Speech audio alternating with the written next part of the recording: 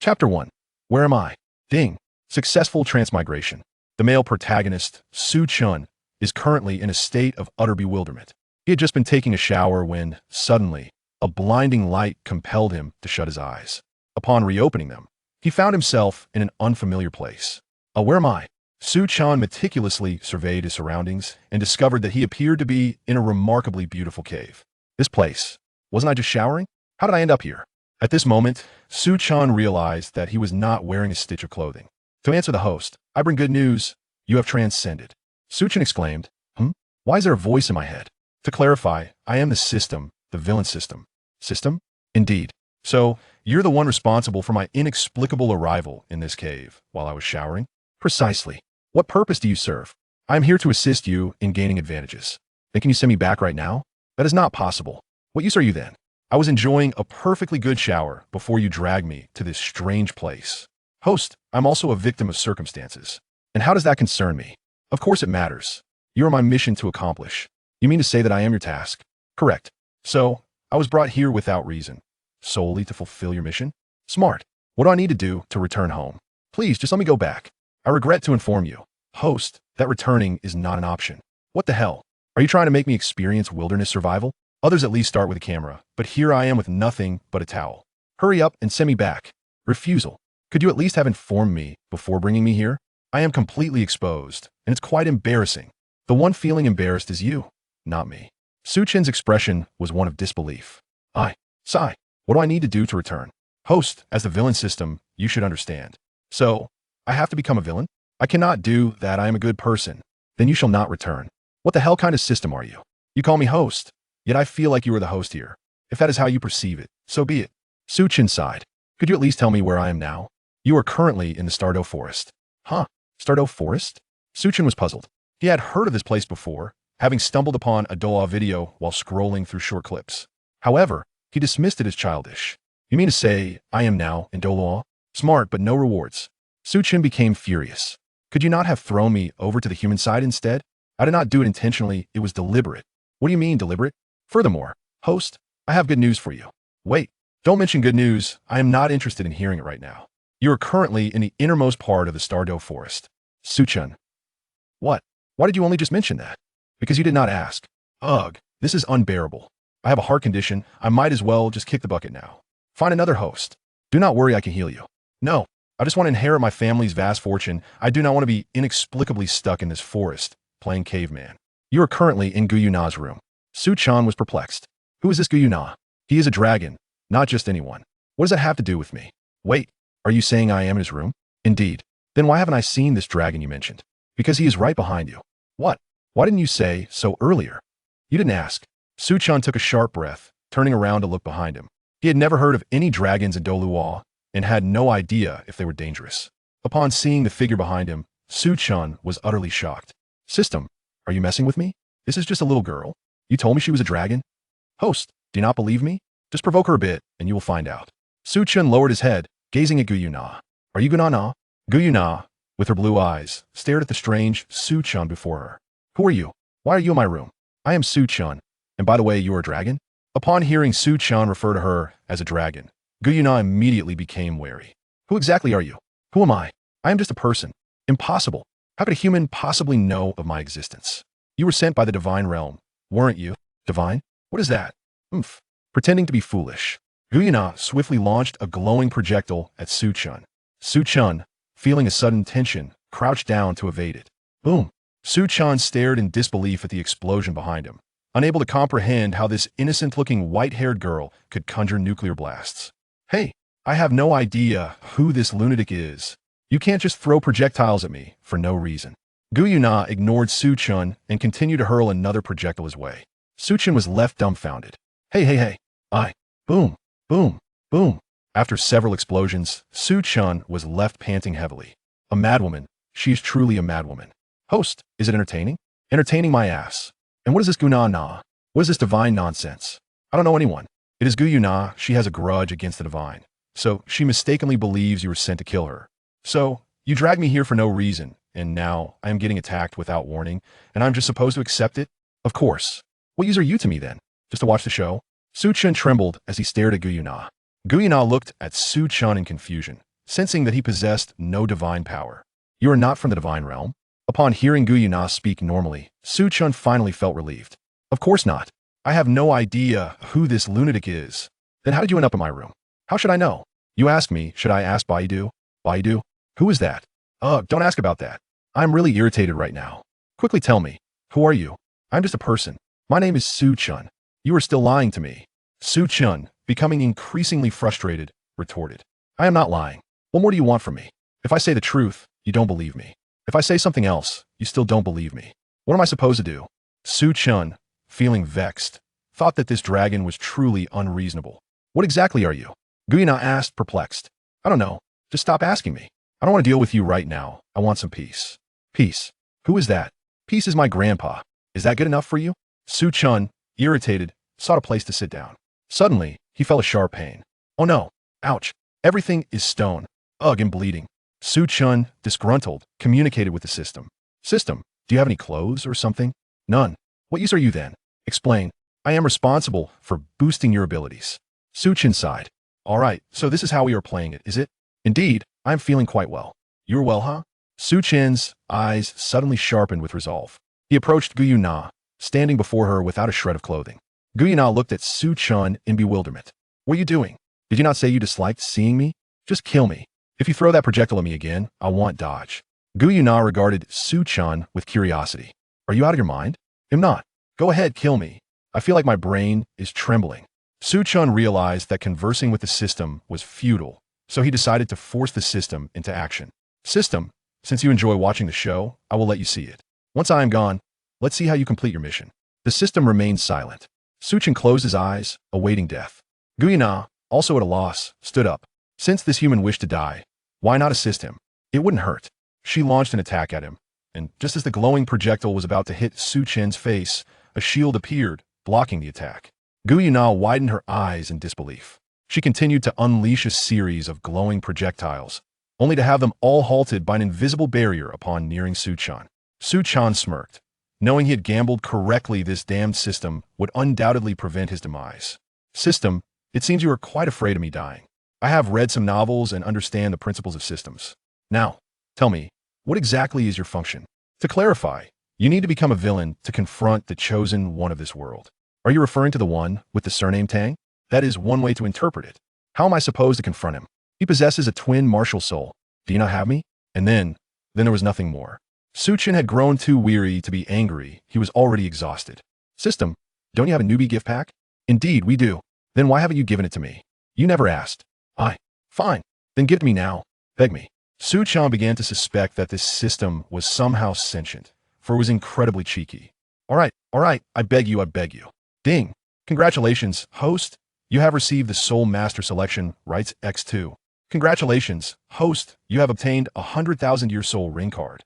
Congratulations, host. You have acquired an external spirit bone, the spirit skull, which can alter its form and conceal power. Congratulations, host. You have innate soul power of level 30. Su Chun was momentarily stunned. This is the newbie gift pack? Indeed. Ahem. System, what exactly is this 100,000-year soul ring card? To answer the host, this card contains a 100,000-year soul ring. You merely need to crush it, and it will automatically absorb into your being. Of course, you may also allow others to absorb it.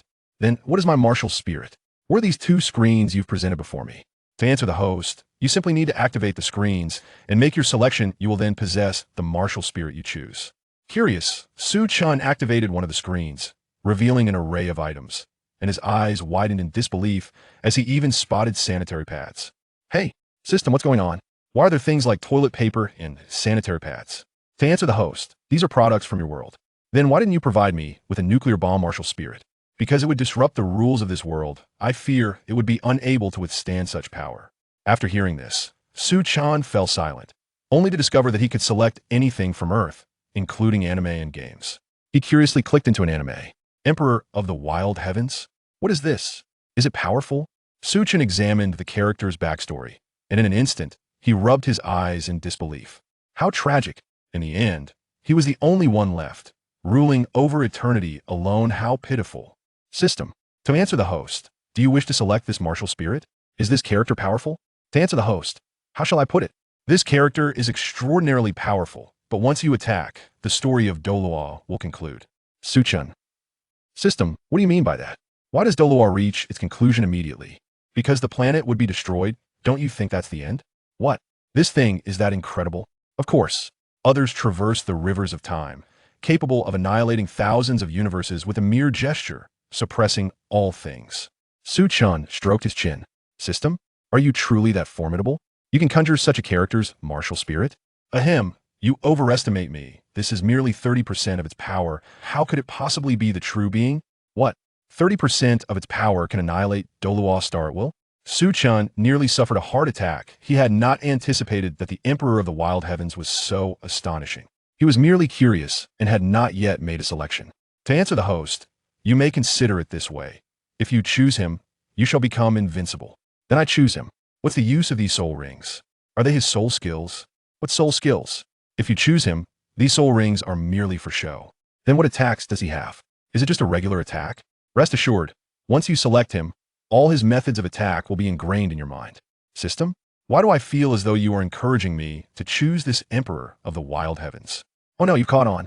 I'm simply too lazy to assign you tasks. All right, you'll think it over.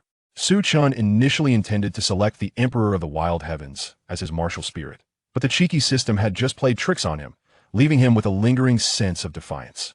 Guyana looked at Suchun, perplexed, as he spoke to the air. You're Suchun, right? Should I continue my attack? Suchun waved his hand dismissively. For now, no need to attack. Little girl, you can go play. I'm not interested in Lolis. Guyana felt a bit displeased upon hearing this, but still found a place to sit and daydream. Chapter 2. I am the Emperor, suppressing all. Host, please make your selection quickly. Oh, how bothersome. What if I don't want to choose? I think this sanitary pad is quite nice. Speak up. What exactly do you desire? I want to return home and inherit a vast fortune. Sorry, host, that's not possible. Then how did you bring me here? Because I only have enough energy for one instance of crossing over, which has already been expended. You must complete tasks to gain more energy. Upon hearing this, Suchun's forehead twitched with veins. Why didn't you mention this before? You never asked. I'm on the brink of collapse. I'm really about to lose it. It's all right. Host life passes quickly. Just hold on a little longer. You're quite the comforter. Suchun was speechless. No wonder this system was reluctant to let him return home. It turned out there was no energy left. Wait, you suggest I choose this Emperor of the Wild Heavens. Yet you say you're too lazy to give me tasks. What is this nonsense? You're leaving me quite confused. I will still assign tasks. They'll let you know when the time comes, don't worry. Suchun, speechless, glanced at the screen and tapped it directly. In an instant, a golden light surged into his body. Upon my return, I shall show you the brilliance of the world. In that moment, Suchun stood tall, snowflakes falling upon his head, instantly dyeing his hair white. His once feeble body now exhibited clearly defined muscles. Suchun felt an inexhaustible power within him, boundless and truly unfathomable. Congratulations, host. You have obtained your first martial spirit, the Emperor of the Wild Heavens. In an instant, a flood of unfamiliar records surged into his mind. Wow, what is all this? This is incredible. Host, those are all the attack methods of the Emperor of the Wild Heavens. I know I just want to say one thing. Wow. I quite enjoy this naive side of the host, someone who hasn't seen the world. Do I need to select another one? Yes. Suchun meticulously examined the second screen and suddenly spotted some attractive options. System, if I choose these women, can I summon them? I don't want this martial spirit anymore. Is that possible? Not possible. Host, no lewdness allowed. TCH, what use are you? System. Suchun continued to scrutinize the images, captivated by each one. 3 hours later. Host, it has been 3 hours. Please make your selection. Leave me be. This is my martial spirit. I must choose carefully. One only lives once. However, the time you have chosen is rather distant, isn't it, system? This is where you have erred. One must possess patience in life, just as a system must embody patience as well. Suchun swiftly discerned an image displayed on the screen. System, why is there another image of a planet? That was merely something I inserted out of boredom. Could you please make your selection more promptly? System, what do the 4 swords resemble? Suchun observed an image titled The 4 Swords of Juxian, but it was of little consequence, merely a pirated version. Upon hearing this, Suchun did not dwell on it further and continued to make his choice. Yi Tiandi? Suchun gazed perplexedly at the image before him. Although he was not as handsome as himself, he exuded an aura of aloofness. System? Is this Yi Tiandi formidable? Goodness, host, this is someone from your world. Are you truly unaware? I am aware. Then why do you ask me? I know this is a man. Enough with the trivialities. Hurry and provide me with an introduction. Essentially, he is a figure as powerful as the Huangtiandi, the system replied impatiently. Oh, then please elaborate further. Host, do not push your luck. I must remind you. Selecting a martial soul has taken quite some time. Choose or do not. The decision is yours. Then what use are you to me? Go away. If you do not want me, I certainly do not need you. If it were not for my performance, I would not bother with a host as indecisive as you. Suchin shook his head as he exited the image of Yitiandi. He continued his search when, suddenly, he stumbled upon an anime he recognized, Dopa. He was well aware of it, having once intended to sign a contract with the Dopa production team. Glancing at the online reviews, he noted that they were quite favorable. Curiosity prompted him to delve deeper, and he discovered that it was indeed impressive, particularly in terms of the special effects. Suchin made a resolute decision, choosing to portray the character Hai Budong from Dopa. Do not inquire further. The answer lies in the exhilaration it brings him. Suchin holds a particular fondness for this character, especially in the movie version where the 5 dragons are undeniably impressive. Host, are you out of your mind? Why not choose the Flame Emperor? I shall select as I please. It is of no concern to you. Alas, you have misled me. Why do you look so despondent? I already possess the title of the Desolate Emperor, which signifies my invincibility. Am I not entitled to choose a character that exudes flair? Very well, you are correct. Quickly equip the entire novice gift package. Understood. I am in the process of outfitting it. This skull goes on my head, correct? Have you not seen Douluo? How could you be unaware of this? I have seen it, albeit only a brief video clip. At home, my parents constantly urge me to memorize various corporate details. How could I possibly retain the plot? Then why do you remember Dopa? Because it is the only thing that stuck with me. I recall the scene where this character unleashed 5 dragons. Goodness. All right.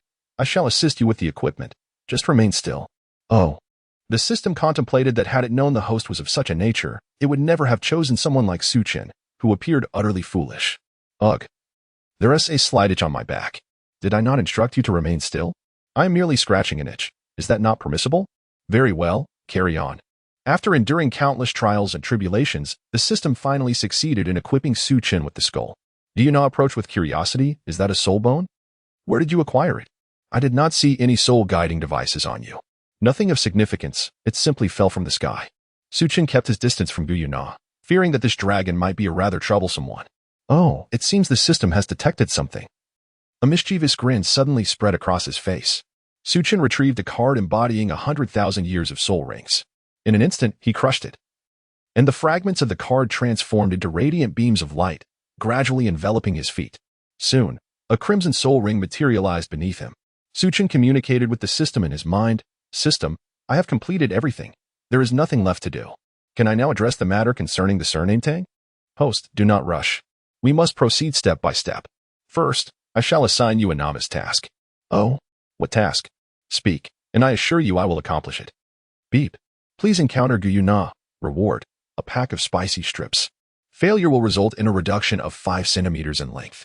Suchin doubted his own hearing. Wait. What did you just say? I said for you to sleep with Guyuna, or else, well, you know, your man's dignity will be at stake. What the heck? System.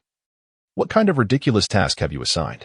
I could accept sleeping with a mature woman, but you want me to sleep with a dragon, especially a little lowly. I understand now, host. You have chosen poorly, haven't you? Very well, I shall shorten your height by 5 centimeters. Seriously, do you have no sense of humanity? I possess no humanity, I am merely a system. Is this some sort of deliberate setup, system? Suchin harbored grave suspicions that the system was deliberately targeting him. The crux of the matter lay in the absurdity of the reward for completing the task, a mere pack of spicy snacks. Why not a pack of Wei Long instead? This was particularly significant as it marked his first attempt, meant as a gift for the person he cherished most in the future. The system responded.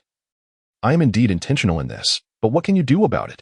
Upon hearing this response, Suchin cursed under his breath. Are you out of your mind?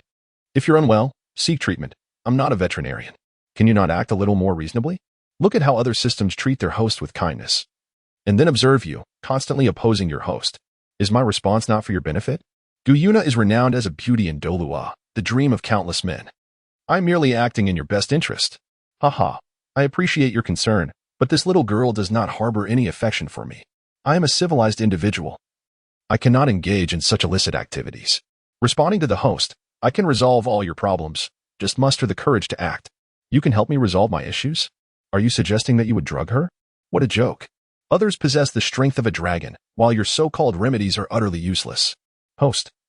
Take a look behind you. Suchin turned his head in bewilderment, and suddenly his breath caught in his throat. He discovered that the little girl before him had stripped completely bare, her face flushed as she gazed at him. It was utterly bewildering.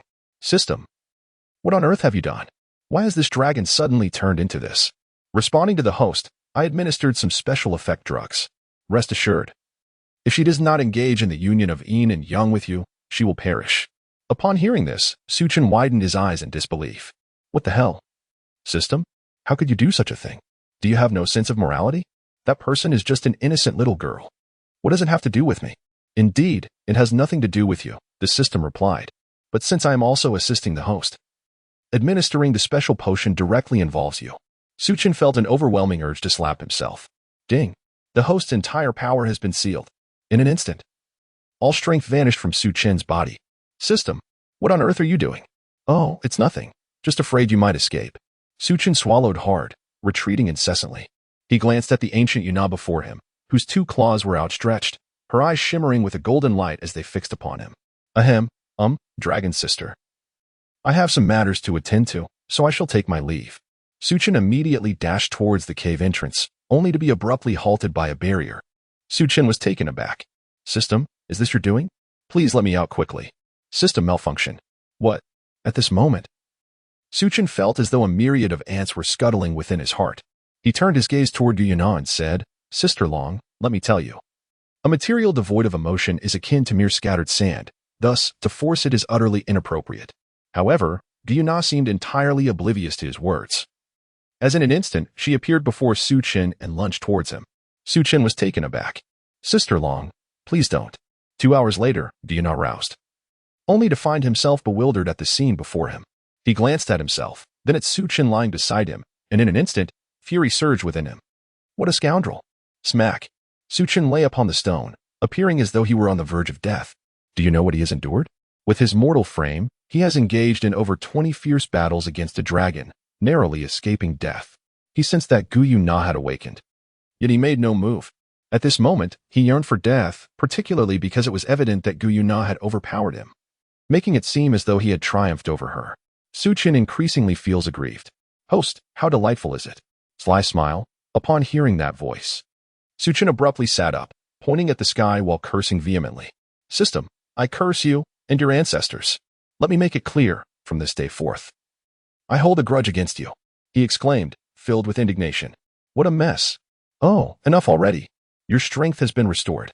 Gu Yuna, seated beside Suchin, now glared at him with a mix of anger and embarrassment. Human, what on earth have you done? Suchin turned his head in astonishment to gaze at Gu Yuna, exclaiming, What have I done? With a hint of indignation, he continued, How dare you? It was you who acted upon me, yet you audaciously accuse me. Gu Yuna, taken aback by his words, responded with confusion, What have I done to you? Suchin nearly spat out blood upon hearing these words. Suchin shared every detail of the process with Gu Yuna, including the movements and postures. Upon hearing this, Gu Yuna's cheeks flushed crimson. How could I possibly do such a thing? You cannot do it. So could it be me? I must inform you, this is my first time.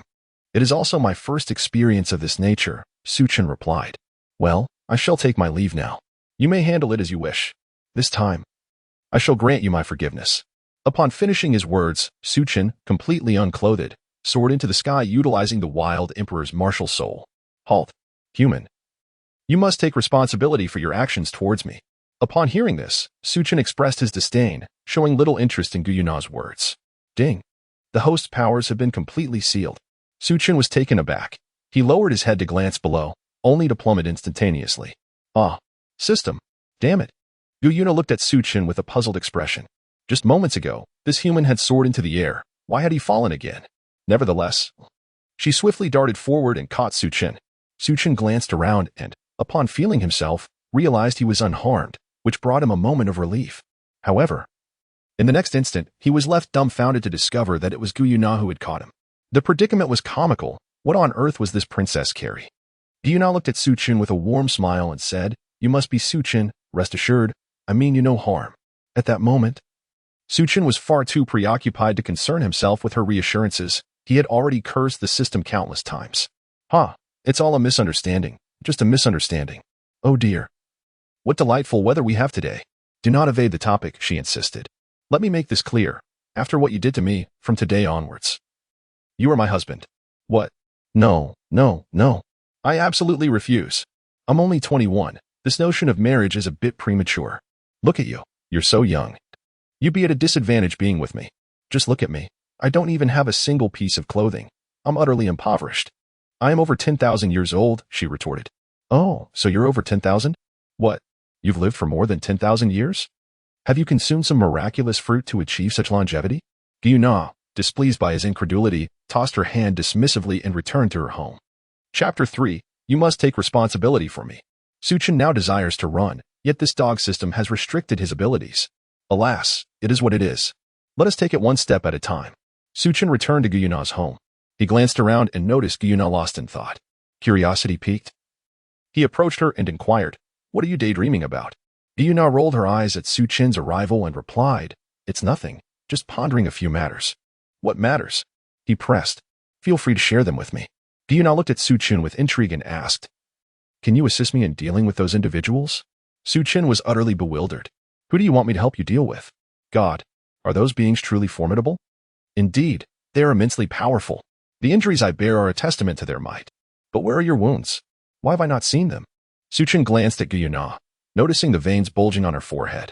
It was evident that she could not see, of course. "Well, I am now your husband." "And you cannot leave me," he asserted. "What? This is rather hasty, isn't it?" she exclaimed. "There is nothing hasty about it. I do not mind at all." "What do you care?" he replied. All right. Sai Suchin found himself in a rather perplexing situation, inexplicably becoming the husband of a dragon. System. Am I capable of confronting the deities spoken of by Douluo? The response was clear. With merely a finger, you could prevail. In fact, a mere glance would suffice. How remarkable! Suchin exclaimed.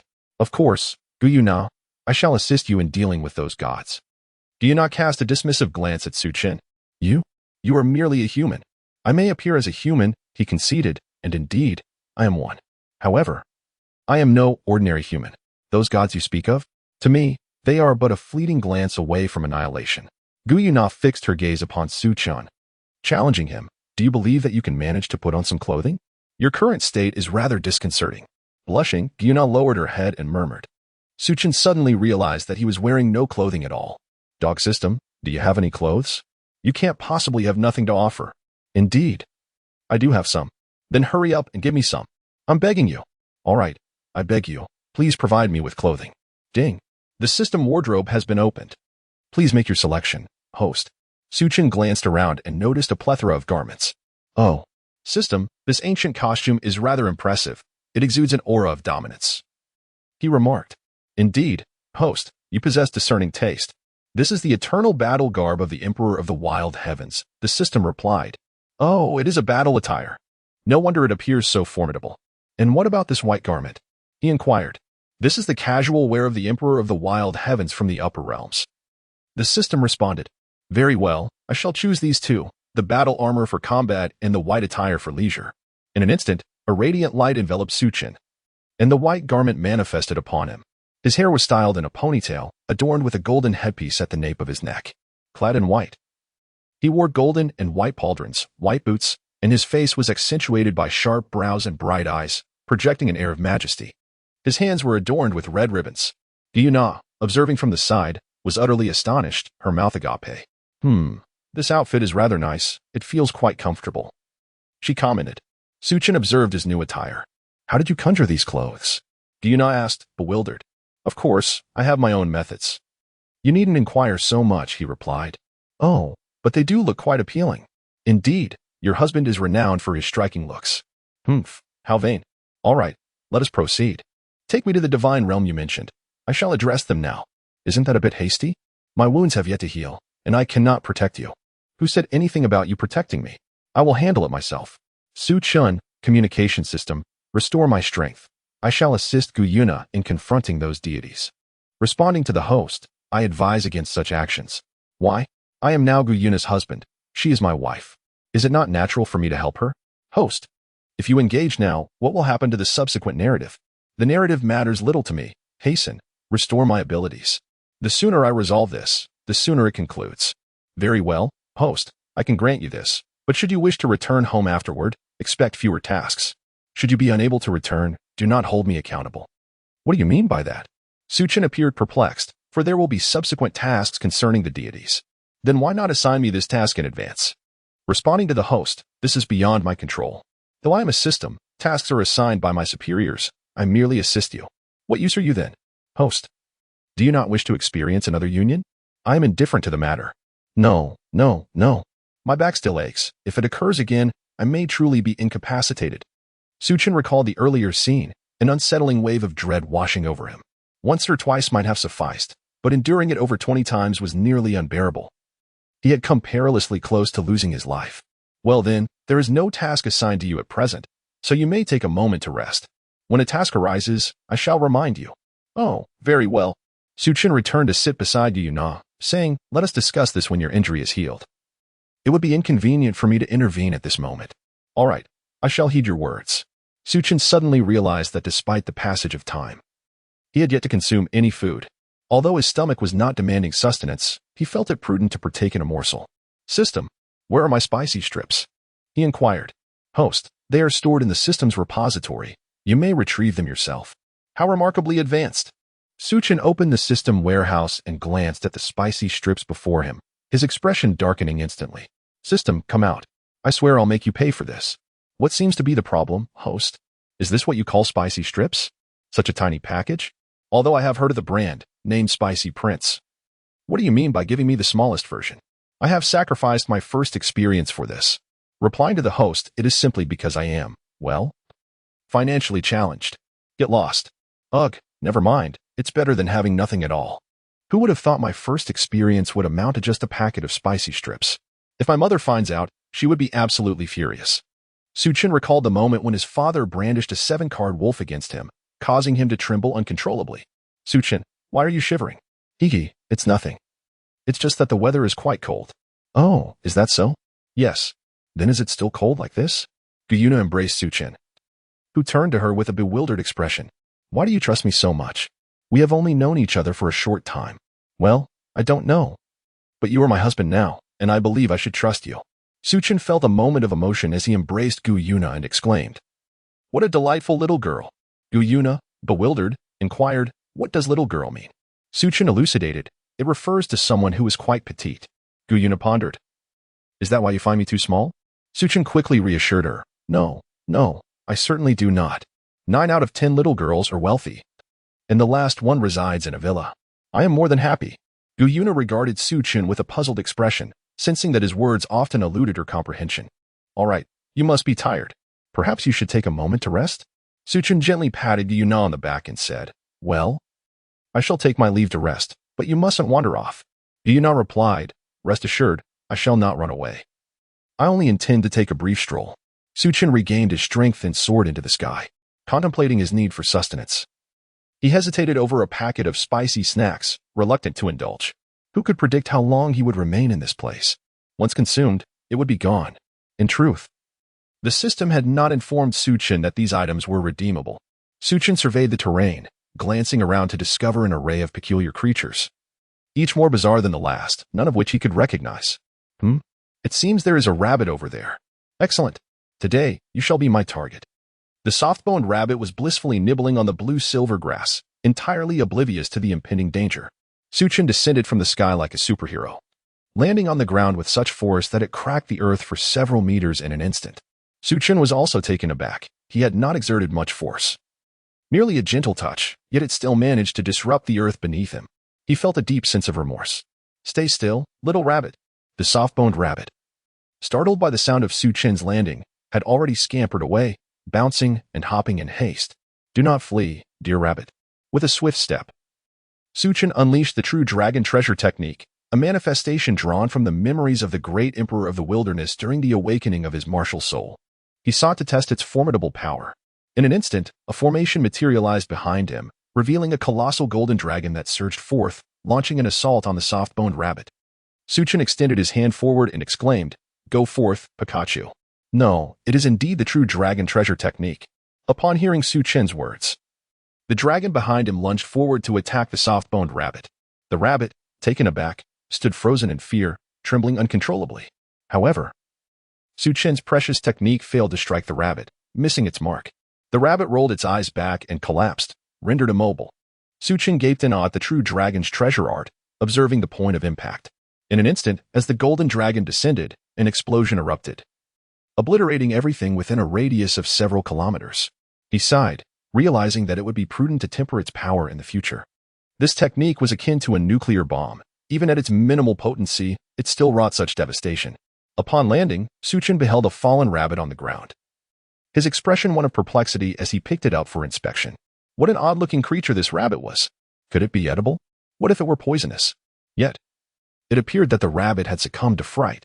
Never mind, as my grandmother used to say, one must not waste. Su Chen swiftly returned to the entrance of Guyunna's cave. He discarded the rabbit to one side and proceeded to gather some dry firewood. System. Do you have any seasonings or similar items? Host. With your capabilities, why not simply venture to the human realm for a meal? Why choose to complicate matters for yourself? I am a good person. Isn't that enough? Enough of the chatter. Hurry and bring them to me. I know you must possess them. Ding. Congratulations, host. You have acquired all seasonings from Earth, now stored in your warehouse. Exactly. That is more like it. Su Chen retrieved the condiments from the warehouse and surveyed the array of items available. Where is the lighter? He inquired of the system. It is absent, came the response. Given your capabilities, how dare you ask me for a lighter? Depart. What purpose do you serve? Su Chen shook his head, disregarding the system. With a snap of his fingers, the dry firewood on the ground ignited in an instant. System, how can I cook without a pot? Hurry, bring me a pot. What do you mean what? Hurry up, stop dawdling. Sighing, Su Chen managed to gather all the necessary cooking utensils, even extracting a rice cooker. He found it peculiar. Was this system foolish? How could one use a rice cooker without electricity? Su Chen was meticulously handling the carcass of the rabbit, skillfully skinning it and performing all necessary tasks with remarkable efficiency. In an instant, the process was complete, suggesting that it was not particularly challenging. My mother often claims that preparing chickens and fish is quite a hassle, yet this rabbit, being an animal as well, proved to be no great difficulty. Su Chen placed the rabbit upon the grill, generously sprinkling it with cumin and spices. The finest ingredients are often prepared in the simplest manner, achieving perfection. He chuckled, finding the task rather straightforward, and decided to prepare a rabbit soup as well. Soon, Su Chen had everything ready. He settled down in a nearby spot, patting his backside as he took a seat, aware that he would need to wait a bit longer. In an instant, an enticing aroma wafted through the air. Reaching Guyunna in her cave, curiosity piqued, she stepped outside. What are you doing? She inquired. Cooking, Su Chen replied with enthusiasm. You're just in time. This is my first time cooking, and you were fortunate to witness it. Cooking? Is it for eating? Indeed. Come, take a seat and wait here. All right. At that moment, a cold sweat broke upon Tian as he returned to his lair, the image of Su Chen attacking the rabbit vividly etched in his mind. Initially, he had intended to chase the human intruder away, but upon witnessing Su Chen's prowess, he was left utterly dumbfounded and hastily retreated. Damn it! Why is that human so powerful? Could he be from the divine realm? No. I must inform the boss. Otherwise, she is in danger. Su Chen reclined on Guyunna's lap. My dear wife, aren't you bored here? Not at all, she replied. I find it quite pleasant. This place is perfect for my recovery. Where are you injured? And why do you say the divine has harmed you? Su Chen was also perplexed. So Guyunna had no choice but to recount to him everything that had transpired in the divine realm.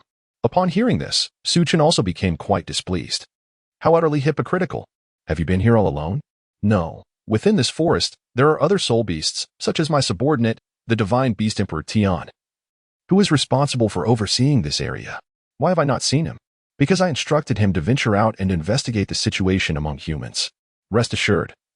You are my wife, and I shall protect you well. No one can harm you. At that moment, Emperor Tian transformed into a human form, tall and imposing. Clad in black attire, his muscles prominently displayed. Big sister, this is not good. The divine being is here. As Emperor Tian prepared to speak to Guyunna, he suddenly spotted a familiar face, causing him to stutter while pointing at Su Chen. Guyunna looked at Emperor Tian with an expression of discontent and exclaimed, What do you mean it's not good? Big sister, you must quickly distance yourself from that deity. He has been sent by the divine realm to deal with us. Emperor Tian gazed anxiously at Su Chen. Su Chen and Guyunna were both bewildered. Tian, what nonsense are you speaking? He is my husband. How could he possibly be sent by the divine realm? Hey, uncle, what are you talking about? My wife and I have always been together. How could he be a divine envoy? In Chapter 4, which astonished everyone, after roasting a rabbit, Suchin tore off a rabbit leg and handed it to Guyuna. System, I inquire about my current strength. I am uncertain about it. You won't let me deal with the Son of Destiny, nor allow me to venture into the divine realm. Replying to the host, the system has already weakened your abilities. According to the present dimension, your strength is at the level of a God King. However, should you encounter someone stronger than a God King, the system will automatically lift the suppression. Is that so? Well then, I suppose I must manage my power carefully. When I caught the rabbit, that was already my minimal strength. Suchin, what is this? It has a rather peculiar flavor, yet it is quite palatable. This is roasted rabbit. It's delicious. Rabbit? Is it a soft-bone rabbit? Indeed.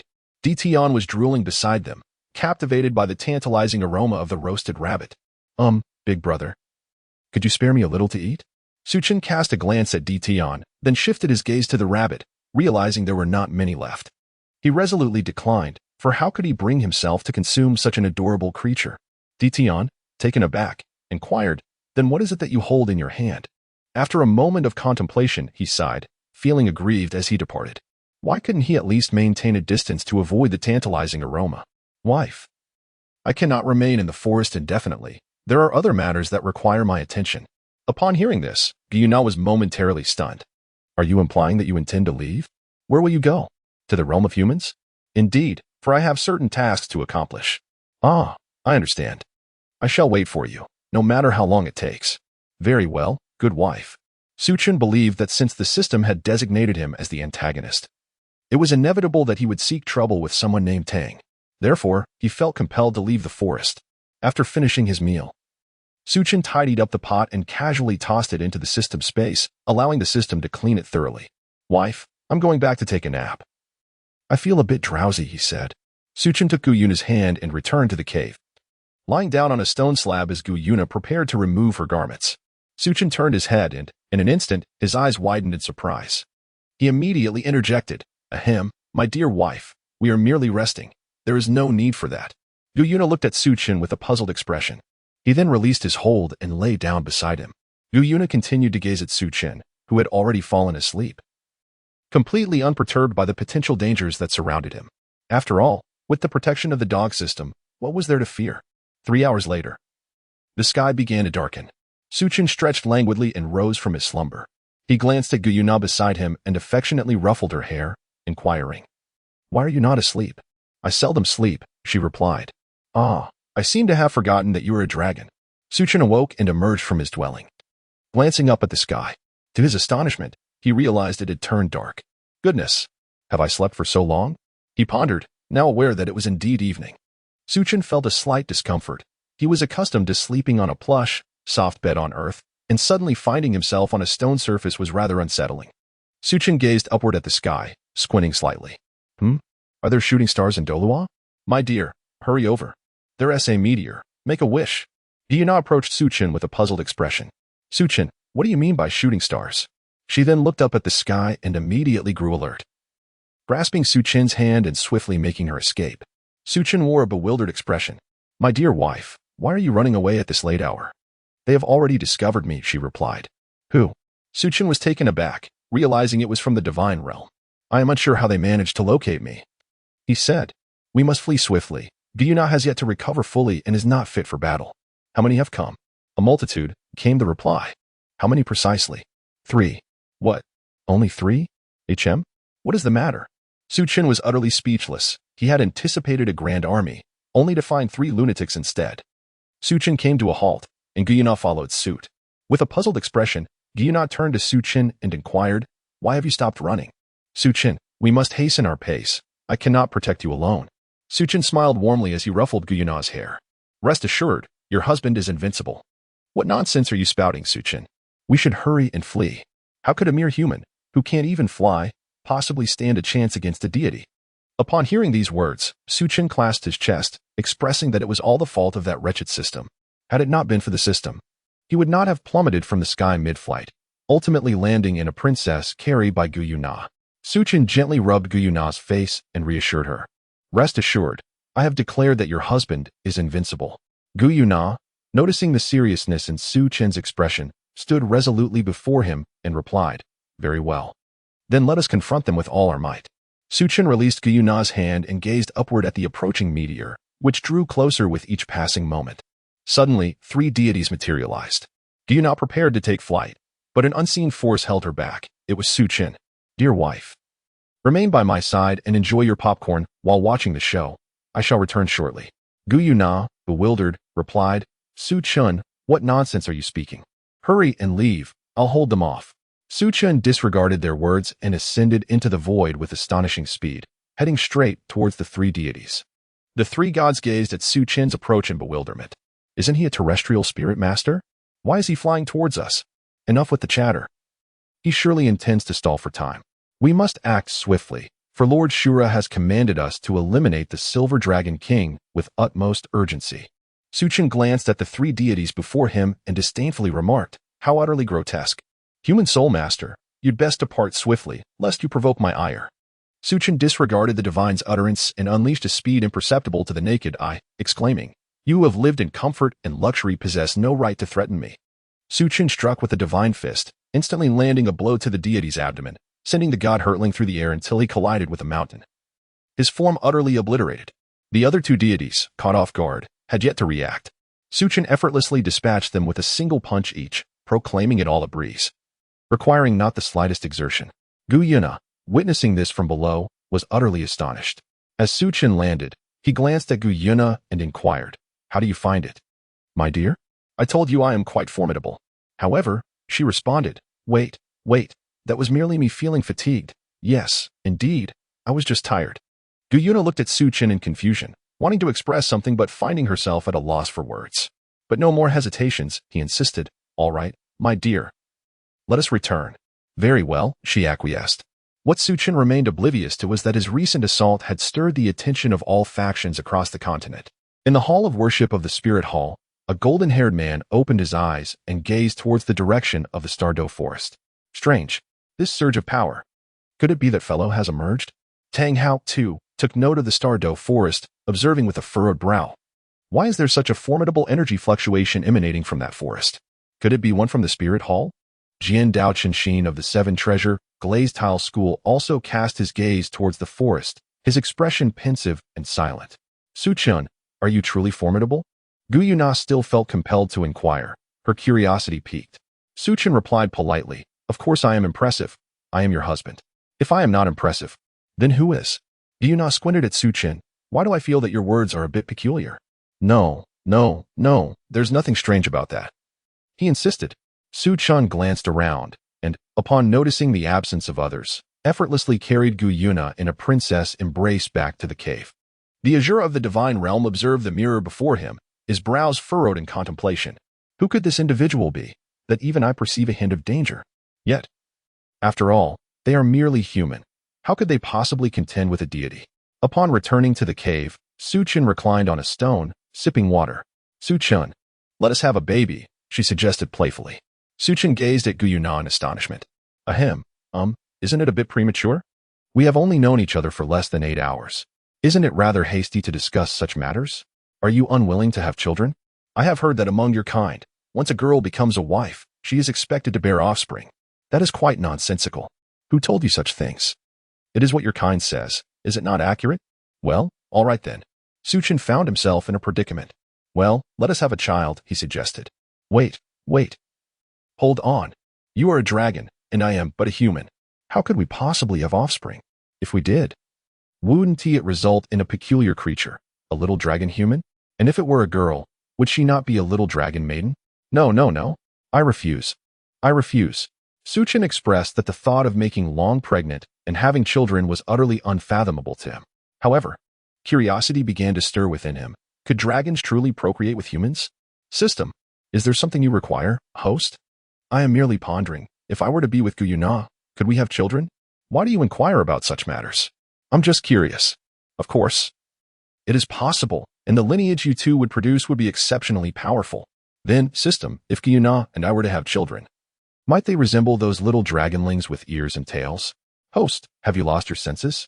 In this world, The fated children are always born of humans and blue silver grass. Others appear quite normal. Do you truly believe that your offspring with Guyu Na would be any different? Is that so? Very well, I understand now. You may take your leave, system. Suchin pondered carefully and concluded that it was indeed too early for him to be born. I almost forgot to inform you, dear host, that conversing with Guyu Na may prove to be quite challenging. Why, you ask? It is because, in this realm, you do not fully belong to this world. Moreover, with a trace of the bloodline of the Chaos Emperor coursing through your veins, it becomes exceedingly difficult for the inhabitants of this world, including the soul beasts, to produce new progeny. Upon hearing these words, Suchin appeared utterly bewildered. System, what are you trying to convey? I find myself somewhat perplexed. Oh, the meaning is quite simple. Your prowess is exceedingly formidable, and Gu Yuna's strength in this realm is also considerable. Consequently, the greater one's power, the more challenging it becomes to conceive. Do you understand?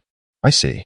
Moreover, regarding your earlier statement about my possessing a trace of the bloodline of the ancestral emperor, it strikes me as rather peculiar, almost as if I were his son. Host, you overestimate yourself. It is merely a minuscule fraction brought forth by the system, 99. 9999 is entirely your own, while a mere 0.00001 can be attributed to the ancestral emperor. Nonsense. I shan't elaborate. What? Just that tiny fraction grants such immense strength? Isn't it obvious? Now, about your earlier inquiry regarding childbirth, what was your intention? You aren't contemplating having children with Gu Yuna, are you? How could that be? I could seek companionship elsewhere. Why would I need to pursue a dragon? Do as you wish. After bidding farewell to the system, Suchun turned around with a complex expression and glanced at Gu Yuna. Logically speaking, he could never abandon her. Yet the disparity between humans and beasts rendered him hesitant to voice his feelings. What's the matter? Gu Yuna asked, looking at Suchin with curiosity. Oh, it's nothing. Just lost in thought. Suchin replied. Gu Yuna, do you truly believe that our union is a good one? Upon hearing this, Gu Yuna momentarily froze. But she promptly responded, I wouldn't say that I have feelings of affection for you, yet given what transpired between us today, you are now my husband. Suchin glanced at Gu Yuna in disbelief. How naive could this dragon be, so easily following someone else? I believe we are not suited for each other. Why?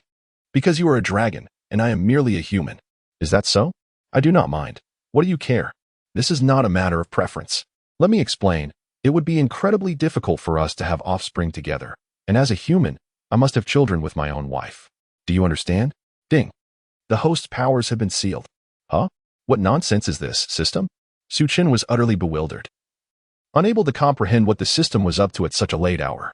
Meanwhile, Gu Yuna, beside him, felt a sudden surge of warmth throughout her body, her cheeks flushing crimson as she gazed at Suchin's silhouette, her vision shimmering with golden stars. Hey, system, come out this instant. What on earth are you trying to do? Suchin was entirely oblivious to the presence of Gu Yuna behind him.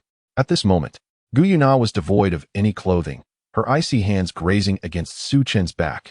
Suchin felt a chill creeping down his back, causing him to shiver involuntarily. Stop it, Gu Yuna. I'm quite occupied at the moment. However, Gu Yuna offered no response. Instead, she extended her tongue and began to incessantly lick the back of Suchin. Suddenly, Suchin felt a shiver run down his spine. Gu Yuna? What are you doing? Gu Yuna? My dear wife? Suchin called out several times, only to find that Gu Yuna remained unresponsive. Curiosity piqued, he turned his head to look, only to be left dumbfounded.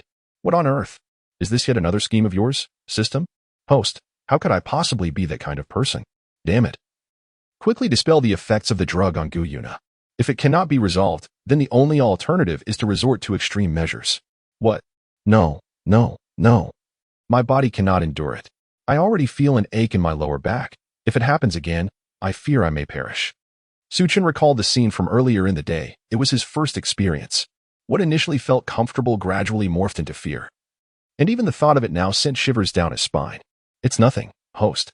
The system believes in you. Why do I feel that this entire predicament is concocted by you, you wretched system?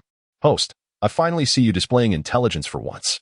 Suchin, well, system, I must inform you, your time has come. You are truly finished. No, Gu Yuna, sister Na, please, save me. Gu Yuna revealed her two sharp fangs and lunged directly towards Suchin below.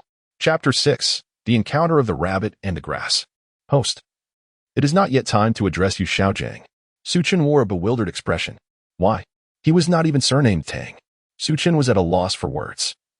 He could not comprehend the bewildering nature of the system. Respond to the host, as you are the child of destiny and a key figure in the subsequent narrative. For now, you cannot be eliminated. All right, I understand. Suddenly, a chilling glint flashed behind Su Chen, prompting him to swiftly sidestep and evade the impending threat. Su Chen turned his icy gaze towards Tang Shan, realizing with astonishment that this scoundrel had attempted a sneak attack on him. Why did you strike from the shadows? He demanded.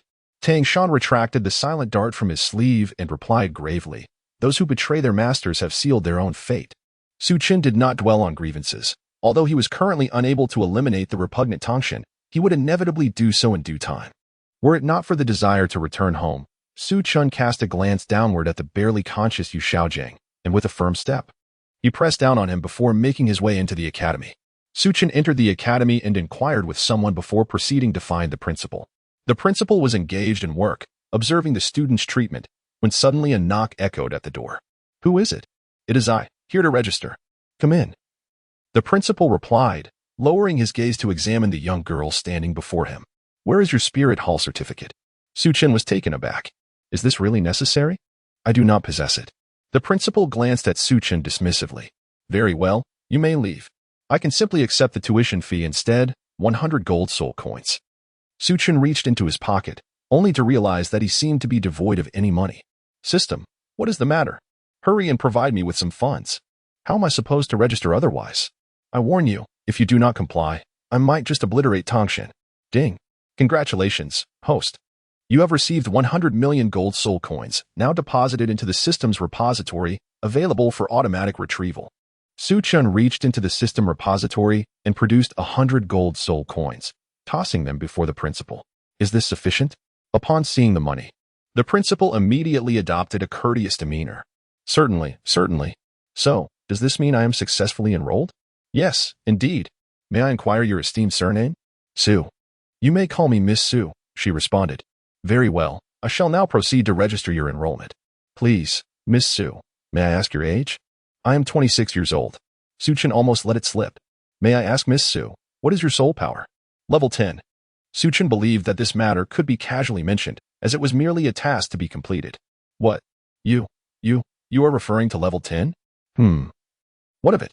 Is it too little? The principal, upon hearing Su Chen's response, nearly spat blood in disbelief. Do you have any idea how many 6-year-olds achieve level 10?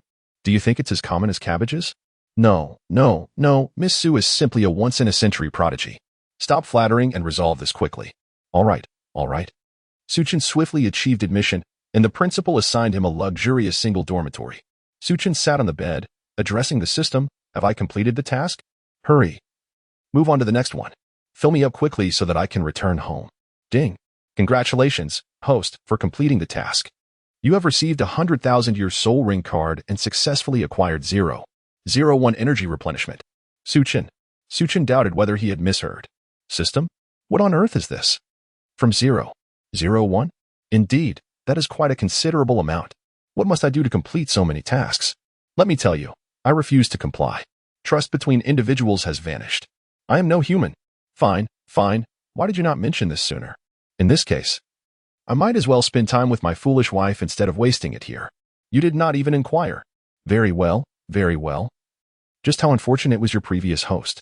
I genuinely feel sympathy for him, entangled with you, this repugnant system.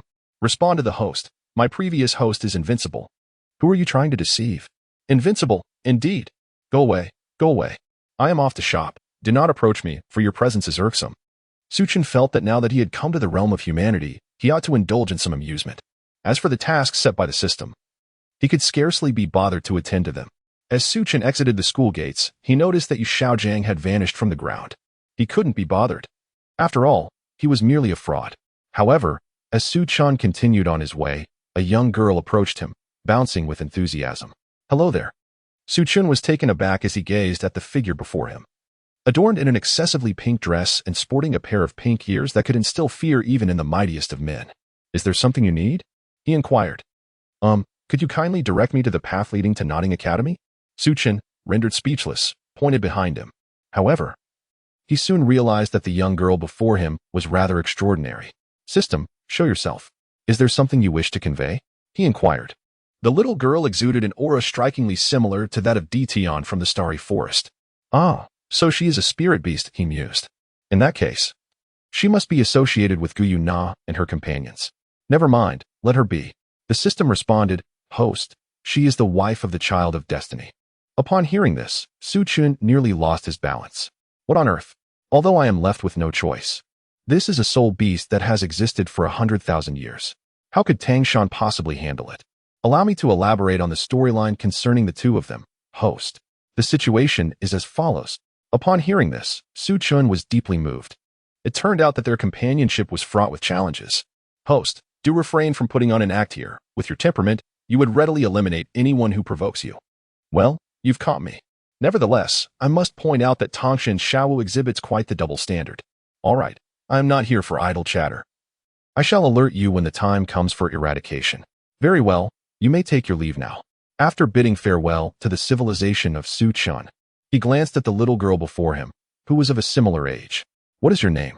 Upon hearing Su Chen's inquiry, Xiao Wu immediately twirled around in place and exclaimed, I am called Xiao Wu, the dancer. Su Chen couldn't help but twitch his lips upon seeing it. Damn. A 10,000-year-old rabbit, still pretending to be cute, having given birth to who knows how many offspring. Su Chen suddenly realized that it was preferable to have a pet rather than a wife, as pets are more obedient. Oh, it's you, Xiao Wu. Greetings, and welcome to the academy. Thank you. What is your name? Ah, I am surnamed Su. Oh, so you are Sister Su. Well then, Xiao Wu. I have other matters to attend to, so please proceed with your registration. Thank you. After saying this, Xiao Wu skipped away. Su Chun gazed at Xiao Wu's retreating figure and sighed, remarking on what a polite rabbit it was, noting that the spiciest rabbit heads were indeed the most delectable. As Su Chen turned around, intending to purchase something, he suddenly sensed the presence of an individual nearby whom he could effortlessly subdue with merely a finger. A surge of vigilance coursed through him. How could there be such a formidable character capable of eliciting such a response? It appeared that this person was far from ordinary. Humph. I have found you. Su Chen walked to a secluded spot and commanded the system to revert his form from that of a petite girl. In an instant, he transformed back into a boy with striking eyebrows and bright eyes. With a flicker, he vanished from his location. At that moment, Tang Ritien was concealed among the grass, keenly observing. Suddenly, he heard a sound and swiftly turned his head, his eyes brimming with menace. Who are you? Wuhuan Palace, Su Feiyu. Merely inconsequential, Su Chen replied. Upon hearing that Su Chen was affiliated with the Wuhuan Palace, Tang Ritien immediately summoned his Miao Miao hammer. Since you've discovered my presence, prepare to meet your demise. With that, Tang Ritien raised the hammer in his hand and swung it towards Su Chen. Su Chen gasped in astonishment. What a colossal hammer. Then, extending a single finger, he caught the attention of Tang Ritien, who, with a dismissive smile, remarked, Ha ha ha, young one, it seems you have conceded. If you seek someone to blame, direct your ire towards your existence in this world. The hammer collided with Su Chen's finger, unleashing a powerful shockwave that reverberated through the air. Crack! In an instant, Tang Ritien's martial spirit shattered, sending him hurtling through the air and crashing into the ground, leaving a massive crater in his wake. He immediately turned to Su Chun. Terror etched across his face. Su Chun, too, found himself in a state of helplessness. His aura was impressive, yet it felt slightly diminished. Who exactly are you? The Spirit Hall? I have never heard of such a figure as you. Of course, I am from the Spirit Hall. What of it? Otherwise, why would I seek you out? Enough of this. I intend to take you back for a chance at promotion and wealth. Su Chen immediately feigned an attempt to capture Tang Ritien. Sensing impending danger, Tang Ritien swiftly rose, enduring excruciating pain, and took flight. Su Chen immediately reverted to his original state. System, this person cannot be killed, correct? Yes. Very well, you may leave now. Su Chen pondered. Since killing was not an option, why not stir up a bit of trouble? System, what is the meaning of this? You just let me go. And now you call me back. Is there something amiss? Who is this individual wielding a hammer? He is the father of the fated child. All right, enough of that. Is there anything else? Impatiently, could you enlighten me about his storyline? Certainly, here is the narrative. Soon after hearing the system's recounting of the plot, Su Chen exclaimed, Goodness! This family is quite peculiar. One is a rabbit, the other is grass. Are they at odds with beasts? Something along those lines. Is there anything else you wish to discuss? No, that's all. You may leave now. Su Chen stroked his chin, glancing in the direction where Tang Ritien had fled. In this realm of Douluo, none could be deemed virtuous. The spirit hall was no different, as were the so-called children of destiny, all mere tyrants oppressing the common folk. Do you not harbor grievances against one another? Allow me to stoke the flames of your discord. Swiftly, Su Chen's figure flickered as he soared towards the spirit hall. The map was provided by the system, otherwise, he would have truly struggled to locate it. Spirit hall. Come forth, all of you. You are encircled by none other than myself. Upon hearing Su Chen's voice, the inhabitants of the spirit hall immediately became vigilant, gazing towards the sky. Soon, a flamboyant man from the Pope's palace ascended into the air, exclaiming, "Boldly, you dare to infringe upon the dignity of the Pope's hall." Su Chen beheld the androgynous figure before him and inquired of the system, "Who is this individual?" The system replied, "He is Jiuhua Guan, an elder of the spirit hall. Can I eliminate him?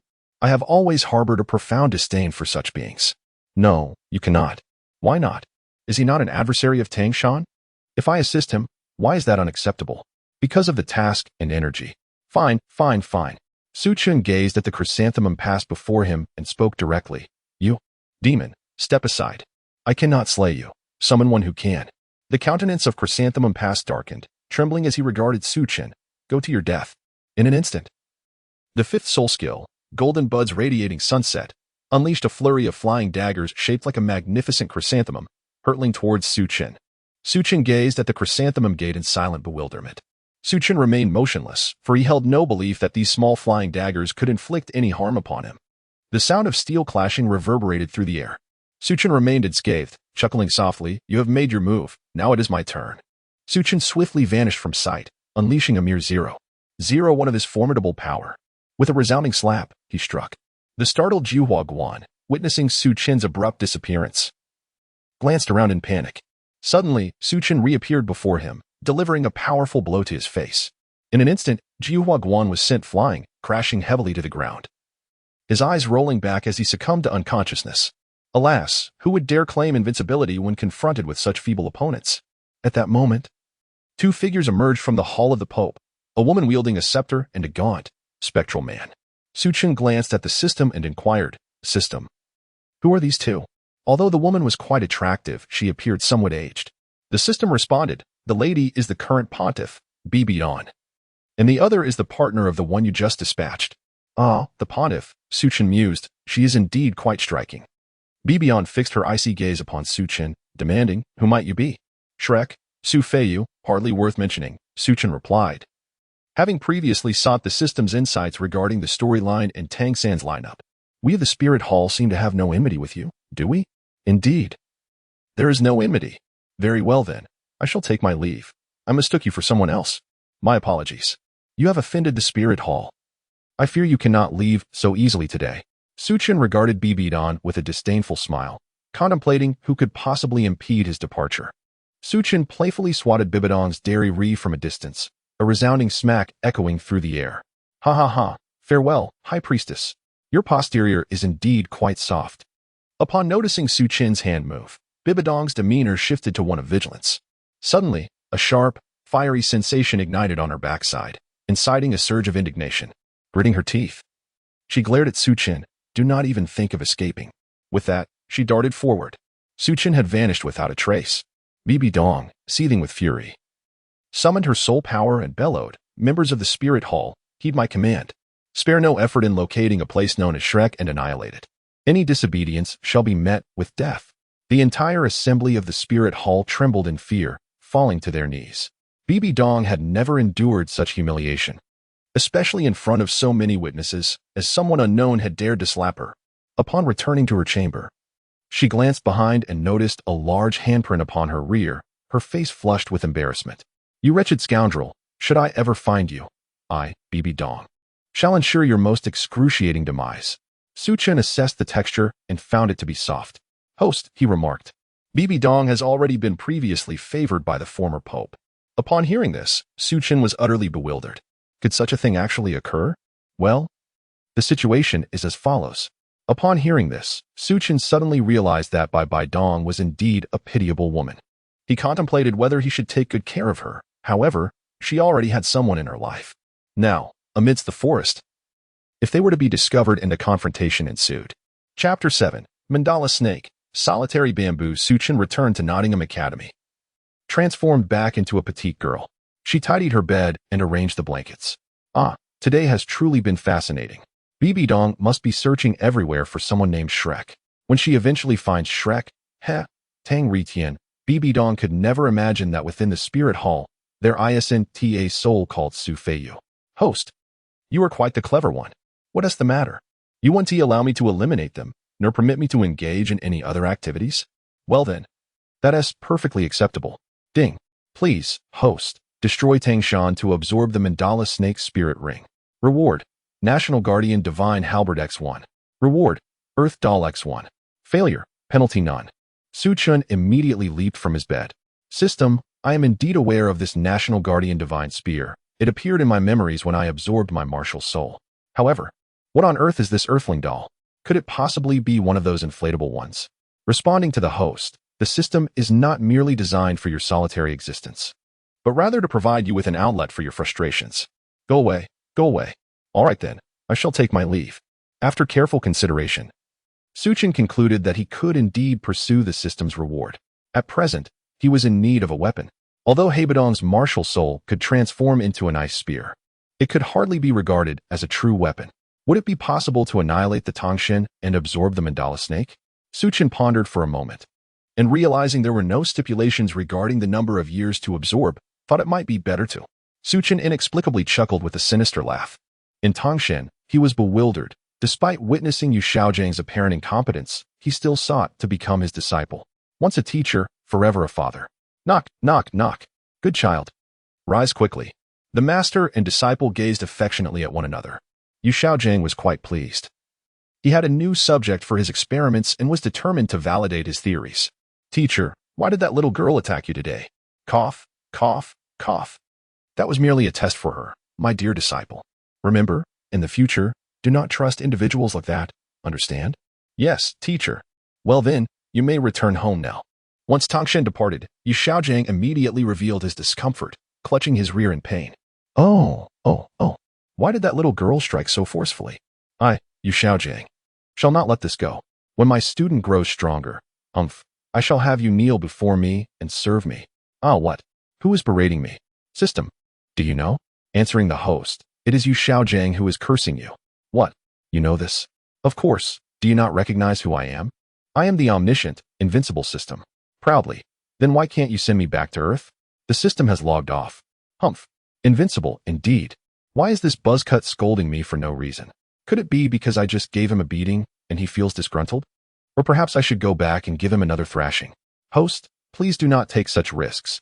This character will play a crucial role in the upcoming main quest. I truly do not comprehend why this worthless character is so significant when there are many stronger figures. Why not ask the author? Why are you asking me? All right, fine. Tomorrow, they will be absorbing soul rings, so it seems I cannot afford to sleep just yet. Suchin intends to eradicate all the Mandala serpents within the Starry Forest, as well as other soul beasts. Naturally, he will spare some of the less formidable soul beasts. According to what Su Chun has gleaned from the system, Master Yu Xiaojiang is utterly ignorant. His previous teachings to his students, based on his flawed theories, have rendered them inept. Such a person, who cannot be dealt with now, will eventually face retribution.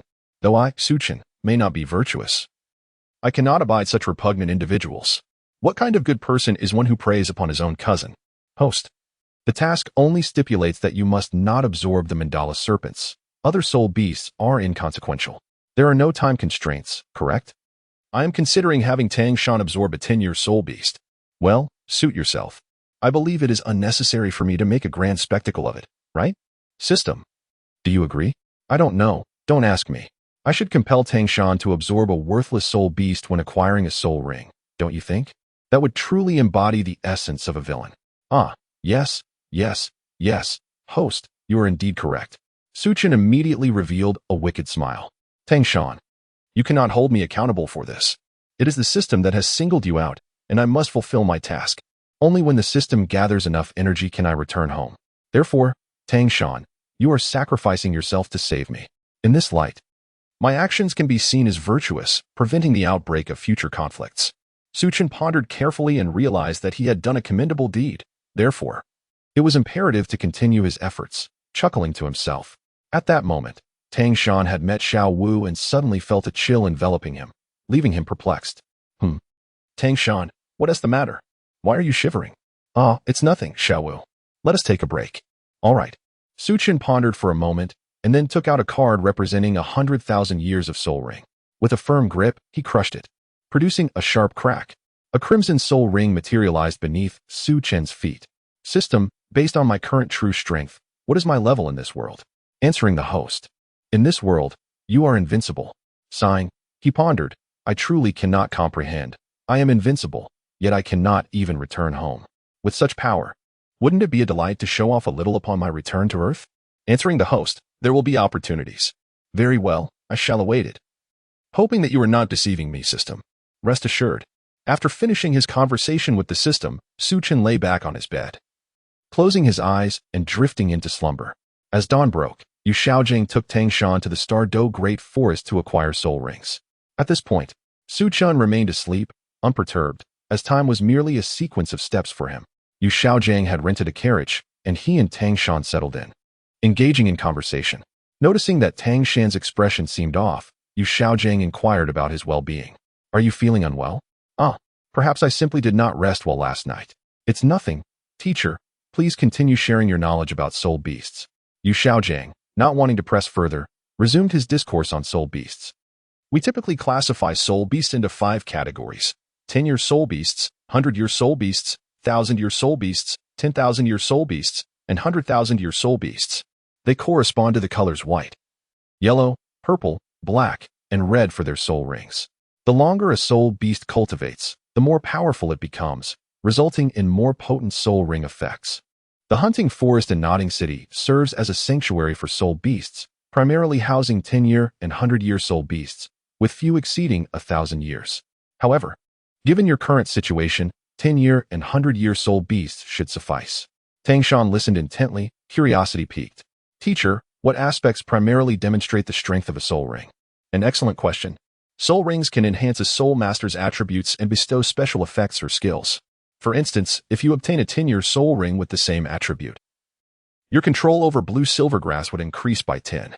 Conversely, a 100-year soul ring would enhance your control by 100. And the skills conferred by a 100-year soul ring typically far surpass those of a 10-year ring. Tang Shan lowered his gaze, contemplating. Is it not true that affluent nobles could leverage their family power to hunt formidable soul beasts? Yu Xiaojing nodded in approval. Indeed. It seems you have pondered this matter thoroughly. Nobles do possess certain advantages when hunting soul beasts, yet the requirements for soul rings are exceedingly stringent. Meanwhile, Su Chen had completed his morning routine and addressed the system. Has Tang Shan arrived at the Douluo Great Forest yet? Response to the host. Not yet. Not yet. How much longer will it take? Response to the host. Tang Shan and the others will not be going to the Douluo Great Forest. What? Where are they headed then? The hunting forest. Is there such a forest? I have never heard of it. Response to the host. Because Yu Xiaojing cannot deal with 100-year soul beasts. The soul beasts and soul rings in the hunting forest are bred by the Empire and tend to be more docile. So he is utterly useless. Afraid even of a 100-year soul beast. Wait, that's not right. I distinctly saw Yu Xiaojing possessing 2 yellow soul rings yesterday. How did he acquire those? By relying on his family. Is his family that powerful? Should I eliminate them? According to the plot, host, that is not permissible.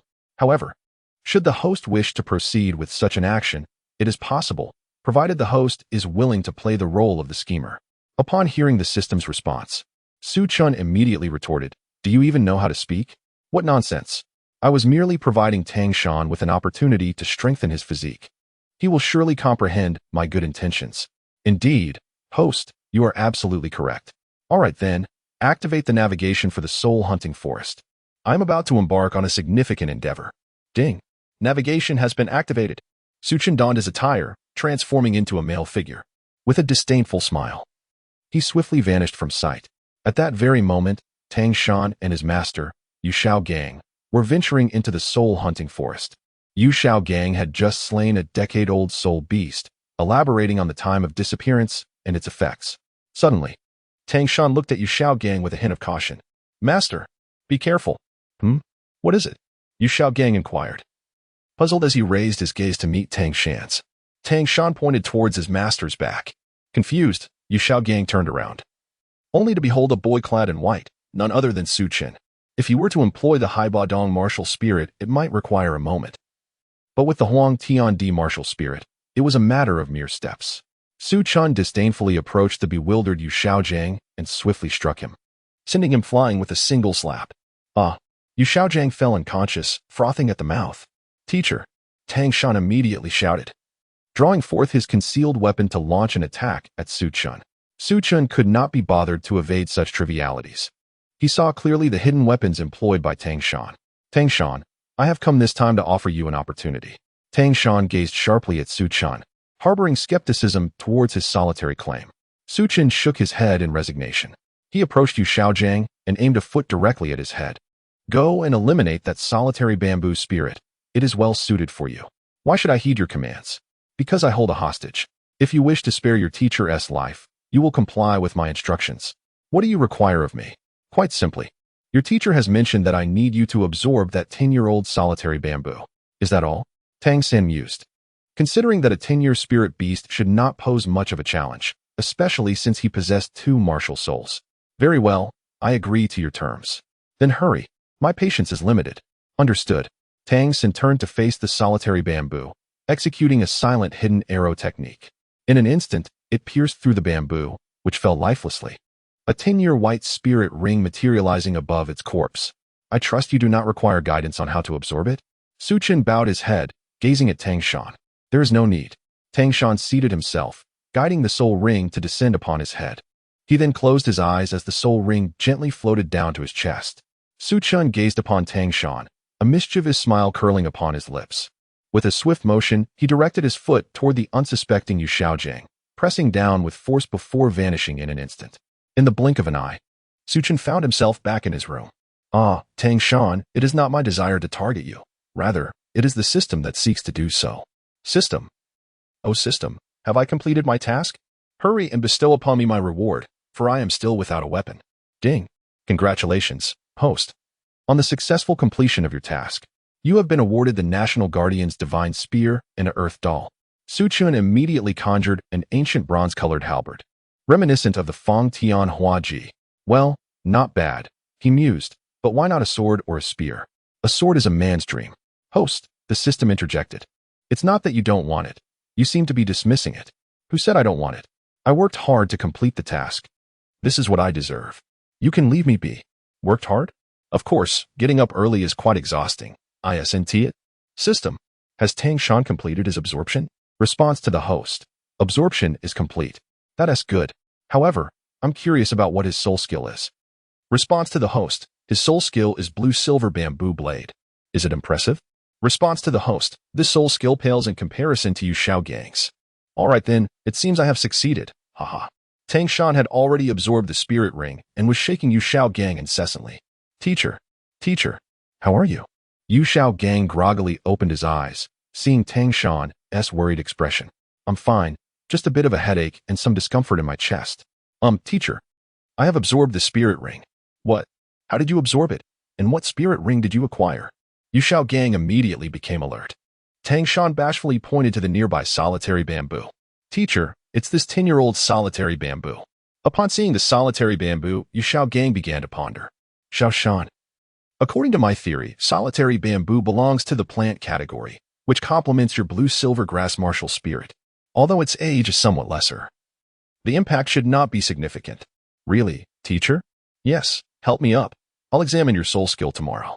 "Yes, teacher. But who is that person?" Tang Shan remarked that the individual had already embarked on the path of death. However, he remained unaware that his first soul skill had been rendered ineffective. Thus, Yu Xiaojiang was supported by Tang Shan as they wobbled back. Chapter 8: The Great Battle Teacher. "Do you think I can absorb 2 soul rings at once and attach one to the hammer?" "Be quiet. Xiao Shan, remember, you must never attempt that. If you do, all your efforts will be in vain, understood?" "Understood, teacher." Returning to the dormitory, Tang Shan lay on his bed, feeling dejected. Xiao Wu, noticing his demeanor, curiously asked, "Tang Shan, why do you look so glum?" "Nothing much, just pondering why teacher won't let me." Tang Shan felt that apart from his teacher and father, no one else could be trusted. "Oh." Xiao Wu, finding no amusement, went outside to play. Su Chen was still pondering what to do. It was still quite early. Should he attend class? Forget it. On Earth, Every day was a zero-sum game, let alone here, where he couldn't even recognize a single letter. System, I ask you, why? Amidst so many people on Earth, have you chosen me, this handsome lad? Respond, host. It is because there exists a predestined arrangement. How utterly reasonable you are. Indeed. Suchin found this situation rather tedious. Shall we take a stroll outside? Suchin made up his mind. He rose from his seat and departed from the dormitory. Upon surveying the surroundings, he found the academy rather unchanged. Initially, when he had just arrived, it piqued his interest. However, ever since he acquired his formidable strength, he found it rather dull. Wow, what a stunning beauty! Exclaimed a few boys, their eyes sparkling with excitement as they noticed the dazed Suchin. They promptly approached him. One of them introducing himself, hello, beautiful. I am Xiao Qingyu. May I ask for your name? Suchin furrowed her brows and glanced at Xiao Qingyu, declaring, I am your father. No, I do not have a son as unaccomplished as you. Xiao Qingyu was bewildered. How could this young girl speak so harshly? Clearing his throat, he suggested, Hey, would you be interested in joining me for a meal? My treat. Get lost, he exclaimed in frustration. You haven't even grown a full beard yet, and you're trying to flirt? I am a master in this realm. You should just step aside. Suchin waved his hand in annoyance, dismissing the triviality before him. Xiao Qingyu exchanged a knowing glance with a few of his comrades, immediately grasping the unspoken message. Hey there, how about this? Let us have a little competition. If I win, you become my girlfriend. If you win, I shall be your boyfriend. What do you say? Indeed. Being the girlfriend of our leader is quite an honor. Suchin's forehead throbbed with veins, as he truly wished to disregard these little brats. It's all the system's fault. Why couldn't he have transformed him into a man? Suddenly becoming an adorable little girl is quite the absurdity. For someone as domineering as you, with a few coins in your pocket, it's easy to bully the common folk. Therefore, I propose a wager. Really? How splendid. However, if you win, I shall be your girlfriend. If I win, I demand your life. Suchin believed that such individuals, even in their childhood, displayed these traits. And as they matured, it would only worsen. Today, he was being bullied, not out of fear. Had it been any other child, they would have been utterly defeated.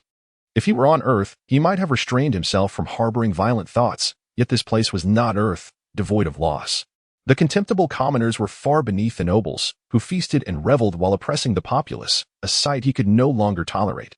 As for Xiao Qingyu, he felt certain that he could not be bested by a mere little girl. The girl before him was only slightly younger, and it was inconceivable that she could overpower him. Suchin glanced curiously at Xiao Qingyu, thinking to herself, this foolish child truly believes that I would hesitate to take his life? At that moment, Xiao noticed a large crowd gathered on the playground and, driven by curiosity, approached them. He immediately spotted Suchin and exclaimed, Sister Su, it turns out you are also a student at the academy.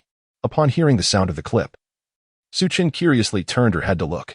Upon seeing Xiao, her eyes immediately sparkled with excitement. Hello there, spicy brat. Xiao responded, Sister Su, what are you all doing? Nothing much, just a couple of dogs trying to bite me, Suchin replied. Oh, is that so?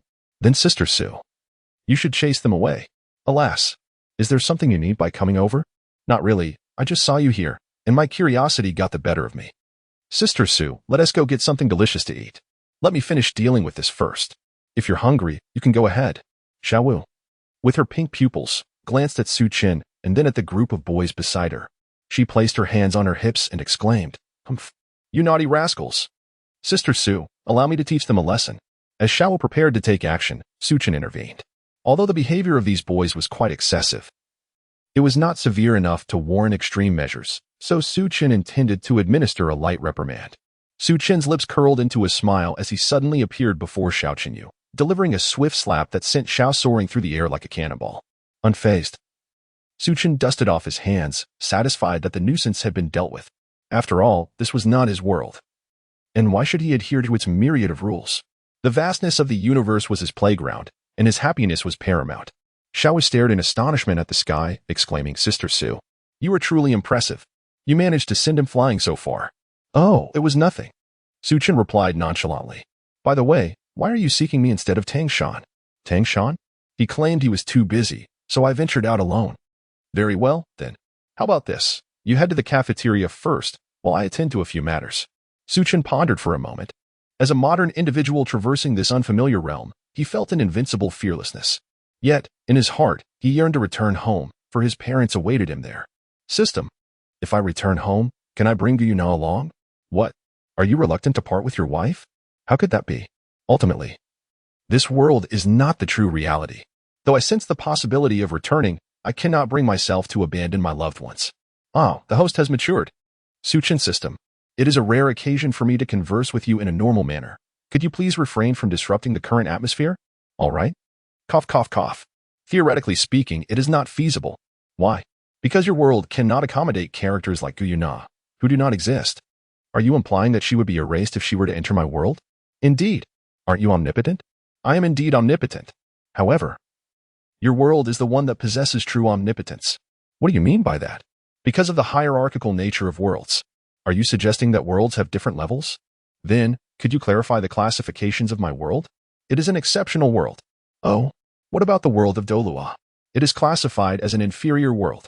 In fact, it is the lowest tier. Suchin, let me illustrate with an analogy. It is akin to the supreme emperor of the wasteland and his martial soul.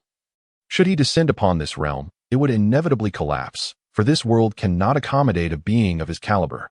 Are you implying that if Guyuna were to enter my world, regardless of the circumstances, she would be unable to exist there and would meet her demise upon arrival? Indeed. Suchin pondered for a moment, feeling somewhat conflicted. He yearned to return home. Yet his principles forbade him from abandoning his wife. However, he realized that there were still alternatives available to him. Suchin immediately regained consciousness upon hearing the news. Quick. Tell me, what is the method? You must seize the copyright and then make the necessary alterations. Upon hearing this news, Suchin's expression darkened. What? You understand the implications of copyright issues. If it were an ordinary matter, it would be manageable. However, the novels in this realm belong to Penguin. Are you aware of the formidable nature of Penguin Company? This matter is no longer my concern. Damn. Is there no other solution? There is one. Truly. Speak quickly. That is to eliminate her. Then I can extract her soul and transport it to your world. Suchin, your words are as good as silence. What you mean is to eliminate her and allow her to reincarnate.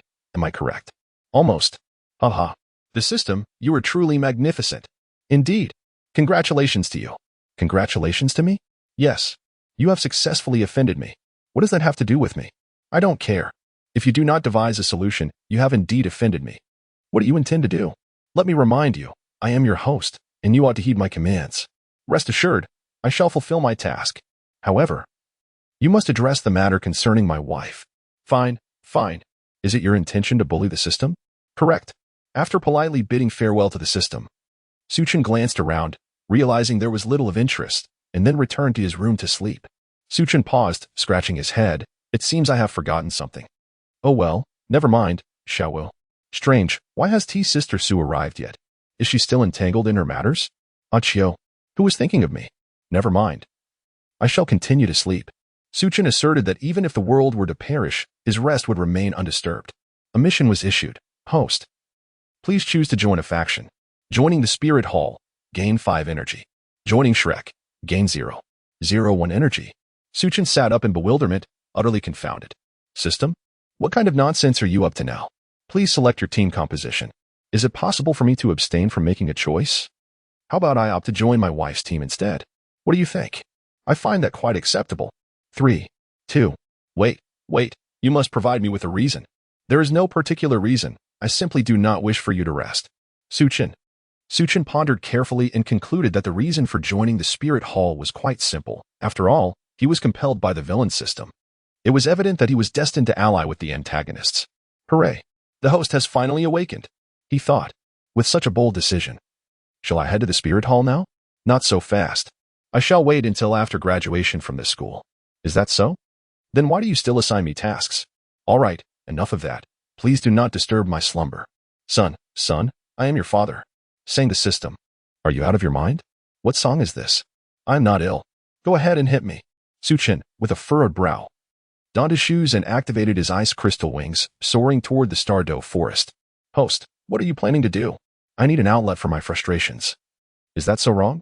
If you won't let me sleep, am I not permitted to engage in other activities? Ah, I see. Host, your tastes are rather peculiar. Even the soul beasts are not spared. Enough nonsense. I'm going to find my wife. Deep within the Douluo forest, Guyuna was bathing in a spring, delicately wiping her fair, tender skin with her slender fingers. Suddenly, a loud crash echoed. Gyuna, taken aback, glanced toward the cave entrance. Wife. Upon hearing this voice, she furrowed her brows, puzzled. Why is there a child's voice? Suchin surged forward with astonishing speed to the cave entrance, retracting his wings. In that fleeting moment, he beheld Gyuna, who was bathing. Who are you? She gasped as an energy sphere began to coalesce in her hands. Her gaze fixed upon the young girl before her. Suchin observed Gyuna playing with herself, and upon glancing at his own attire, he realized that his inexpensive wife had misunderstood the situation. Wife, it's me.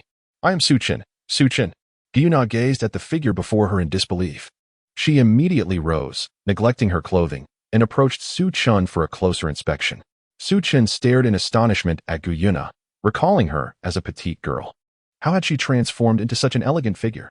From a mere 1.5 meters to now standing at 1.7. System, restore her to her original appearance. Just reflect on it yourself. I am too lazy to change it. It's too troublesome. How am I to reflect? Well, just utter the word transform, and I shall assist you in the alteration. Oh, transform.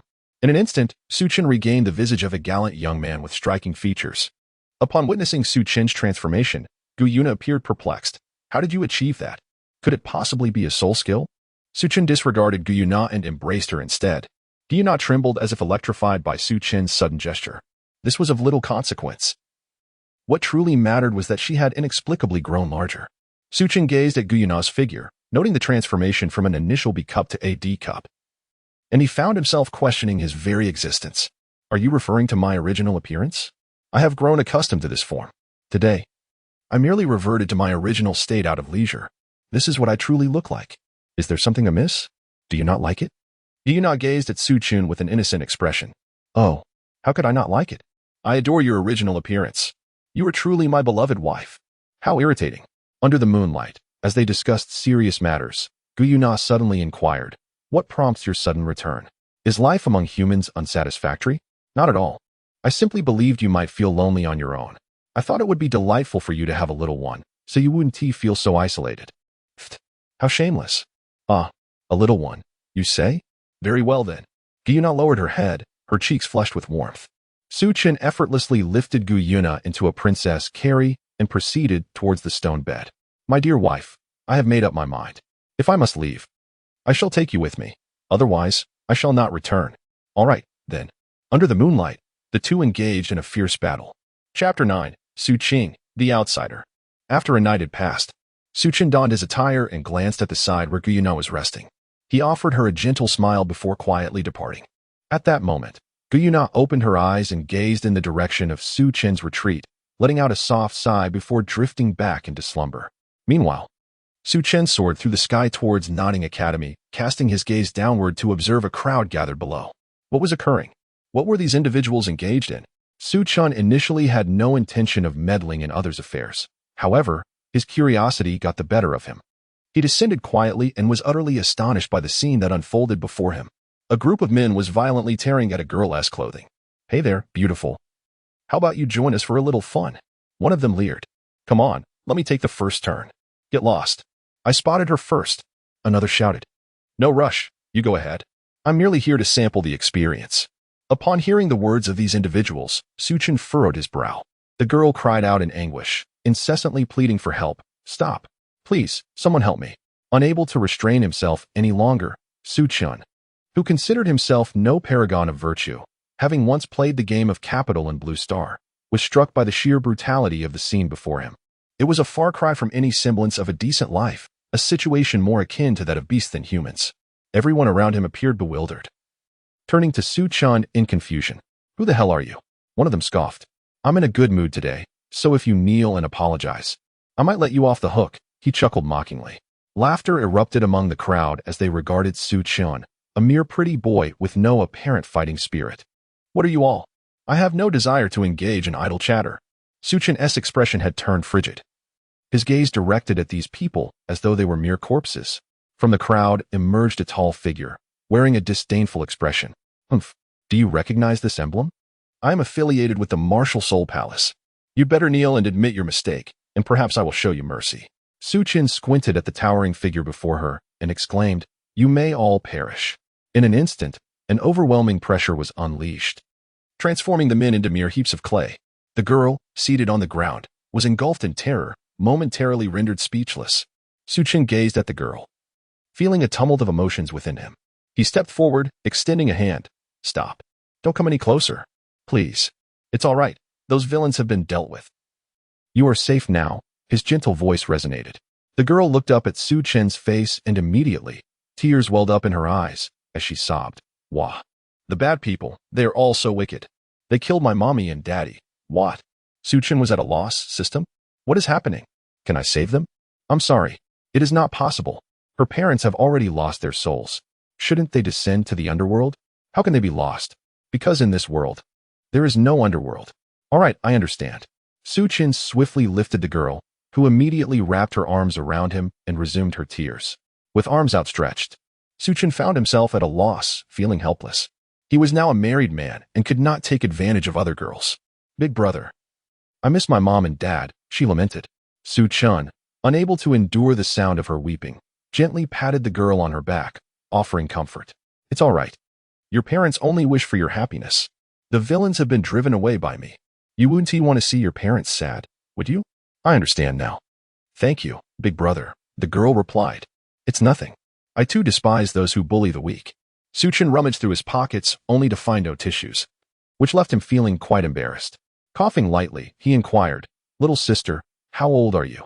Immediately after uttering those words, he wished to slap himself. How could he have sounded so inappropriate? The girl glanced at Suchin and sensed that this older brother before her was likely a good person. I am 13 years old, she replied.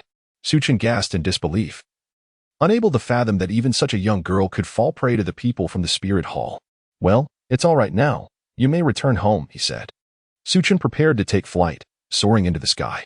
Upon glancing down, he noticed the girl still standing motionless on the ground. A look of confusion etched upon his face. He descended once more and inquired, Why do you not return home? Upon hearing Suchin's words, the girl lowered her head, her eyes glistening with unshed tears. I have no home left. Those people just burned it down. How outrageous! Suchin exclaimed, feeling incredulous. Such acts of tyranny exist in every nation, but to set fire to a home is truly excessive. What shall we do now? Sighing heavily, he extended all the gold coins he possessed towards the girl. However, she shook her head, unwilling to accept his offering. Suchin pondered carefully and realized the validity of his thoughts. A girl, seemingly delicate and defenseless, carrying such a substantial amount of money could easily fall prey to those with ill intentions. Why don't you accompany me to school? He suggested. Upon hearing this, the girl's eyes sparkled with excitement, and she eagerly nodded her head. You will take me to school? That would be wonderful. But do you possess a martial spirit? Upon hearing this, the girl's expression dimmed as she shook her head in disappointment. No martial spirit? Suchin mused, that complicates matters regarding your admission to school. I might be able to bring you in, but should we be discovered, it would be quite troublesome. Frustrated with himself, he scratched his head, exclaiming, Damn it. I stayed up too late yesterday. My mind feels a bit foggy. Big brother, why don't you help me find a job? The girl proposed. A job? You're so young, he replied, contemplating. Never mind, I will find you a place to stay. Suchin found himself in a predicament and decided to find a place for the little girl to reside. Very well, what is your name? He inquired. I am Suchin, she replied. Suchin, is it? How coincidental that we share the same surname. I am Suchin. At this moment, I find myself in a similar situation, alone and without family. Would you consider me as your brother? I could become your family, if that pleases you. Suchin raised her head and gazed into Suchin's eyes. All right. May I call you Brother Su? Suit yourself, he replied. Now, we can leave. With one hand, Suchin grasped Suchin's arm and soared into the sky. Wow, Brother Su, are you a soul master? She exclaimed. Soul master? What is that? I am unaware and unacquainted with such a term. All I know is that I am currently at level 150. What of it? Brother Su is astonishingly formidable, level 150? Suchin gazed at the sky in bewilderment, watching the soaring figure of her brother. She thought to herself that her brother must be boasting. How could there possibly exist individuals of 150 in this world? Suchin glanced at Suchin, noticing the perplexed expression on her face. What is the matter? Do you not believe me? It doesn't matter if you don't, for starting today, you are my sister. Anyone who dares to bully you shall face my wrath. Brother Su is truly formidable. But isn't this flight a bit too slow? Perhaps we should hasten a little? Suchin looked up at the sky and realized that the sun had already risen. Suchin utilized the martial soul of Haibodong, manifesting a pair of frosty wings behind him, unleashing a sonic explosion. Subsequently, a protective shield enveloped Su Qing. Su Qing gazed around with wide eyes, everything passing by in a blur. Brother Su, how swift it is. Su Qing, there is a faster way, but I fear you might not be able to handle it. Faster? Su Qing looked at Su Qing with a perplexed expression. Cough, cough, it's nothing. We will arrive shortly. Su Qing also felt that his words were somewhat off. After driving for a while, they reached Nottingham Academy. Su Qing rented a house nearby for a mere 2 gold soul coins. Here, sister, this is your pocket money. If it's insufficient, do not hesitate to ask me again. Understood? Su Qing handed Su Qing 2,000 gold soul coins, which he had requested from the system. No. Brother Su Qing, you are giving too much. I only need 2. Is that too much? Not at all. Just take it. Rest assured, I have plenty to spend. Su Qing was also puzzled, as he had merely asked the system for a small amount, assuming it wouldn't be substantial. Well, if you insist, I shall accept it. Su Qing lowered her head, feeling a touch of shyness as she accepted the money. Well, let us leave it at that for now. You should take a moment to rest. Afterwards, I shall accompany you to purchase some clothing. I still have a few matters to attend to. And I've also packed some food for you, placed it on the table. Do remember to enjoy it while it's still warm. I understand. Brother Su Qing. After Su Qing departed, Su Qing lifted her gaze to behold Su Qing's silhouette. She then lowered her head and retrieved a blue necklace. Marveling at the unexpected fortune of encountering such a kind-hearted individual, Su Qing glanced at the sky as he departed. It was already afternoon. He soared into the heavens, heading towards the direction of the spirit hall. Host. Su Qing halted, a look of confusion adorning his face. What is it? I sense something amiss with that young girl. Su Qing. What? She is merely a delicate little girl. How could anything be wrong with her? Do not tell me she is a soul beast. No. It's not that. I can't quite articulate it, but I feel no aura emanating from her, as if she does not belong to this world. System? What is happening? I've noticed that you are increasingly adorable. What do you mean by that? You claim Su Qing is not from this world. Am I not also an outsider? Why did she not rescue herself from the predicament she encountered? Shouldn't someone from another world possess a system? Who established the notion that individuals from other worlds must possess a system? What about my situation? You? You are merely bound to me by arrangement from above. As for that girl, Su Qing, her soul's essence is entirely distinct from her own. Are you implying that, like the individual surnamed Tang, she is experiencing soul possession? Indeed. That is precisely the implication. Do you think I would believe you? Although I am not well versed in anime, I am aware that the male protagonist bears the surname Tang. And there are no others. As the second outsider in this realm, could there truly be a third? Do not jest. Are traversers as common as cabbages? Could it be that I have misobserved? That seems improbable. Even if she is a traverser, should I fear her? She is my sister. If she were to betray me, I would not hesitate to confront her. With my strength, surely I could manage. That is indeed possible. However, caution is paramount. Enough of this. I must proceed to the Wuhuan Temple. I shall observe further and ascertain the validity of your claims. Su Qing also found it peculiar that a girl had inexplicably appeared in this desolate place. Upon closer inspection, he realized she was not a spirit beast. If she were, he would have dealt with her effortlessly. Su Qing did not ponder extensively and headed directly towards the spirit hall. System? Are you saying that Su Qing is not a being of this world? Indeed. Su Qing gasped in astonishment, covering her mouth. From the very beginning, she sensed something amiss with Su Qing. This marked the 18th world she had ventured into, yet why was it that each time she traversed to another realm, she encountered an individual devoid of strength? Truly, there was not an ounce of combat prowess. Host, if you were to possess power, this world would surely collapse. For the worldview is fundamentally different. Su Qing furrowed her brows, pondering the fragility of this world. What purpose do I serve here? To accomplish my mission and emerge as the strongest? These powers will gradually return to you. Complete the task by traversing through 50 realms, and your world shall be saved, along with the revival of your family. Very well, but I must confess my confusion. Upon my arrival in this world, you provided an introduction. Yet I possess no martial spirit. How then shall I attain strength? There exists a system that can resolve all your dilemmas. First, however, you must distance yourself from Su Qing. Why must I leave such a handsome and amiable person? What reason do I have to depart? Did I not mention? He does not belong to this realm. But neither do I. What if Su Qing turns out to be a villain? What you truly require is to draw near to the child of fortune in this world. The child of fortune? Where might I find this individual? Right within the academy beside you. Within my neighboring academy? Very well, I shall observe first to assess the character of this child of fortune. If they possess good moral standing, I shall align with them. If not, what purpose would that serve? Host, all that matters is that you grow stronger. Character is of little consequence. That cannot be. I am, after all, the empress of a realm, the immortal emperor of Xianzhou, a savior to countless souls, striving for the prosperity and harmony of the common folk. How could I disregard character? At worst, you could return to your world. The powers of this realm are not worth having. Host, what constitutes true strength? It is not merely the result of hardship. Fortune plays a crucial role as well. My luck has always been favorable. I shall observe for now and see how this child of fortune fares. Suit yourself. I am fatigued. And what of my martial spirit? You must stay close to the child of fortune, and your martial spirit shall unlock automatically. Is that so? Very well, you may take your leave. I wish to retire now. Why do you speak so oddly? Is my manner of speaking peculiar? Am I not the esteemed one? As a revered being from a higher realm, is it not customary for me to refer to myself in such a manner? All right, I understand. Su Qing stretched lazily and glanced at the food that Su Chun had brought her. She walked over and picked up a chicken leg, savoring it with delight. The cuisine in this world is quite delightful. The flavors are invigorating. I wonder if my brother Su Chun feeds me like this every day, will I become plump? Su Qing glanced at her abdomen, shaking her head in disbelief. How could someone as enchanting and ethereal as she, possessing an unblemished beauty akin to a celestial being, possibly gain weight?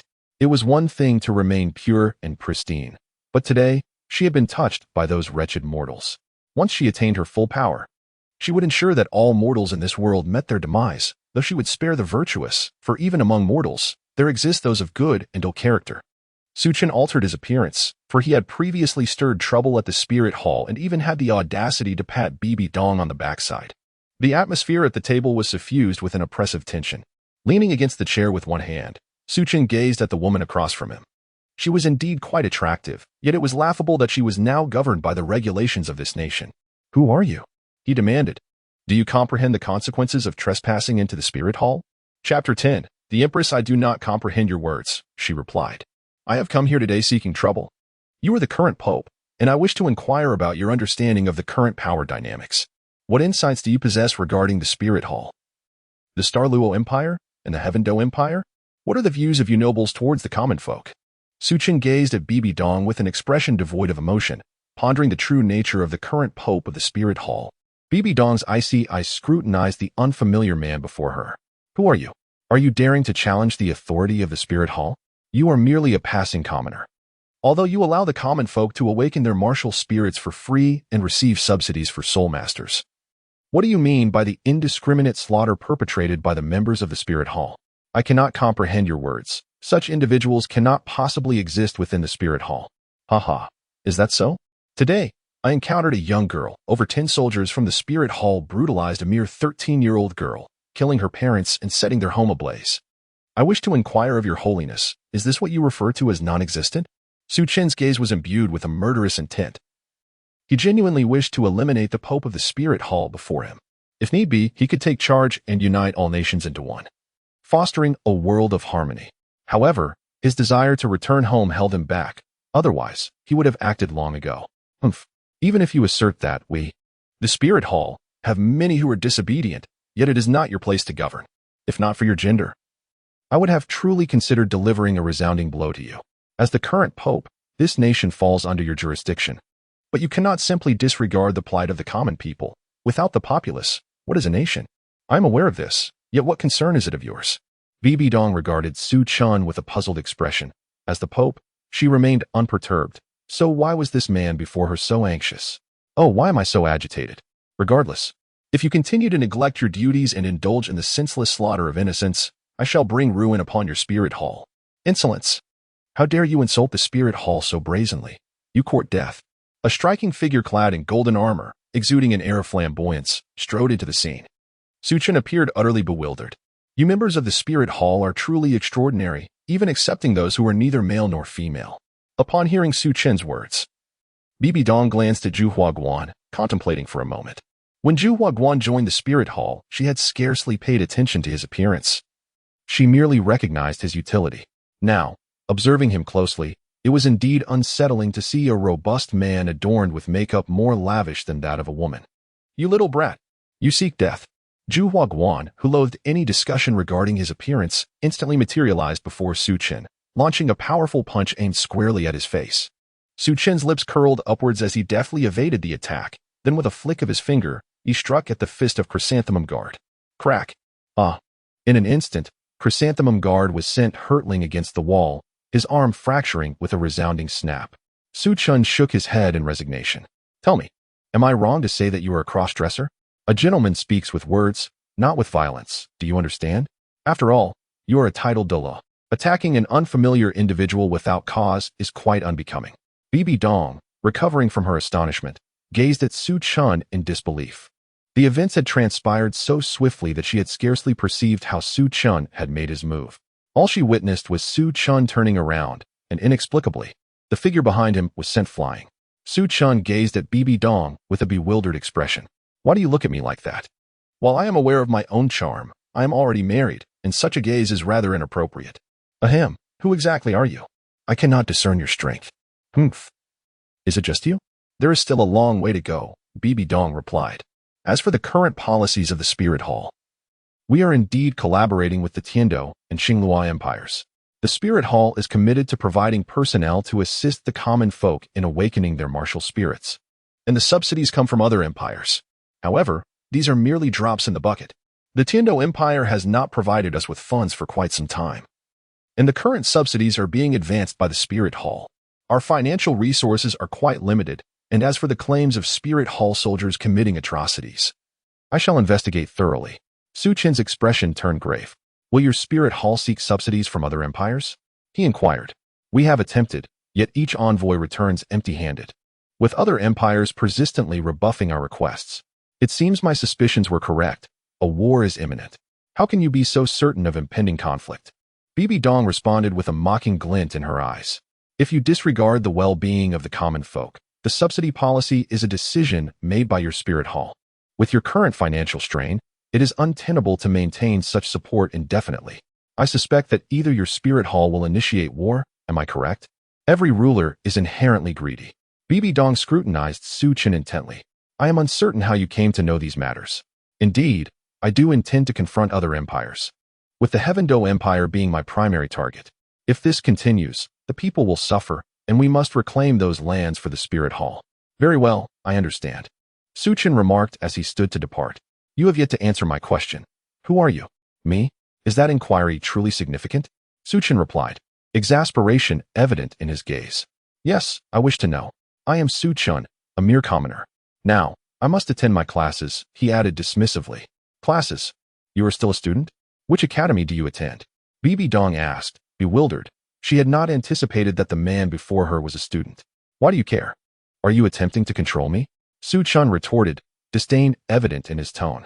Do you believe so? How about this? Join my ranks, and I shall bestow upon you endless riches and glory. By joining, you would become an elder of the Spirit Hall. Really? Su Chen feigned surprise. Indeed. Do you intend to join? I would consider joining, but I have a condition. Do share. You must become my wife. He laughed. Just kidding. Farewell. Su Chen winked playfully before vanishing in an instant. Bibi Dong's expression darkened. It was her first experience being toyed with in such a manner. We shall see about that. Su Chen returned to Su Qing's room. He opened the door and glanced at Su Qing on the bed, his expression one of utter bewilderment. Goodness! Su Chen shouted and immediately turned his head to leave. To his astonishment, he beheld Su Qing asleep on the bed, entirely unclothed, holding a drumstick in her hand, with drool trickling from the corner of her mouth. Su Chen felt as though struck by lightning. The young lady he had encountered today, who had just moments ago appeared to be a refined and elegant noblewoman, now seemed to have transformed into something entirely different. Su Chen's loud shout roused Su Qing from her slumber. Oh no! Hurry, hurry! How could he arrive so swiftly? Damn it, I just finished my meal, and I hadn't anticipated that this world would be so sweltering. Moreover, having grown accustomed to sleeping in the nude, I had instinctively stripped off all my clothing. I had thought Su Chen wouldn't return until later in the evening, yet here he was in just a quarter of an hour. Now, my flawless form has been entirely laid bare before him. Su Qing felt as if struck by a bolt from the blue. She dazedly dressed herself. Her cheeks flushed as she opened the door. Glancing at her brother, Su Chen, who was by the window, her face burned with embarrassment. Ah, how fortuitous. I was just about to come and call you, and lo and behold, you've awakened, she remarked, her eyes flashing with a hint of ire. Su-chun, feeling the awkwardness, turned his head and whistled. Is that so? Quite the coincidence indeed. Do you truly think I would believe your nonsensical words? Yes, indeed. By the way, I'll take you shopping for clothes. Your current attire is rather worn. That would be splendid. Thank you, brother Su-chun. Once I have some money, I will repay you handsomely, she replied, her thoughts darkening momentarily. Just wait, you little rascal, daring to gaze upon my form. I shall ensure you find it impossible to live or die. Ahem, is your promise of repayment genuine? Uft. Su-ching was about to enjoy a cup of tea when she was caught off guard by Su-chen's words. Serious? What does that mean? Just wait, you little rascal. Once I gain strength, I will show you what seriousness truly is. No, it doesn't mean anything. By the way, let me take you shopping for clothes. Su-chun, too lazy to explain further, promptly shifted the topic. All right then. As Su-chun was preparing to depart, a notification abruptly materialized in his mind. Host, I have confirmed that the girl, Su-ching, is not a local. What? Are you absolutely certain? Indeed, I am 100% certain. It appears she possesses a system as well, albeit not as reliable as mine. I have rewards, while hers merely allows for traversal through dimensions. Huh. What purpose does her traversal serve? Uncertain, yet her system is quite formidable, though it still pales in comparison to mine. Let me ascertain a few details. Su-chun turned solemnly to face Su-ching and spoke directly. The king covers the earth. Huh? Su-ching gazed at him in bewilderment. Cough, cough, cough. Wonzhou, Zhejiang. Wonzhou. Zhejiang. Huh. Su-chun glanced at Su-ching, whose expression was one of utter bewilderment, and he felt a wave of confusion wash over him. Could it be that he was mistaken? Host, are you truly that foolish? Su-ching could very well be from another realm. If so, which world does she hail from? I have no idea. You don't even know? What use are you then? Unfortunately, I genuinely cannot discern more. Her soul is immensely powerful, and I can only glimpse a fraction of it. Immense soul power? How does she compare to the Emperor of Desolation? Without a doubt, it is the Emperor of Desolation. Of course, feeling insecure, your insecurity is palpable. Is she truly that formidable? Indeed, I perceive 3,000 laws encircling her. However, I am curious, if she is so powerful, why has she come to this inferior world, where combat prowess is rather meager? Stop right there. You claim 3,000 laws are encircling her? Surely you jest. That would surpass even Pangu, compelling the heavenly Tao to kneel in submission. Honestly, I can only see her silhouette. Beyond that, I cannot ascertain. Host, I believe we should act preemptively. Perhaps we should eliminate her? What? Such a Navi girl, and you suggest such ruthlessness? Just say whether we should act or not. She currently possesses little power. Should she gain strength, it could pose complications for your future tasks. Are you implying that Su-ching is merely a projection of her true self? I cannot say for certain. What if I eliminate her, only to discover she was merely a minor avatar, with her true self arriving afterward? I would be doomed. Such a powerful individual, though Douluo star has perished. I shall not meet my end. The issue lies in my inability to contend with her. That seems to be the case. So, do you have any alternative plans?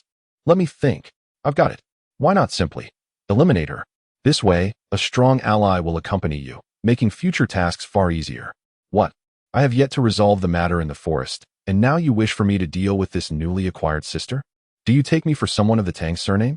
I assure you, it is utterly impossible. What then is your solution? She likely harbors intentions to kill you right now. Why would she? Have I wronged her in any way? You have seen her in her entirety, as a prominent figure. Do you truly believe she would let you off the hook? But I am her brother, albeit not a blood-related one. Blood is thicker than water, ugh. At the very least, she would not repay kindness with malice. If she were an ordinary person, perhaps not, but individuals of her caliber tend to be rather vindictive. Su-chun, what do you suggest we do? Let it all perish. I am weary. You refuse to sleep with her, yet you ask me what to do. I am at a loss, and the only solution seems to be a simple dish of scrambled eggs. What other options do we have? Do not be deceived by her possessing a system. Had she not willingly entered this world to harness the system's power, it would have been forced to submit. Is it not merely a matter of making the system bow down? I could do that as well. System, bow before me, or I shall take my own life. Do you still have any dignity left? I am conversing with you, yet you demand that I kneel?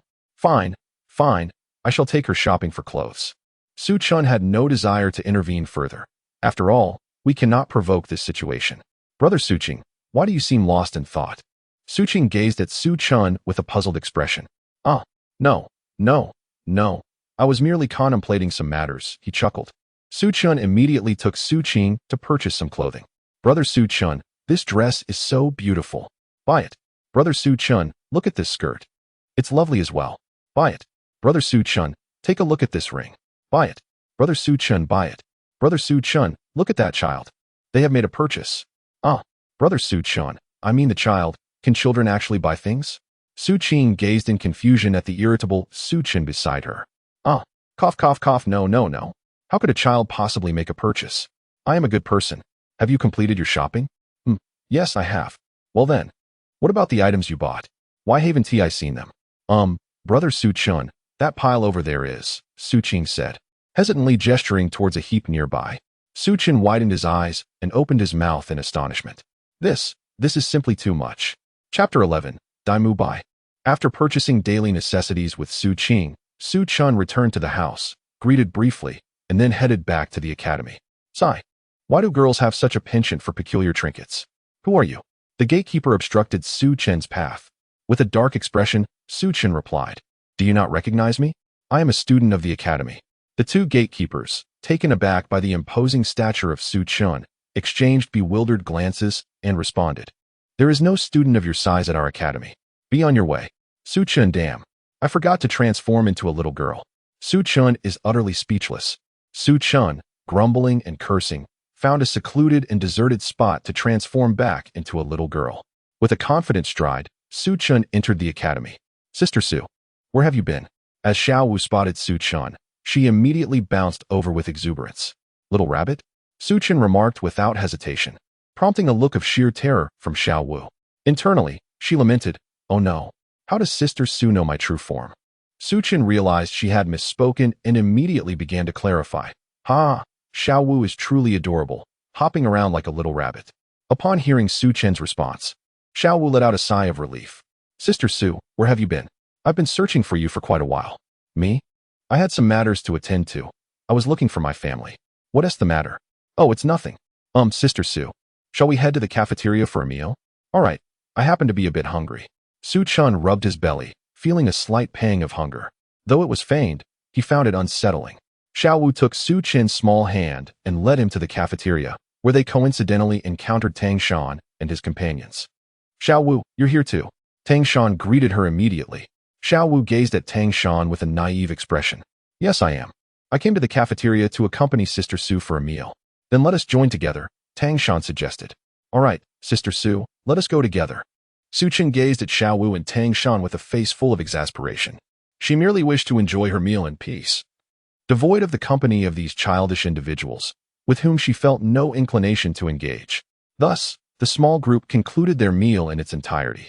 Xiao Wu then expressed her desire to share a bed with Su Chun, but Su Chen declined, citing her preference for solitary slumber and an aversion to sharing a bed with girls. Consequently, Xiao Wu had no choice but to sleep alongside Tang Shan. Su Chen returned to his dormitory, lying on the bed and gazing at the ceiling. Dear host, why do you refuse what others offer so readily? Upon hearing the system's words, Su Chen was taken aback, exclaiming, What on earth? A system? How could you utter such despicable remarks? She is merely a blank canvas. How could I possibly proceed? As for Gu Yuna, that is one matter. At least she possesses some allure. This little rabbit, on the other hand, is utterly juvenile. Even I find it intolerable. How disappointing. Su Chen, enough, let us rest. However, has Tang Shan's first soul ring already been rendered useless? Is the second one also going to require him to absorb a decade's worth? No need to rush. Even if he absorbs normally, he still cannot defeat you, can he? So how am I to acquire energy? I still need to return home. There is no hurry, our faction isn't anxious, so why should you be? Oh. A night of silence. In the blink of an eye, 7 years have passed. A man and a woman strolled along the road, their figures adorned in blue and pink respectively. Brother, let us stay here. Xiao Wu, I'll heed your wishes. A man with golden hair entered the hotel, flanked by the two. Boss, the usual room, please. The boss hesitated, eyeing Tang Shan and Xiao Wu before turning back. Dear guest, your room has already been booked by someone else. What? Boss, do you know who I am? How dare you give my room to another? Seeing the situation escalating, Tang Shan quickly intervened. This gentleman seems to have arrived first. And so what? The man replied bluntly. Xiao Wu, noticing the tension, placed her hands on her hips in anger. So what? Get lost. The man chuckled at her defiance. Well, I see you have the audacity to speak to me like that. I assume you are both soul masters? Come, let us see what you've got. I grant you the opportunity to make me leave, or perhaps you could demonstrate how to do so. The atmosphere turned icy. Xiao Wu attempted to confront him, but Tang Shan restrained her. At that moment, the boss sensed the brewing conflict and rushed over. Dai Xiao, let us talk this out. Dai Xiao sneered. Humph. Wang boss. Your business acumen seems to be improving. Dai Xiao, please don't say that. It's my ignorance of the rules today. I apologize, truly. The boss turned to Tang Shan and the others, bowing an apology. I'm sorry, esteemed guests, but that room was reserved by Dai Xiao. I kindly ask you to find another establishment. We refuse to leave. What can you do about it? Xiao Wu retorted defiantly. The atmosphere remained tense. Boss, that room is mine. A youthful voice echoed, and a young man dressed in a verdant sword-wielding attire, holding a flute, entered, accompanied by a girl. The boss silently cursed, realizing that the situation had yet to be resolved, but now another party had arrived. The young man recognized Tang Shan but was curious about the golden-haired figure. System? Who is this golden-haired lion? He is Dai Mubai, the prince of Douluo. Oh, a prince, yet he needs to book a hotel room? Does a prince lack for women? Host, it's due to his martial soul. His martial soul is the evil eye white tiger, which requires an outlet. TSK. Such a martial soul exists? The youth clicked his tongue, glancing at Dai Mubai. The girl beside him tugged at his sleeve. Brother Su. It seems there are no available rooms here. Shall we look elsewhere? Su Chen glanced at Su Qing. After leaving school, he had completely distanced himself from Tongshan Xiaowu. Initially, he thought he would never encounter her again after several years, yet unexpectedly, he ran into her at a hotel, one that Su Qing had chosen for its charming name. The Rose Hotel. It is quite natural for a girl to be fond of flowers. At that moment, Dai Mubai approached with a frown. Are you friends? This room is already reserved in my name. You'll need to find another. What are you? Who is your friend? You. All right, very well. No one has ever spoken to me in such a manner. Let us dispense with the pleasantries. It seems I must teach you a lesson, young man. Su Chen and Su Qing were both taken aback. With a playful smile, Su Qing turned to Su Chen and said, Brother Su Chen, is this blonde fellow really that bold? Pfft, blonde fellow? Ha ha ha, blonde fellow. I apologize. It just reminded me of some past heartaches, Su Chen said, stifling a laugh as his shoulders shook uncontrollably. Su Qing looked at Su Chen with a puzzled expression, finding no humor in the situation. Dai Mubai. His face darkened with murderous intent, fixed his gaze upon Su Chen and Su Qing. He had certainly heard what Su Chen had just uttered. Do not force my hand to eliminate you wretched pair. As soon as Dai Mubai's words escaped his lips, the atmosphere around them abruptly froze, and the ground visibly began to ice over. Those nearby trembled in fear, hastily fleeing the scene. The smile had vanished from Su Chen's face, and he regarded Dai Mubai with the same expression one might reserve for a corpse. He took a step closer, only to be halted by a delicate hand. Dazed, he glanced down to find it was Su Qing. What is the matter? It's nothing. This insolent brat dares to speak to me in such a manner. I wouldn't mind rendering him mute. Su Qing coldly glared at Dai Mubai. Oblivious to the gravity of the situation, Dai Mubai retorted, Humph. So it turns out you are merely a waste. Hiding behind a woman, are you? I was going to give you a chance to take your own life as an apology, but if you refuse, I shall make you suffer. Su Qing's eyes blazed with murderous intent as she fixed her gaze on Dai Mubai. Ha ha ha, this is amusing.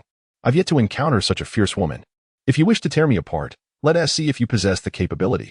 With that, a yellow and purple light enveloped Dai Mubai, and he proclaimed, White Tiger Spirit, level 37 Soul Master, at your service. Tang Shan looked on in astonishment. He had not anticipated that Dai Mubai possessed a Millennium Soul Ring and was a level 37 Soul Master. With a look of disdain, Su Qing gazed at Dai Mubai, directly unleashing her martial soul, an exquisite blend of purple, crimson, and obsidian. I am Su Qing, the Chaos Blue Lotus Wu Huan, a Soul Emperor at level 69. I humbly seek your guidance. In an instant, Dai Mubai's eyes widened in terror as he beheld the soul rings surrounding Su Qing. A cold sweat broke out upon him, and he trembled uncontrollably. 10, 100,000-year soul rings. Su Qing glanced at the soul ring on the ground, then turned her gaze to Su Chen behind her. The 100,000-year soul ring had all been bestowed upon her by Su Chen. She wondered what method he had employed to achieve this. Su Qing gazed at the sweat-drenched Dai Mubai and gracefully approached him, asking, "Well, my dear, what do you say? Did you not claim to desire me? Do you possess the prowess?" With a swift motion, she unleashed her first soul skill, Lotus Blade Blossom. Instantly, an array of lotus flowers adorned the space around Dai Mubai, their petals cascading down and transforming into a flurry of sharp black blades that surged towards him. Taken aback, Dai Mubai exclaimed, "Third soul skill, White Tiger's Diamond Transformation. First soul skill, White Tiger's Guardian Shield."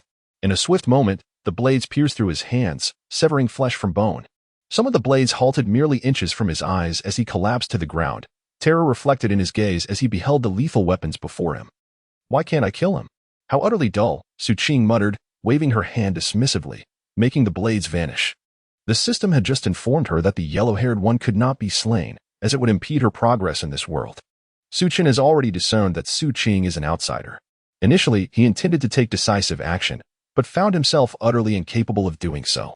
The moment he attempted to strike, an inexplicable pressure descended upon him, rendering him immobile. The system informed him that it was the work of Su Qing's system, making it utterly impossible for him to carry out his intentions. Upon awakening, Su Qing glanced at Su Qin, who lay on the ground. Initially, she intended to confront him, but soon she noticed layers of transparent shields surrounding him, impenetrable to her efforts. Consequently, she abandoned her intentions. At first, the two exchanged icy glares, but eventually, over a shared meal, they reconciled. Now, they sit shoulder to shoulder, enjoying chicken legs together as if they were brothers. Su Qing looked at Su Qin with a sense of grievance, rushing over to embrace his waist. "Brother Su Qin, you frightened me to death." Su Qin wore a sullen expression, realizing that this woman was truly someone he could not afford to provoke. He chuckled lightly to himself, pondering whether it might be best to bury the matter while the iron was still hot. Upon hearing Su Qin's words, Dai Mubai was astonished. His trembling finger pointed at Su Qin. You. What do you mean, you? When adults are speaking, what business do children have interrupting?" Unfazed, Su Qin retorted sharply at Dai Mubai, causing him to faint on the spot. At that moment, Xiaowu curiously approached, only to be halted by Tang Shan, who shook his head in disapproval, prompting her to relent. "Brother Su Qin, I am still quite frightened. What should I do?" "Do not be afraid. I am scared too. Perhaps you could comfort me?" Before Su Qin could finish, he glanced at his waist, where Su Qing was busy massaging his lower back. "Brother Su Qin, what did you just say? I didn't quite catch that." Su Qing looked at him with a mischievous grin. No. I said do not be afraid. I will comfort you." "Ouch, that hurts." "Is that so?" "Brother Su Qin, you are so annoying, utterly detestable." Su Qin expressed his regret, wishing he had never brought this woman into his life. Su Qin glanced at Tang San, then stepped forward to the front desk. "Boss, may we have the room now?" The boss wiped the sweat from his forehead and nodded in agreement. Satisfied, Su Qin led Su Qing upstairs, while Tang Shan detained Xiaowu as they departed from the hotel. "Brother, why did you just hold me back?" Xiaowu inquired. "I sense that man is extraordinary. For now, we should not make an enemy of him. But brother, that girl just called him Su Qin. His name is exactly the same as Su Jia's," Xiaowu exclaimed. "It's possible they merely share the same name," Tang Shan replied. "Is that so?" She pondered. In the hotel room, Su Qin and Su Qing stared in astonishment at the roses adorning the bed, accompanied by a double happiness character. "Is this the wedding you adore? The room you desire?" Su Qing blushed and glared at the bed, defiantly looking at Su Qin. "You sleep outside." "What? I'm your brother. How could you be so heartless? Furthermore, the money for this hotel room was all spent from my pocket. I don't care. I want to sleep alone. What if you turn out to be a scoundrel?" "Me? A scoundrel?" "Rest assured, even if I were to fancy a pig, I would never fancy you." "What?" Su Qing, fuming with indignation, leaped towards Su Qin and executed a locking move. The two found themselves on the ground, with Su Qing firmly gripping Su Qin's arm, rendering him immobile. It hurts. I'm going to break. Let go, please." "Humph, not a chance. How dare you compare me to a pig?" "Wait, I have more to say." "Very well, I'll grant you the opportunity to rephrase," she replied. Cough, cough, cough, at least a pig can be eaten. You truly fall short even of that," Su Qin stated with utmost seriousness. "All right, very well," Su Qing retorted with a sly smile. "Brother Su Qin, allow me to help you relax." With that, she unleashed her 10th soul skill, the bone-wrenching grip. Crack. "Ah, it hurts. Sister, I was wrong. Do you understand your mistake now?" Su Qing glared at Su Qin with exasperation. Su Qin wiped away the non-existent tears and nodded, acknowledging, "Yes, I realize my mistake. Please enlighten me on where I have erred." "Well, the error lies in comparing you to a pig," he replied. "Instead, one ought to compare you to a human-faced spider." On one occasion, Suchin jokingly invited disaster, exclaiming, "Boom, boom, boom. Good, well done. You have successfully captured my attention." Suqing remarked with a radiant smile as she gazed at Suchun. Chapter 12. Tianshui Academy. Wait. Ah.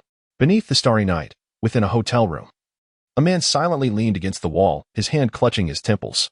"Humph. You dared to provoke my anger. Continue to do so, and I shall ruin you." Suqing clapped her hands and, in a splendid mood, returned to her room to rest. Suchin, veins bulging and enduring the pain, gritted his teeth and spoke, "System. Am I not invincible? Why then did my egg sustain injury? Is this not stating the obvious? That is the most vulnerable area for a man. Another such area is the waist. The issue is, Suqing is merely a soul emperor. She shouldn't be able to breach my defenses, right? Have you not considered the martial spirits of others? They are all of chaotic caliber. What relevance does that have to her penetrating my defenses? I am not entirely certain. Under normal circumstances, even a titled Douluo in this world might not be able to bypass your defenses. Perhaps Suqing is an exception. Very well, a woman like her, ungrateful, will remain unmarried for life." Suqing, a Chiao? Suchin was perplexed. He distinctly remembered that when he first met Suqing, she possessed no martial soul. Why? Then, did she suddenly have one now? System, why did Suqing lack a martial soul initially, only to possess one now? I'm not entirely certain. However, her arrival in this world must be related to the Child of Destiny. It is possible that her awakening of the martial soul is connected to Tang Shan. Otherwise, it would be inexplicable for her to awaken without reason. Is she an adversary or an ally? I noticed she didn't seem particularly cordial towards Tang Shan today. I cannot say for sure. Nevertheless, you should prioritize addressing your own issues. This esteemed lady is not someone I can provoke. Understood. Very well. Let us conclude our conversation here. I shall take my rest. Suchin reclined on the sofa, closed his eyes, and gradually drifted into slumber. At that moment, Suqing emerged wearing her nightgown, clutching a blanket in her hands. She promptly covered Suchin with it, thinking to herself, "This little rascal." Unable to voice his need for a blanket. "Host, do you believe he fears the cold? What? Are you opposing my decision?" "Absolutely not." Suqing helped Suchin tuck in the quilt, gently clapping her hands before returning to her room to rest. "System, I wonder if my subjects are well? Rest assured. Your territory is currently secure. Aside from minor disturbances from low-level demon beasts, everything else is in order. Then I can finally relax. If it comes to it, I shall return, for this place is ultimately not the world I am accustomed to." A night of silence ensued, until the early hours of dawn. Suchin opened his eyes and glanced at the quilt enveloping him, a look of bewilderment etched on his face. "System? What is this quilt doing here? Could it possibly be that cruel woman who covered me with it? Surely not. No way. You must be dreaming, System." Suqing emerged from the room and noticed Suchin shaking his head vigorously. She wore an expression of disdain and exclaimed, "Oh, Suchin, will you not get up? Are we not supposed to register at other academies today?" "Ah, yes, I understand now," he replied. Suchin also recalled that he was to visit another college today. "Which college do you think we should go to?" Suqing inquired of Suchin. "I am uncertain as well," he replied. "Suqi, so, what brings you all the way here? To join the academy? The thing is, there are so many academies, and you must want to join one too. We ought to find a reliable option. So what are your requirements?" "It depends on your thoughts. I have no particular preference. Otherwise, shall we part ways here? Shall we sever our ties?" Suchin gazed at Suqing with excitement. Suqing gazed sharply at Suchin. "What is it? Are you truly intending to abandon me?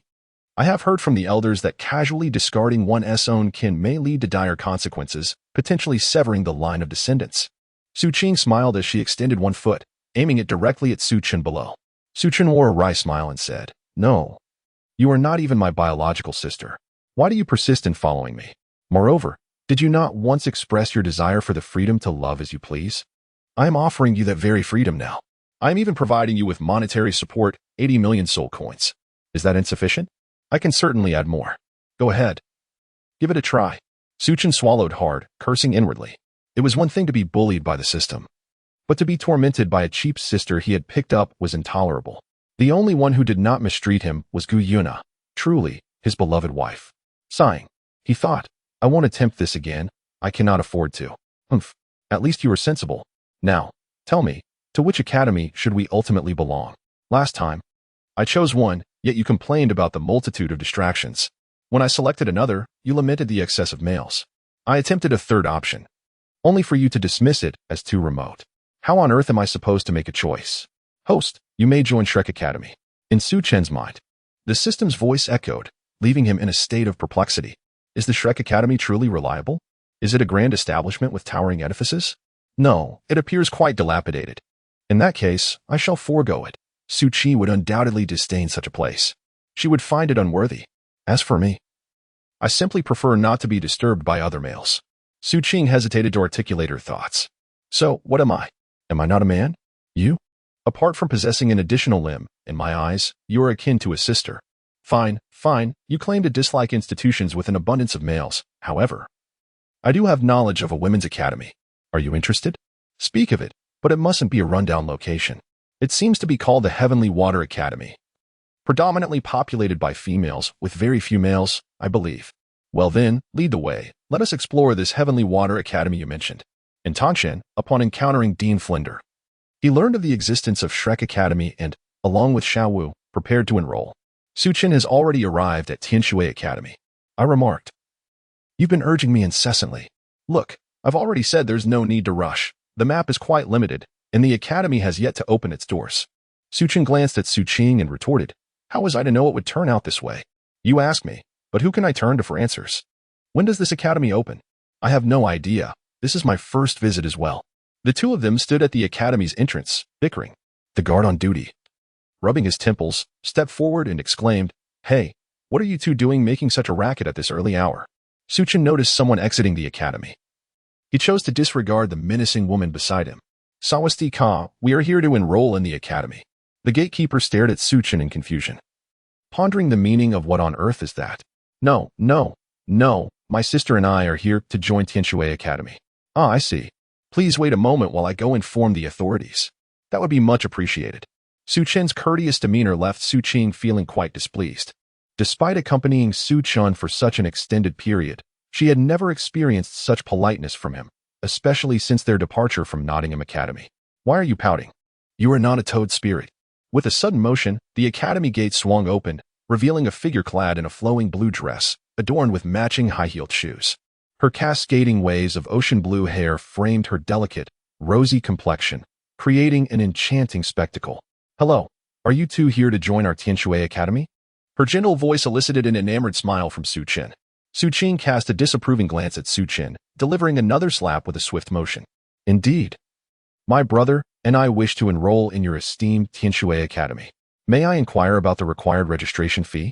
Looking at the playful banter between the two, Shui Binger offered a gentle smile. There is no need to rush regarding the registration fee.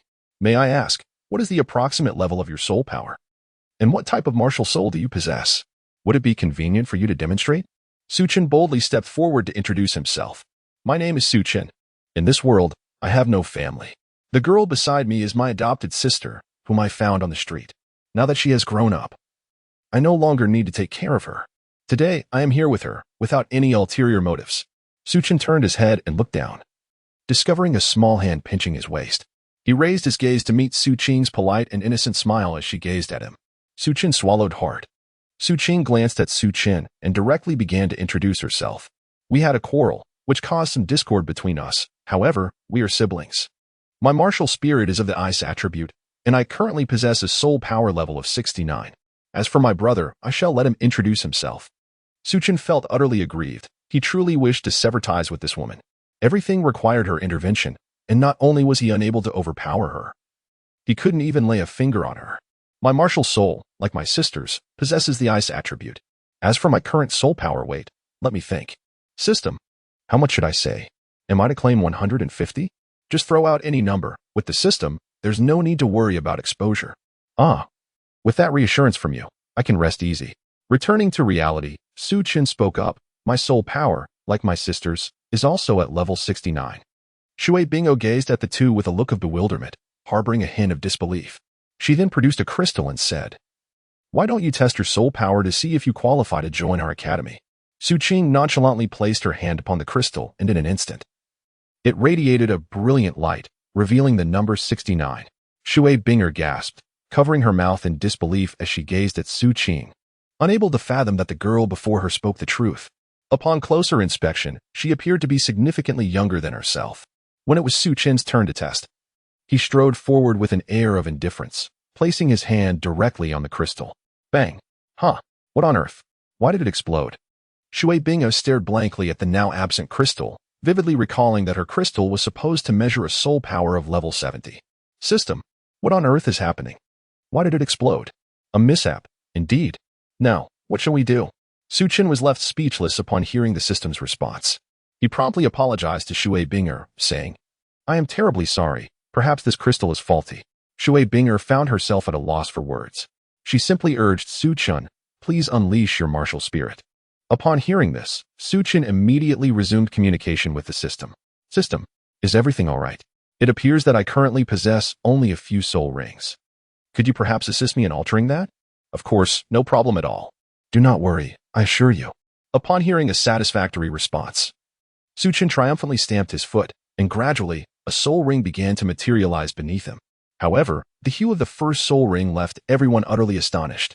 Su Qin gazed in astonishment at the soul ring beneath his feet, his mouth agape as he beheld a familiar shade of crimson. Shui Binger, taken aback, covered her mouth in shock, stammering, T10, 100,000 your soul ring. All those who passed by trembled in awe as they beheld Su Qin. Gradually, several soul rings emerged beneath his feet, each one a vivid red, only changing hue upon reaching the seventh soul ring. Su Qin let out a sigh of relief upon noticing that the seventh soul ring was white. Suddenly, he snapped back to reality and remarked to Shui Bingo that he was only at the 69th level, and now he possessed a seventh soul ring. Wasn't that a deception? Su Qing approached with a look of bewilderment, gazing at the soul ring beneath Su Qin's feet. Su Qin, why is your soul ring changing colors? She inquired, astonished. What on earth? It can change colors?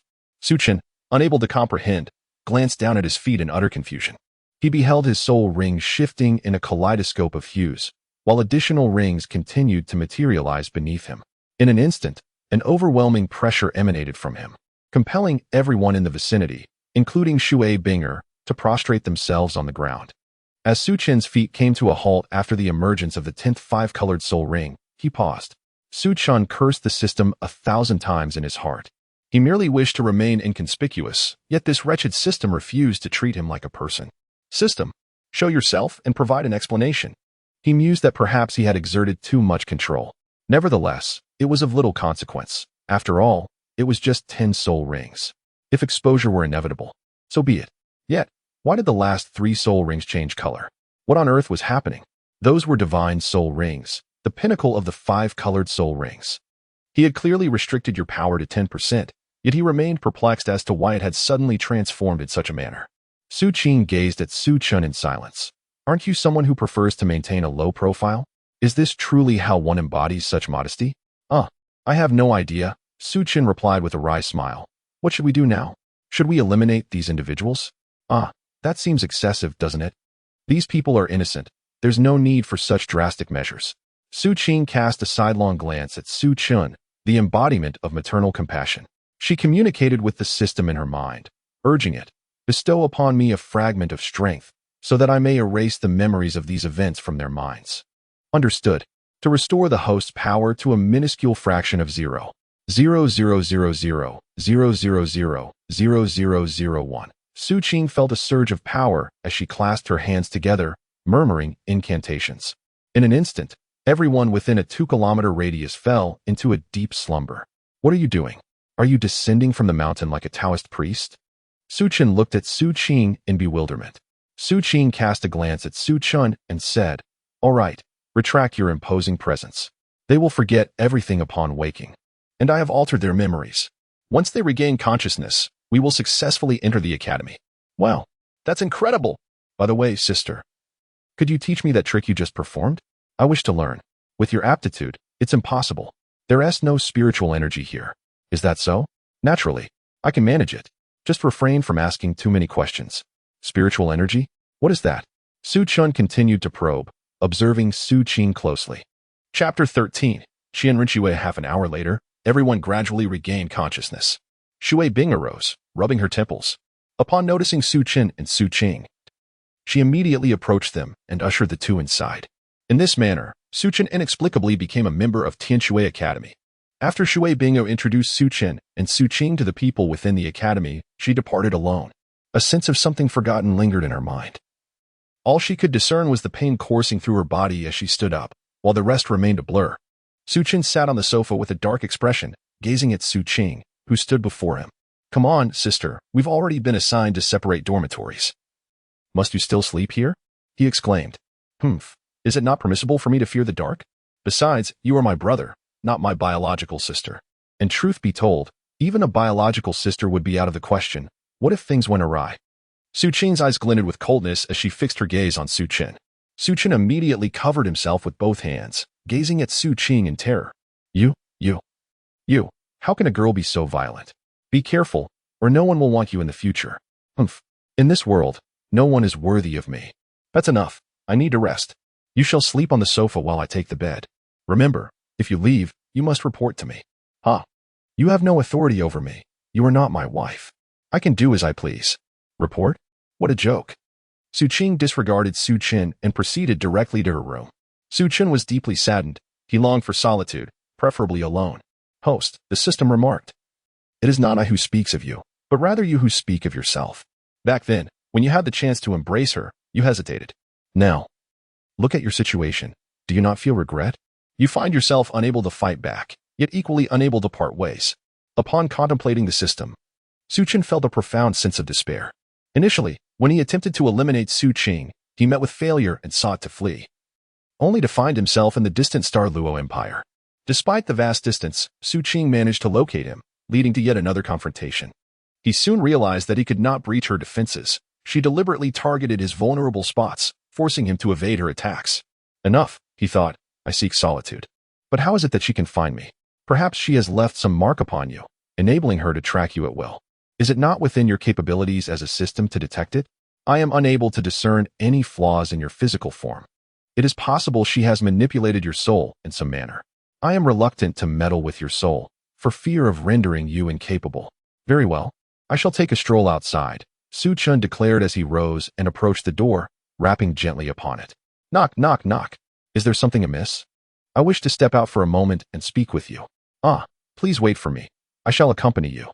Is it truly necessary for you to follow me? I merely intend to wander a bit." "Why would that be unacceptable?" "Of course not. I have encountered some difficulties." "What kind of difficulties?" "Do share. Perhaps I can assist you in resolving them." Su Chen gazed at Su Qing with a mischievous smile, stroking his chin as he pondered something. Suddenly, a spark of realization crossed his mind. "I feel unwell." "Unwell?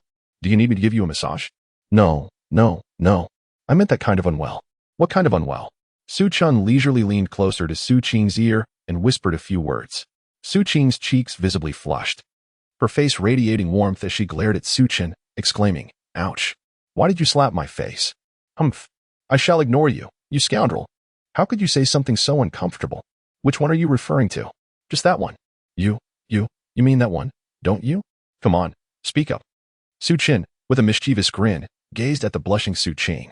"Never mind. I want to say anything further. Su Chen, I misjudged you. I never imagined you to be such a rogue, seeking out those kinds of establishments. No, come on, dear sister, I'm a man too. I have my own needs to relieve. Should I burden you with that? You are my sister. How could I possibly engage in such matters? Am I not right?" Su Qing, filled with indignation and embarrassment, turned away and went straight back to her room. Upon witnessing Su Qing's departure, Su Chen could no longer contain his disdain. "Humph. You chose to follow me, yet I cannot fathom your willingness to accompany me to such a place." Su Chen strutted out with an air of triumph. A smug expression plastered across his face. At long last, he had emerged victorious. Within the confines of the room, Su Qing sat on the bed, cursing under her breath. Indeed, a man is a man. It appears that all men of the world share this trait, being incorrigibly flirtatious. Su Chen soared into the sky and surveyed the surroundings. He sought a suitable spot to descend, then swept his hand across his face, instantly transforming his appearance into that of a dashing young gentleman. "Where is this place?" "Never mind, I shall inquire with someone." Su Chen inquired with a passerby and gained insight into his destination, currently situated within the territory of the Tiando Empire. Su Chen, wielding a folding fan in hand, waved it gently before his face to create a refreshing breeze. A boy approached him, their eyes meeting in a moment of connection. Suchin smiled at the boy, who responded with a courteous bow before taking his leave. Suchin gazed at the boy's retreating figure and chuckled softly. How amusing. He thought that he would don women's attire. He was indeed quite handsome, yet alas, he could not compare to my wife's beauty. Oh well. It is of no concern to me. Suchin was preparing to depart when the irritating system abruptly chimed in. Host. That is Qian Rinxue. Qian Rinxue? Who is Qian Rinxue? Have you forgotten? She is the daughter of Bibi Dong. Oh, quite impressive. No wonder she is so beautiful. I never anticipated she would be Bibi Dong's daughter. Go for it. You are the antagonist now, so give it your all. Indeed, I am the antagonist. But the issue is that she is also Bibi Dong's daughter. Why would I go against her? Are you foolish? I want you to conquer her. Don't I already have a wife? Besides, I have no desire to establish a harem. What would I do with so many wives? It's absurd. My friend. In the world of Douluo, having multiple wives is quite acceptable. You must adapt to local customs. You speak of multiple wives, but I am not interested. One Guyana is already overwhelming for me. However, those experiences are indeed addictive. Yet, if indulged excessively, they lose their allure. I believe you are simply incapable. You dare to say I am incapable? Let me tell you, provoking me will not work. In any case, sleeping with Qian Rinxue would be beneficial for you. What benefit would that bring me? Should I thank her for it? Though I am a man, I am not that desperate, you know. Discussing this with you is pointless. Let me show you a scene. Half an hour later, Suchin, initially appearing as a mere onlooker, gradually descended into a state of existential doubt. The system? Could it be that Qian Rinxue is indeed unwell? If Tang is her adversary, why does she still show leniency? In truth, she has not extended much mercy, yet. I remain perplexed as to why she harbors an affinity for the child of destiny. Are you suggesting that I should conquer her and subsequently confront Tang Shan, who will show no mercy and seek annihilation? Truly, a teachable spirit. I must apologize, but I respectfully decline. Her affections or lack thereof are of no consequence to me. While I am destined to join the spirit hall, my sole concern is ensuring its triumph. Her preference for the Tang surname bears no relevance to my interests. However, it may indeed prove beneficial for future endeavors. Hold on. Each time you mention a task, have you actually assigned me one? So much time has elapsed, and I have barely made 10% progress. Even if I were to return home, the family fortune has been bequeathed to my sister. Should that not suffice? My parents have taken the liberty of starting anew. Where, then, is my share? During this period, I have come to a realization, whether you assign me tasks or not. It matters little to me. I have come to terms with life's truths. My interest in joining the spirit hall is merely that, an interest. Henceforth, I shall tread my own path, unencumbered by the demands of others. The crux of the matter is, why are you inclined to act at Suchin's behest? Need I elaborate? When faced with insurmountable odds, what other choice remains? It is laughable that you boast of invincibility when you cannot even best a single woman. What recourse do I possess?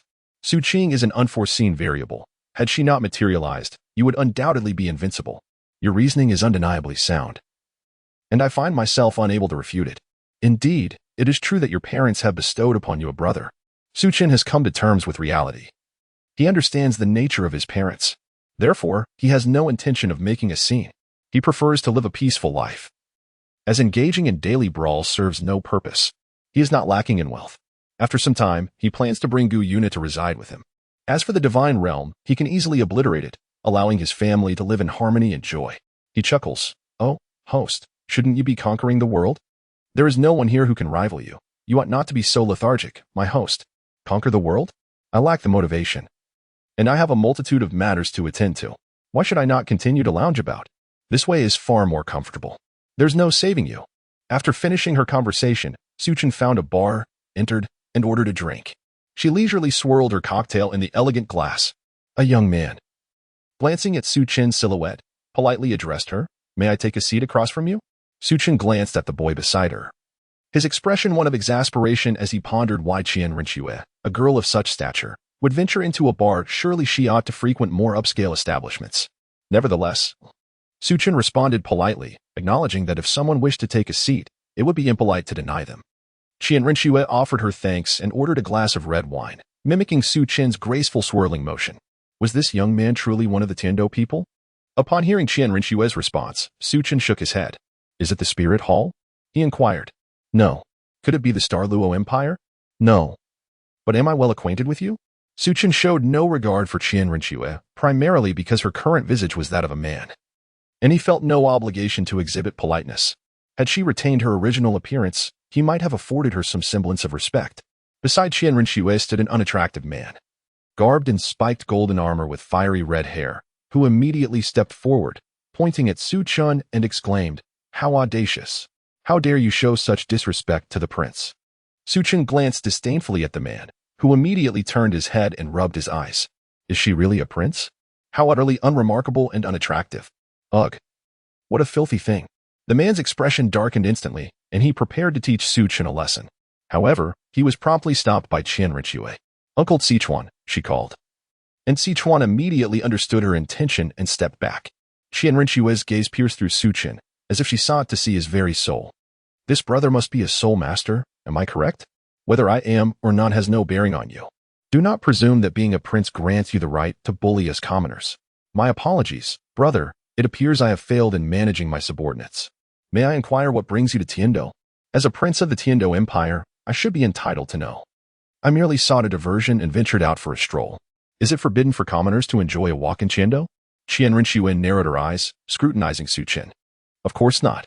However, as a commoner in such an upscale establishment, might I suspect you of being a spy? Su Chun gazed at Qian Rinxue with a furrowed brow, questioning her sanity. Is there something amiss in your mind? Is it not permissible for someone with wealth to frequent such establishments? Do you presume that the entirety of Douluo belongs solely to your Tiando? Qian Rinxue's expression darkened. She was unaccustomed to being addressed in such a manner. Had it not been for her recent perception of Su Chun's soul power, which she could not discern, she might have dismissed him outright. His earlier claim of being a soul master raised her suspicions. What if he were sent by that woman to surveil her? Thus, she opted to take her leave. Enjoy your drink, my friend. This wine may not grace your lips again.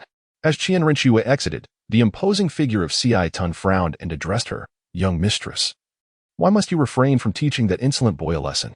Uncle Si Tun, did you perceive any soul power emanating from him? My subordinate could not detect any. He appears to be an ordinary individual.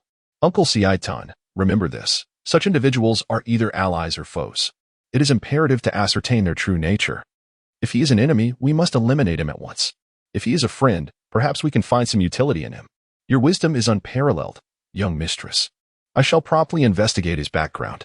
With a flash, Si Tun vanished from sight. Qian Rinxue turned to the man beside her, who spoke up, Uncle Xing Miao. I must trouble you to keep a close watch on this individual. I sense he is far from simple, possibly sent by that woman. But, young mistress, your safety, there are no buts. Do you not heed my words? At once, I shall comply. Qian Rinxue then ventured to a secluded area, where she immediately transformed into a girl. Her skin was as pale as snow, with a prominent nose and elongated, phoenix-like eyes. Her facial features bore a hint of sharpness, and upon her brow rested a small six-winged angel insignia. Her golden eyes sparkled like a tranquil spring, masking a formidable presence beneath. After ascending to godhood, Qian Rinxue's appearance had rejuvenated, making her appear merely 18, with a more voluptuous figure. Her large eyes, reminiscent of black pearls, gleamed brightly, and her lips curved slightly, complemented by a petite, straight nose. She donned a flowing golden palace gown, intricately woven with gold threads, devoid of excessive embellishments, exuding an air of ancient elegance. The golden collar adorned her slender, snow-white neck, while her long golden hair cascaded carelessly down her back, unkempt yet enchanting. How intriguing! I hope you can surprise me. Qian Rinxue mused as she glanced back at the bar and departed with a light, ethereal gait. Su Chun smiled faintly, having clearly heard what Qian Rinxue had just said. He handed some money to the bar owner, then, in a swift motion, vanished from sight, leaving the spear-wielding onlooker in a state of confusion. Chapter 14. Yin and Yang dispersed as Qian Rinxue walked alone along the path. A lecherous man clad in a purple jacket, with two protruding front teeth, approached her with a lascivious glint in his eyes. Qian Rinxue, fully aware of her surroundings, remained confident in her beauty, knowing it would inevitably attract some attention. Hey there. Little sister, where are you headed? The man leered, placing a hand on her shoulder. In response, Qian Rinxue's eyes blazed with fury as she glared at him. Remove your hand at once. Su Chan observed the scene with great interest, sensing that Qian Rinxue might very well eliminate the lecherous man, for his existence was a mere waste of resources. Yet, the lecherous man remained undeterred, tracing a finger along Qian Rinxue's shoulder. He leered, Little sister, let Big Brother take you to a fun place, shall we? Just as Qian Rinxue prepared to retaliate, the serpent spear surged forward, seizing the lecherous man's throat and lifting him high. "Young master, how shall we deal with this individual?" The serpent spear, with a dismissive wave, replied, "Never mind. I have other matters to attend to." He then hurled the lecherous man to the ground, rendering him unconscious. Su Chen observed the unfolding scene and found the girl, Qian Rinxue, quite intriguing. Typically, one would expect to exact some form of retribution upon such a sleazy individual, if not to eliminate him entirely. At the very least to deliver a sound thrashing. Yet, astonishingly, Qian Rinxue chose to let him go. Frowning at the serpent spear, she inquired, "Did I not instruct you to follow that individual? Why have you come here?" The serpent spear, drenched in cold sweat, immediately began to explain, "My lord, I have failed in my duty and lost track of him. With your prowess, how could you possibly lose him?" She retorted, "Uncle Serpent Spear, if I recall correctly, you are a level 93 title Douluo, are you not?" "Indeed, my lord, but that individual possesses extraordinary speed. I was utterly unaware of how he vanished." The serpent spear replied. Upon hearing this, Qian Rinxue's lips curled into a smirk. How fascinating. Might it be a result of his martial soul? If he were to join my ranks, his remarkable swiftness could significantly aid my endeavors, particularly in investigations. My lord is truly wise. Clap, clap, clap. Upon hearing the sound of applause, Qian Rinxue instantly became alert, scanning her surroundings. Who goes there? To her surprise, she discovered that the voice belonged to the unfamiliar man she had encountered at the bar. "Ah, it is you. I presume you overheard my earlier remarks. What do you think? Would you consider joining the Spirit Hall? However, you must adhere strictly to my commands. Should you agree to join, a life of luxury and splendor shall undoubtedly await you." Su Chen glanced at the nearby serpent spear, and Qian Rinxue immediately understood. She cast a glance at the serpent spear, which was about to refuse but hesitated as Qian Rinxue's expression shifted. With a resigned flash, he positioned himself protectively around them. "Why didn't you just eliminate that lecherous man earlier? He certainly took advantage of you. Such a minor nuisance hardly warrants my intervention. I feared it would sully my hands. By the way, have you given any thought to my proposal? What am I supposed to consider? I could join you, but my sister would never agree. If you can resolve the situation with her, I will naturally align with you." "Why does your sister refuse?" "How should I know? Moreover, let me tell you, my sister is quite formidable. On several occasions, I came perilously close to suffering serious injury at her hands. My lychee has earned her my forgiveness." In the sky, a furious Su Qing observed the unfolding scene, her veins bulging with indignation. All right. You claim to prefer beautiful girls, and I find this one quite suitable for you. Just wait until I tell you how fierce I can be." A delicate pink aura emanated from Su Qing's fingertip, drifting toward Qian Rinxue. The Yin Yang powder. If a woman refrains from carnal endeavors, she shall meet a tragic demise. Su Chen, I am intrigued to see how you will proceed next. Here I am, a celestial being before you, yet you remain utterly indifferent, gallivanting with such base individuals. Host, is this not excessively outrageous? That concoction you unleashed is rather potent. What if silence? I do not require your admonishments. I am fully aware. I merely observed my dear brother's proclivity for women and sought to provide him with some excitement. However, enough. I am weary. I shall return to rest. As a strand of pink essence entered Qian Rinxue's forehead, her golden pupils gradually took on a rosy hue. She shook her head, gazing at Su Chen's figure, slowly succumbing to a daze.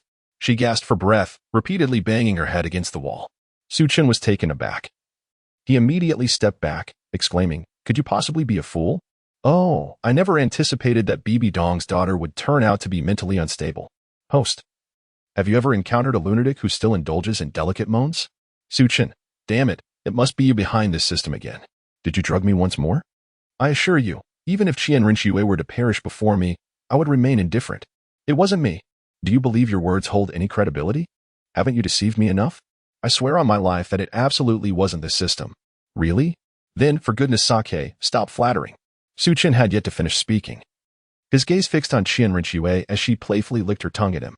Dog system, are you just going to watch? He lamented. I wish I could intervene. But it seems Qian Rinxue has fallen victim to the Yin Yang powder from the Infinite Box world. This substance is highly toxic, found only in realms of cultivation. And there is no antidote. The only remedy lies in the union of Yin and Yang, which is necessary to quell the fire raging within her. Are you suggesting that this is the work of Su Qing? Yet, I cannot perceive her presence with my spiritual awareness. I have seen her. Why did you not mention this sooner? I feared you would scold me. What should we do then? Qian Rinxue is innocent in this matter. It seems utterly unjust. Must I truly take such drastic measures with her? What other options exist? That cannot be the solution. I could summon that spear-wielding fellow to engage with her, and it would yield the same outcome, would it not? Host, are you truly that foolish? If that spear-wielder were to engage in such acts, Qian Rinxue's grandfather would undoubtedly have it dealt with. What do you propose then? Perhaps the system should take action? Do not remain silent. For heaven's sake, please do not tear my clothing. Qian Rinxue, in a state of urgency, was breathlessly tugging at Su Qin's garments. Su Qin, akin to a clandestine affair, cast furtive glances around and, finding no one in sight, promptly executed a princess carry, transporting himself to an unoccupied chamber. With an exasperated huff, he unceremoniously deposited Qian Rinxue onto the bed. Turning to close the door, he was confronted by a portly man, who tremulously pointed at Su Qin, exclaiming, "Who are you? And why are you in my room?" Without hesitation, Su Qin performed a swift movement, appearing before the man and delivering a resounding slap that sent him reeling. Stars dancing before his eyes as he succumbed to unconsciousness. "It's so hot. I'm so hot." Qian Rinxue lamented, writhing on the bed. Su Qin felt a profound sense of despair. He was indeed fond of women, yet he was not one to indulge in infidelity. The crux of the matter lay in his connection to the situation. After all, Su Qin was merely a sister he had chosen for himself, lacking any blood ties. Yet they had developed a bond over the course of their time together. Had this girl possibly succumbed to jealousy? Swiftly, Su Qin dismissed this notion. Qian Rinxue was relentlessly wailing in torment within the confines of her room. Su Qin felt a swarm of ants crawling within him. System. How much time is left for Qian Rinxue? I just scanned. She has approximately 5 minutes remaining. What? Given her exceptional talents in this realm, how can she not endure longer? It's obvious. From the very beginning, I suppressed her. Unlike other systems, if I bind you to this world, I cannot exceed the capabilities of the previous realm by much. This is because I must relinquish a portion of my strength to the higher powers. Your martial soul, including the likes of the Emperor of the Wasteland, is merely what I acquired in the last world, as well as the martial souls you chose. It cannot surpass this universe too significantly. Making you the strongest is indeed easy, but the issue lies in the presence of that old woman, Su Qin. What use are you to me? If I possessed my full power, during the era of the Great Wasteland, I could easily suppress such forces. However, I currently hold only 5% of my strength. What am I to do? Is there truly no way out? There is. Then speak swiftly. Simply put her to sleep. And that would resolve the issue. The medicine wielded by that old woman, Su Qin, is far too domineering. For someone like Qian Rinxue, a being from a world of mere floor tiles, to have held on this long without her body exploding is already remarkable. Su Qin glanced awkwardly at the door of the room. What a predicament. If it were not for my inability to intervene, I would have dashed in immediately. For heaven's sake, my dear wife, I am merely trying to save someone.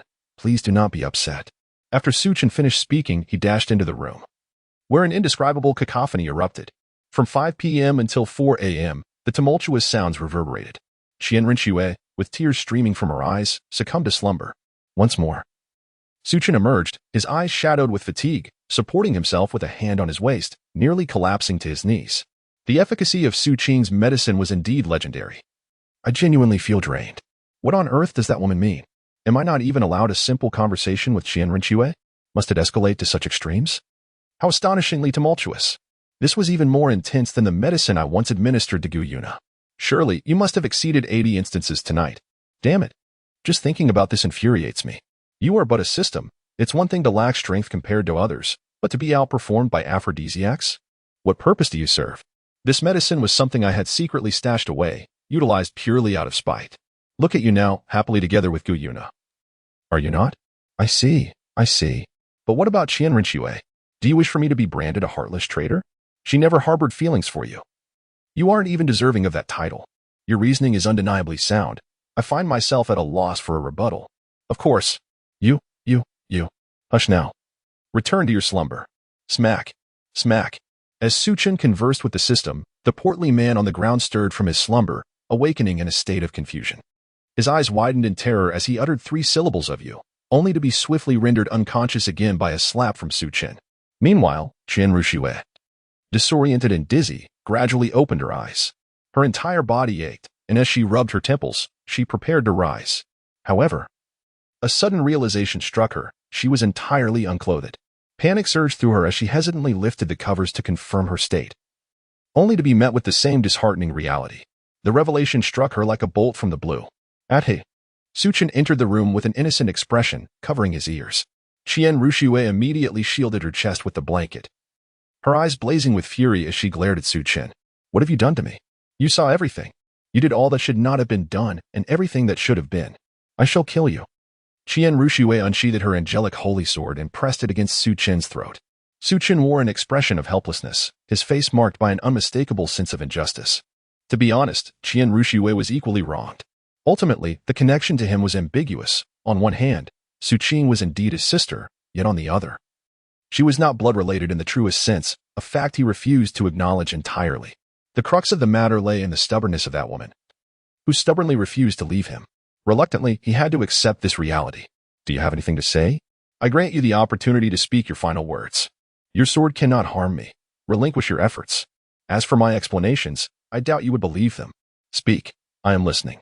But if you dare to utter any nonsense, I will not hesitate to slit your throat. Suchin looked at Qian Ruxue with a bitter smile. This is the mess my sister created. What kind of drug did she give you? If I hadn't acted as I did, you would have perished. I truly had no choice. Initially, I had no intention of saving you, but it was unfair that you were suddenly dragged into this situation, leading to such dire consequences. I feel guilty. Have you finished? Then go die. Qian Ruxue coldly slashed at Suchin's neck, yet the scene she envisioned did not unfold. I told you, you cannot harm me. Give up. You should focus on recovering your health, he replied. The sword in Qian Ruxue's hand trembled and fell to the ground as tears streamed down her face. She sat on the bed, utterly broken, contemplating death. She was at a loss for how to explain everything to her grandfather, who had high hopes for her.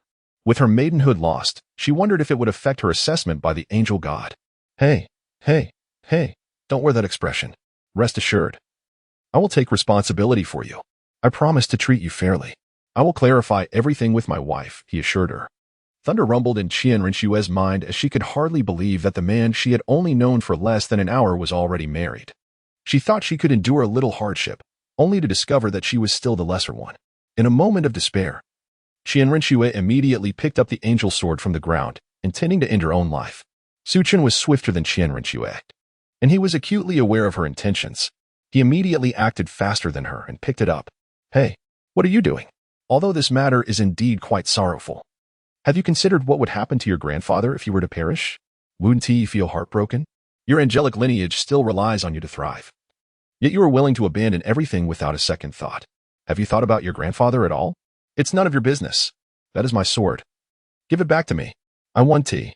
Go ahead, bite me. You. Fine. Just wait. I will make you regret this, you beast. Woo. Crack. A sharp sound echoed, and Qian Ruxue, feeling wronged, sat back down on the bed. Chapter 15.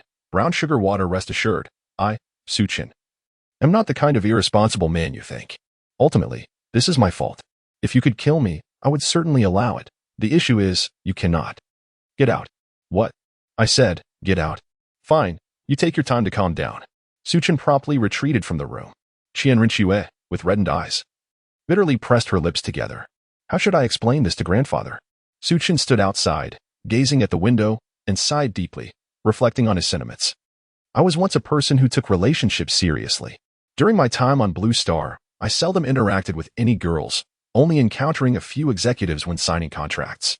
Little did I expect that upon arriving in this world, I would undergo a complete transformation, to the point where I scarcely recognized myself. People inevitably change, some become fickle, while others possess a kind heart. Yet, ultimately, this world is populated by more villains than virtuous souls. Human nature is simply thus. Host. Although you may wish for the common folk to be spared from persecution, the majority of them are driven by selfishness, which I believe is not worth saving. Indeed, system, your words hold truth. However, my father once advised me to conduct business diligently and to steer clear of illegal activities. He emphasized that, despite being a city dweller, one must never forget their roots, for the rural populace are the lifeblood of city dwellers. Without them, there would be no sustenance for city folk. Our ancestors, those who defended our homeland, were also from the countryside, just as my forebears were.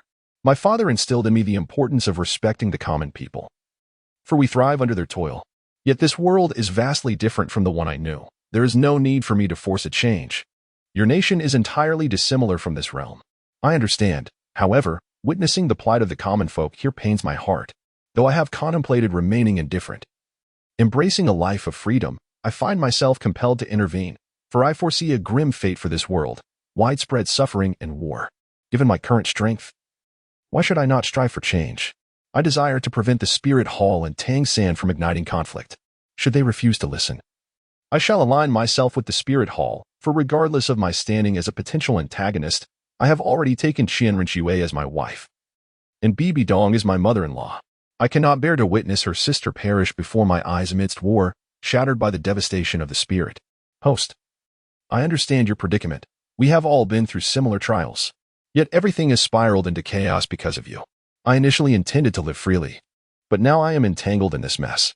Tang San is merely a novice. I wish to eliminate him directly, yet you prohibit me. I am no longer returning to Blue Star, and your system remains restrictive. What is your intention? If I resolve the issue with Tang San, all these trivial matters would vanish. Alas, host, I too harbor no desire for this. It is the directive from above. If you eliminate Tang San now, the leaders will reshape this world, and you may even lose your power. For now, we must wait for Tang San to ascend to divinity. And only then can you strike him down. Is your leader not suffering from some ailment? Why delay resolution until it becomes a troublesome issue later? I do not know. How could I? Besides, host, I have already been more than accommodating. I have granted you power. You now stand as the pinnacle of this world. I have provided you with wealth. What more do you desire? What more can I do? The emergence of Su Qingdong is beyond my control. She is not subject to the whims of fate, and even my leader would not dare provoke her. I find it perplexing in a world governed by mundane concerns. Why does such a formidable woman appear? I could even accept the arrival of a Blue Star traveler. Are you Su Qin? A voice, reminiscent of an elegant goddess, echoed from behind him, belonging to Qian Rinxue. Su Qin felt a tightening in his breath, his neck stiff as he turned to gaze at Qian Rinxue. When did you arrive behind me? What did you just say about resolving something with Tang before appearing behind me? Oh, is that so? Well, that's a relief. Are you feeling better now? Much better. How about you accompany me to the Spirit Hall later? Ah, can I decline? Why? Today, you have taken possession of my body. So I naturally must inform my grandfather. Whether he chooses to harm you is of no concern to me, as this is all your retribution. Cough, cough, cough. What did you say? Your grandfather would kill me? You frightened me. I thought you were seeking your mother. If it were her, I truly could not explain myself. But if it's your grandfather, I shall make things clear. Since I have done those things to you, I must take responsibility. Upon hearing Su Qin's response, Qian Rinxue regarded him with newfound respect. Can you elucidate the matter concerning your sister? Why has she treated me in such a manner? After all, we are not well acquainted. Su Qin awkwardly explained step by step, merely omitting his identity as a time traveler. Upon hearing this, Qian Rinxue looked at Su Qin with a peculiar expression. Please don't look at me like that. I don't want this either. I am not the kind of fickle man you think I am. Are you implying that your sister is someone you picked up? And after she awakened her martial soul, she has continuously bullied you? Today, for some unknown reason, she drugged me? Yes, precisely. Is it possible that your sister has feelings for you? Otherwise, why would she target me without reason? Impossible. How could I possibly have feelings for her? That woman is so fierce. I even contemplate severing ties with her completely. Then just sever those ties. And what about the situation with your wife? Why not bring her to the Martial Soul Hall? No, no, no. Let it be. She prefers solitude. Upon hearing Qian Rinxue's words, Su Qin immediately grew anxious and waved his hand, instructing Gu Yuna to proceed to the Spirit Hall. Had she lost her mind? You may go if you wish. By the way, why can I not discern your true strength? Of course, you cannot perceive it. My martial spirit is rather peculiar. It allows me to conceal my cultivation. In truth, I am merely a soul sage. You do not look down upon me, do you? Qian Rinxue, upon hearing Su Qin's response, displayed a look of disdain.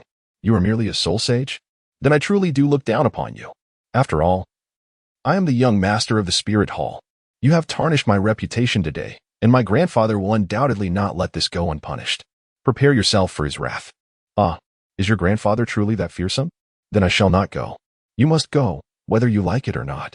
Remember, if you refuse, you will be considered an enemy of the Spirit Hall. Await the pursuit of the Spirit Hall. Let us see how a mere soul sage like you can evade them. Goodness, I never imagined a young girl like you could be so ruthless. You speak as if I am taking advantage of you. Hurry. We must go to the Spirit Hall at once. No? Isn't that a bit hasty? Why waste time with such trivialities? We must go now. Can you even walk? Your gait appears rather peculiar. With a slight limp, Qian Rinxue approached Su Qin and, upon reaching him, delivered a resounding slap. On Su Qin's face was the imprint of a slap, his expression one of bewilderment. Why did you strike me? I don't believe I have provoked you in any way. I merely observed that you seemed unwell. Qian Ruoshui cast a sidelong glance at Su Qin. Trembling slightly as she retreated to her room and settled onto the bed, Su Qin pondered for a moment, then waved his hand across his face, transforming back into his original appearance. He opened the door and stepped out. Qian Rinxue turned her head in confusion and glanced at Su Qin. After taking a good look, she was taken aback. Who are you? TSK. You don't even recognize your own husband? You are Su Qin? You can change your appearance? Is this the ability of your soul bone? Of course. Impressive, isn't it? Humph. I can change too. However, Schwer, I am curious about one thing. Shut up. Do not call me Schwer. All right. What is it? When I first met you, you were a man. I am curious about how you managed to become a man. How did you resolve that? Which one?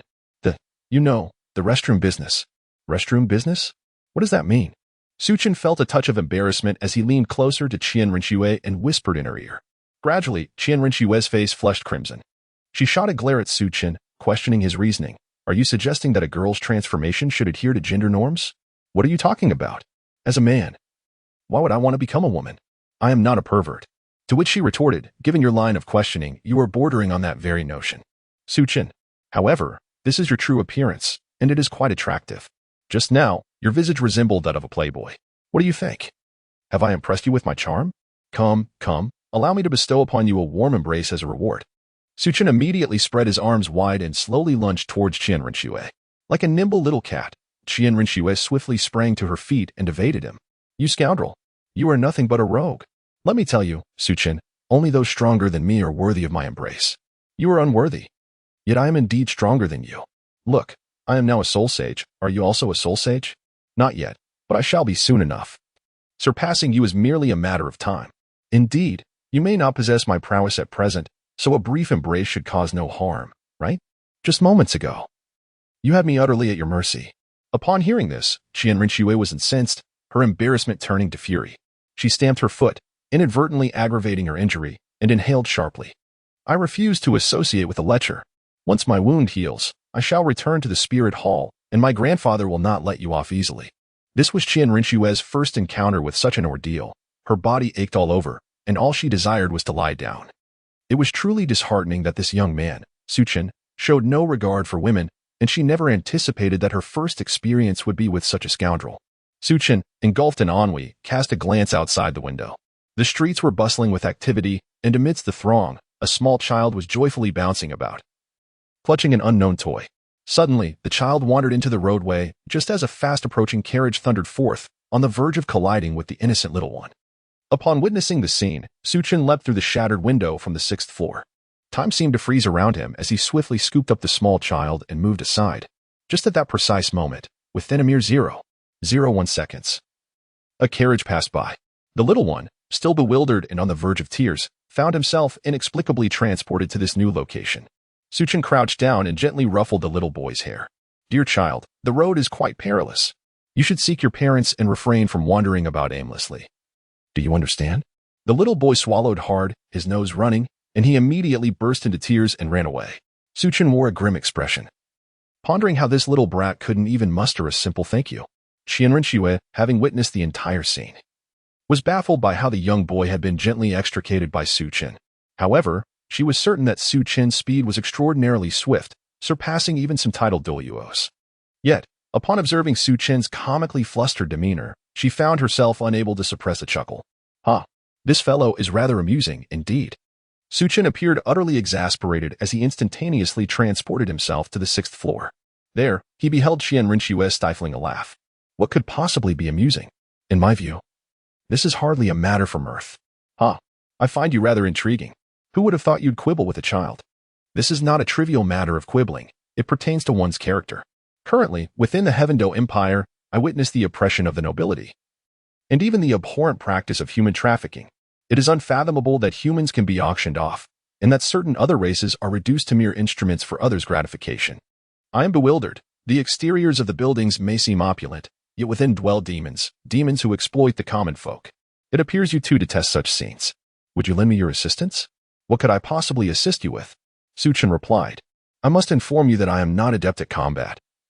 I am merely a soul master who specializes in speed, devoid of any offensive capabilities. Who mentioned fighting? I merely wish for you to investigate Avalanche. I suspect this individual is deliberately masquerading as a debauched scion. I shall not assist you. Suchin resolutely shook his head. This is a matter between nations. And regardless of the outcome, all that is necessary is to ensure that the spirit hall remains intact. What? You dare to refuse me? You, who just occupied my space. Now have the audacity to decline my request. You scoundrel. Suchin found a seat and settled down, gazing at Qianrenxue. I will take responsibility for you. But that does not imply that I am your servant. I can protect you. But it does not mean you can arbitrarily assign me to partake in matters of national warfare. I am well aware of what your masquerade as the Crown Prince entails. But consider this. Does the Spirit Hall's quest for dominance over the continent not wear you out? I must fulfill this mission. Does that woman not look down upon me? I must prove myself. Prove what? She retorted. She is your mother, and that fact cannot be altered. She is not my mother. I have no such mother. She is merely my sister. Then how were you born? The blood flowing through your veins comes from her body. This fact remains immutable across past, present, and future. Stop talking. I do not wish to hear it. I do not want to listen. Qianrenxue covered her ears and shook her head incessantly. Her expression a blend of confusion and despair. All right. I shall say no more. Does it still hurt? If it does, it no longer hurts. We can set off now. Qianrenxue immediately hid away to wipe her tears, standing up abruptly, only to once again feel the searing pain of her wound. Did you not claim it did not hurt? You're already gasping for breath. Fine. You are not to go anywhere today. I shall take care of you. Suchin approached directly, effortlessly lifting Qianrenxue in a princess carry and gently placing her upon the bed. Suchin rose from his seat, preparing to exit the room. Although he lacked an understanding of the female body's circumstances, he was aware that girls typically experience certain discomforts for several days. The first remedy they often seek is warm brown sugar water. System? Chapter 16, The Destruction of Douluo. What are you doing? Quickly conjure a cup of hot brown sugar water for me. You know, I'm not your maid. Why must I, the system, handle everything? You fail to complete your tasks and then complain endlessly. Honestly, hurry up. Spare me the chatter. If I knew how to make brown sugar water, I wouldn't need you at all. I was perfectly fine in my own world. Why must I exert additional effort to contemplate something as trivial as brown sugar water? Sigh. The system, in a huff, ceased its responses, choosing to ignore the host's demands. Suchin gazed at the crimson brown sugar water in his hands, curiosity piqued. He brought it to his lips and took a small sip. The flavor was surprisingly delightful. Suchin wished to continue drinking. But suddenly he recalled that there was still the matter of caring for Qianrenxue. He decided to prepare some brown sugar water for her. Although uncertain of its efficacy, he felt it was worth a try, especially for its beauty-enhancing properties. Qianrenxue, upon seeing the brown sugar water that Suchin presented, was instantly filled with curiosity. What exactly is this brown sugar water? You haven't concocted some peculiar poison for me, have you? The color appears rather strange. Upon hearing Qianrenxue's words, Suchin glanced at the brown sugar water.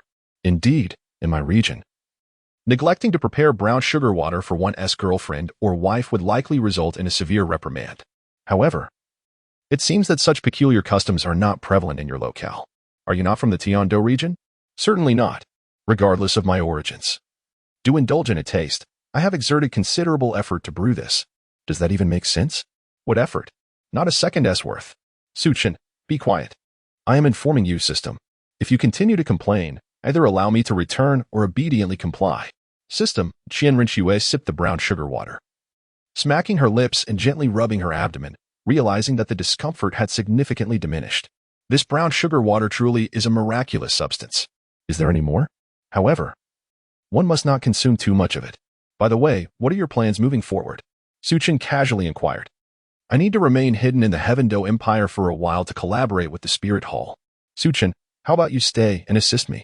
Qianrenxue gazed intently at Suchin, unable to fathom why he, having occupied her body, was unwilling to remain and aid her. I apologize, but I am merely a student at present, and I have other matters to attend to. Suchin indeed wished to assist Qianrenxue. Possessing another's body would render them his own. It would be remiss not to offer help. However, the issue lay with that old woman, Suqing. If he chose not to intervene, she would inevitably seek trouble later on. He had mistakenly believed her to be a person of virtue. But she was merely a heartless wretch. You may leave. Let us act as if we have never met. Really? Naturally, I, Qianrenxue, am true to my word. Were you not intent on killing me? You. If it were not for my inability to end your life, would you still be standing here conversing with me? Enough. Rest assured, I, Suchin, do not claim to be perfect, yet I shall not forsake you. With that, after a brief pause, Qianrenxue departed. And Suchin returned to Tianshui Academy, where he found Su Qing seated on the sofa, wearing an expression of displeasure. Suchin did not show any courtesy to Su Qing this time. He furrowed his brows and spoke. Su Qing, what do you mean by this? Don't presume that I am unaware. Do you not think that what just transpired was utterly excessive? Su Qing merely smiled. What is it? Don't you men all enjoy flirting with flowers and willows? As your sister, Su Qin, isn't it only natural for me to assist you? You. How unreasonable. Never mind. I shall take my leave to rest. I hope this is the last time. Otherwise, do not blame me for being impolite. Oh, how impolite could that be? I am so frightened. Why don't you come at me? Su Qing extended a finger towards Su Qin, playfully beckoning him while regarding him with a teasing gaze. Su Qin gritted his teeth and clenched his fists, his eyes blazing as he gazed at Su Qing. Why are you doing this? Are you not aware that I am married? Your actions will only render me a scoundrel. What benefit do you gain from this? Nothing much. I merely find it amusing. Indeed, the words of Yao Qi ring true. Men are inherently fickle. You Qi? I might as well be Guanyin Bodhisattva. Am I the one who is unfaithful? Please. Aren't you the one who instigated this turmoil? ISNT at your infidelity? You could very well choose not to rescue that girl, in the end. You simply cannot restrain your desires. Well, how eloquently you speak, rendering me speechless. Yes, that shall suffice. I am weary now, and shall retire. With that, the icy roar of 10 colossal ice dragons surged forth, crashing towards Su Qing, shattering the surrounding space. Su Qing turned her back to Su Qin's assault, stifling a yawn as she waved her hand. In an instant, the ice dragon dissipated into nothingness, with a gaze filled with lethal intent. She fixed her eyes on Su Qin. Do you truly believe I wouldn't kill you? Then come at me. I have had enough. I can roam freely on my own. Why must I heed your commands? We are both well aware of each other's secrets. We are both outsiders. Why should I become a servant while you assume the role of master? Today, I, Su Qin, have reached my limit. I am stronger than you. Strength reigns supreme. You, worthless wretch, should consider it a privilege that I allow you to serve me. Ha ha ha, very well. Today, we part ways. You shall tread your own path while I traverse my solitary bridge. Seek your demise. In an instant, Su Qing's hair visibly transformed to a brilliant white, her ethereal blue gown billowing around her. A universe enveloped her, and the surrounding laws caused the entire Douluo world to tremble in response. Su Qin felt an overwhelming pressure that rendered him breathless, causing him to kneel immediately. Indeed, you are able to withstand my might. It seems you have concealed your true strength as well. A trickle of crimson flowed from Su Qin's lips. Since you have made your move, let us engage in battle. Today, it shall be either your demise or mine. Su Qin transformed into a spear of lightning, enveloped by crackling electricity, and charged towards Su Qing with ferocity. In an instant, the surrounding buildings within a few kilometers were cleaved in two, resulting in devastating casualties. Su Qing, with an impassive expression, extended a solitary finger, effortlessly parrying Su Qin's assault. Su Qin instantaneously teleported behind Su Qing and executed a swift strike. The aura surrounding Su Qing emanated waves of energy, thwarting Su Qin's attempt at a devastating strike. Su Qin was taken aback, immediately leaping back a few steps, and he fixed a serious gaze upon Su Qing.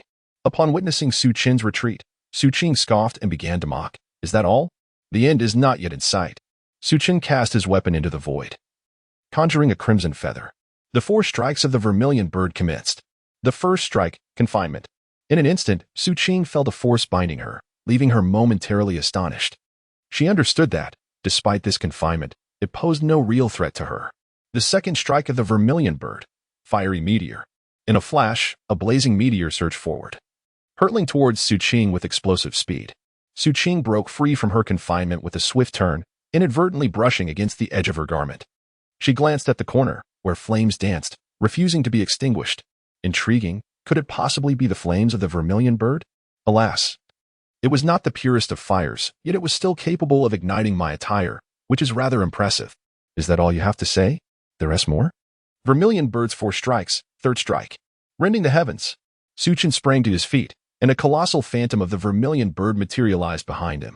The apparition emitted a piercing roar, unleashing flames that rent the fabric of space itself. How intriguing. Since you have shown me such courtesy, I must reciprocate, he declared. Primordial Golden Dipper. Activate. In an instant, a cascade of violet petals blossomed beneath Su Qing's feet, swirling gracefully around her. Unfazed by Su Qing's inferno, she boldly consumed the flames in a heartbeat. Su Qing gasped in astonishment, utterly taken aback. What on earth? Are you cheating? You possess such a treasure as well? Do you think you are a celestial being? Su Qing pointed at the sky where Su Qing lingered, cursing under his breath. Su Qing stared in astonishment at Su Qing, her hand resting thoughtfully on her chin. Do you know Yun Xiao? She and I are good sisters, yet I have never heard her mention you. Oh, you are good sisters? I happen to be the younger brother of Niwa. You even know the esteemed Niwa? It seems your identity is rather extraordinary. Su Qing's expression remained impassive, yet internally he was cursing in disbelief. He had never anticipated that Su Qing would possess such immense influence. Wasn't Niwa a figure from the primordial era? He fervently hoped she wasn't a mythological entity, for that would spell disaster. Since you have uncovered my secret, I shall not deceive you any longer. In truth, Niwa is my sister. For reasons unknown, I suddenly found myself traversing into this unfamiliar realm, only to discover today that I am among kin. Ha ha ha, it is all a misunderstanding, merely a misunderstanding. Su Qing expressed that he could not win, so he decided to let this troublesome woman have her way for the time being. Su Qing displayed a gentle smile. Su Qing, oh Su Qing, you possess merely a trace of the law. How can you expect me to trust you? That is due to my grave injuries, which have caused my power to diminish. Then why are you so feeble? You cannot even breach my defenses. What? You are being utterly insulting. Come. If you have the capability, descend here, and I shall show you what it means to break through defenses. Observe whether I am capable or not. Su Qing could no longer tolerate it. Was this not an affront to his dignity? After all, he was once the pinnacle of the Douluo world. Though he may no longer hold that title, he was still a formidable presence.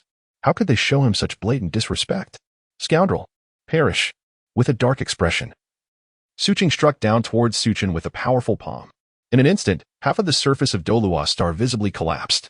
Su Qing was taken aback. Was this woman intent on bringing ruin to this place? Hey, this is rather excessive, don't you think? While I understand the nature of conflict, must you resort to annihilating everything in sight? Although it was never my intention to obliterate this realm, if even a single blow from me cannot withstand it, perhaps its destruction is inevitable. Su Qing naturally arrived in this world to fulfill her system's mission. To her surprise, she discovered that there was not even a trace of the law's aura, nor a whisper of spiritual energy, in such a feeble realm. The strength acquired upon completing her task seemed utterly inconsequential. How infuriating. Damn it, I shall fight you to the bitter end. I have come here, and I shall not back down. Su Qing immediately activated the system, commanding, System, unleash all my capabilities. Acknowledged. Su Qing stepped into the void, and in an instant, an overwhelming aura erupted from his being, shattering countless stars. The Douluo world could no longer endure, bursting apart like a balloon. Su Qing, oh my dear wife. Su Qing looked at Su Qing with an expression of utter disbelief.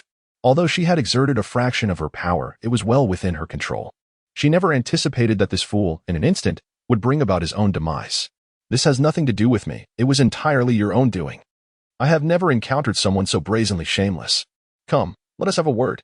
The two of them unleashed their auras, causing countless starry skies to shatter around them. Engaging in a fierce exchange of blows, 6 paths of reincarnation fist. Su Qing enveloped his fist with the power of reincarnation and struck directly towards Su Qing's face. Su Qing was equally astonished, never expecting that in an instant, Su Qing's aura would transform so dramatically, elevating his strength to countless tiers. The 5-colored divine light. Activate. Su Qing conjured a vibrant, multicolored stone to thwart Su Qing's punch. In an instant, Su Qing erupted in furious exclamations. You, a cheat, possess even the celestial repair stone. This is utterly outrageous. Su Qing retracted the 5-colored stone, her expression impassive as she regarded Su Qing. I possess numerous magical artifacts. What can you do about it? While I find your techniques intriguing, your recent display of strength bore a mere hint of the cycle's principles. However, upon reflection, I deem it of little consequence to me. What exactly do you intend to achieve? Was it not you who struck first? You inquire about my desires? Look at you now, rendered speechless. Here is the deal. You shall apologize to me. I have no need for compensation regarding your artifacts, as they hold no value for me. I will restore everything to its original state, but from this moment forth, you must adhere to my commands. By what authority? By the fact that I possess the ability to resurrect all, including your beloved companion. Humph. Is it merely a matter of reviving the deceased? I am capable of that as well. Suchin is currently communicating with the system. System, how are you? Is revival possible? Host, you overestimate my capabilities. I lack the energy. The remaining energy must be conserved for critical moments, yet you refuse to complete the tasks. What can I do? Suchin. Suchin looked at Suqing awkwardly and smiled. Well, I suppose I can indulge you just this once. Suqing gazed into Suchin's enchanting eyes and declared. Then it is settled. With a crisp sound, she made her point. Suqing snapped her fingers, causing the surrounding space and time to reverse, instantly restoring tranquility. Suchin swallowed hard, expressing his desire for such abilities to restore everything to its original state. Shui Bing'er and the others, dazed and terrified, opened their eyes to find tranquility surrounding them. Just moments ago, he distinctly remembered the chaos. Please don't kill me. Shui Yuer's scream drew everyone's attention. With tear-filled eyes, she rushed to embrace Shui Bing'er, sobbing loudly. Upon seeing that everyone was safe, Shui Bing'er breathed a sigh of relief. Perhaps it was merely a nightmare. Qian Daolu stood in the void, observing everything that had transpired. Suddenly, he was pulled back to the spirit hall by an irresistible force. Shocked, he opened his eyes and surveyed his surroundings, realizing he was indeed in the spirit hall. A look of confusion crossed his face. Could it be? Have I succumbed to inner demons during my training? Inside the room, Suchin and Suqing exchanged glances. What are you staring at? Suchin asked solemnly. And what about you? Suqing retorted, speechless. What shall we do next? How would I know? Let us rest. It's the middle of the night. Thus the new chapter officially begins. How much longer can this system endure? Chapter 17, The Great Soul Arena of Soto City. Early morning. Suchin glanced discontentedly at Suqing, who was sipping her tea. Suqing sat with her legs crossed, revealing her delicate limbs. What is it? Why do you look at me with such a gaze filled with deep animosity? Is this not absurd? Why did you wake me so early in the morning? Pray tell. What is it that you wish to discuss? Oh, nothing at all. I merely noticed that you were sleeping quite soundly and thought to rouse you from your slumber. Suchin, are you truly bowing down? Is this not a sign of being overly complacent? Indeed, I find myself quite satiated at the moment. Knock, knock, knock. Suchin. Suqing, are you awake? Hearing the commotion from inside, Shui Bing'er rapped on the door. Ahem, yes, we are awake. Please, come in. Shui Bing'er, adorned in an ice blue dress, with a remarkably exquisite visage and a flawless figure, continued, Today we shall venture to the Soto Great Spirit Arena. Will you both accompany me? Absolutely. We must go. This is an extraordinary opportunity. Suqing, why are you pinching my ear? Suqing cast a disdainful glance at Suchin. Based on her observations of him over the past few days, she was certain of one thing. This fellow had an incessant penchant for vanity. Well, my brother and I naturally need to study, as we are students of the academy, after all. Students? Weren't you both applying for teaching positions yesterday? Teachers. Suqing and Suchin spoke in unison, and Suchin felt a strange sensation. He grasped Suqing's arm and turned to her, lowering his voice. Hey, what is going on? Didn't you restore their memories? Well, I did alter them, leaving behind the memory of our successful enrollment in their minds. Who would have thought it would suddenly turn into a teaching role? You, sigh, foolish as a pig. What did you say? If you have the guts, repeat that. Cough. Cough. Let us first address the immediate issue. Can you alter their memories once more? Why should I listen to you? Ridiculous. Get lost. Shui Bing'er looked at the two in confusion. The dean has already approved your interview request. From today onwards, you two are part of our academy. Dima, wait a moment. Excuse me, teacher, is there an issue? Of course there is. We are here to interview students, not to teach. Smack. Suchin mentally slapped herself. A student. Of all people, uttering such words? Cough, cough, cough. In truth, we are still quite young and ill-suited to take on the role of a teacher. Sister. Do you not agree? Suchin glanced at Suqing, who was idly sitting beside him, and remarked, Indeed, I am still young, merely several trillion years old. Suchin. Suchin immediately pulled Suqing aside to whisper, Sister, what on earth are you up to? You've lived for countless eons, even longer than King Gigi. All right. Let us just play along for now, shall we? However, I must admit that the girl has a point. Given our abilities, isn't it quite reasonable for us to become teachers? Become teachers? I still need a teacher myself. What do you understand? Teaching others the way of cultivation? Do you expect to elevate them to the status of ancient sages? There is some truth to that. This world lacks even a trace of spiritual energy. It seems I wouldn't be able to teach anything. After underestimating themselves, the two made a decision to become students of the academy. Suchin turned his head handsomely. Gazing at Shui Bingo as he spoke directly, "We have come to the academy to enroll. Yesterday you left in such haste. Here, take this. It is the registration fee." Suchin directly handed a snakeskin bag filled with gold soul coins to Shui Binger, leaving her utterly bewildered.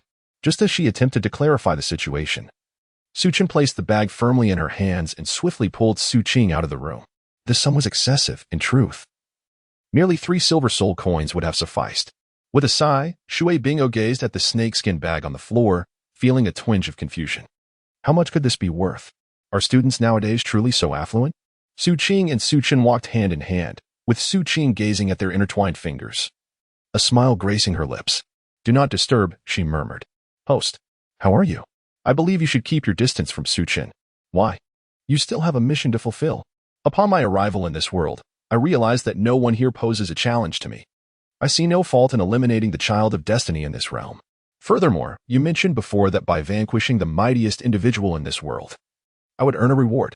Suchin, like me, is an outsider, thus he does not fit your description of that person. Why should I distance myself from him? The secrets of fate must not be revealed. Very well, I feel invincible now. I deem it unnecessary to overthink things. Embracing the natural flow is best." "What are you pondering? Lost in thought?"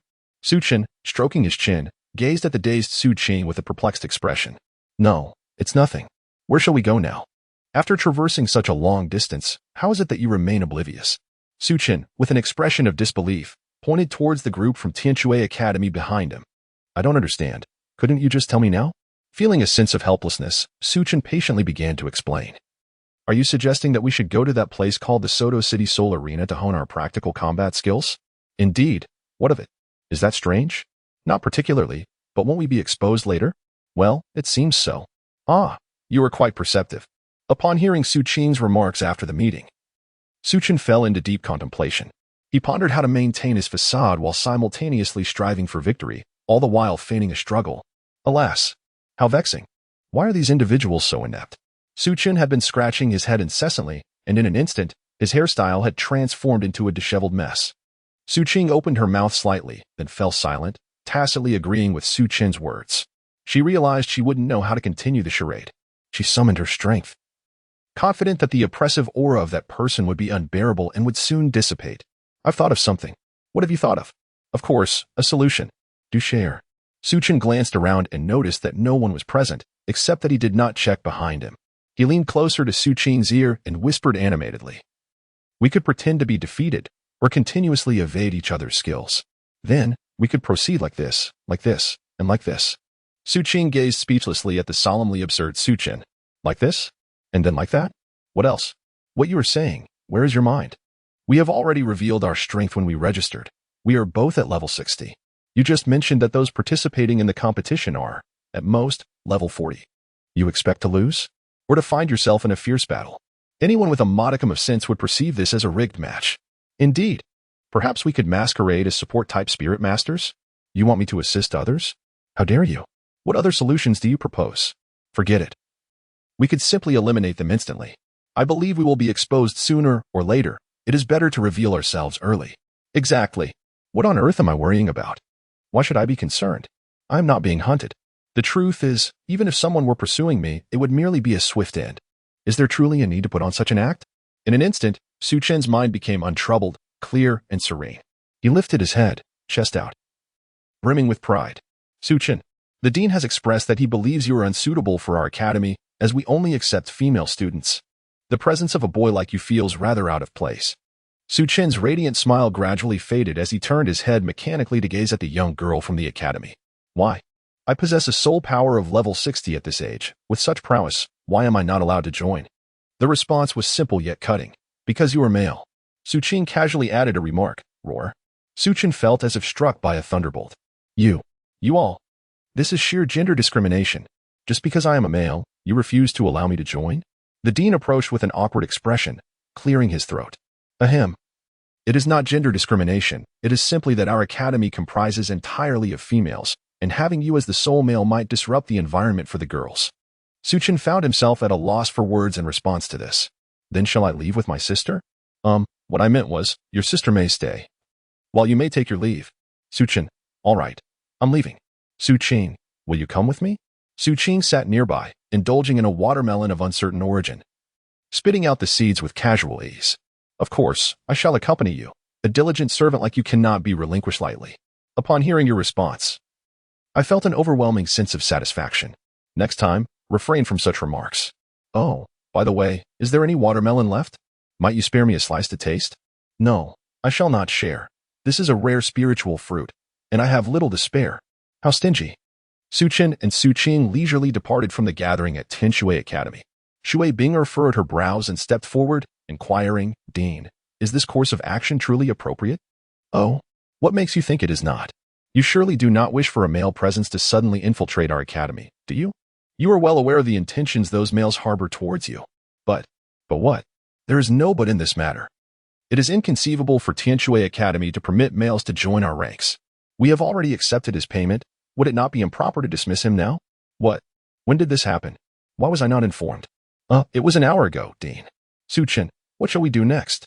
Well, the world is vast, and there are countless places for us to explore. Did you not say that living freely is the essence of perfection? The issue lies in the fact that we must also have a goal. Suchin paused in his stride, contemplating for a moment as he surveyed Suqing from head to toe. A mischievous smile crept across his face. Upon perceiving the perilous gaze of Suqing immediately grew alert. What do you intend to do? I am your sister, she exclaimed. Enough with the theatrics. You claim I am your sister. Yet we are merely cousins.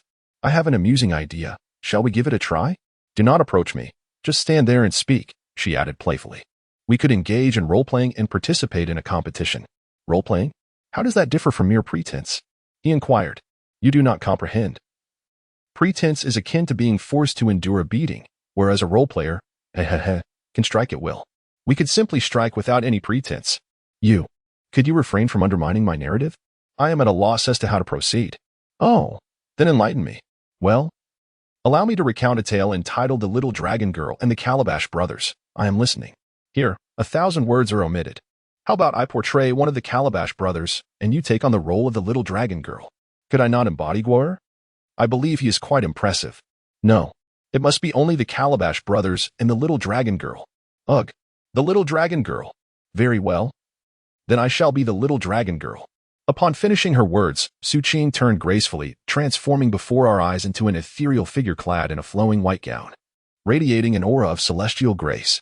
Her complexion was delicate and rosy, and her skin was as fair as porcelain. Suqing was utterly astonished. He gazed upward and, in an instant, was rendered speechless upon noticing a pair of horns adorning the head of the girl he referred to as the Little Dragon Maiden. It was peculiar, indeed, considering she was already dubbed the Little Dragon Maiden. The pressing concern was that the Little Dragon Maiden was, after all, human. He implored her to rid herself of those horns, for in such a state, one might mistakenly believe she had transformed into a spirit beast. Oh. It was now his turn. He would transform. Suqing instantaneously transformed into a striking figure clad in a white ancient costume, with the ability to pluck the stars from the sky. Suqing, in disbelief, rubbed her eyes. Is this truly the 1 meter 2 tall Calabash boy from your story? I can't help but feel that you are pulling my leg. Ah, the Calabash boy was called that when he was small. Now that he has grown up, surely he must be called Brother Calabash. Well then, shall we proceed to the Grand Soul Arena in Soto City? With that, the two figures vanished in an instant. Countless onlookers in the streets were left in a state of bewilderment. A minute later, the two halted, and Suqing shot a dark look at Suqing. Did you not say we were going to the Grand Soul Arena in Soto City? Why have you brought me to the sea instead? What on earth do you mean? Especially after we encountered a fish that seems oblivious to its fate? This is not my fault. I was unaware of the way. What shall we do next? Forget it. Let's just grab someone and ask. Suqing suddenly teleported to the street, glancing around. His eyes brightened as he spotted a familiar figure. Was he this the lecherous man who had been spared by Qianren Xue? What was he up to, lurking in the shadows? The man, clad in a purple suit, revealed 2 prominent front teeth, his hands reaching out toward a small girl who trembled with her arms crossed over her chest. Where are you going, little sister? Let your brother take you with him, shall we? The girl paused at the sound of his voice, her large eyes filled with confusion. Are you a girl? Upon hearing this, the man halted his actions, tears of unwillingness welling in the corners of his eyes as he touched his empty lower half. Don't say that, little sister. Although I've lost that part of myself, I cannot abandon my true intentions. Relieved, the girl stood up and nodded. All right then, I will go with you. The man felt a wave of comfort wash over him and prepared to take her hand. Let go of that girl, I say. Release her. How dare you? Forget the after effects of the crossing. Just let her go. Suchin descended gracefully before the two individuals, his feet hovering in the air like a cup.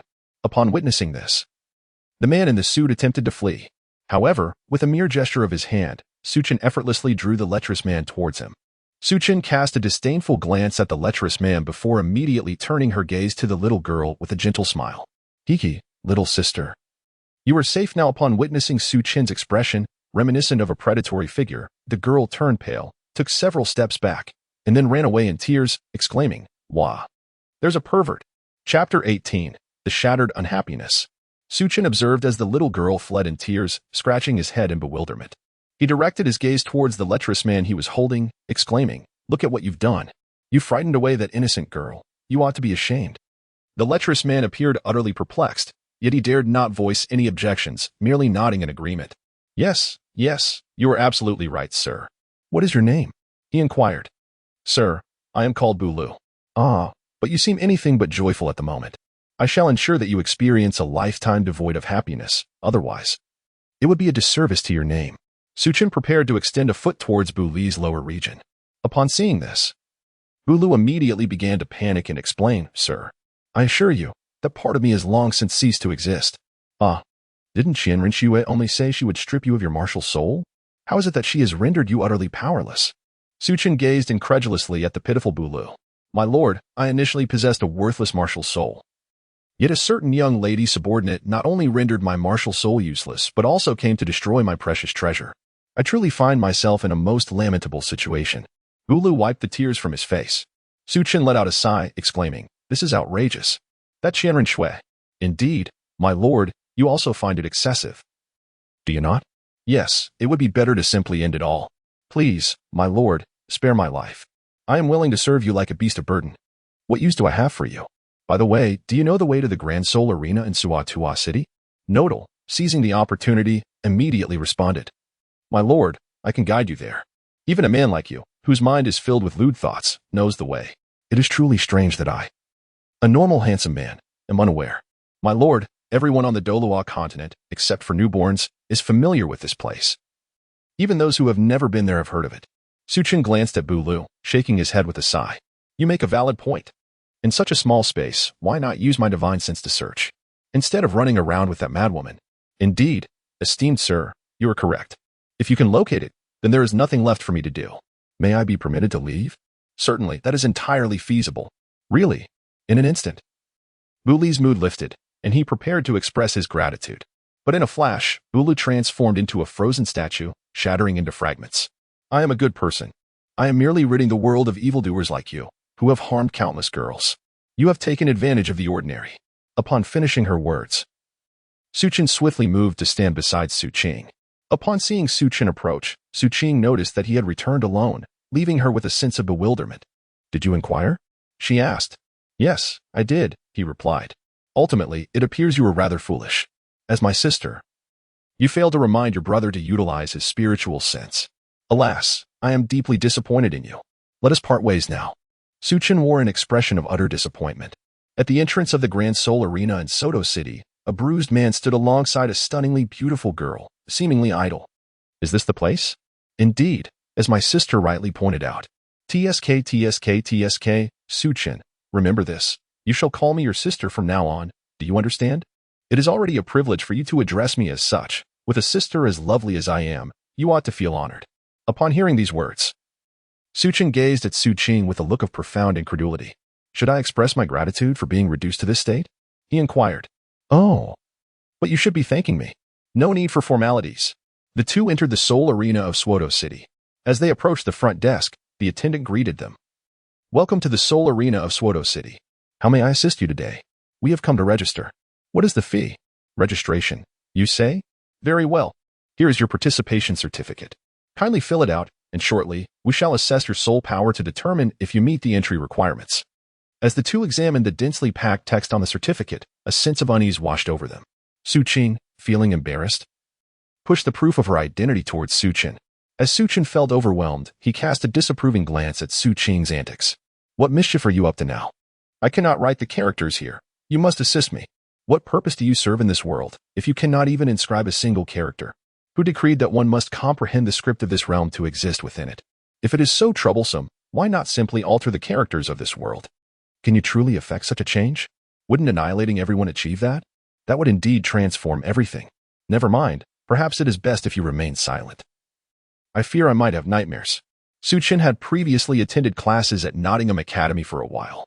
However, during that period, he found it difficult to absorb the teachings of the academy. Despite possessing formidable strength, the lessons predominantly focused on soul beasts and soul masters, topics which did not capture his interest, leading him to fall asleep instead. System? What is the matter? Can you comprehend these words? What is this? Please, do enlighten me. Apologies, I too cannot decipher it. Su-Chen wore a perplexed expression, akin to that of a panda, and questioned, You brought me into this world. Yet you claim to be unfamiliar with its characters? This just is far from amusing. What do you truly comprehend? I happen to know a few scripts, but regrettably, they are indecipherable in this realm. Enough of this idle chatter. What shall we do? Would it not be simpler for you to enlist someone else's assistance in writing it? Someone else to write for me? Wait a moment. I recall that the last time in the Starry Forest, it was you who assisted me in composing the letter to Gu Yuna, was it not? How can you now profess ignorance? System. I did not anticipate your remarkable laziness. Well, that was not my own writing. Then whose was it? It was merely me accelerating time within this world, gradually transcribing it. Goodness, you truly are formidable. Indeed. However, I realize I have yet to see your true form. I am rather curious. What is there to behold in my true form? It is merely a drop of blood. Do you expect me to believe that? Nevertheless, it would be of little use to see it. After bidding farewell to the system, Su-Chen glanced around and, upon spotting a stunning silhouette of an assassin, his eyes sparkled with realization. It is you. Su-Chen. Upon observing Su-Ching's bewildered expression, rose gracefully and approached the silhouette before him. Greetings, beautiful. Might you assist me with a small favor? The waitress, still in a daze, had yet to regain her senses. Su-Chen furrowed his brows as he gazed at the waitress, gently delivering a light slap to her face. Slap. Hee. Are you awake now? The waitress exclaimed. Oh, I'm awake. How may I assist you? Here, this is what we need. Please write it for both of us. The waitress took the paper with one hand and glanced at it. Upon seeing the content, she narrowed her eyes at Su-Chen. Isn't this a registration form? Are you two here to compete? Do not ask what you should not, he replied, and this is your remuneration. Su-Chen extracted a substantial bag of golden soul coins from his spatial pocket and presented it to the female attendant. Upon witnessing such a considerable sum, the attendant hesitated, her hands trembling slightly. You wouldn't require any additional services, would you? After all, I am a married woman. Su-Ching, enough with the nonsense. Can you just help us write it quickly? Oh, all right. May I have your name? Su-Chen. I apologize. I meant to ask the lady. Could you please clarify? Her name is Su-Ching. You can just ask me. Oh, then may I inquire about her measurements? What? Are you serious? We are here to register. Do we really need to provide measurements? Shouldn't we include our zodiac signs too? I have no idea. It's what the system requires. The female attendant looked anxious and on the verge of tears. You don't know? You work here, and you don't know? I'm still in my probationary period. I just started yesterday. Oh dear, poor thing. Let me handle this. All right, please proceed. 100, 100100. Just write that. Will that suffice? Enough with the chatter. If I ask you to write it, just write it. We are here to compete, not to showcase our beauty. Fine. What level are you currently at? I'm at level 30. My sister is also at level 30. And what is the name of your team? The name is Gourd Brother vs. Dragon Warrior. That name is quite. What? Is it unacceptable?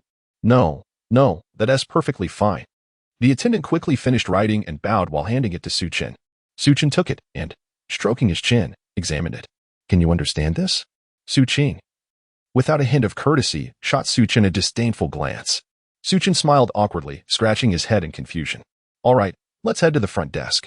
Upon seeing Su-Chen approach, the receptionist stood up and politely bowed. Hello, may I inquire if you have completed your preparations? Yes, we have. Very well. Next. I would like to inform you of the rules we have in place here. Go ahead. You truly are quite perceptive, aren't you? Many people usually don't allow me to finish.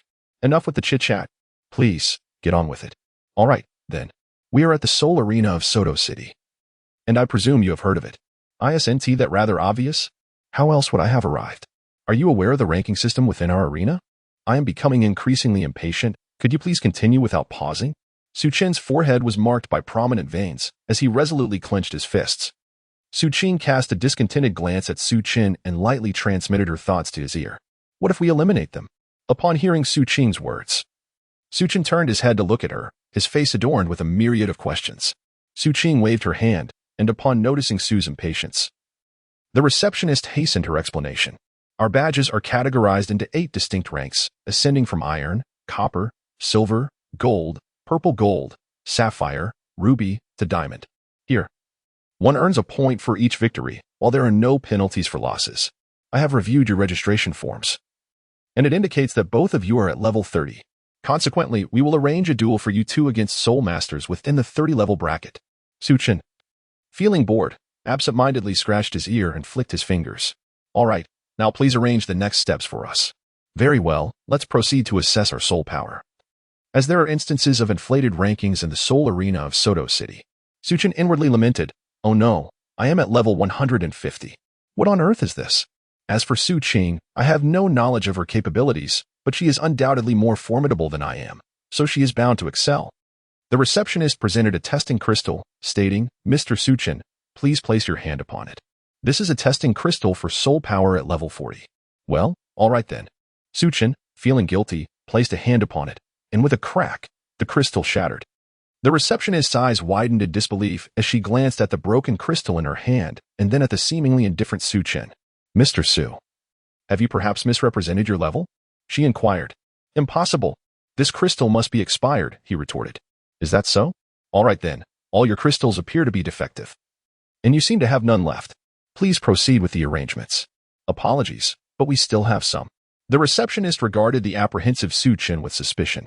She returned to the drawer at the front desk and retrieved a level 90 crystal, the only one available at the Soto City Great Soul Arena. Initially, she had thought it unnecessary, but now she suspected Su Chen of exaggerating his level, especially since the crystal he had just presented was indeed brand new. Hello, Mr. Su, could you please demonstrate once more? She sighed. How bothersome. Impatiently, Su Chen placed his hand upon it, and in an instant, the crystal shattered once more. The receptionist stared blankly at the fragments in her hand, glancing up at Su Chen's visage, and promptly shook her head in disbelief. Impossible. How could there be such a young title Douluo? He appears to be no more than 20. Could it truly be that the crystal is defective? What's going on here? Are we permitted to engage in the soul duel or not? Of course, that is feasible, but then let us proceed. Arrange it for us. Your company is truly remiss. Not even aware that the crystal has expired. A poor review. Apologies, we acknowledge our oversight. This way, please. Thus, due to the issue of the expired crystal, Su Qing, without even undergoing the preliminary assessment, directly entered the soul duel. On the duel stage, a host, microphone in hand, excitedly announced, next up. Let us welcome our sibling duo. What an amusing name they have. The Gourd brother versus the Tyrannosaurus warrior. The audience erupted into confusion, their faces adorned with question marks, as they had never before encountered such a juvenile moniker. Laughter filled the stands, a chorus of amusement echoing throughout. Ahem, well then. The next challengers against the Tyrannosaurus warrior are the Rhino brothers. The atmosphere shifted dramatically as 2 muscular men ascended the stage. Upon spotting Su Chen and Su Qing, the pair could not contain their laughter, clutching their bellies in mirth. Ha ha. Little ones, this is no place for you. Brother, please refrain from mocking them. They might end up in tears. Ha ha ha ha. Upon hearing these words, Su Chen felt indifferent. However, Su Qing could no longer contain herself. She lifted her gaze towards the host, the one shouting into the microphone, and inquired, Can we begin? The host glanced at the microphone in his hand, and upon hearing Su Qing refer to it as a loudspeaker, he felt insulted. This is not a loudspeaker. This is my martial spirit. Enough of the trivialities. Let the competition commence. Brothers of the Rhino, give it your all. I am rooting for your victory. The Rhino brothers, upon glimpsing the diminutive figures of Su Chen and Su Qing, expressed their disdain. Su Chen sensed the murderous intent emanating from Su Qing. After a moment's contemplation, He chose silence and swiftly teleported before the rhinoceros brothers. With a single strike to each, he sent them flying slap, slap, bang. The two brothers were forcefully slammed against the wall, leaving their imprints upon it. Su Qing puffed her cheeks in anger as she glared at Su Qin. Why did you intervene? Oh, don't worry about that. Just look at our victory. Ah, indeed. Such insignificant beings do not warrant my involvement. Upon hearing the commotion, the host dropped his spirit microphone in disbelief, unable to comprehend the scene before him. Su Qin wore a puzzled expression as he glanced at the host, wondering why the announcement had yet to be made. Did this mean we had not emerged victorious? Yes. Yes. Yes. Ahem. Hulugu and the Tyrannosaurus warrior have won this round. Chapter 19. Blood in the World. Xiao San, Master Zhao Wujin, is indeed a formidable soul saint. His martial spirit, the mighty Diamond Bear, is an immensely powerful beast martial spirit, exhibiting no flaws whatsoever and possessing terrifying defensive capabilities. Even soul masters of the same rank find it challenging to inflict damage upon him. Tang San adopted a serious demeanor, as did everyone else. Daimubai then elaborated on the examination results. Originally, Zhao's speed was considered a weakness. However, due to the significant disparity in your soul power, this weakness has become irrelevant. Within the academy, Zhao possesses a nickname, the Unmovable King. A girl clad in a blue dress gasped, "Ha! Is he truly the Unmovable King?" Daimubai looked at her in confusion. What? Have you heard of Master Yao's name? The girl began to explain. Many years ago, the Unmovable King offended the Spirit Hall and was besieged by 16 Soul Emperors. Yet, he single-handedly broke through their encirclement and vanished from the Soul Master realm. I never imagined he would be teaching here. Xiao Wu, upon hearing this, was equally incredulous. He is that powerful? At that time, Master Zhao was merely a Soul Emperor. I have never witnessed him unleash his full strength, so you all should prepare yourselves and see how long you can endure under his tutelage. Filled with confidence, Tang San stepped forward. I am Tang San, possessing the blue-silver grass martial spirit, at the 28th level as a control system soul master. Xiao Wu. Beast martial spirit rabbit, 29th level assault type soul master. Zhu Qing, beast martial spirit ghostly cat, 27th level agility type soul master. Ning Rongrong, artifact martial spirit 7 treasure glazed tile. 26th level support type soul master. Are you from the 7 treasure glazed tile school? Tang San inquired curiously. Isn't that the artifact martial spirit renowned as the strongest support spirit on the continent? Xiao asked with fascination. Ning Rongrong, you seem quite modest. You don't appear to differ from ordinary individuals. Did you sneak out from home? Let us first get through the immediate trials before discussing further. My 2 soul rings can enhance everyone's speed and strength by approximately 30% for the duration of a single incense stick, Tang San concluded, prompting the group to huddle together to strategize. Tap, tap, tap. A girl in a golden gown opened a door imbued with a sacred aura. Grandfather. Ah. Xiaoshui, why have you returned? Weren't you in Tiando? Qian Renxue looked at her gentle grandfather, Qian Douluo, momentarily unsure of how to explain. Grandfather, it's just that. Just what? Qian Douluo asked, bewildered. It's that I have lost my... Lost what? What do you mean? Qian Douluo appeared confused. You mean you and a boy have? Oh, so that's what you meant. This is not a big deal. What? Have you ceased to be a maiden? Qian Douluo felt as though struck by lightning, his face expressing a mix of anger and embarrassment as he pointed at Qian Renxue. Xiaoshui, do you understand what this signifies? You embody the future of our angel clan, and you dare to. Grandfather, I am sorry. Do not call me grandfather. Refer to me as Annie instead. I don't know what to do now, nor do I know whether the angel inheritance can still be accepted. Grandfather. This is not like you? Qian Renxue observed her grandfather's drastic change in demeanor, feeling a sense of bewilderment. That was your fault. For the time being. You need not return to the Tiando Empire. Let the porcupine snake monitor things. However, you must tell me which scoundrel dared to take advantage of my granddaughter. His name is Su Qin. He is enigmatic and formidable, though a bit too self-absorbed, Qian Renxue recalled that night. Her face suddenly flushed. Grandfather. I do not know where he has gone, but he assured me he would not abandon me. Qian Douluo, Xiaoshui, are you certain that scoundrel can be trusted? Uncertain. Grandfather, are you all right? Qian Daoliu's initial smile vanished in an instant, and upon hearing Qian Renxue's words, he became so enraged that he spat blood. Cough, cough. Xiaoshui, how can you so easily believe the words of a stranger? I know you're loyal. But you must not. Let us first see if the angel god can assess your physical condition and determine whether you can still accept the inheritance. And if I cannot? Qian Renxue asked, curiosity etched on her face. If not, The angel clan may face annihilation, and that woman will triumph. Douluo led Rinxue to an angelic statue, kneeling to worship it. Great angel god, your messenger requires your assistance. The angel statue seemed to respond to Douluo's voice, its once dull eyes suddenly radiating golden light. What is the matter? Great angel god, it concerns Xiaoshui. Her maidenhood is lost, and we are uncertain if she can still receive your inheritance. Without purity, one cannot inherit my legacy. Angel god, Xiaoshui was merely momentarily confused. I believe she is still worthy of your inheritance. Is that so? The angel god's gaze fell upon Rinxue, who felt nothing unusual. Upon closer inspection, however, the scene shifted dramatically.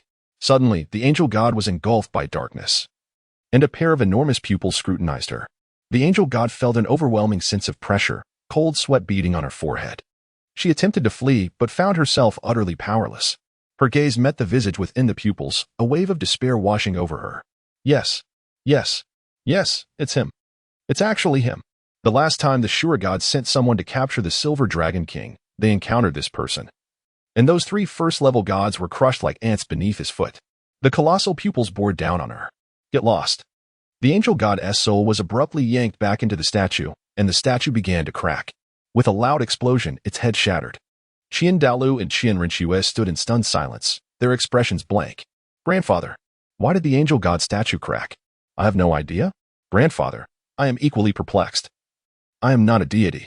In the divine realm, a woman clad in white suddenly spat a mouthful of golden blood. Unable to shake off the haunting image she had just witnessed. Who on earth is this person? Just a single utterance left me grievously injured. The sea god approached the injured angel god with a perplexed expression. Angel god? What happened to you? The angel god glared at the innocent-looking sea god. Do you not possess eyes? Meanwhile, at the spirit hall, Douluo could only fret and await the angel god's response. Grandfather? I believe that even if I cannot obtain the legacy of the angels, I can still rely on my own strength to grow more powerful. Little Snow. With your remarkable talent, you have the potential to become even stronger. However, you must understand that throughout the ages, the opportunity to ascend to divinity remains elusive. Mortals inevitably face death, while the gods endure. Grandfather only wishes for your well-being. If you were to become a deity, he could rest assured in entrusting the angelic lineage to your care. Do you understand? Yet, Grandfather, I am uncertain whether I can still attain the legacy. Let us await news from the angel god. The two gazed intently at the fractured angel statue. Congratulations to the Tyrannosaurus warrior team for their victory. Congratulations to the Tyrannosaurus warrior team once again for their triumph. Truly invincible, the Tyrannosaurus warrior team has secured victory yet again. My goodness. The Tyrannosaurus warrior team has achieved an astounding 20 consecutive wins. Congratulations. Can you please stop congratulating? It's utterly deafening. At first, Suchin found it quite beneficial to listen, but after a while, it became rather irksome. All right. The host immediately fell silent. Suqing stifled a yawn, idly picking at her fingernails. I wonder, she mused, is there truly any significance in our actions? Ha ha ha. Only now do you realize? Winning 100 times holds little value. The inability to lose, now that is the real absurdity. Perhaps I could take you to explore my world? Would that be permissible? I suppose not, came the reply. Nonsense. If I say it is permissible, then it is. Respond, host. Not permissible, times 2. What? Times 2. Why is it not permissible, times 2? Suqing inquired of the system with a perplexed expression, feeling that with her abilities, there should be no hindrance in bringing someone into her world. After all, while others could enter, souls could not. What did that imply?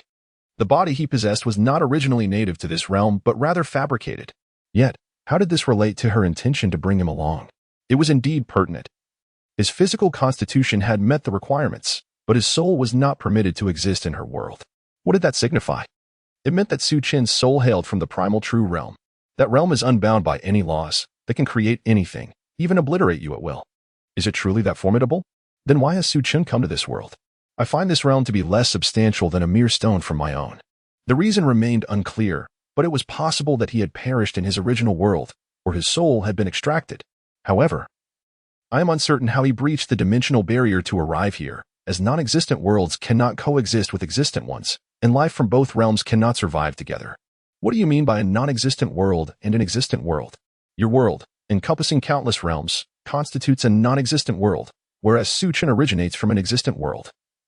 We are all products of their creation. How then can one traverse to his world? Did you not say that the dimensional barrier cannot be breached? it can be breached. But the odds are akin to finding a needle in a vast ocean with a mere 1 in a billion chance, requiring the unleashing of energy capable of annihilating countless universes to attain that minuscule probability. Suchin appeared equally bewildered, utterly perplexed by the enigmatic system at play. System? What do you mean? He inquired. It means nothing. You simply cannot enter her world. I sense that you are concealing something from me. Conceal? How could that be? I am being entirely forthright. I have divulged everything to you. All you need to remember is that I am here to save you. Please, enlighten me as to the reason. What is there to enlighten you about? Enough. Do not inquire into matters that are best left unasked. Suchin noticed the system hurriedly departing, and he couldn't shake the feeling that it was withholding something from him. Suqing did not pay attention to Suchin. Instead, she continued to listen to the system as it spoke about matters that piqued her curiosity. Did I not mention that there are various types of systems? As for Suchin's system, I am unable to uncover any information about it. I can sense that Suchin is likely being exploited. Exploited? Suqing's serious demeanor emerged as she glanced at the dazed Suchin. She perceived that Suchin possessed an extraordinary strength, were it not for her intervention. He would undoubtedly be an unparalleled force in this realm. She found it perplexing to consider the means by which this might occur. Indeed, there are formidable beings whose possessions could hold significance even after their demise. From what you just implied, it seems Suchin is, in essence, akin to a deceased individual. Yet, through some fortuitous encounter, he has arrived in this world and subsequently been resurrected. This perspective is plausible, though uncertain. It could also be that Suchin fell into unconsciousness or succumbed to a grave illness, during which a powerful entity seized the opportunity to extract his soul, altering his memories and reconstructing his corporeal form. Reconstruction? Precisely. Utilizing alternative flesh and employing various techniques to merge with the soul. However, why has Suchin never mentioned this? Perhaps because he himself is unaware. If you doubt this, you might inquire of him whether he yearns to return home. Upon hearing the system's words, Suqing found them to possess a certain logic. Consequently, she turned to Suchin and inquired, Suchin, do you wish to return home?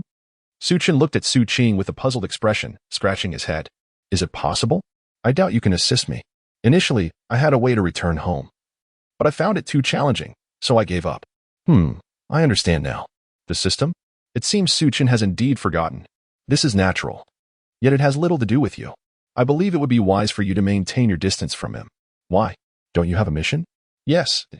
To eliminate the strongest in this world and complete the task. What's wrong? What if, hypothetically, you were tasked with eliminating Suchin? What would you do?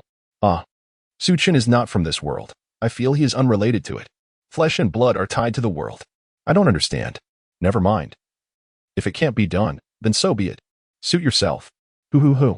On the night of the bright moon over the 20 bridges, Tang San hurled countless hidden weapons towards Zhao Wujie. Zhao Wujie activated his defenses, and sparks flew as the projectile struck him. Tang San, hindered by the change in his first soul skill, found it more challenging than in the original tale. A great opportunity. Go, Dragon Whisker Needles. Utilizing the purple extreme demon eye, Tang San swiftly identified Zhao Wujie's weakness. He leaped and waved at the soul guide device on his waist, conjuring several golden needles from thin air. Aimed directly at Zhao Wujie's vulnerable spot, he shot them forth. Zhao Wujie winced in pain. Furious as he activated his 6th soul skill, the black soul ring on his foot gleamed. 5th soul skill, gravity compression. A dark sphere materialized above Zhao Wujie's head, drawing everything in its vicinity and pulverizing it. Tang San, due to his low soul power, was also caught in the pull. Seizing the moment, he discreetly retrieved his hammer while everyone was distracted. Zhao Wujie, seeing Tang San's hammer, scoffed. What use is such a small hammer? He casually attempted to block it, deeming it unnecessary to use a soul skill. He never anticipated that such a diminutive hammer could breach his defenses. 2nd soul skill, Mighty King Kong Palm.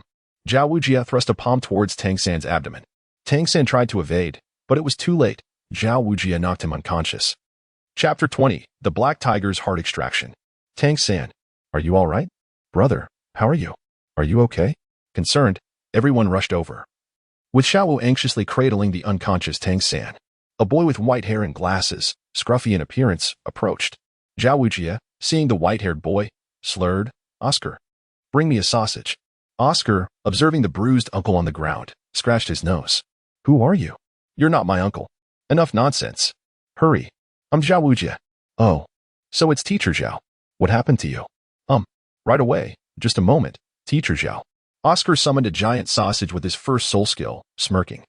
Without hesitation, Zhao Wujie snatched the sausage and devoured it. Gradually, the wounds on his face began to heal, and he shakily stood up, with Oscar rushing to support him. Tang San also regained consciousness, equally battered, for his initial attempt at using his first soul skill had shattered before reaching Zhao Wujie. Tang San was filled with doubt.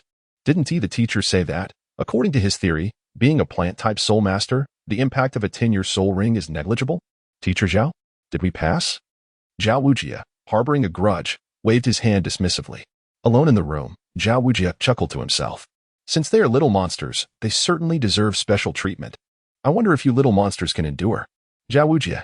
A deafening voice echoed in Zhao Wujie's ears. As the doors and windows burst open with a tremendous force. Unyielding, Zhao Wujie charged outside into the forest. Come out. I know you're here.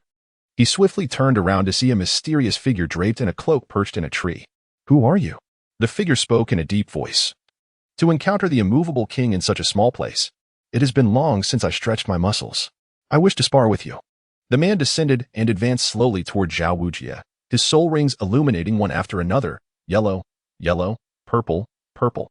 Zhao Wujie scoffed, but the man's rings continued to shine black, black, black, black, red. Zhao Wujie broke into a sweat, trembling. A title Douluo. The man revealed his martial spirit, a silver hammer in hand. Fear gripped Zhao Wujie's heart. Yet he summoned the courage to bow respectfully. May I ask which esteemed elder has graced us with their presence? Please, do not jest with me. You bullied those children during the day, was that not enjoyable? I found that bullying seems rather delightful, so allow me to bully you as well. Of course. You may interpret this as me taking advantage of my strength. Zhao Wujie felt bewildered and terrified. Who could this person be? The man with the hammer approached Zhao Wujie. But suddenly, a commotion arose behind him. He spoke swiftly, since you've come, why not reveal yourself? One or two makes no difference. A figure resembling an owl descended. Zhao Wujie's eyes filled with hope upon seeing him. Boss, you've arrived. And this esteemed elder? The owl-like man was none other than Flinder, the director of Shrek Academy. Flinder sighed, activating his martial spirit, his feet striking the ground. Yellow, yellow, purple, purple, black, black, black. Enveloped by the owl martial spirit, Flinder clasped his hands respectfully. I pay my respects to the crown of the Haodian. There's no need for such formalities. I am here to cause trouble. The cat owl martial spirit, rank 78.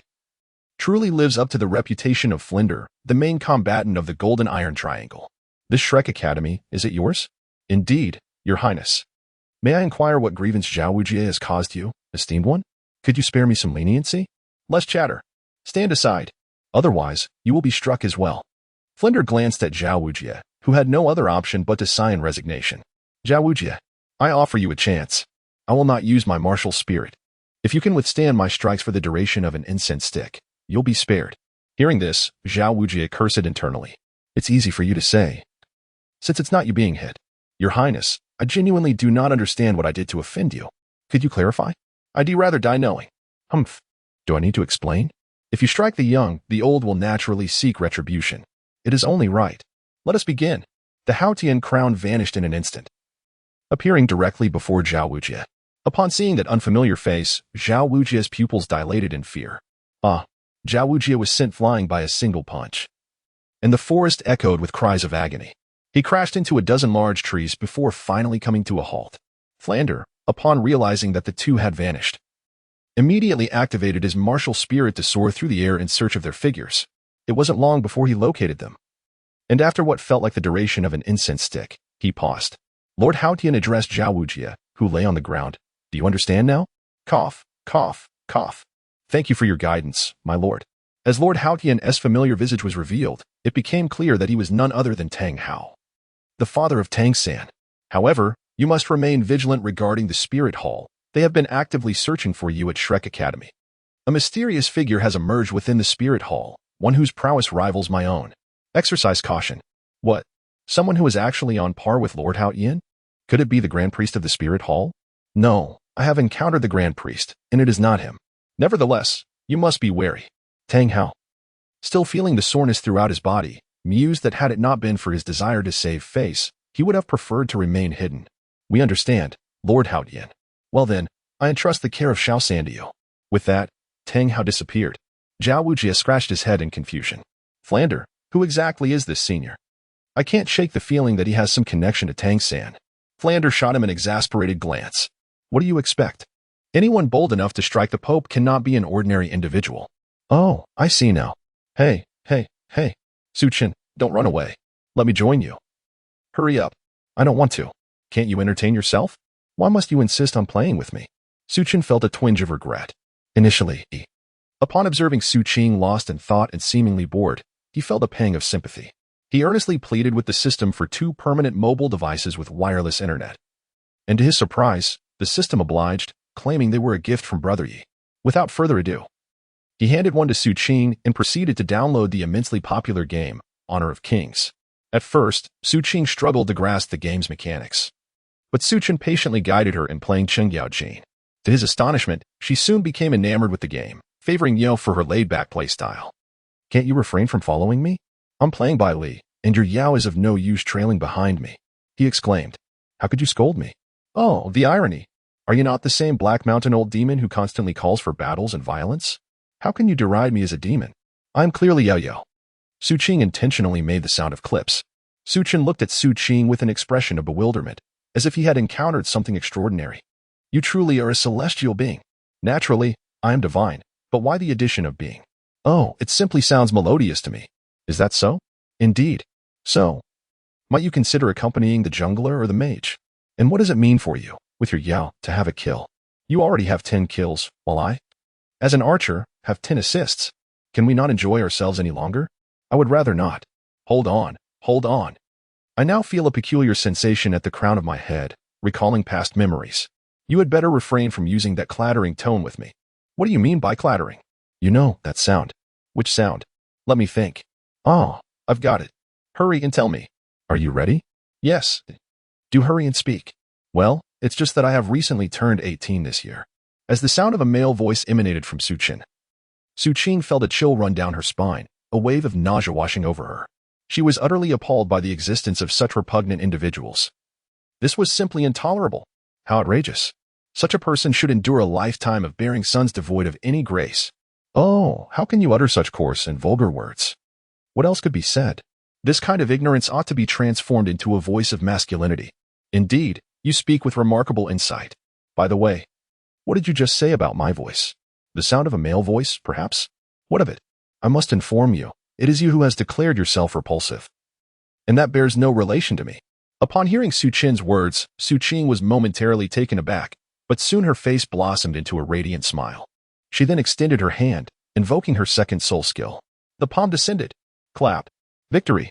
Su Qin, with his striking good looks, enchanted countless young girls while simultaneously bewildering numerous boys. All right, I'm done. I'm heading to bed, he declared. So early to sleep? What else should I do? You can entertain yourself. I need to rest. Oh, sleep then, he replied. Thus, Su Qin retreated to his room, while Su Qing remained alone on the sofa, engrossed in her phone, spending a silent night. Grandfather? Why hasn't he, the angel god, responded yet? It's been 5 hours already. Could it be that the angel god also stands me up? Silence. Little Snow, the angel god is the pride of our angelic lineage.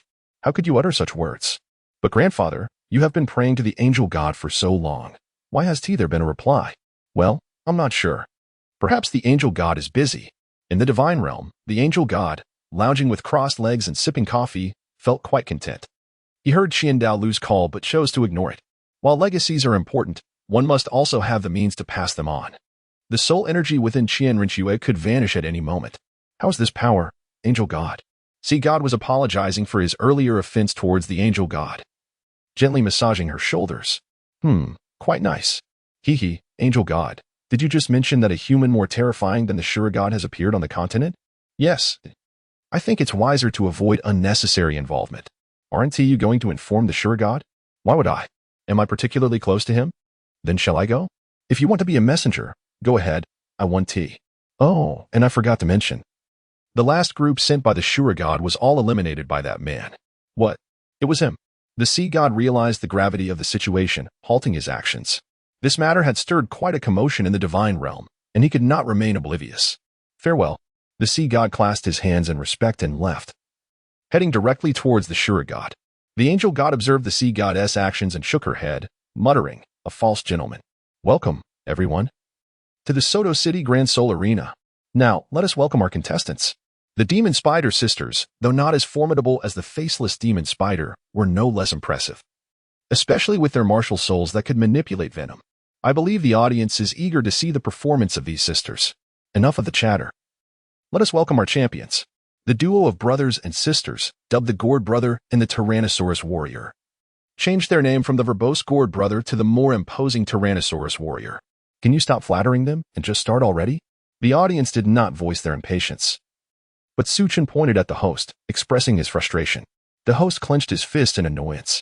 Let the competition begin. Sister, unleash your martial soul. All right, sister. Martial soul. Demon Blood Spider, level 39 Control System Soul Sovereign. Please guide me. Martial Soul, Demon Blood Spider, level 37 Control System Soul Sovereign. Please guide me. Suchin was preparing to resolve the matter swiftly when suddenly a delicate hand rested upon his shoulder. Turning his head in confusion, he gazed at Suchin and asked, "What is it?" She replied, "This time, let me take the lead. I haven't warmed up in quite some time." He hesitated for a moment before responding, "All right. But don't go overboard." "Understood," she assured him. Suchin donned a flowing white gown, her delicate fingers pointing at her adversaries. "Surrender," she declared. "For I am the Dark King, and the cosmic powers are on the verge of eruption." "Suchin, dear sister, what on earth are you up to? Where did you procure those lines? I have not watched this anime, and I find it utterly incomprehensible. Can we expedite this process? Why can't you understand? This is from that black box you gave me last night. I watched a video on it, and I was captivated by that girl. I suddenly found myself enchanted by this feeling, truly a maiden's heart. Oh, come on, can we wrap this up quickly? I am beginning to feel quite embarrassed. No. I shall dispel the evil in your name. All matters can be resolved. I cannot endure this any longer. It is sheer madness. Had I known, I would not have given you my phone. Have you lost your senses? Enough of this nonsense. I shall handle it myself. They are not deserving of such harshness. Suchin, when others provoke me, I yield 3 points, but if they persist, I shall eradicate them completely. The two individuals across from her scratched their heads, bewildered. Sister? What are they doing? What nonsensical chatter is this? Though their intentions were unclear, one could not afford to be careless. For their opponents had achieved an impressive streak of over 50 consecutive victories, even defeating Huchio. What? Huchio, a formidable level 39, was rumored to be on the brink of reaching level 40. Notably, his martial soul was an offensive type, making him unrivaled among his peers. How could he possibly succumb to these two level 30 opponents? Regardless, we must exercise caution. Indeed, I understand, sister. As the two conversed, they remained oblivious to the fact that Suchin had been eavesdropping on their whispered exchange. Suchin smacked his lips, uttering something incomprehensible. No matter how cautious one might be, it ultimately results in defeat. What a farce. The two girls, drenched in sweat, looked up to see Suchin's innocent and blissful smile. Suchin cleared his throat and cast a glance at the host. Is it permissible for me to strike that host now? With a furrowed brow, the host was taken aback, yet he had grown accustomed to such antics. After all, he was well aware of Suchin's audacious nature. Sometimes, his boldness knew no bounds. Upon receiving the response, Suchin leapt into the air, exclaiming, "Behold my black tiger's heart extraction. Witness my one young finger. Hey, observe my 18 dragon subduing palms. Roar. Hey. No. Ugh." In an instant, the two girls collapsed, fainting away. Suchin beamed, revealing a sparkling tooth, and turned to Suchin, giving her a thumbs up. Suchin wore a perplexed expression as she promptly opened her phone, attempting to locate the martial arts technique that Suchin had just mentioned. Chapter 21. The Chuanyu Tyrannosaurus. Congratulations to the Tyrannosaurus Warrior team for yet another resounding victory. The crowd erupted in cheers, though Suchin was growing weary of the incessant noise. What shall we do next? Nothing in particular. I believe our remarkable achievements will inevitably attract attention. It's hard to imagine that others are unaware of our existence. The Spirit Hall will surely be the first to reach out to us. Are you so certain? Naturally, as the owner of my company and the world's wealthiest individual, I possess a modicum of acumen. That's a fair point. But what if the Spirit Hall is oblivious to our presence? And why must we necessarily join the Spirit Hall? Well, that is indeed a valid concern. The Spirit Hall is a fair distance from here, and I cannot simply join another faction to confront them. Indeed, it would be rather absurd to wage war against one's own partner, even if the notion isn't entirely foreign to me. Suchin suddenly looked at Suchin with curiosity and said, "I do have a question for you. After all this time, have you ever had someone you liked?" Like? That is non-existent. My heart is solely focused on becoming stronger. I have long forsaken matters of love and affection. Besides, do you truly believe anyone is worthy of me? Well, that's true. It's impossible for anyone to match up to you, especially considering your rather ample backside. Moreover, you have quite the fierce temperament. As if that weren't enough. You have a tendency to resort to violence. And if that weren't sufficient, you are also lazy. Yet, what makes it all the more perplexing is the peculiarities of your mind. Upon hearing these words, Su Qing felt no anger. Instead, a verdant sword materialized in her grasp. What? Am I mistaken? Was your earlier demeanor normal? And have you not struck me enough? Have you not indulged in laziness often enough? Humph. So what? What can you do about it? You are now bound to me. Until you fulfill your task, you shall remain mine for all eternity. My possession? Ha! I do not believe it. You may claim my body, but you shall never possess my heart or soul. Oh, have you been watching too many videos? What else could I say? I cannot best you in combat. Ah, a teachable spirit. And I, too, have lessons to impart. The two engaged in a verbal sparring match. Entirely oblivious to the audience gazing upon them. The host, witnessing their quarrel, was initially reluctant to intervene, yet circumstances demanded it. Others were awaiting their turn to duel. Ahem. The Dragon Warrior duo, may I kindly request that you both proceed backstage? Upon hearing these words, Su Qing could no longer contain himself. Ever since he and Su Qing had achieved consecutive victories, numerous soul masters had flocked to them. Although they had only arrived the day before, their streak of triumphs, with each match ending in a swift defeat for their opponents, had undoubtedly captured the attention of other factions. Now, the Soto City Soul Arena was utterly overflowing with spectators, far surpassing its usual capacity. To think that they would dare to expel him, the spokesperson. Hey, you there, blowing your trumpet, if you have the audacity. Come down here and see if I don't flatten you with a single slap. If you have the courage, come down. Since her childhood, Su Qing had never been treated in such a manner, except by one individual, Su Qin. Why are you so angry? What others have said holds truth. We have indeed occupied someone else's space. So what if I am upset? If need be, I could simply purchase this place outright. Upon hearing these words, Su Qin felt a slight urge to chuckle. Do you possess wealth? Allow me to inform you, you must not utilize my funds. Su Qing naturally understood the meaning behind Su Qin's words.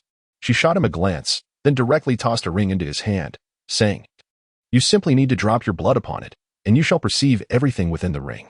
Su Qin was filled with skepticism as he bit into his own skin. Just enough to break the surface without drawing blood. He feigned immense pain, exclaiming, Oh no, my defenses are too formidable, I can't seem to be harmed. What the? Suddenly, a flash of sword light sliced through the air, severing the artery in his wrist, causing golden blood to spurt forth. Golden blood, you say? But is that even important? Ah, what are you doing? Why are you attacking me with a sword? This is merely an act of benevolence, came the reply. Did you not boast of your formidable defenses? Yet I find them rather mediocre. That's irrelevant. Quickly, staunch the bleeding. I'm finished. I'm going to die. You're rather useless. You know, just a little blood, and you're in such a panic. Fear not, you will be fine. However, I must admit, your blood piques my interest. It appears to be of a supreme quality. You are quite the specimen, indeed, a natural-born superior. While I may not fully comprehend this level of prowess, I have some understanding. So, what's next? Nothing much, really. Just check the storage ring I provided you. It holds unexpected surprises. What surprises? Su Qin gazed in silence at the ring, realizing that he could indeed see within it. Goodness, how could you possess such wealth? Are you truly a wealthy woman? Wealthy? These mundane possessions hold no allure for me. Then where did it originate from? The gold soul coins within this ring could be measured against Mount Everest. There must be at least 100 million here. Haven't you come to understand me by now? I too possess a system. Well, I suddenly feel that my system is utterly useless. Shall we consider a swap? That is impossible. My system was, in fact, an inexplicable creation that emerged when I traversed the realm of chaos. I do not know how it became bound to me, but I can sense that it has become an integral part of my being. Su Qin gazed at Su Qing with a face full of skepticism, lost in contemplation. Could it be that his system was intrinsically linked to himself? Your system is akin to a stroke of fate. I sense that it may not merely be a system. This I am not entirely certain of. My knowledge of other worlds is rather limited, yet you may inquire further when you have the chance. You can actually discern my innermost thoughts. That is only natural. I am well aware of your musings. Goodness, does that mean I am devoid of secrets? Essentially, yes. However, I have stumbled upon some intriguing revelations. I am curious. How did you come to this world? You once mentioned that you were accidentally brought here by the system. Yet I feel there is more to it. Isn't that the case? Yet the system conveyed it as such. Perhaps it simply chooses not to divulge the truth. Since you arrived here by chance, why does your physique differ from that of your original world? The supreme body, the embodiment of destiny, ultimately destined for invincibility. All right. I confess I do not comprehend this. Is there not already a child of destiny in this world? Is your task not to eliminate him? Surely. That is a straightforward matter. Is it not merely a matter of your efforts? Is it? But if the child of destiny were you, would you permit my hand to carry out the deed? Then let it be so. After all, I am not of this world. You may execute your plan as you wish, even to the most extreme measures. Suchin waved his hand dismissively. System 6. Huh? Why has the system appeared? Could it be that what Suchin just mentioned is true? Rest assured, it is certainly not true. I am your fate, your karma, once this world's mission is fulfilled. That shall mark the day of our separation. Is that so? Indeed. Suchin, utilizing her telepathic abilities, sought to listen to the thoughts swirling in Suchin's mind. To her surprise, she could discern only Suchin's voice. She mused inwardly about the mysterious entity known as the system, pondering its true nature, which eluded even her perception. Meanwhile, the two combatants observing Suchin and Suchin grew increasingly irritated by their apparent disregard for decorum. Hey, Tyrant Dragon Warrior Duo, this is a public battle arena. Is it not rather excessive for you to monopolize it in such a manner? One exclaimed, while another chimed in, Indeed. Get down from there. Just because you've achieved a few consecutive victories does not render you invincible. Especially you, lass, come here. I've had my eye on you for quite some time. Do not compel me to take action, or else. Suchin was already enveloped in a haze of confusion when she was suddenly disturbed by a mere wretch. One so insignificant that even sand would surpass him. To make matters worse, he dared to utter such crude words to her. How could she possibly endure this? You might as well perish. Ha ha, what a joke. The man's skull exploded, revealing a gruesome sight of red and white, and he collapsed to the ground, lifeless. In an instant, the scene fell into a profound silence. Suchin raised a thumb at the man, proclaiming, You are indeed formidable, my brother. May your journey be smooth. I hope our next encounter is with a cat, not a tigress. What are you doing, Suchin? How dare you call me a tigress? How dare you compare me to such a beast? Look at you, look at you. Are you not being fierce again? Is that not the very characteristic of a tigress? Who says a tigress must always be angry? A tigress can also possess gentleness, you know? Gentle? You jest. Do you even know what gentleness means? My wife, Guyuna, embodies true gentleness. What you exhibit is nothing of the sort. You are fiercer than the Chuanyu Tyrannosaurus. Chuanyu Tyrannosaurus? What does that even mean? It means nothing. Alas, it is indeed exhausting to accompany someone so dim-witted. Ah, I shall battle you. Come at me then. I am the supreme being of the heavens. Who fears whom? Ha! Born a supreme being. I prefer to call myself celestial. What business is it of yours? Go ahead, bite me. Come on, if you have the audacity, extend your hand. Let us see if I'll bite. Suchin directly extended a foot, placing it before Suchin. Suchin's expression darkened abruptly, and she swiftly drew forth a leather whip. Crack. Hiss. Whoosh. How outrageous. I never expected you to be such a woman, reveling in bondage, and even wielding a whip. Suchin sat on the ground, blowing air onto his feet. He glanced at the red stripe on the sole of his foot and declared, The next time you dare to bring your stinky foot near my face, I want to be wielding a whip. Next time, it will be a knife. The dragon-slaying blade. Perhaps? Oh, you actually know about the dragon-slaying blade? I happen to possess one. Care to give it a try? What, you really have it? The one that costs $9.99 a slice? What, $9.99 a slice? Mine is a blade that shatters souls. Is it truly that powerful? Of course. Thus, amidst the quaking of countless spectators, the two spent the day chatting and cracking sunflower seeds while seated on the Seoul Dual platform. Are you all right, brother? Little 5. I'm fine. You know this is Teacher Zhao testing us. I feel we haven't performed up to standard today. Is that so? Don't worry, brother. I am determined to grow stronger so I can assist you. Indeed, Little 5, we shall grow strong together. Then, brother, shall we seek out Teacher Zhao tomorrow for another test? I believe we will fare better then. Little 5 clenched his fists, brimming with fighting spirit. Ahem, Little 5. It might be troublesome to trouble Teacher Zhao like this. We could gradually grow strong on our own. Yes, brother, you are right. You two stop flirting. This ISNTA boys' dormitory, is it? Little 5, when are you leaving? Will you allow this single dog to live? Little 5's face flushed at those words. Humph. What nonsense are you spouting? I'm ignoring you. Brother, get some rest. I'll take my leave. All right, little five, take care. After little five departed, Daimubai and Oscar exchanged glances with Tang San. Not bad. Tang San, how has it developed? Have you made your move? Yes, yes. Tang San, fully aware of their implications, turned crimson and stammered. You all are talking nonsense. Little five is merely my sister. Related by blood? No. Then, adopted? No. So, just picked up? Upon hearing Oscar's deductions, Daimubai pondered, nodding in agreement. That could be the case. Otherwise, why would T Little Five share the same surname as Tang San? I ask you all to cease this nonsensical chatter. My relationship with Little Five is purely platonic. Not at all as you imagine. Is that so? Then what is the story behind your red monkey butt? Although Daimubai had only known Tang San for a brief time, he was aware that he was not one to blush easily. Dai boss? Have you known each other from the start? Well, we had a brief encounter at the Rose Hotel. The Rose Hotel? Really? So, Tang San, you claim to be pure but have visited such a place with Little Five. How can you still claim purity? Ahem. It was an accident. Besides, I didn't stay there. It was the girl who nearly beat Mubai to death. Daimubai interjected. Thank you, truly. Speaking of which, the moon tonight is quite round. The moon tonight? Oscar, puzzled, opened the door to gaze at the sky. Dai boss, it's clearly overcast.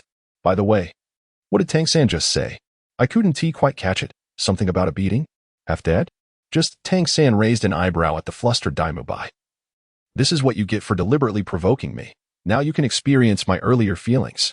Tang San, we need to gather tomorrow, so let us turn in early. Shall we? Indeed, Mubai, you have a point. The two collapsed onto their beds, closing their eyes in silence. Oscar, Dai boss? When did you start going to bed so early? Isn't the nightlife just beginning? Oscar, what is up, Dai boss? If you keep rambling, I'll spill the beans about your incident with the sausage comparison. Dai boss, aren't you being a bit harsh on your brother? 3. Dai boss, actually 2. 1. Wow, Dai boss is right. Early to bed and early to rise is good for the body. I'm still young. I must keep fit. Daimubai smirked, closing his eyes and saying nothing further. Chapter 22. The mysterious copper coffin, Your Holiness. We have yet to locate the Shrek Academy. Useless. All of you are utterly worthless. Bibi Dong sat upon the Pope's throne, her brow furrowed. Ever since she had humiliated that individual named Yifeiyu from Shrek, the grotesque image haunted her, robbing her of peace. She vowed to make Shrek Academy pay dearly. You may leave. Let this be the last time I hear such news. Elder Jew, I truly do not understand your utility. If you cannot find that person, how is it that you cannot even locate a single academy? Your Holiness, please spare me. I have been searching tirelessly, but for some reason, there has never been any mention of a Shrek Academy on the continent. Are you implying that this person is speaking nonsense? Your Holiness is wise. I believe that individual is likely afraid of the Wuhuan Hall's retribution. Hint spoke without thought. Is that so? Indeed, it must be so. Enough. Elder Jew, you may take your leave. Bibi Dong waved her hand, rubbing her temples. She had been exceedingly restless these days, particularly vexed by the return of Qian Rinxue. Bibi Dong wore a perplexed expression, based on her understanding of Qian Rinxue's character. One who would not cease until achieving her goals. How could she suddenly relent? Su Feiyu, do not let me find you. Qi. Who was thinking of me? Su Qin was engaged in a game of cards with Su Qing when he inexplicably sneezed. It seems a woman known as the Pope has cursed you. Quite impressive. Xiao Qin, your charm appears to transcend both age and gender. Who would have thought even the formidable Pope remembers you? What are you talking about? What Pope? Have I even met her? TSK, TSK, TSK. Judging by the Pope's expression, it's highly likely she has known you for quite some time. Really? A female Pope? Oh. I recall now. Hurry up and tell me. I have my watermelon ready. It was the day I intended to stage a confrontation between the Spirit Hall and Shrek. I pretended to be a member of Shrek and playfully slapped Bibi Dong's backside. Now, I believe there is no need for such theatrics, as Qian Rinxue is affiliated with the Spirit Hall, and I will undoubtedly support them. Is that it? If that displeases you, I take full responsibility. How long has it been since you struck her? Not long, I suppose. Let me calculate. It must have been about 7 or 8 years. Those 7 or 8 years isn't an eternity. She is your future mother-in-law. Are you certain you don't wish to clarify? What do you mean? Do I need to explain anything to her? Qian Rinxue is mine. She cannot escape. Why should I clarify anything to Bibi Dong? That woman is merely infatuated and unworthy of being my mother-in-law. What do you mean by that? It means Bibi Dong was once a naive girl who suddenly became acquainted with a good-for-nothing named Master Yu Xiaojiang. Yu Xiaojiang, with his nonsensical rhetoric, managed to charm Bibi Dong, leading them to fall in love. That's not unreasonable. Isn't it wonderful when two people are in love? Of course, it is delightful. However, Bibi Dong as master, the former pope, forbade her from pursuing Yu Xiaojiang, as he held him in contempt. He confined Bibi Dong to a hidden chamber, forcibly claiming her as his own. Otherwise, how could Qian Rinxue have come to be? So Bibi Dong was unwillingly brought into this world? Indeed. That Yu Xiaojiang, wait, I believe I've heard that name before. Of course, you have. You've even met him. Remember when I took you to meet Tang San at the academy? The scruffy, black-clad fellow with a buzz cut behind him was Yu Xiaojiang. It's him. Well, he isn't exactly a sight for sore eyes. Does Bibi Dong have such peculiar taste? You've yet to witness the terrifying nature of infatuation. And you? Are you also afflicted? I could never be. Su Chen shook his head in negation. He could never be like Bibi Dong. His feelings for Gu Yuna were merely physical, and emotionally, there was almost nothing. Gu Yuna, she seems to be your partner. Do you truly feel nothing for her? Yes, of course I do, but it's not as intense. Throughout my life, I have never truly experienced what feelings are. I can only learn from what my father has taught me. They allowed me to study, but forbade me from games, television, or even leisurely outings. Sometimes, when I wished to play, I had to do so in secrecy. How strict. But what does this have to do with Gu Yuna? Of course, it has no relation. I merely wish to express that I do not know the true emotions of loving someone. However, I am aware that if one engages in a relationship with a girl, one must take responsibility. You don't seem like it. You always appear so cheerful and carefree. I never expected you to have such a serious side. My cheerfulness is simply a way to cherish the present moment. I definitely wish to return. But my only concern is Gu Yuna. I cannot abandon my wife and run away alone, which is why I have been hesitating. What about Qian Rinxue? Qian Rinxue? I truly do not know what to do about her. Logically, I should take her along, but whether she agrees is another matter. The girl has quite a temper. So, are you planning to give up? Not exactly. I must contemplate a solution. At present, I cannot figure out how to bring Gu Yuna and the others back with me. I could avoid returning, yet I cannot neglect my parents, as I am their only child. Indeed, you need to return to carry on the family line. Otherwise, your generation will end here. By the way, do you have any means to help me return? I do indeed have a way to facilitate your return, including that of your partner. Su Chen gazed at Su Qing in disbelief, his excitement palpable as he grasped her hand tightly. Quickly, tell me, how can I return? I will reveal to you the way back, but first, I must take you to a certain place. What place? Su Qing did not respond to Su Chen. With one hand grasping Su Chen, she stepped into the shattered space before her, wandering aimlessly at the edge of the realm. Su Qing and Su Chen arrived at this location, where Su Chen was greeted by a sea of black bubbles surrounding him, leaving him utterly perplexed. What is this place? The Sea of Realms. You may regard it as a passageway to your world. Where is the passage? Why can't I see it? It requires breaking through, which I am currently unable to do. Once I complete this world task, I should attain a level of great path, at which point I should be able to shatter it. Am I incapable of breaking through? Isn't that rather obvious? I cannot. Do you believe you can? Well, you're right. Let's go back. Shrek. Little Rabbit. Come back. Xiao gazed sternly at the chubby man with red hair across from her. Stop fighting. In truth, Hong Jun is a good person. We simply aren't suited for one another, hence our breakup. I'll clarify this with him. Stay out of my affairs.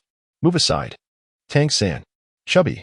Upon hearing the commotion, Dai Mubai approached, questioning, what is going on here? Humph. Why don't you ask him? Xiao retorted defiantly. This chubby man is bullying a girl in broad daylight. Tang San noticed that Xiao had lost her shoe during the earlier skirmish and retrieved another pair from his soul guide. Hearing Xiao's words, Dai Mubai immediately sought to clarify. Xiao, I think you've misunderstood. Just as Xiao was about to respond, she caught sight of Tang San offering her the shoes, feeling slightly embarrassed. I can manage on my own. With the apparent misunderstanding resolved, Dai Mubai turned his attention to the girl, Sui Hua, who was contemplating breaking up with Ma Hongjun. Sui Hua, what about you? Sui Hua, wearing a disheartened expression, covered her face and ran away in tears. Tang San, perplexed, asked Dai Mubai, what on earth happened? Dai Mubai looked at Ma Hongjun. Will you explain it yourself? Or shall I? Feeling somewhat embarrassed, Ma Hongjun opted for Dai Mubai to speak on his behalf. Go ahead. Dai Mubai approached Tang San, draping an arm over his shoulder as they walked away. Xiao huffed at Ma Hongjun before following suit. Indifferent, Ma Hongjun trailed behind. At the academy, Daimubai began to recount the situation regarding Ma Hongjun. Within the academy, including myself, there are 3 students. Tang San seemed to grasp the implication. Oh, are you suggesting? Daimubai glanced back at Ma Hongjun, who merely scratched his ear and nodded slightly. Indeed, Chubby, he is the 3rd one. He was the last to enter the academy before you arrived. While I did not witness the earlier incident, I could surmise what transpired. In truth, we cannot solely blame him. The fault lies with his peculiar Kuan martial spirit. Ma Hongjun immediately protested. Nonsense. Your martial spirit is the true Kuan martial spirit. Mine is clearly a phoenix. Even if my ancestors possess Kuan martial spirits, mine is undeniably a phoenix. Haven't you heard that a golden phoenix can also emerge from a grass nest? Daimubai could only chuckle. Haha, a phoenix? Very well, let it be a phoenix. Tang San, this chubby fellow has an unusual martial spirit. The dean mentioned that his martial spirit is a mutated one. A mutated martial spirit? What 2 martial spirits combined to create this mutation? I do not know. Not only do I lack knowledge, but even Chubby himself is unaware. In his village, all martial spirits are non-offensive poultry, and no one knows how it happened, but his martial spirit mutated and innately possesses the ability of fire. His flames are exceptionally peculiar. They not only boast a high temperature, but also exhibit strong adhesion, making them difficult to extinguish. The dean remarked that after the mutation, he could genuinely become a phoenix. However, his martial spirit has a significant flaw. What flaw? His martial spirit often goes berserk, and each time it does, it wreaks havoc around him, incinerating everything in its vicinity with a slight misstep. Xiao inquired, how does this relate to the girl? What do you know? Ma Hongjun retorted unkindly. This foolish Chubby has already been dumped several times. This time, the girl finally accepted him, yet his mental state inevitably wavers, leading to certain complications. Thus, the girl cannot tolerate him. Xiao, bewildered, asked, what do you mean by complications? Everyone regarded her with puzzled expressions. Tang Sin quickly cleared his throat. Ahem, Xiao. It's nothing. How about we grab something to eat? I'm feeling a bit hungry. Xiao rubbed her stomach and nodded in agreement.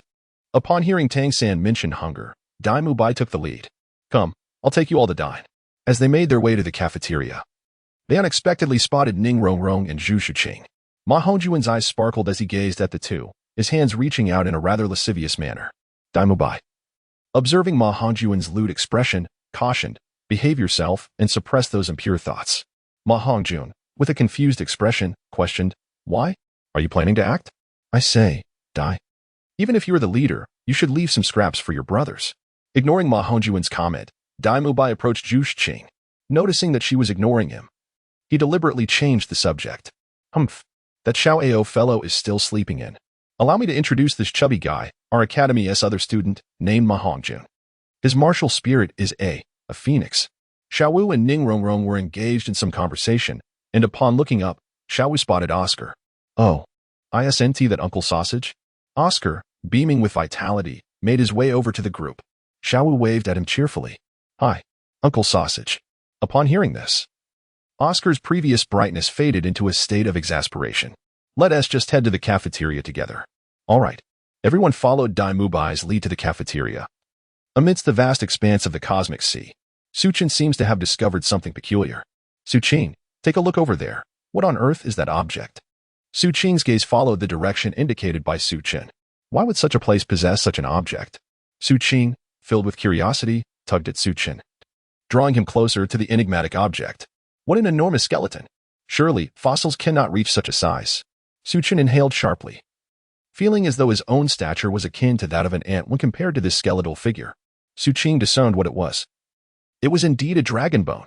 How could such a place harbor a dragon bone? Is it truly strange for a dragon to appear in such a location? Suchin gazed at Suchin with an innocent expression. Suchin had no desire to pay attention to Suchin, but I approached to observe and test the waters. Suchin soared directly above the dragon bones, only to discern their true form. There were, in fact, 9 dragon bones, along with a copper coffin. Who could possess such formidable power and qualifications? Hey, do not approach. What if there is danger? TSK, why is this child so disobedient? Suchin completely dismissed Suchin's words as nonsense.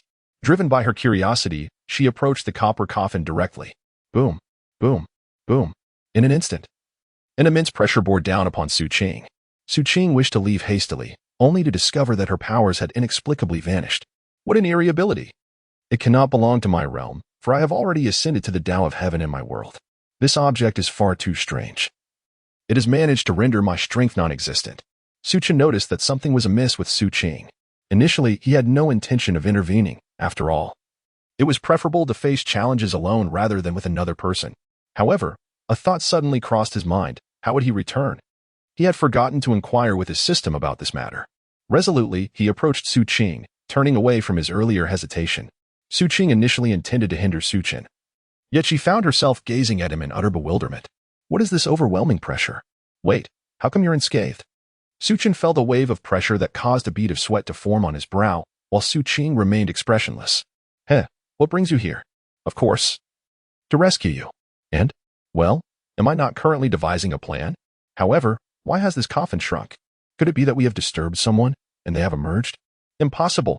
There are no living beings within this bronze coffin. It is entirely devoid of vitality, steeped in a chaotic deathly aura. Then what accounts for its diminishment? I am uncertain. The pressure we are experiencing likely emanates from this peculiar bronze coffin. Shall we attempt to push it open? But what if a zombie emerges from within? How shall we handle that? Zombie? What on earth is that? Su Qing stared in bewilderment at Su Chen's innocent expression, yearning to comprehend the meaning behind the recent words. Alas, a zombie is merely a corpse. Well, I cannot quite elucidate further.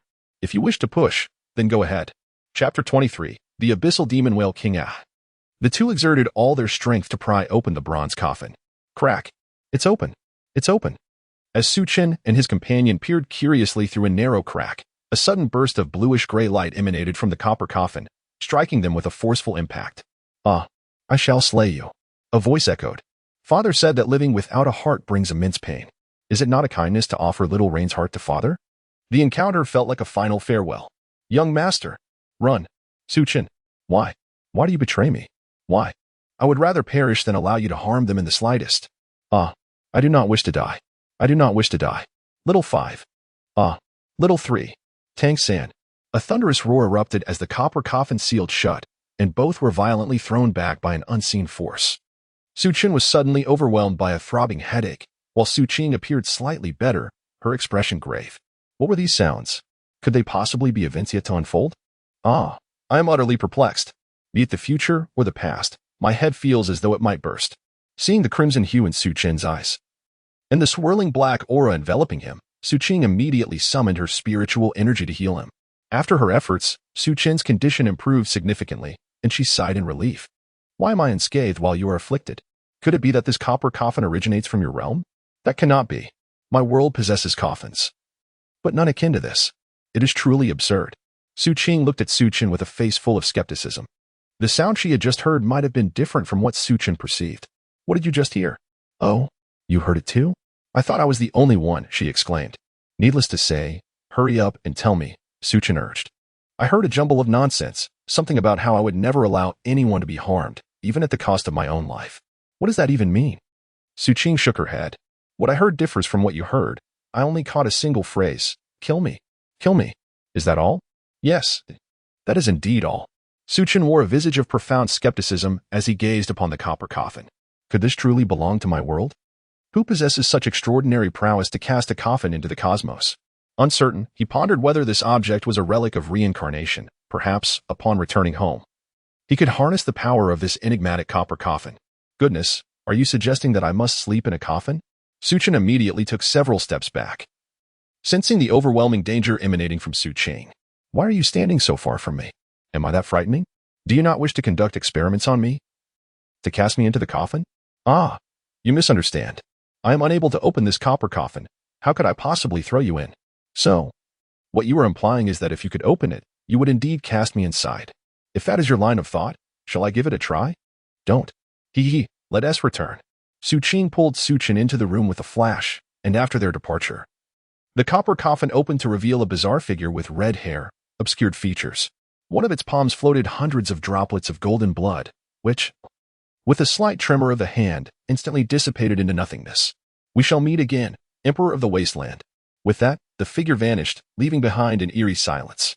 Meanwhile, at Shrek Academy, everyone was joyfully preparing to head to the dining hall when they were suddenly called by Flander to gather in the square. Your beard? Tang San looked at Oscar with a puzzled expression. Oscar raised an eyebrow and adjusted his hairstyle, thinking, a few beautiful newcomers have just arrived. I must look a bit more presentable to attract their attention. Zhu Zhuqing shot him a glance, while Xiao beside her stifled a laugh, her shoulders shaking. Ning Rongrong shook her head in disbelief. Xiao San? Isn't that the shady merchant uncle? What shady merchant uncle? This is our esteemed dean, the founder of Shrek. The four-eyed cat eagle, Flander, a soul sage at the formidable level of 78, even more formidable than teacher Zhao. He possesses the rare ability of a flying beast martial spirit.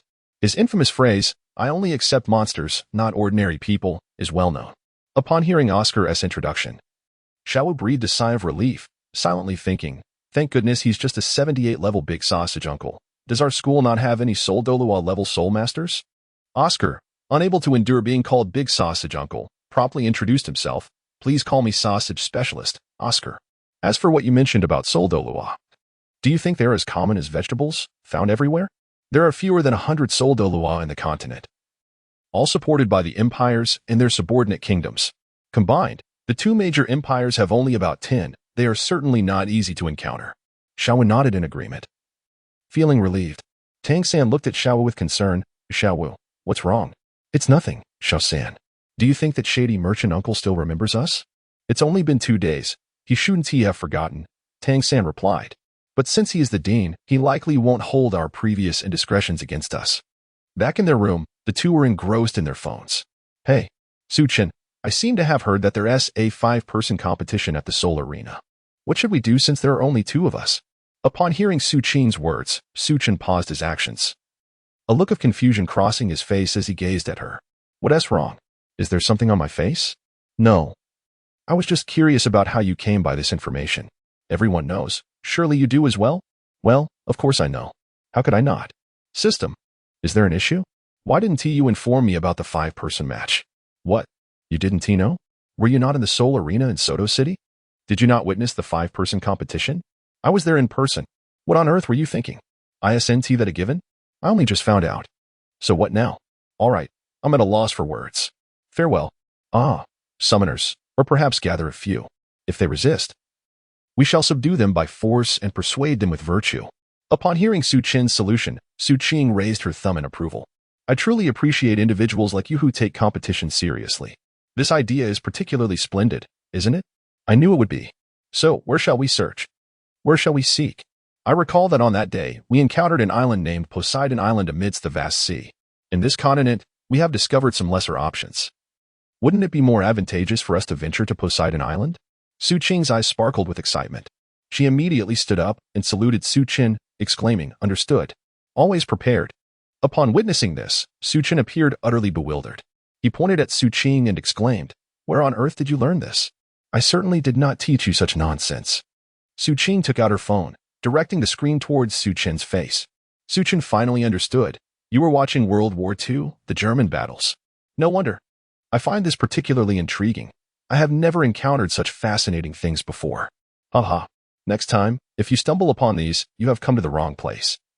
This place is of no use. Oh. Su Chen tossed his phone into the void and brushed off the non-existent dust on his clothes. All right. It is time to cause a ruckus. Do you understand? Be quiet. Your understanding is of no consequence. I myself do not comprehend that place. So what do you think you understand? Let me tell you, even if you wish to grasp it, it remains beyond your reach. So, have you come to any understanding? Clap. In the sky, Su Qing, still unsatisfied, applauded. Do you understand now? Su Chen's face was swollen, and with a pitiful expression, he nodded slightly. Comprehending the next course of action. I do not understand. Now I understand. I shall walk towards the sea. Oh, you should have mentioned that earlier. Su Qing directly grasped Su Chen and instantaneously transported them to the depths of the ocean. Su Chen gazed at Su Qing with a look of utter disbelief. What on earth are you trying to do? Did you not claim to be in the ocean? This is indeed the ocean, is it not? I never specified this particular ocean. He retorted. Oh, dear siblings, how grateful I am for your endurance. The two bickered animatedly when suddenly, a colossal pupil opened. Casting its gaze upon them, it noticed the 2 minuscule humans, no larger than ants, disturbing its slumber. In an instant, it erupted in fury. How outrageous, humans. Your audacity knows no bounds. It sensed an immense power emanating from the 2 individuals. If I could absorb that energy, I would undoubtedly ascend to new heights. Su Qing and Su Chen turned their heads in bewilderment to gaze upon the colossal figure before them. Su Qing stroked her chin, contemplating as she gazed at the colossal creature before her. This fish was larger than any she had seen near the island, and she pondered its edibility. Wait, is that a whale? Whales are protected species. Are you not aware of that? Is that truly the case? Of course, in my world. Every creature holds more value than a human. Snakes, for instance, or the likes of King Gigi, are deemed more significant. But the question remains, this is not your world. Is it? Ah, right, the after effects. However, this fish appears unpalatable at first glance. Just look, one of its eyes is injured. It must have been caught by fishermen. Recognizing it, they released it back. Are you suggesting that this fish is unappetizing? Naturally, as a business owner, I am well aware of which fish are delectable and which are not. So, what shall we do? Let it go. It seems rather pitiful with one eye blinded. We ought to be compassionate individuals, not preying upon the less fortunate. Su Chen gazed earnestly at Su Qing, imparting profound wisdom. Indeed, it appeared rather pitiable. Su Qing produced a large bag of golden soul coins and presented it to the imposing figure before her. The colossal creature could no longer contain itself, exclaiming, "Ah, I am the deep-sea demon whale king. You insignificant ants dare to look down upon me? Prepare to meet your demise." The deep-sea demon whale king? Is it truly formidable? With a curious expression, Su Qing inquired of Su Chen. "I do not know," he charged at me. I wish to absorb you." Smack. "Oh, my lord, my lady, my esteemed elder, I beg your forgiveness." A burly muscular man fell to his knees, clutching his ears, tears of regret streaming down his face as he repeatedly bowed his head. "Did you not just declare your intent to absorb us? How could you, a man, absorb another man? You ought to pursue women." The deep-sea magic whale king implored. No, my lord, I do not absorb either men or women. I only wish to feast upon small fish and shrimp. I beseech you, grant me mercy. It has not been easy for me to cultivate to this point. Rest assured, I shall no longer bully either men or women." Smack. "My lord, why did you strike me?" The deep-sea magic whale king looked bewildered at Su Chen. "Who said you could avoid women? From now on, you are only permitted to absorb women. Do you understand? Understand? What does that even mean?" The creature's confusion was palpable. "My lord, could you offer me a hint?" Smack. "You are as foolish as a pig. To understand is to comprehend. Do you grasp that?" Yes, I comprehend. I understand now that to understand means to comprehend. I shall certainly obey your commands and only absorb women." Smack. Once again, the deep-sea magic whale king turned, bewildered, to face Su Qing, who had delivered the slap. Su Qing wore a benevolent smile as she gazed at the deep-sea whale king. "My lord, have I erred in any way? I have adhered to your instructions, only absorbing the females. Do you know what I am? Please, my lord, enlighten me." "I am a female." The deep-sea whale king exclaimed. "Ah, you have gone too far. I shall battle you." With a resounding clap, he continued. "Ah, it does not hurt. Not in the slightest. I, after all, am the sovereign of the ocean. How could I possibly be outmatched by two mere ants?" "Su Chen, this fish dares to call us ants." Su Chen shrugged, indicating a reluctance to speak. No one has ever referred to me as an ant." "You are the first to do so. Whether it's a mere insect or an ant, today I, Su Qing, shall see who truly embodies the essence of an ant. By the might of heaven and earth." In that instant, Su Qing's body surged, expanding 3,000-fold, breaking through the heavens. Su Chen stared in astonishment, akin to the deep-sea demon whale king, exclaiming, "What kind of trickery is this? Goodness, this is truly immense. Is that not the prowess of Erlangshan and Sun Yukong? Can you actually perform such feats?" With a look of disdain directed at the deep-sea demon whale king, Su Chen remarked, "I now believe that I have no preference in absorbing either male or female. I delight in feasting upon small fish and shrimp, which I adore." "Oh, what do I care? Weren't you disdainful of her diminutive size? And now? You are but a mere cell." "Cell? What does that signify?" "Cell, cough cough." This warrants an extensive explanation. Firstly, it is the fundamental unit of structure and function in living organisms, appearing in a myriad of shapes, primarily consisting of. Half an hour later, Su Chen cleared his throat, seeking confirmation of understanding. The deep-sea demon whale king pondered for a moment before raising his head, his gaze fixed resolutely upon Su Chen. Su Chen expressed his contentment upon witnessing the expression of the deep-sea demon whale king, pondering the essence of life itself. Alas, it seems futile, much like Su Qing, equally lacking in wit. Perhaps it is best to resign to fate. Adult, what does resign to fate mean? Oh, It signifies my contemplation regarding tonight's dinner, whether to indulge in braised fish or spicy stir-fried fish cubes. With so many delightful options, your considerable stature should suffice. Suchin wore a serious expression as he patted the astonished deep-sea demon whale king. Spare me, my lord. Please do not address me as my lord, for it sounds akin to the infamous Wu Dao line. What should I call you then? Brother. Very well, brother. As long as you do not devour me, I shall heed your every command. I am willing to follow you, unflinchingly facing any peril. Not seeking to be born on the same day, same month, and same year, but merely wishing to share the same destiny. Stop. Are you mixing up your lines? Have you indulged too much in the romance of the three kingdoms? Who in their right mind would wish to perish alongside a mere fish? Yes, brother, your admonition is duly noted. I shall not die. Indeed.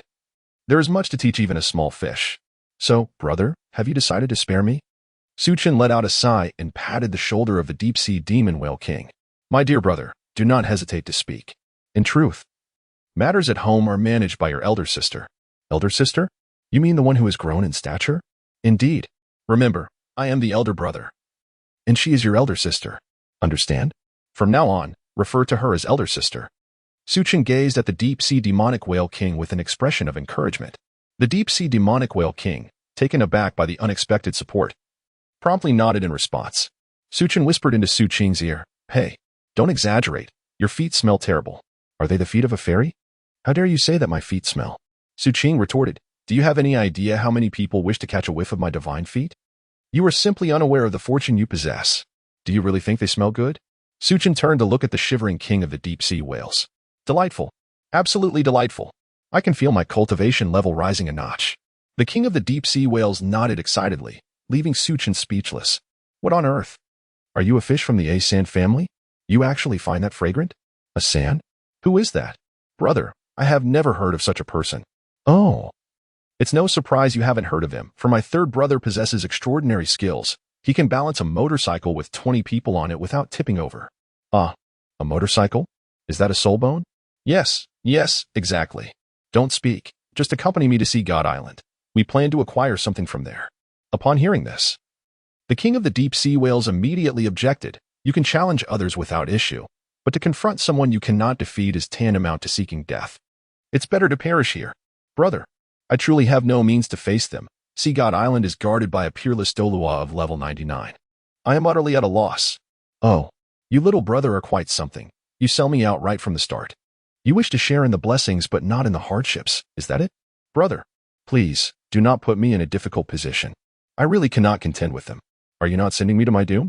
Aren't you selling out your own brother as well? Brother? When did you two become brothers? Su Qing looked at the two with a face full of curiosity, pondering, what kind of brothers are these? I have never encountered such fear of death in a companion. The key is that he keeps rambling on, begging me to spare him. He even speaks of going through fire and water without hesitation. Just take a look at him. Those words were mere nonsense, were they not? Going through fire and water? How about I throw you into the boiling pot instead? Add a bit of chili and hot pot base, and I assure you, you would be more than willing. However, isn't this asking too much of you? This is just the beginning, and you want me to march to my doom? Who would willingly accept such a fate? The deep-sea demon whale king pouted in grievance as he spoke. Suchin merely chuckled. Su Qing, what is the matter? A knife? Today we shall indulge in sashimi. I discovered a delectable dish on my phone. It involves meticulously slicing the fish's flesh into delicate pieces, then adding my secret seasoning to ensure an exquisite and delightful flavor. However, you just mentioned that this fish is not particularly tasty, did you not? That was a mistake on my part. In truth, this fish is naturally sumptuous. Melting in the mouth, utterly flawless. Consuming it will even enhance our beauty. Truly. At that moment, the deep-sea demon whale king instinctively retreated, observing the two fiendish grins approaching him. Wait. The two halted, their faces adorned with expressions of confusion. Brother, you are indeed correct. In times of fortune and adversity, we share both. Today, I, old fish, shall stake my life on this fish to accompany you, dear brother. What's this? Are you afraid? Fear is out of the question. Brother, I harbor a deep-seated grudge against the sea god. This bears the mark of his assault. You need not worry. Go forth and retrieve what you seek. I will stand guard against all human sea soul masters outside. Today, I am resolute. Suchin squinted, uttering not a word, and directly tossed the knife to Su Qing. Confused, Su Qing gazed at the deep-sea magic whale king with stars in her eyes, swallowing hard. What is the matter, Su Qin? Are you unable to make the cut? It's all right. Come over here. Just prepare the ingredients on the side. Trust me, I promise to carve it piece by piece. Sister, how could you possibly consume your own subordinate? How could I bear it? The deep-sea magic whale king knelt before Su Qing, weeping profusely. Su Qing was momentarily taken aback, but her expression quickly darkened. How dare you call me big sister? Am I that old? Oh, then how about Miss? Miss is not old. Yes, that's right. You should address me as Miss. Su Qing nodded in satisfaction, then sighed, lamenting the absence of sashimi. Su Qin blushed with laughter beside her, while Su Qing looked on with a puzzled expression and gently patted Su Qin's shoulder. What are you laughing at? Miss, no, I mean Su Qing. I actually think the title Miss suits you quite well. With your exquisite features and figure, you are truly a rare beauty, a paragon among women. Rest assured. If I were back home, it would cost a fortune just to catch a glimpse of you. What nonsense are you spouting? Su Qin was laughing so hard that she could scarcely catch her breath. Ha, miss. If only she knew that in my hometown, misses are the ones who provide services to men for a price, ha. Su Qing's expression, once filled with confusion, gradually transformed, resembling that of an African individual. Her voice trembled as she patted Su Qin's shoulder. Ahem, what is wrong? Are you in a hurry to leave? Of course. I shall assist you on your journey. Su Qing executed a direct performance reminiscent of One Punch Man, striking Su Qin in the abdomen, eliciting a gasp. Su Qin spat out a mouthful of water, and in an instant, he vanished without a trace. The seabed trembled violently, and the deep-sea demon whale king turned pale. He had just sensed the peril emanating from Su Qing's punch, a deathly warning unlike any he had ever encountered before. Su Qing turned her gaze towards the deep-sea demon whale king. She remained silent and proceeded in the direction where Su Qin had just been cast away. The deep-sea demon whale king, observing Su Qing's departure, let out a sigh of relief, nearly terrified to death. It seemed that a change of residence was in order. If you dare to move, I will hurl a sun into this ocean. I want to see which is greater, the vast sea or the sun. But what am I supposed to call you? Just call me Sister Su. And you, follow me closely. If I catch you fleeing, rest assured, I will ensure that your deep-sea demon whale clan faces utter ruin. Yes, you are absolutely right, Sister Su. I will follow immediately. The deep-sea demon whale king hastened with unprecedented speed, only to stop abruptly. Sister Su, where are you now? I've lost track. Useless. A beast is a beast. Stay right there and remember, if you attempt to escape, you know what the consequences will be. Sister Su, do not worry. I promise I will not run away. After finishing the transmission, Su Qing gazed at Su Qin, who was kneeling on the ground, retching. For reasons unknown, a pang of compassion welled up within her. She crouched down to assist Su Qin, saying, How could you accuse me of being such a filthy person? Do you now realize your mistake? Su Qin's complexion turned pale and his lips quivered. He gazed at Su Qing, just as he was about to speak, when suddenly he retched, and in an instant, he vomited, splattering all over Su Qing's face. Su Qing's eyelids twitched incessantly as she touched the stains on her face and brought her fingers to her nose. In an instant, her complexion turned pale, and she exclaimed, Ugh, Su Qin, have you been eating rhinoceros? It reeks. Coughing, he replied, I didn't mean to. My apologies. I've cleared my stomach. Are you all right? It's unbearable. I swear I'll kill you. Look at you, once again in a fit of rage. Let me remind you. Ladies who are prone to anger tend to age prematurely. Enough with your slick tongue. Who are you? State your name. A purple sea spirit master from Sea God Island drew his blade, aiming it at Su Qing. Wait, who are you? Your timing is impeccable. Arriving precisely when I'm at my wit's end. Su Qing gazed at the purple sea spirit master, utterly speechless. How audacious. Do you have any idea who I am? The sea spirit master drew his sword and approached Su Qing, but upon catching a whiff of the air, he recoiled, covering his nose in fear. What on earth are you all doing? It reeks. What have you consumed? He added insult to injury, turning to Su Qing. Look at this. He dares to call us foul. You need not speak. I can hear you perfectly well. Who are you? Why do you obstruct our path? Su Qin exclaimed. Su Qing. Shouldn't you confront him directly? Su Qing leaned close to Su Qin's ear and whispered softly. Su Qin detected the scent emanating from Su Qing. With one hand pinching his nose and his cheeks puffed out, he resolutely listened until the end. Isn't that just stating the obvious? We are here to seize something. So we should, of course, exhibit a modicum of politeness. Su Qin wore a bewildered expression, releasing his grip and helplessly gazing at Su Qing as he remarked. You come to seize my belongings yet speak so courteously. You truly are a remarkable person, aren't you? Hiki, I share the same sentiment. I am indeed a benefactor to the world. Could you possibly move a little farther away from me? Why? Because I find it somewhat difficult to breathe. Your odor is quite overwhelming. Suqing, that old hack. Do not presume that your flamboyant attire can entice me. I must inform you. The scent emanating from you has betrayed your true nature. The Purple Sea Soul Master, with an air of arrogance, lifted his head and pinched his nose, exclaiming, "Goodness! My friend, you are even more formidable than the last one. You have summoned the essence of the Black Mountain Witch. I sincerely hope that in your next life, you do not reincarnate as a human." Suqing gazed at the Purple Sea Soul Master with a look of profound sympathy. What could it possibly mean? The Purple Sea Soul Master was still pondering the words that Suqing had just spoken. Suqing's eyes glimmered with a lethal intensity as she fronted the Purple Sea Soul Master, unleashing a powerful punch directly towards him. The Purple Sea Soul Master, taken aback, attempted to defend himself immediately. However, the disparity in speed was insurmountable. With a resounding thud, the impact resonated. Suqing delivered a powerful punch, smashing the head of the Purple Sea Soul Master into the ground, reminiscent of a watermelon bursting apart. Suqing did not relent. She unsheathed her long sword and struck the corpse repeatedly, reducing it to mere dust in an instant. A gust of wind swept through, gradually blending it into the embrace of nature. Suqing gazed at Suqing in astonishment. You not only killed him, but you also desecrated his remains. Surely, this could be considered an act of exorcism. Spare me your Western doctrines. I have an aversion to those two bald figures who proclaim that this man deserved his fate. Is this what you just referred to as politeness? My word, your interpretation of politeness has truly reshaped my understanding. Enough of this chatter. We stand in a realm of demons and monsters. We shall vanquish evil to uphold righteousness. Suqing, join me as we advance. Seize what catches your eye, and for what does not, let it be consumed by flames. Suqing halted his steps, gazing at Suqing with a bewildered expression. In the vast world of the primordial, are there really bandits?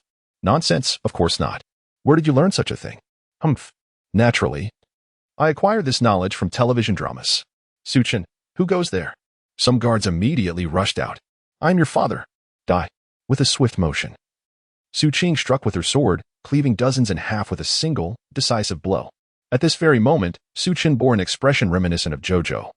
Gazing at Suqing with a countenance filled with existential doubt, Suqing gazed at Suqing, who was following her, and exclaimed, "What on earth? This is outrageous. As a denizen of Earth, I have never encountered such a television drama. Does such a song truly exist in those shows? It seems you are out of touch with the times. Perhaps age has caught up with you." Suqing, what? Are you serious? Is this your idea of politeness? You, who have lived for 1 billion years, dare to call me a mere 20-year-old? Old? I see you are still quite youthful. Never mind. I shall overlook this slight. After all, I am still your sister. Alas, your presence astounds me. Suqing truly felt a twinge of regret. He should never have taught Su Lingchen to use a mobile phone. This woman had become increasingly peculiar with each passing day.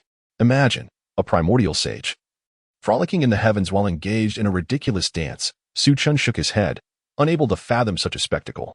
The imagery was simply too fantastical. Was Suqing merely one of those pillars? The person we seek should reside within. Let us venture to the first.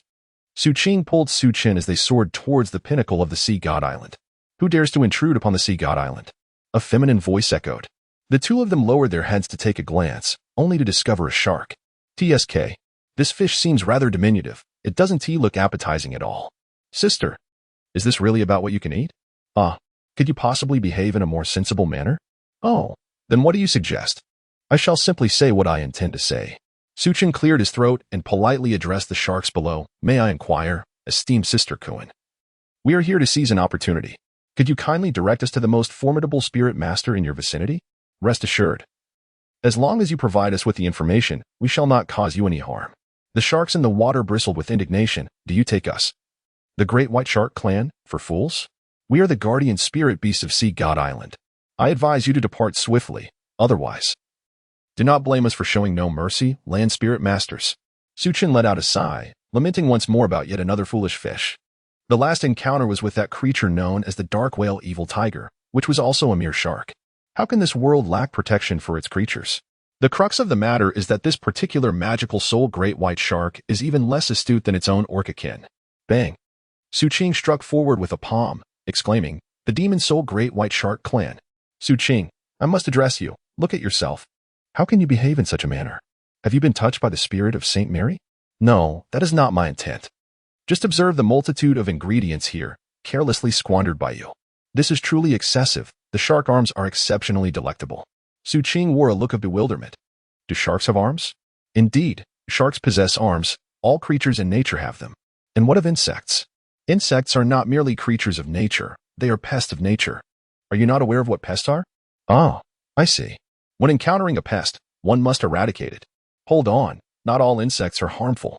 For instance, the silkworm, oh. The flavor. Picture it, a pot sizzling with oil, frying to a golden crisp, fragrant, and delightful, our favorite. Gurgle next time. You must prepare it for me. Otherwise, I shall not acknowledge you as my brother. Humph. As if I would ever be inclined. What did you say? Nothing. Look, a mermaid is approaching. She is soaring through the sky, coming right towards us. A mermaid. Oh, such a name sounds utterly delectable. Su-Ching immediately turned her head, her eyes swirling with confusion as she gazed upon the mermaid. Upon closer inspection, her desires quickly dissipated. This was no mermaid at all. This was clearly just a person. What was Su-Ching thinking? Ah, my apologies, for her attire resembled that of a fish, and I had glanced too hastily, failing to notice. Hey, that white-haired one. What is your name? State it clearly, for I, Su-Ching, do not slay nameless individuals. Poseidon halted mid-air, her gaze fixed sternly upon Su-Ching and Su-Ching. A tremendous pressure enveloped them, even more terrifying than that of the sea god himself. Ah, so it is Poseidon. Poseidon? What Poseidon? I'm speaking of Poseidon. You land-dwelling sorcerer. Do you not know how to show respect? What do you mean by Poseidon? Smack. Ah, Su-Ching, you are insane. Why did you hit me? Have you lost your mind? She clearly stated Poseidon. Oh, I see now. Poseidon, Poseidon, Poseidon. I might as well be calling her Bostonian dragon. Look at you.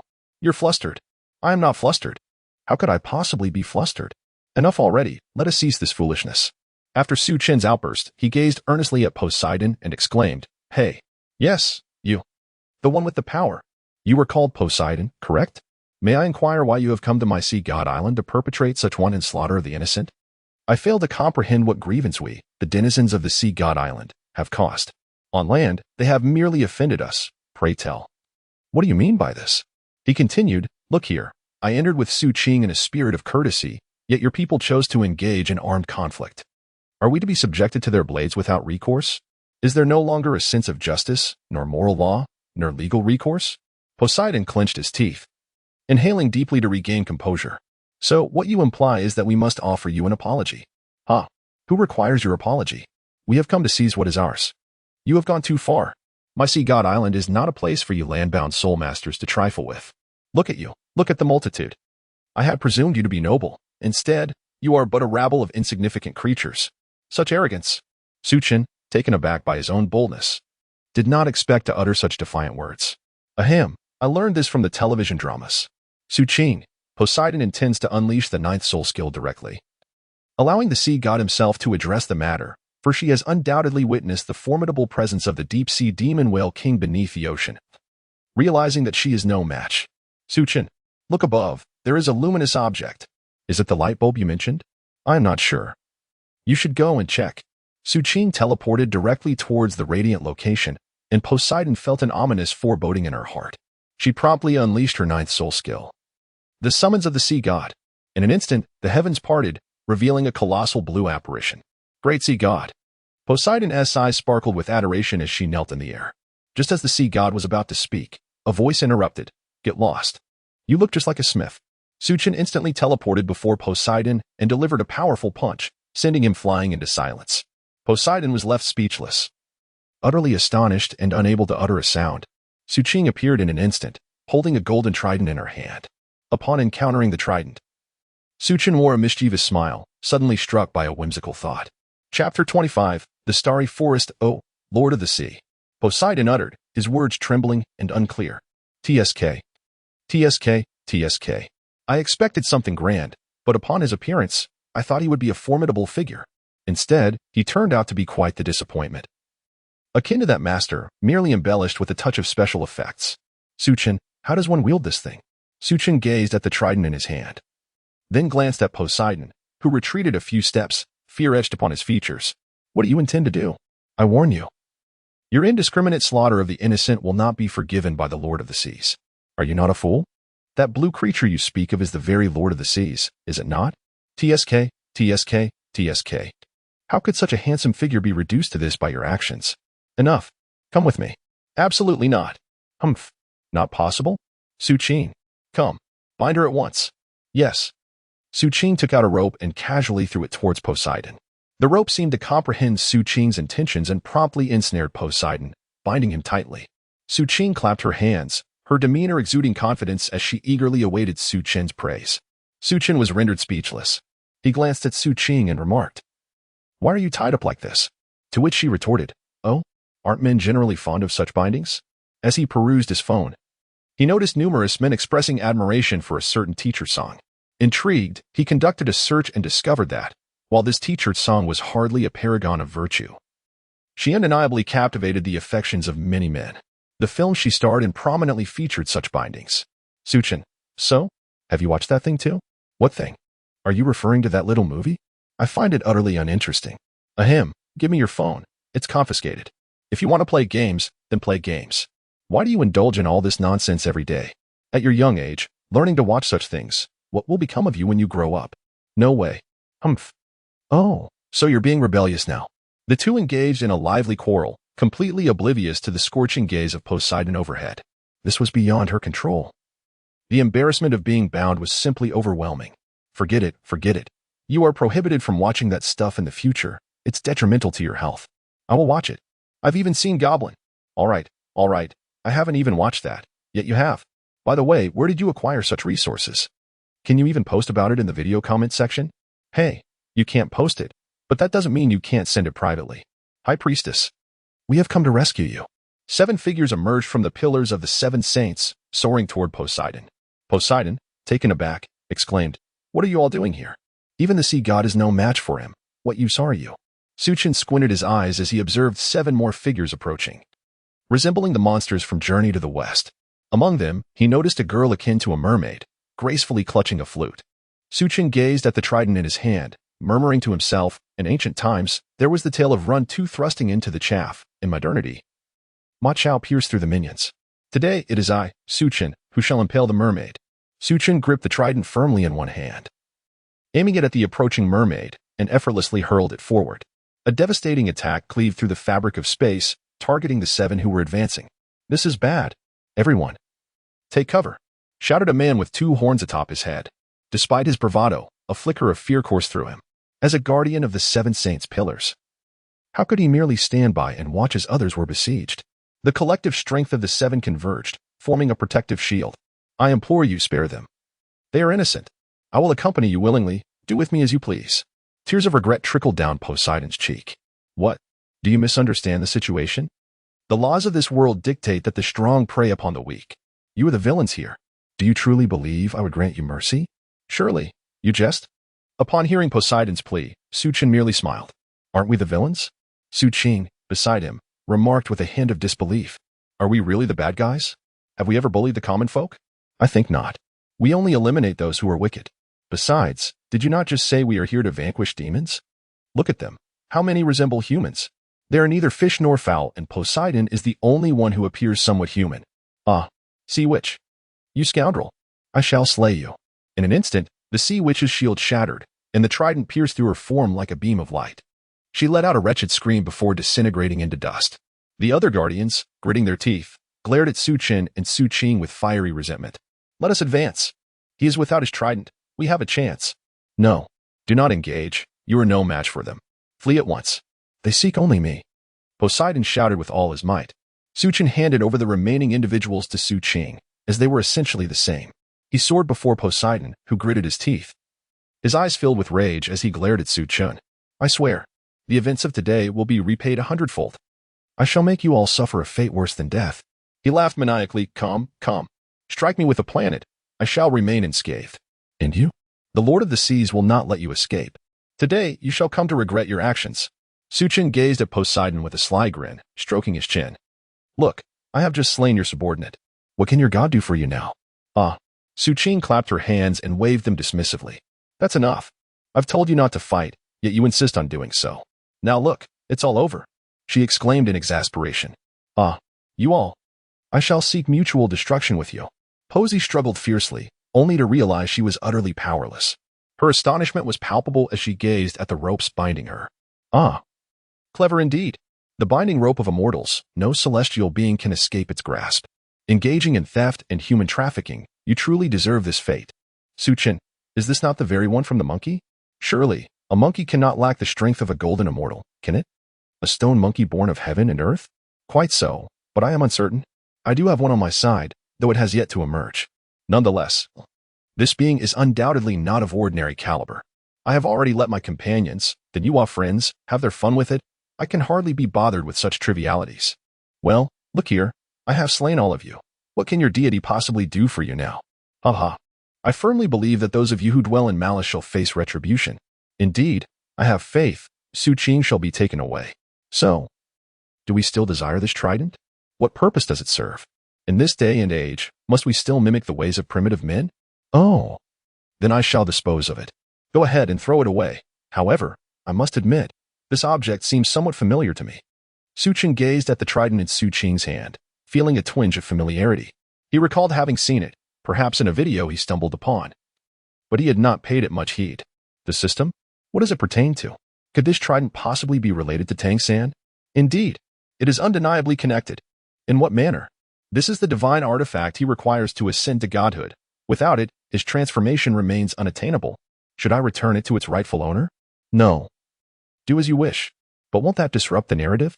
It will indeed alter the storyline. However, the true adversary has yet to reveal themselves. Why do I sense that you were merely deceiving me from the outset? Alas, it is true that I initially misled you. I merely wish for you to rest well and refrain from reckless antics. So what is the current situation? Are you suggesting that I was never meant to return home? You may return, but what? The truth is, you are already deceased. Your soul has been drawn into this inferior realm. Cough, cough. System. Your jest is rather amusing. Refrain from such remarks in the future. How could a virtuous individual like me possibly be dead? What does being a good person have to do with life and death? Ha ha ha. You have a point. Does this mean I can never return in this lifetime? You can certainly go back, but your lifespan will be considerably limited, for your body over there has already. Already what? Ah, it is nothing. Just try not to wield the power of the wild emperor, as I have yet to recuperate and cannot confront those individuals. Once I recover, those individuals? Who are they? Su Qin furrowed his brow, perplexed by the words of the system. Initially, he yearned to return, but the system insisted on the completion of tasks. Now, it merely urged him to behave, leading him to abandon the pursuit of tasks altogether. Presently, it conveys that such tasks are of little consequence, merely restricting him from utilizing the formidable soul of the Mad Emperor. Could it be that the true adversary is indeed formidable? Su Qin. Ah, what troubles you? Are you truly discarding my trident? No need to discard it. It should return to its rightful owner. And also, release Poseidon. Are you out of your mind? After all the effort to capture him, you wish to let him go? It matters not. Let him go. But we still lack personnel. How shall we participate in the soul fighting? Just gather a few. It hardly matters, as victory seems assured. Su Qing directly collected the rope and casually tossed it aside, casting Poseidon into the depths of the sea. With a flick of his trident, the object returned to its rightful owner. The deep-sea demon whale king observed all that transpired on Ocean God Island. Initially, he believed that Su Qin and Su Qing were doomed, but to his astonishment, these two proved remarkably formidable, even besting the sea god. His heart raced with shock, yet a sigh of relief escaped him. At least he had acknowledged another as his superior. Su Qin, where shall we search for others next? I have no desire to engage in meaningless skirmishes. It lacks excitement. We cannot resort to killing. Let us venture to the starry forest. Ah, where do you intend to go? Are you seeking assistance from your wife? She is but one person. Trust me, we shall go there. Should we not bring this fish along? Su Qing pointed towards the deep-sea demon whale king lurking within the ocean's depths. Su Qin pondered for a moment and nodded. Let him join us. It would be safer than allowing him to become someone else's soul ring. Besides, neither of us requires this trinket. The key is that he can serve as our enforcer, handling trivial matters that we can delegate to him. Indeed, that makes sense.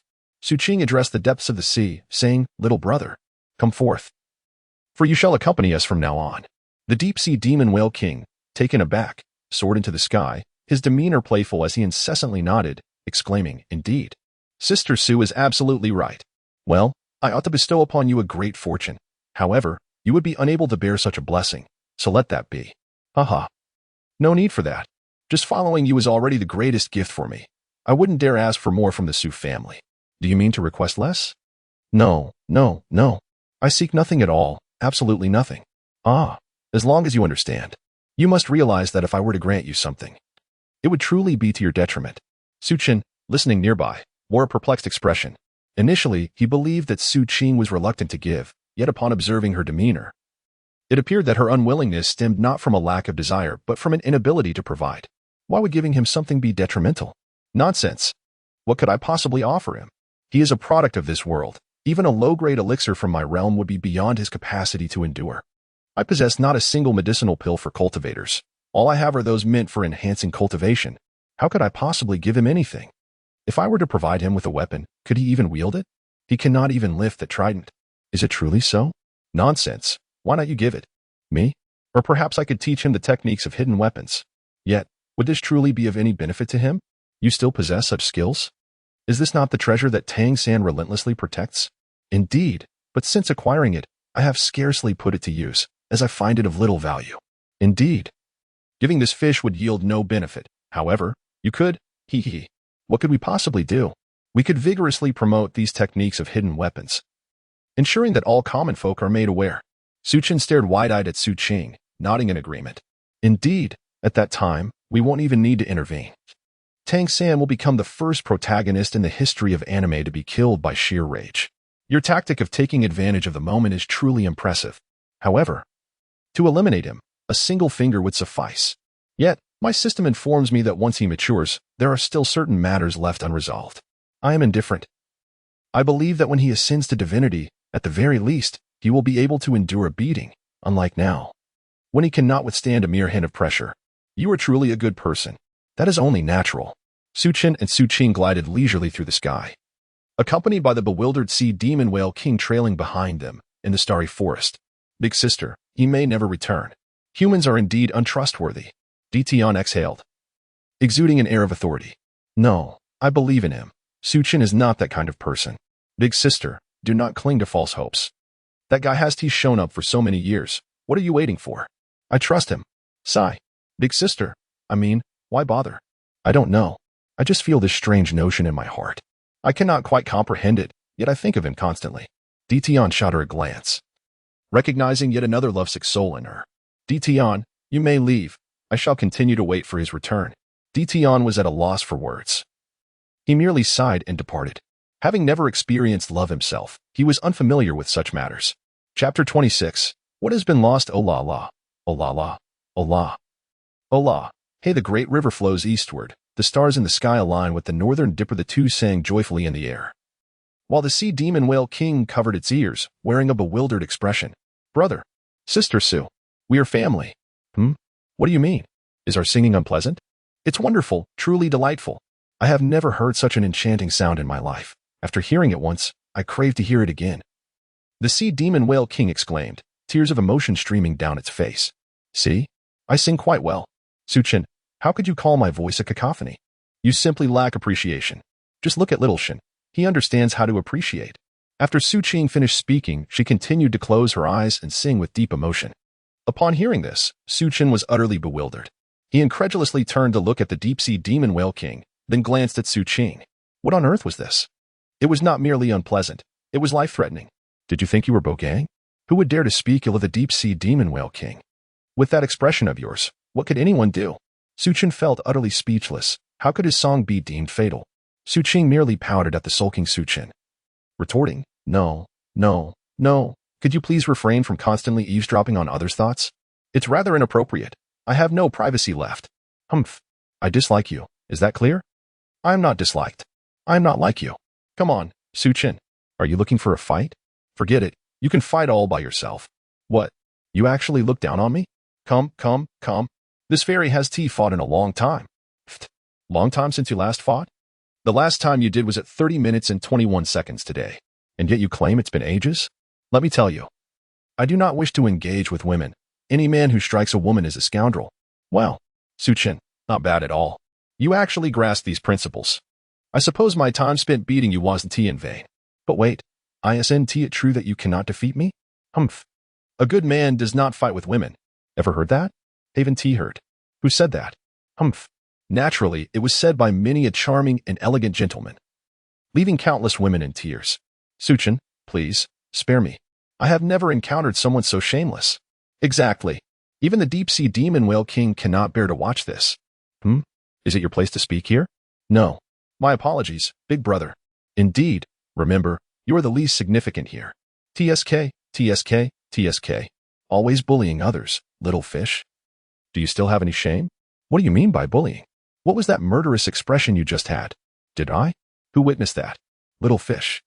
Did you see it? No, no, no, I saw nothing. Did anything of the sort happen, Sister Sue? Suchin was taken aback. What about the two of you? What have we done? It's nothing. I only just learned how Erguzi came to be. Look, that's how it happened.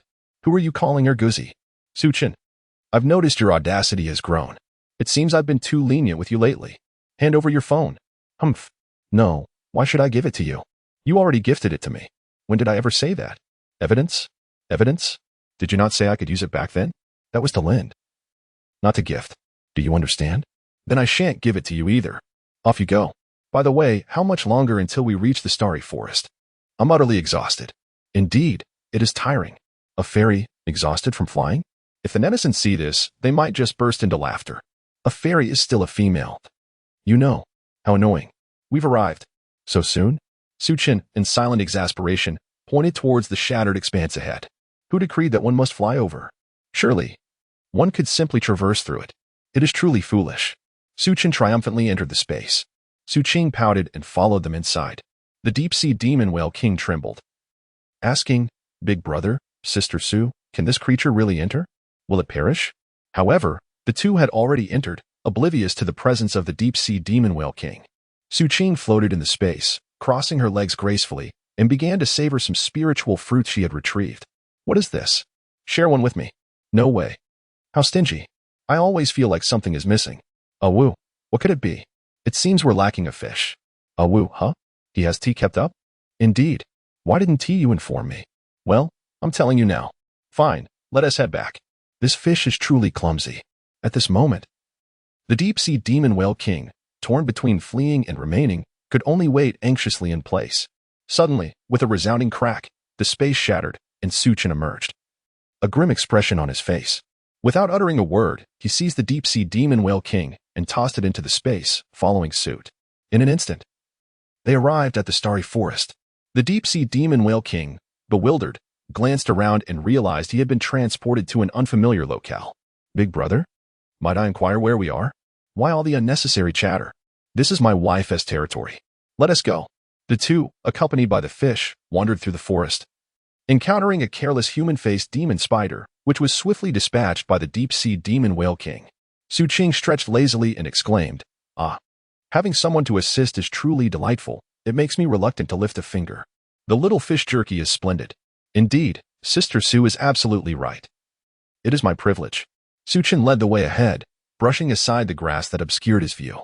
Before him, he beheld a familiar figure, Guyuna, seated upon the very stone where they had first encountered each other. Guyuna.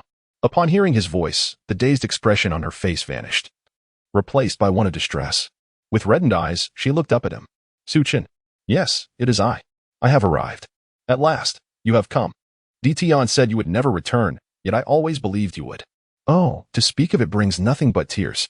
I wish to take all of you to the human realm. What do you think? Ah, Suchin. Are you not aware of the relationship between human soul masters and soul beasts? I am aware. I bring those who can transform into humans, not the ones who cannot. All these years, you remain as beautiful as ever. I may have let you down, but I cannot betray you for a lifetime. Very well, I shall accompany you. However, Dtion and the others are not particularly amicable towards human soul masters. I fear they may not consent. Not amicable? Initially, Little Fish was also unfriendly towards us. Yet look how things have changed. Suchin continued to savor the spiritual fruit, remarking, If you remain silent, no one will consider you mute. Can it truly be the same? This particular fish had persistently tormented the soul beast within the sea, whereas the Douluo forest was a different matter altogether. Others were sworn enemies. What concern is that of mine? Never mind. I shall refrain from conversing with you, you foolish creature. Su Qin expressed a desire to disregard Su Qing, while Gu Yuna regarded Su Qing with a perplexed expression. Who is this? She inquired. Oh, she is merely a tyrannosaurus I stumbled upon on the road. She appeared so pitiable that I felt compelled to bring her along, as if I were summoned by the Virgin Mary. The Virgin Mary? Who might that be? Oh, she is nothing of consequence. Nevertheless, let us spend the night here together, and tomorrow I shall inform Dition and the others. Well then, you shall sleep with me tonight, for it has been long since we shared a slumber. That is certainly agreeable, dear Nana. Su Qin's voice had become distorted, while Su Qing and the deep-sea demon whale king stared in astonishment at the unfolding scene. Su Qing now feels a shiver run down her spine, utterly disgusted. Oh, how nauseating. You better not say anything to her. Shut up. If you continue to speak nonsense, do you believe I will confiscate your phone? Su Qing rolled her eyes and then nodded slightly. Su Qin let out a sigh of relief and then loosened his grip. Su Qing, with a playful smile, instantly appeared beside Gu Yuna, wrapping her arms around his. You must be Gu Yuna, right? Who are you? I am Su Qin's sister. My name is Su Qing. Hiki. Ah, I see. Nice to meet you, Su Qing. Well, sister-in-law, you are so gentle. Truly a fortunate catch for my brother. That big oaf. Oh, not at all. I think Su Qin is a wonderful person. Sister-in-law, you have no idea. Let me tell you. My brother has been seeing someone else behind your back. Su Qin wished to intervene, yet he hesitated to pull Su Qing too forcefully. Fearing he might inadvertently harm Gu Yuna, he attempted to whistle nonchalantly, pretending to be uninvolved. However, upon hearing Su Qing's words, he found it impossible to maintain such pretense. Indeed, the third party is a friend of mine. He is currently pursuing his studies. How could this third party be your friend? Shouldn't the relationship be of a different nature? Cough, cough, cough. Dear sister, you seem to have misunderstood. Do you know Tang San? Yes, I do. What of it? Knowing him is sufficient. Tang San's nickname is Little Third. If you don't believe me, just open your phone and search it up. Su Qing, filled with skepticism, opened her phone and searched. To her surprise, it indeed referred to Little San. However, the Little San I mentioned is your lover. I witnessed the two of you in bed together, and it was quite passionate. No, you must have seen it wrong. I was merely playing Ludo with him. What then of the sounds I heard? That was simply because the game of Ludo can be quite exhilarating. Then why did you claim you needed to be responsible for that woman? That was merely a jest, a bet we made. Is that so? Indeed. Yes. Su Qin wiped the cold sweat from his forehead, exhaling in relief as he experienced a whirlwind of emotions. Suddenly, he sensed something was amiss. No. What happens in my family has nothing to do with you. Your interference is excessive. Be gone. He exclaimed. You are the one who must respond to this, and besides, I asked you to answer. Can you truly blame me? The two engaged in a heated argument, causing Gu Yuna to feel a slight headache. This was her first encounter with such a situation, leaving her uncertain about how to proceed. Excuse me, Su Qin, could you perhaps refrain from arguing? She is your sister. Shouldn't you show her a bit of consideration? Su Qin, how amusing. It seems the drama's portrayal holds true, as women indeed seem to operate as a collective. Look at that. Your wife has instructed you to accommodate me. Did you hear that? Yes, I heard it. Now go on, move aside. The day is nearly done, and the ensuing scenes are not suitable for children. You may frolic with the deep-sea magic whale king. What kind of scenes? I wish to see. Hurry up and tell me. Haven't you already seen the works of the esteemed actress? What more do you wish to watch? Are you contemplating joining in? You are welcome at any time. After all, it was a chance encounter. They say blood is thicker than water, but is that really water? It is but a solution. Su Qing immediately understood the situation. She took a few steps back, scratching her head. Oh, I see. Haha. No. Oh. It just struck me that I have another matter to attend to. Jia Tian asked Li Bai to team up with me for a 5-man match. I must go now. Goodbye. After she left, Su Qin gazed affectionately at Gu Yuna. Gu Yuna met Su Qin's gaze, her beautiful eyes fluttering. I naturally know what your sister was about to say. You know? Impossible. That was a misunderstanding. Rest assured, I only consider you my spouse. Su Qin, I truly don't mind if you seek companionship elsewhere, but I wish for your honesty. Wow, is there truly such a remarkable woman who can accept this? Su Qin stared at Gu Yuna in astonishment. I know you have deceived me, perhaps to spare my feelings. Thank you, Su Qin, for being so kind to me. Gu Yuna embraced Su Qin tightly, her arms wrapped around him as if fearing he might depart. Su Qin's expression was intricate as he gazed at Gu Yuna. In truth, he harbored no genuine feelings for her. What he felt was predominantly guilt. Under normal circumstances, one would be delighted to have such a beautiful wife. Yet Suchin was different. Throughout his life, he had been subjected to the relentless demands of his parents, who incessantly urged him to focus solely on his studies. After graduating, when he longed to indulge in the pleasures of mobile games, his parents forbade him, insisting he accompany his father to learn the intricacies of the family business. This relentless pressure had plunged him into a state of depression. He yearned to be like others, to revel in joy, play games, enjoy a drink, and savor barbecues on the streets, living freely. However, his parents' stringent rules had stripped away his only source of happiness. Strangely, upon arriving in this new world, he felt a profound sense of relaxation. "Rest assured, I will no longer deceive you," he reassured her. "I believe you," she replied. "Tonight, you shall sleep outside alone as a form of punishment." Ha ha ha, that is only natural. Giyu now returned to her room, her injuries yet to heal. Previously indifferent to self-care, she now found solace in her recovery with Suchin's arrival. As night fell, Suchin sat alone upon a stone, gazing at the stars in the sky. Suchin approached and seated herself beside him. "What is the matter? Are you unhappy?" "No. I was merely contemplating whether my parents were right." "I believe your parents are indeed correct. As the eldest son, you must shoulder the responsibilities of your position rather than indulge in selfishness." "But I have lost my joy. Is that truly fair?" "In countless worlds and universes, fairness is a mere illusion. The strong prey upon the weak. Perhaps there are others who are far more pitiable than you, yet they persevere. Why can't you endure?" "Because I feel as if I am on the verge of losing something essential. My soul aches." "Ah, perhaps this is the bond between mother and child. It's possible that something has happened to your parents." Chapter 27. The Stone Overlord Xiaochen. "I'm sorry. Your father and mother can no longer care for you." A Rolls-Royce was crushed beneath a heavy truck. Inside the rear seat lay a man and a woman. The man had already breathed his last, while the woman struggled to breathe. She gazed at the photograph on her phone, tears streaming down her face. "It is your father and mother who owe you an apology for allowing you to exist in this unhappy world. We only wish to shield you from future suffering. Now, you lie in the hospital, fighting for your life, yet we never even had the chance to see you." "I am so sorry, Xiaochen." The voice faded away. Siyu was acutely aware of her brother's precarious condition.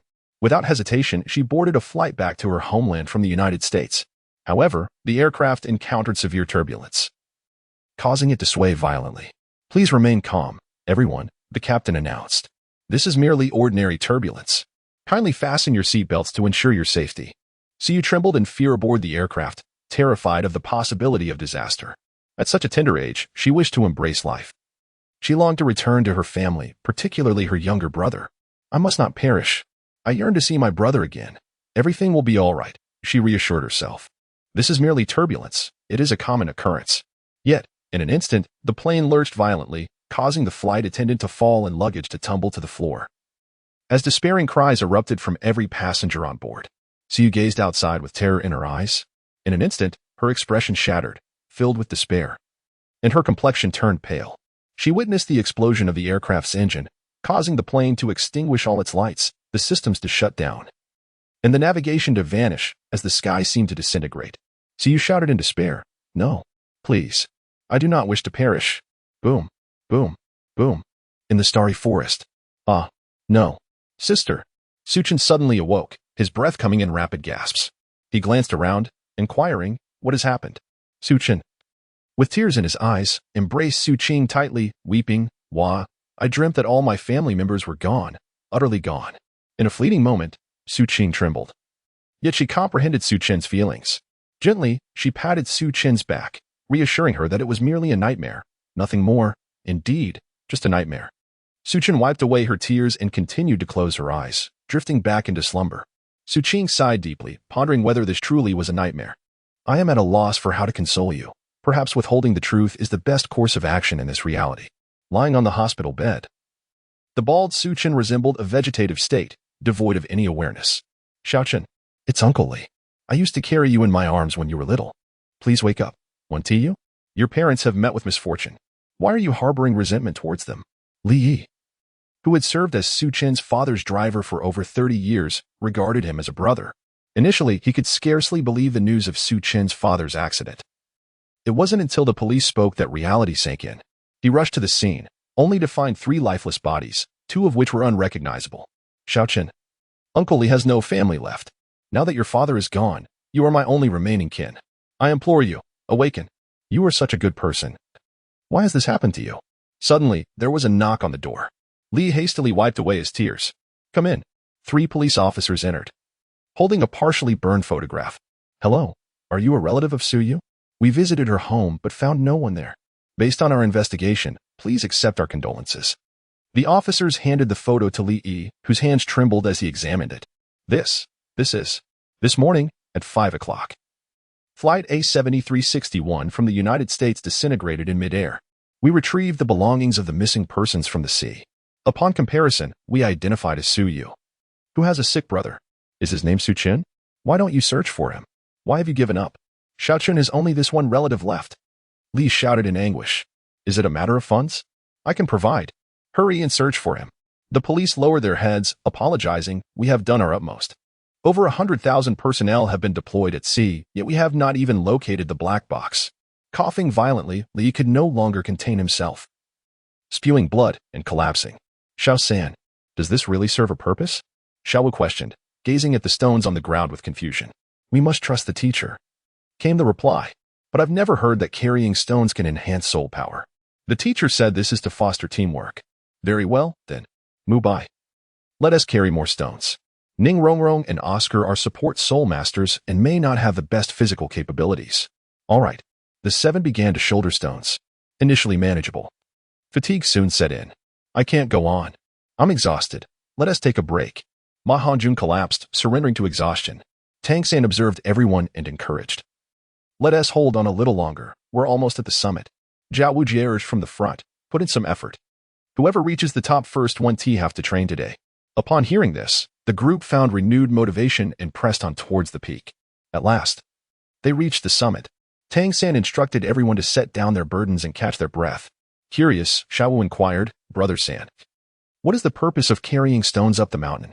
With a smile, Tang San explained, it serves as a means to strengthen both willpower and physical endurance.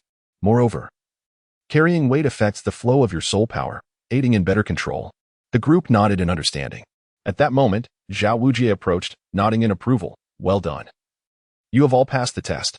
Today's training ends here. Class dismissed. Cheers erupted at the announcement. Though the training had been arduous, they all felt significantly enriched by the experience. You've all worked hard today.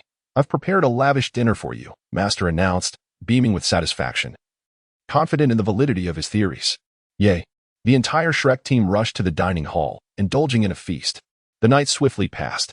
As dawn broke, Suchin stirred awake, his gaze clouded with confusion. No, big sister, I disagree. We do not wish to engage with land soul masters. Indeed. I too distrust land soul masters. We cannot gamble our lives for someone we do not know. Gu Yuna looked at the group, uncertain of what to do next. Suchin heard the sound and approached, drawing the gaze of all the spirit beasts. Ditian cast a disdainful look at Suchin. So you've arrived. You humans are indeed insatiable. My sister has been thinking of you day and night, while you, on the other hand, live carefreely amongst your kind. Ditian continued. Who is this? He is nothing but a hypocrite, the one who wishes to lead us to the humans. My trust in him is non-existent. Suchin was not angered. He found a place to sit down.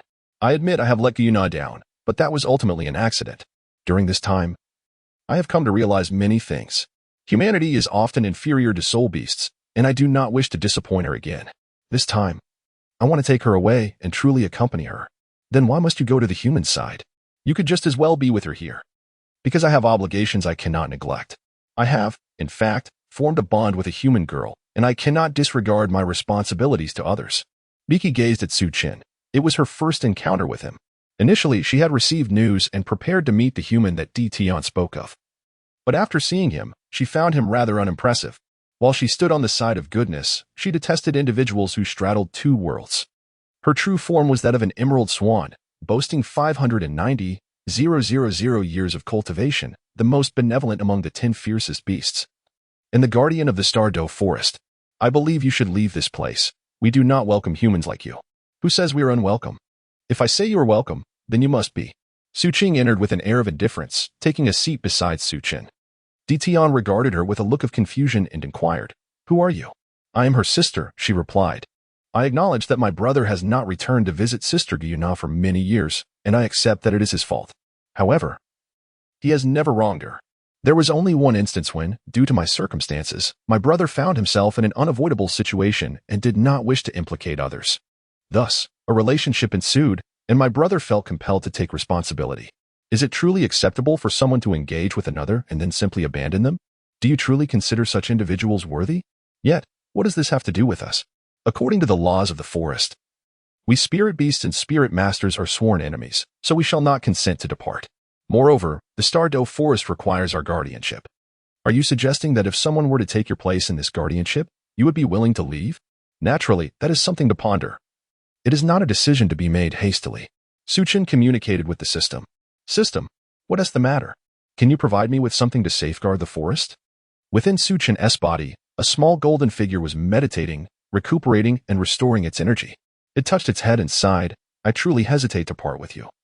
But with your capabilities, it should not pose a problem. A round, stone-like creature with eyes and a mouth descended from above. Sure how? Do you no longer want me?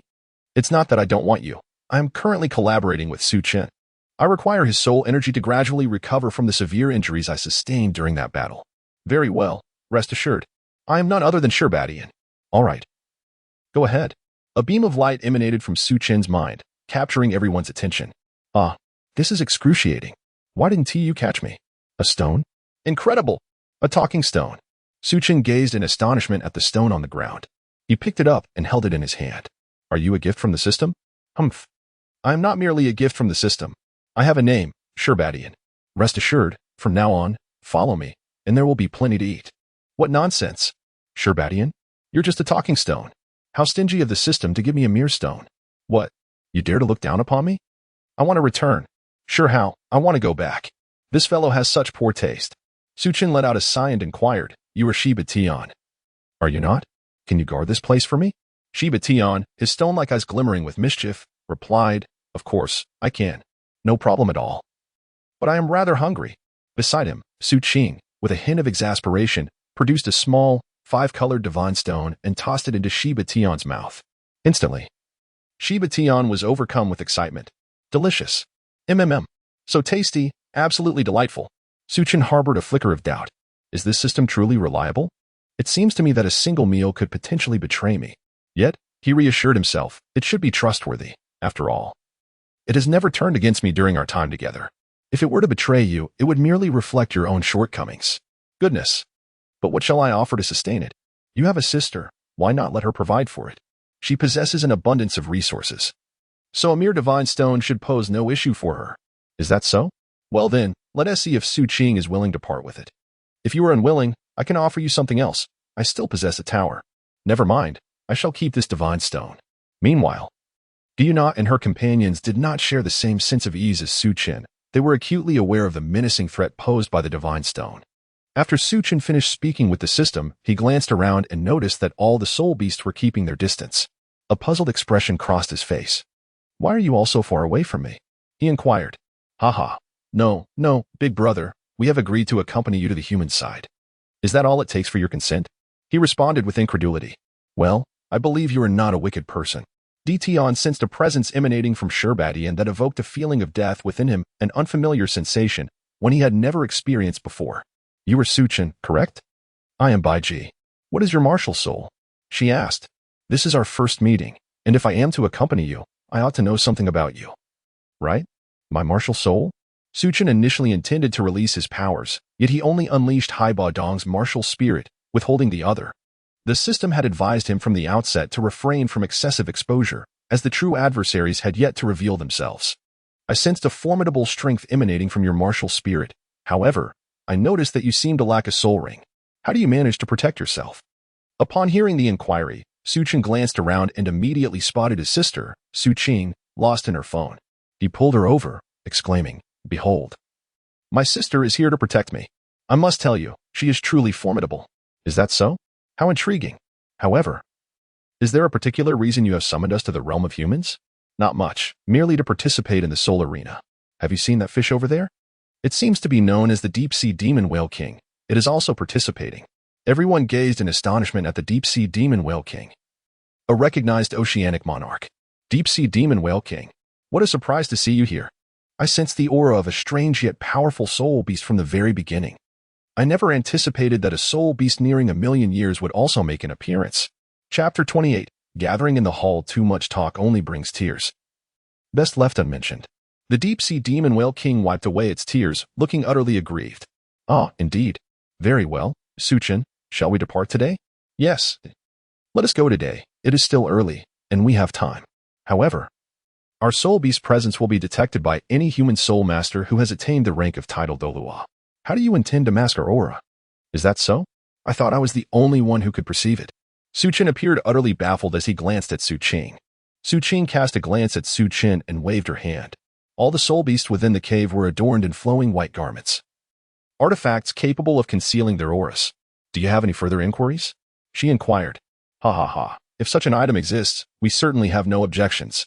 However, what is it that you require us to do? Is it truly the so-called soul battles you mentioned? Bai Ji asked, her expression one of perplexity. Suchin immediately offered an explanation. It is not merely a matter of combat. My primary intention is to take Gu Yuna on a little excursion. For I have already wronged her, and I wish not to let her down again. If you intend to take the leader out for leisure, then why must I accompany you? Is the strength of the deep-sea demon whale king insufficient? Hee, I plan to take you all fishing. What does that even mean? Ah, do not inquire too much. Simply follow along. Well, let us gather our belongings for the journey to the human realm. We may require some items. What belongings? There is no need to gather anything. We can simply purchase what we need. My sister is quite affluent. Suchin gently patted Suqing on the shoulder. Suqing glared at Suchin, indicating that she had already responded. Well, naturally, that's acceptable. All right, Xiong-jun, you will be responsible for guarding here. Remember, the Imperial Divine Beast must be protected at all times. Understood, he replied. Bai Ji felt that Xiong-jun might not be capable of handling such responsibilities alone. She then turned to Di Tian. Brother, you should stay as well. I'm concerned that Xiong-jun won't manage everything by himself with so many matters at hand. What? I should also remain? But who will guard the big sister?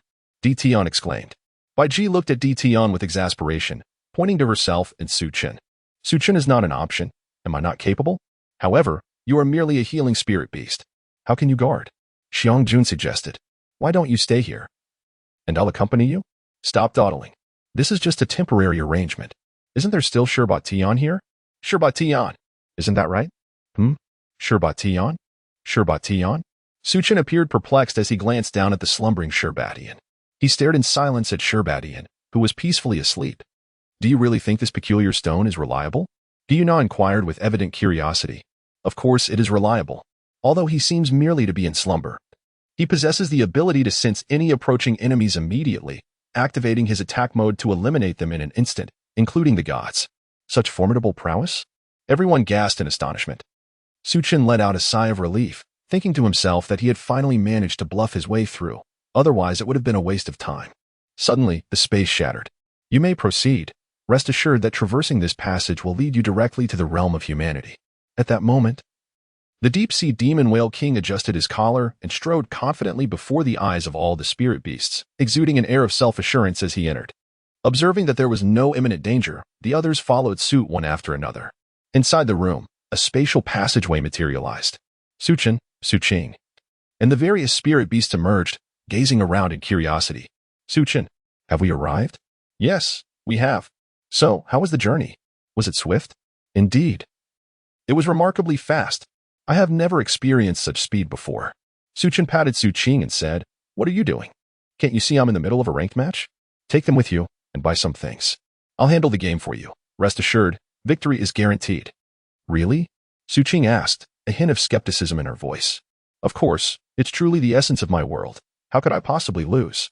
Fine, here you go. I must admit, I'm not playing my best this round and have given away a few kills. Are you certain you can secure a win? A few kills? What is the big deal? Have no worries, I assure you, victory is a certainty. Suchin earnestly assured her. And it was only then that Suqing dispelled her doubts and took everyone shopping. Suchin shook his head in disbelief as he glanced at Suqing's phone, only to be astounded by the score, 0-17-1. Goodness, the opposing team has practically invaded our home, and you choose to play Li Bai with a magic build? He sighed, resigning himself to the inevitable. It's hopeless, on to the next match. Defeat. TSK, TSK, TSK, encountering players with Smith accounts now? Well, let's try again. Defeat. Again with the Smith accounts. I refuse to believe that a platinum rank could be this challenging. 3 hours later. Defeat. Su Chen's fingers trembled uncontrollably. His face flushed with anger as his neck thickened. He contemplated smashing his phone, yet reason prevailed, restraining his hand. After all the effort, after tirelessly playing day and night, he had finally achieved platinum, only to regress to gold. This was disastrous. She wouldn't kill him, would she? As Su Chen recalled Su Chen's volcanic temper, he shuddered momentarily. I'm back. Ha ha ha. Su Chen, how have you been? Did you manage to help me reach diamond rank? Yes. However, I initially made it but ended up falling back down due to some unfortunate teammates. That's all right, as long as you ascend to the stars. How many stars did you gain? Up. I gained some stars. How many stars? Why are you trembling so? Is it because you're too excited? No. Su Chen, you once promised to be gentle with me and not to hit me, right? Just look at you. So beautiful and understanding, surely. You wouldn't bully your elder brother for no reason, would you? When did I ever say such things? Su Chen looked at Su Chen, bewildered. Just admit whether you're beautiful or not, and whether you're understanding. Humph. This fairy is indeed understanding. You're not allowed to go back on your word? Of course not. Well then, I didn't perform well today, so I've deducted 10 stars from you. Wow, 10 stars? Wait, what did you just say? Ahem. I deducted 10 stars. Ha ha ha, Su Chen, you truly loved a joke. Tell me the truth. You must be planning a surprise for me. Here you go. Take a look for yourself. With a trembling hand, Su Chen handed the phone to Su Chen. Su Chen, wearing a bright smile, accepted the device. But her expression shifted to one of astonishment as she gazed at the screen. In disbelief, she rubbed her eyes and, upon realizing what was displayed, the familiar golden glow sent shivers through her entire being. My dear Gidge, she exclaimed. Su Chen was poised to tiptoe away quietly, hardly daring to breathe, when he heard Su Chen calling him. In that instant, he was rendered speechless. Great. This is a disaster. Su Chen. Do you have any idea how long I struggled to reach platinum? You have the audacity to only get me to gold. You're finished, mark my words. I shall invoke the family rules today. Seriously? Is it really worth getting this worked up over a game?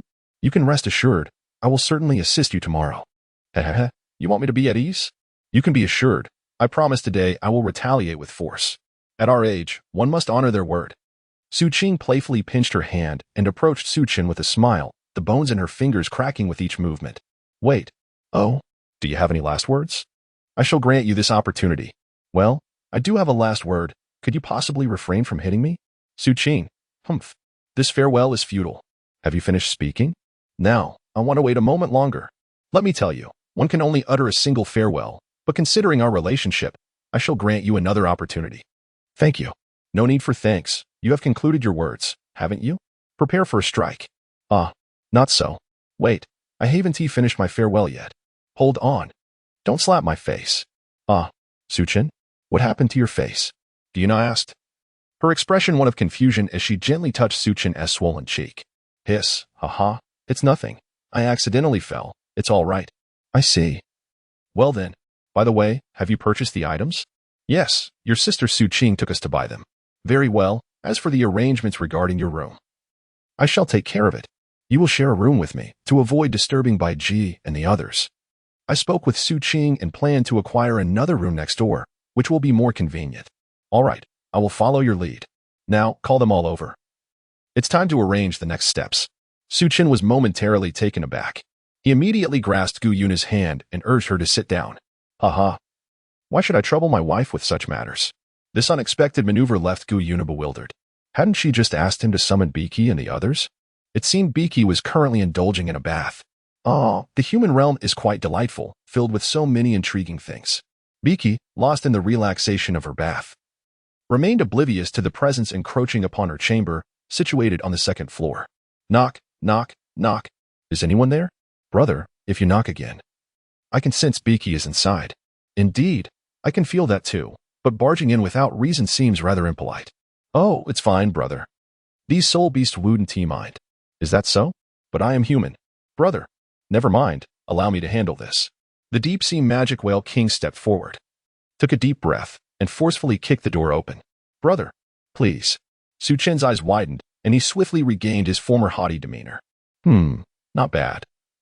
It truly is commendable to force one's way through. Hee, big brother, I learned all of this from you. Suchin entered and discovered Bai Ji on the second floor. Curiously, he ventured further inside, followed closely by the Deep Sea Whale King.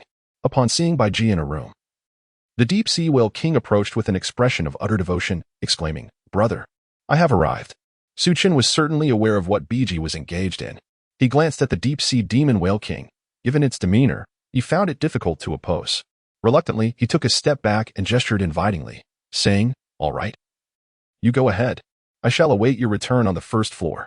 Rest assured, I have complete confidence in you," he added with a chuckle. "From the very first moment I laid eyes on you, I sensed that you, my young friend, were destined for greatness." Suchin preferred to avoid unnecessary complications and promptly descended to the first floor, seeking solace on a nearby sofa. Surely, there could be no repercussions among spirit beasts. Could there? Meanwhile, the deep-sea demon whale king inhaled deeply. "This was a test from my elder brother, and I must succeed. It's merely a door. Watch this." Bang. Crack. The door shattered into fragments, leaving the bewildered Biji, who had been bathing, staring blankly at the entrance as she locked eyes with the incoming deep-sea demon whale king. The deep-sea demon whale king, noticing Biji's immaculate skin, felt a twinge of embarrassment. My elder brother, what the hell?" Smack. On the first floor, 3 individuals lounged on the sofa, with the deep-sea demon whale king sporting a bruised visage, his expression one of utter indignation. "No. I mean, Suchin, were you unaware that I was bathing? You let him in, and not only that, but in such a brutal manner. I presume that spirit beasts wouldn't mind such things between one another. Who told you that? I genuinely didn't know, hence my curiosity." Look, the deep-sea demon whale king seemed indifferent at first. "I assumed spirit beasts lacked distinctions of gender. All right, given your ignorance on the matter, I shall refrain from pursuing this further.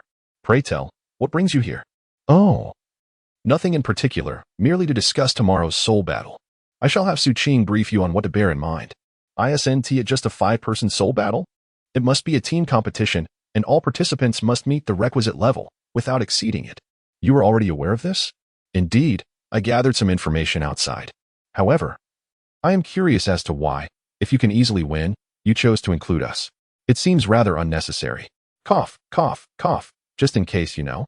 What if we encounter someone who cheats?" "Cheats? What do you mean?" "Oh, it's nothing significant. Regardless, we must exert ourselves fully and avoid taking advantage of the situation." "Is that truly necessary? I feel that any one of us could easily secure first place. I don't see the need for such vigilance." Do not entertain such thoughts. You see, it is often the seemingly inconspicuous individuals who later become troublesome. Thus, those who aspire to greatness should not be trifled by minor details. Just go for it. Indeed, BG, just go for it. Silence, deep-sea demon whale king. How do you speak? What have I done? You've already struck me, and besides, I have a wife now. I wouldn't look at you anyway. How could a mere fish possibly be attracted to a goose? BG smiled and extended a hand. All right. We are all comrades. No, we are all spirit beasts. Never mind. I shall spare you the explanation. My sister, Suqing, mentioned that we should gather in the hall to make arrangements. Although we have enough people. Have the others been informed? We must coordinate. I have no objections. However, while I may participate, that fish cannot join. You foul goose. What did you say? Do you even grasp my status? I am not some ordinary terrestrial spirit beast that you can easily provoke. Oh dear, quite the lofty self-image. Almost became sashimi and yet think yourself untouchable. How do you know about that? Brother, was it you? How could it possibly be me? Do I resemble such a person? Are you mistaken? Could it be Sister Sue? Of course, it was undoubtedly her. Just look at my face. She did this. What? Do you wish to challenge her? No. I believe Sister Sue has her reasons for acting as she did. Enough of this banner. Let us set forth. Chapter 29. A striking blow from the heavens. Are all present? Upon seeing everyone in the living room, Suqing rose to her feet. What I am about to convey is that we need to participate in a 5-person competition. However, we must represent a faction in this contest. The Soto City Soul Arena is merely the starting point. Subsequently, we will engage in strategic battles with various academy teams. So, you mean to say, even though we triumphed at the Soto City Soul Arena, we still need to join a specific academy or faction to represent? Indeed. Goodness, this seems rather cumbersome. Should we not simply proceed directly to the Spirit Hall? I'm indifferent to that notion, but they will inevitably be exposed. The Spirit Hall is filled with titled Douluos. Do you expect them to refrain from bathing or shedding their garments? I see. So, after our competition, where is the final venue? I'm uncertain. This is my first visit as well. Why are you inquiring of me? What about you? Are you considering asking these soul beasts? Perhaps we could, establish our own academy? Given our capabilities, is it not feasible? Upon hearing these words, Su Qing cast a disdainful glance at Su Chen. You would teach others? Are you suggesting that I should? Teach those little brats to become immortals? Do you truly believe that is feasible? Indeed, I know nothing at all. How could I possibly instruct them? Or perhaps, Su Chen turned to gaze at the deep-sea demon whale king, who was indulging in a watermelon. Their eyes met, and the whale king exclaimed, Brother, you cannot seriously expect me to instruct you humans on soul master cultivation, for I am utterly unversed in such matters. However, if you wish for me to teach soul beasts, that I can certainly provide. I did not inquire of you, Su Chen replied. Are you out of your mind to suggest such a thing? A series of knocks echoed through the air. Who goes there? Everyone remained vigilant, eyes fixed on the door. While Su Chen and Su Qing exchanged puzzled glances. Do you know this girl? Su Qing asked. I do not, Su Chen responded. She appears to possess around level 80 soul power, but what could this individual want from us? Never mind, let us open the door and see what she desires. As Su Chen prepared to rise and open the door, the abyssal whale king immediately halted his movements. Su Chen gazed at the deep-sea demon whale king in utter bewilderment. What are you planning to do? Have you feasted too excessively? My dear brother, exercise caution. For a ship navigated with care can endure for 1,000 years. What if there are those with ulterior motives lurking about? Let me take the lead. In an instant. The deep-sea demon whale king unleashed its formidable power, channeling all its strength into a single fist. Su Chen, go away. Do you not understand the value of cherishing beauty? Others merely knock on the door, yet you act so harshly. What is this nonsense? With a swift motion, Su Chen hurled the deep-sea demon whale king backward. He approached the door and opened it. The moment the door swung wide, Su Chen gasped in disbelief. Good heavens! It's Lu Ruyan, the Empress of Mist.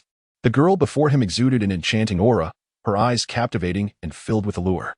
Her tall figure was adorned in a striking red qipao, complemented by a pair of crimson high heels that radiated an air of regality. How do you know my name? She inquired. I am here for an interview. Goodness, it truly is Lu Ruyan. Su Chen thought, astonished. Yet, something felt amiss. Could there truly be someone named Lu Ruyan in this world? The sudden outburst from Su Chen startled Lu Ruyan, causing her ears to ache. Covering her ears with both hands, she gazed at him in bewilderment. Did I perhaps come to the wrong place? I apologize for the intrusion. Lu Ruyan contemplated fleeing. Sensing that none of the individuals in the room appeared to be sane, suddenly, a hand grasped her and pulled her inside, the door closing decisively behind her. Lu Ruyan looked around in terror at the assembly of people, instinctively crossing her arms in a defensive posture as she retreated. What do you intend to do? I warn you, I would rather perish than endure humiliation. Su Chen remained silent, rummaging through his pockets. How strange. Why can't I find it? I distinctly remember placing it here. Let me tell you, a gentleman may be killed but not humiliated. Ah, found it. Who would have thought that today would mark my demise? Lu Ruyan. What nonsense are you babbling? Come, help me with an autograph. I have admired you for ages. And to meet the real deal today is quite the surprise. Ha ha ha. Everyone looked at Su Chen in bewilderment. Ah, weren't you going to kill me? What killing? You're overthinking it. We are virtuous individuals. How could we slay someone indiscriminately? Now, hurry and assist me with that autograph. Just right here, correct? Indeed, quickly now. All right.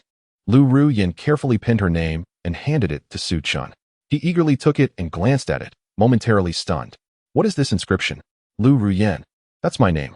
Are you not? I am Lu Ruyan, truly. No, it cannot be. My idol. How could you not even know how to write your own name? Who on earth are you? Lu Ruyan was at a loss, tears welling in her eyes. How could she prove her identity? It seemed that verification of her true self was in order. Rest assured, I shall handle this. Get away from me. Su Chen could no longer bear to watch. As others came for interviews, what was Su Chen thinking? Su Chen looked at Su Chen with a puzzled expression. What are you doing? Am I not doing things correctly? Lu Ruyan, do you even comprehend what kind of existence that is? She is the idol of countless compatriots. I cannot allow her to insult our idol. Su Chen, when others come for an interview, are you out of your mind? I refuse to believe that my esteemed Ruyan would stoop to working for someone else. Smack. With a sharp slap, Su Chen sent Su Chen reeling, causing him to collapse to the ground. Guyuna cautiously approached to drag Su Chen away.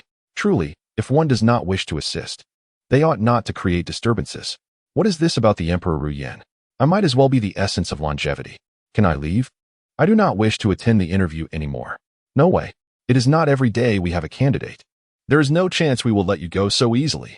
Well, congratulations, you have passed the interview. Ah, just like that? Is it not a bit too simplistic? Of course. Henceforth, you are the head of our academy. What? I thought I was interviewing with the instructors? Why has it suddenly escalated to headmaster? This is rather abrupt. Enough with the chatter. You are responsible for teaching and managing all affairs of the academy, while we are merely the instructors. Ah, is this not a bit too casual? I have only just reached the Seoul Douluo level. All right. Here is your startup capital. You are to establish your own academy and devise a plan to recruit some students and teachers. Su Qin casually tossed a ring into Lu Ruyan's hands.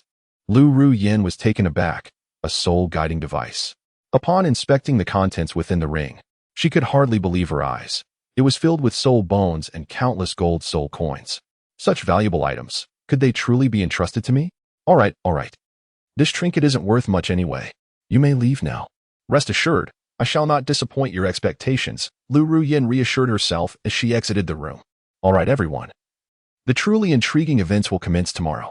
Indeed, I harbor a certain curiosity about your human side and the battle souls, by Ji chimed in. I, the deep-sea demon whale king, am also interested, came another voice. Then I shall join in as well, Gu Yuna declared, raising her hand to show her support for Su Qin. Upon hearing this, Su Qin immediately ceased to feign ignorance. No, you still have an injury. You cannot participate. But I wish to be by your side. I do not want to be apart from you. Su Qin felt a tremor in his heart. A glimmer of tears welled up in his eyes. He had never experienced such care before. Su Qin grasped Gu Yuna's hand, pledging to walk together through life, to meet each other with unwavering devotion until their hair turned white. Everyone exclaimed, Hey, Su Qin, did you two come to the wrong place? If I don't intervene, are you both planning to start a family right here in public? Su Qin looked at the two with an expression of bewilderment and said, Ah, what a surprise. Let us continue. I, along with my wife, you, and BG, plus the deep-sea demon whale king, make a perfect 5. Is 5 truly sufficient? Should I call others over? BG asked, her face filled with confusion. It seems we might not have enough. Do you have others? I know of 2 individuals currently in the far north. One has reached an astonishing 700,000 years of cultivation, while the other is close to 400,000. We refer to the first as the Snow Empress, her name is Tian Chenu, and the other is the Ice Emperor, whose true form is the Ice Blue Emperor Scorpion. Ah, they could indeed join us. Have they transformed yet? Not yet. I see. You can send this husky to them. I'll provide them with 2 transformation pills, once consumed. They should be able to take human form. I have a name. I'm called Chi Wang, not just some husky. Understood, husky. Hurry up and take this. Give the pills to the Snow Empress and the Ice Emperor, explain the situation, and give them these 2 outfits to conceal their presence. BG glanced at Chi Wang with resignation and nodded. Chi Wang sighed, looking at the pills and clothing in hand. This meeting concludes here. Everyone, your special training is ended. I have signed you up for the Soul Arena. For Soul Masters seeking to become stronger, the Soul Arena is a place every Soul Master must experience. It is fraught with danger and a battleground of wits among various Soul Masters. For you, enhancing your strength is the best assistance. The Soul Arena? Teacher, are we departing today? Of course, little 3, my expectations for you are quite high. Do not worry, teacher. I shall not disappoint your expectations. The members of Shrek made their way to the Soto City Great Soul Arena. On their journey, laughter and chatter filled the air. Suddenly, a flamboyant man descended from the sky, holding a yellow chrysanthemum. Stop. Who goes there? The master swiftly shielded his students behind him. Upon recognizing the visitor, he sighed in relief. Jiuhua Guan, what brings you here? Jiuhua Guan surveyed the Shrek group and spoke softly. The Pope has issued a decree. All members of Shrek are to be captured without exception. Elder Yu, I never imagined you would be here. This truly surprises me. The master was perplexed. He believed he had offended Bibi Dong in no way. Could it be the incident of stolen information had been discovered? But surely that wouldn't merit such drastic actions against him. The master quickly reminded himself to remain calm, retrieving the Elder's order and tossing it into Jiuhua Guan's hands. Do you recognize this?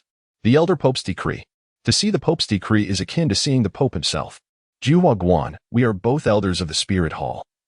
There is no need for such extreme measures. Jiuhua Guan rolled his eyes, pulling out his own Pope's decree. I have one too. And mine bears more emblems and is of a higher rank. Surprised, aren't you? The master staggered back, trembling as he pointed at Juhua Guan. You are abusing your power. And you, with your mere 30-level cultivation, have the audacity to say that? In an instant, Juhua Guan appeared before the master, delivering a slap that left him dazed. Juhua Guan, how dare you strike an elder in public? In public? Who else witnessed it? Only those who dare to show disrespect to the Pope. When did we ever disrespect the Pope? At the very least, you must provide a reason. Very well. Allow me to enlighten you. Juhua Guan recounted the incident involving Su Feiyu, leaving the master utterly bewildered. When did he become acquainted with such a formidable individual? Even his idol would not be capable of such actions. Ahem, wait a moment, I believe you're mistaken. We do not know this person.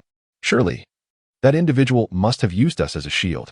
Indeed, you are harboring this person, which compounds your guilt. It is time to send you on your way. Fifth soul skill, gathering of cold blossoms. No, despair filled the faces of everyone from Shrek, their hearts filled with hatred towards Su Feiyu. Ling Tian strike. What? Fortunately, Tang Hao appeared just in time, saving everyone by sending Juhua Guan flying with a single blow. Father, you've come. Tang Hao, with a serious expression, gazed at the direction where Juhua Guan had been struck. Why is the spirit hall troubling Shrek? Could it be related to that mysterious person? But did he not claim to be from the spirit hall? Yes, little 3, you must rely on yourself to grow stronger from here on out. As you have seen, this world is a realm where the weak are devoured by the strong.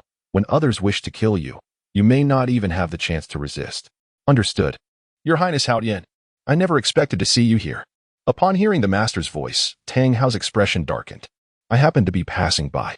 Why is the spirit hall seeking trouble with you? I am unsure, but it seems to be related to someone named Su Feiyu. What?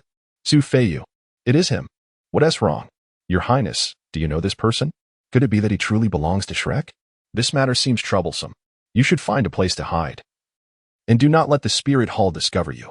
I need to investigate this further. Understood. At this moment, Tang San stepped forward, unwilling to hide. Father, I do not wish to hide. I want to grow stronger. If I merely live in avoidance, how can I improve? Teacher has also said that going to the soul arena is crucial for a soul master's growth. I believe we should face this head-on. Tang Hao stared in disbelief at his son, unable to fathom how he had never heard that one must engage in soul battles to become stronger. Surely, this was tied to talent, was it not? The master, feeling awkward, avoided eye contact with Tang Hao. Little 3, remember? You can only rely on yourself, understand? You cannot depend on your teacher.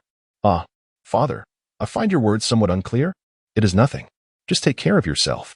Tang Hao glanced at Xiao Wu before vanishing in an instant.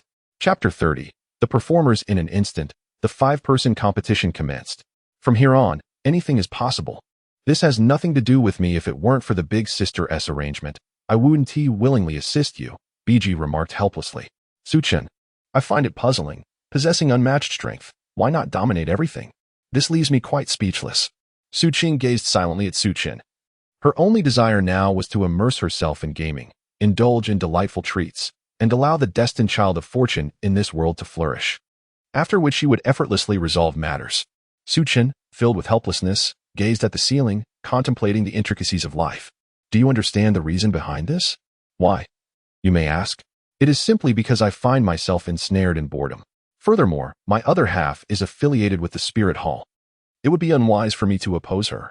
She has confided in me her aspirations, which entail the Spirit Hall's dominion over the entire continent, as opposed to the current state of fragmented territories. Su Qing scratched her ear, pondering what relevance it had to me.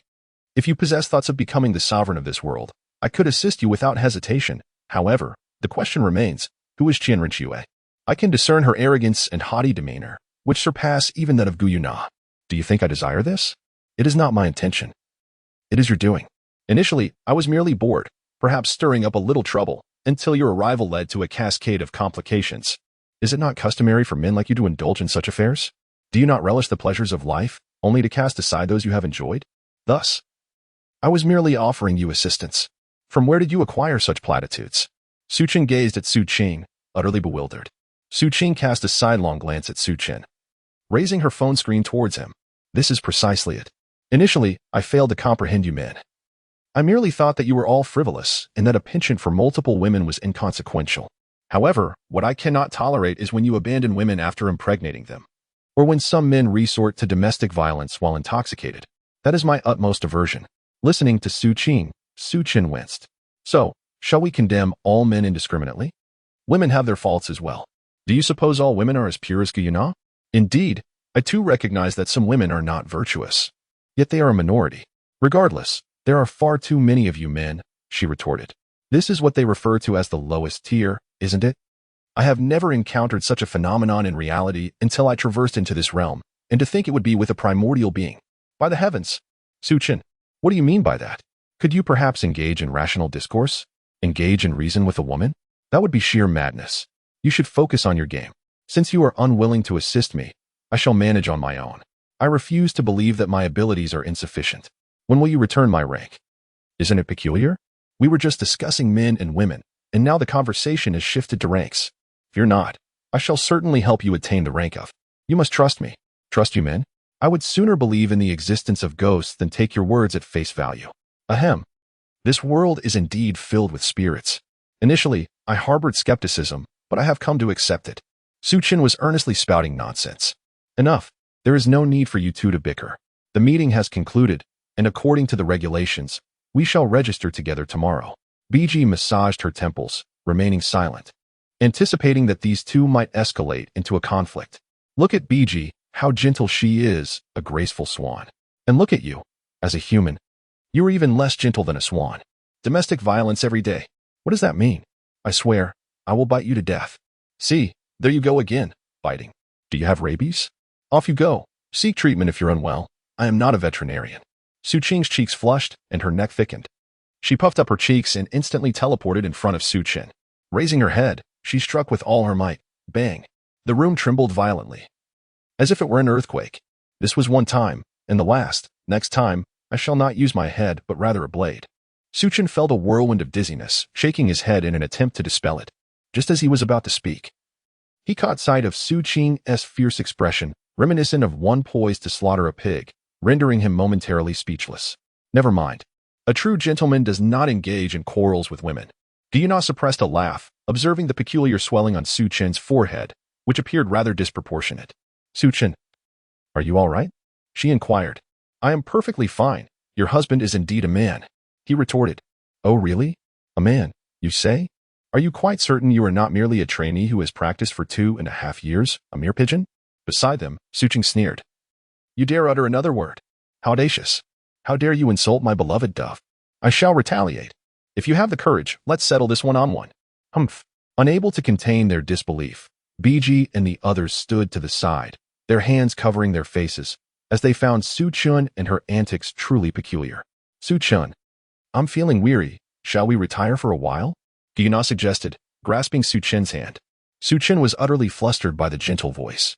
He tenderly tousled Guyana's hair and said, All right, dear, I shall accompany you to sleep.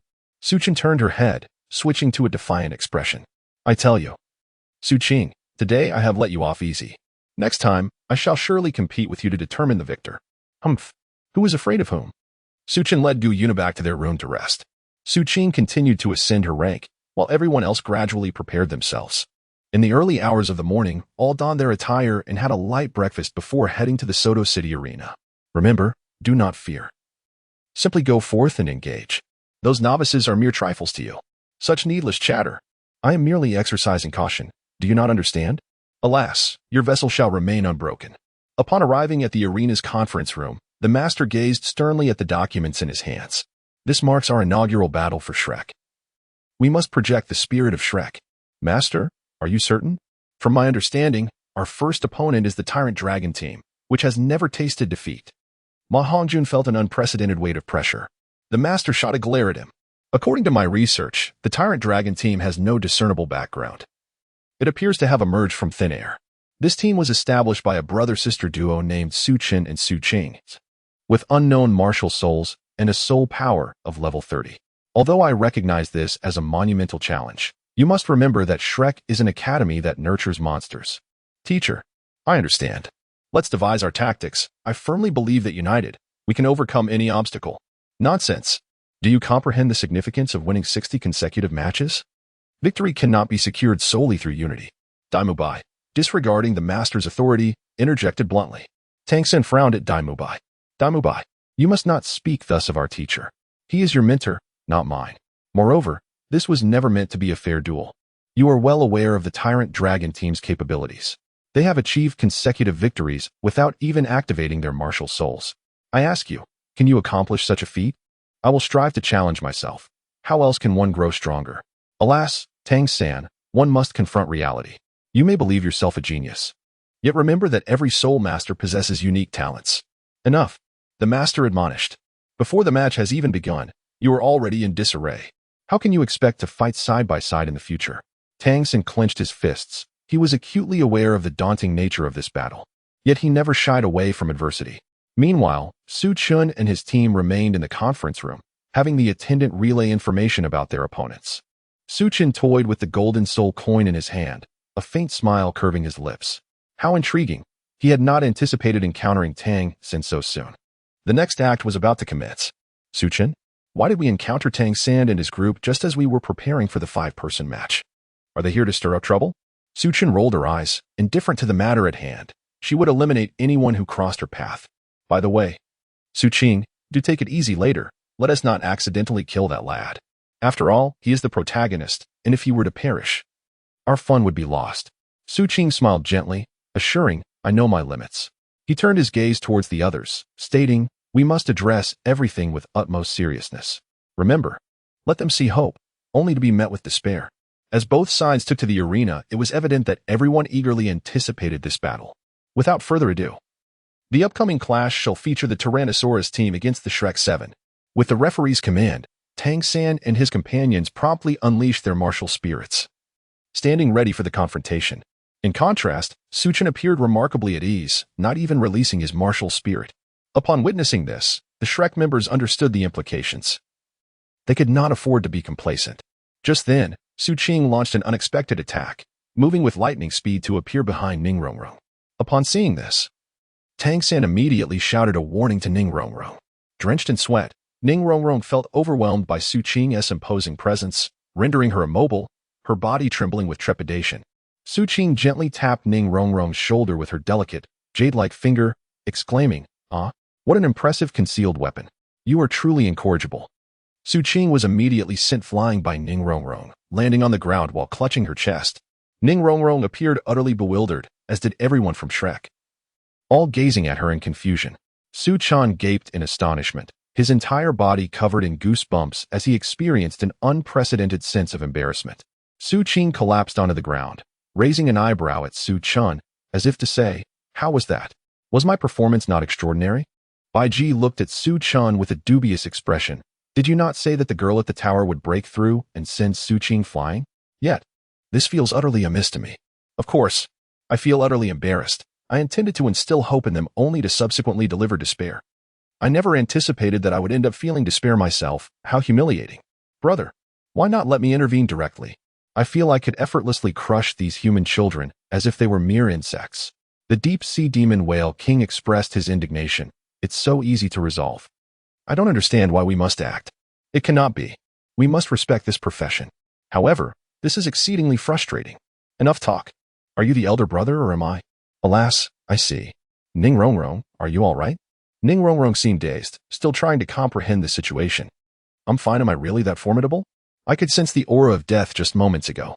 A voice interrupted everyone from Shrek. I apologize. My sister can be rather mischievous. I hope you all understand. However, the competition must continue. We shall not go easy on you. Su Chun cleared his throat and declared. Tang San, with unwavering resolve, we shall not falter. Let our strength speak for itself. No sooner had he spoken than Tang San charged forward. He understood the urgency of a swift resolution, for the situation would only worsen for them. Yet, Su Chun merely sidestepped gracefully, evading Tang San's attack. Before delivering a punch to his abdomen, Tang San promptly activated his purple extreme magic eye, using Su Chun's fist as leverage to create distance. Su Chun wore a serious expression.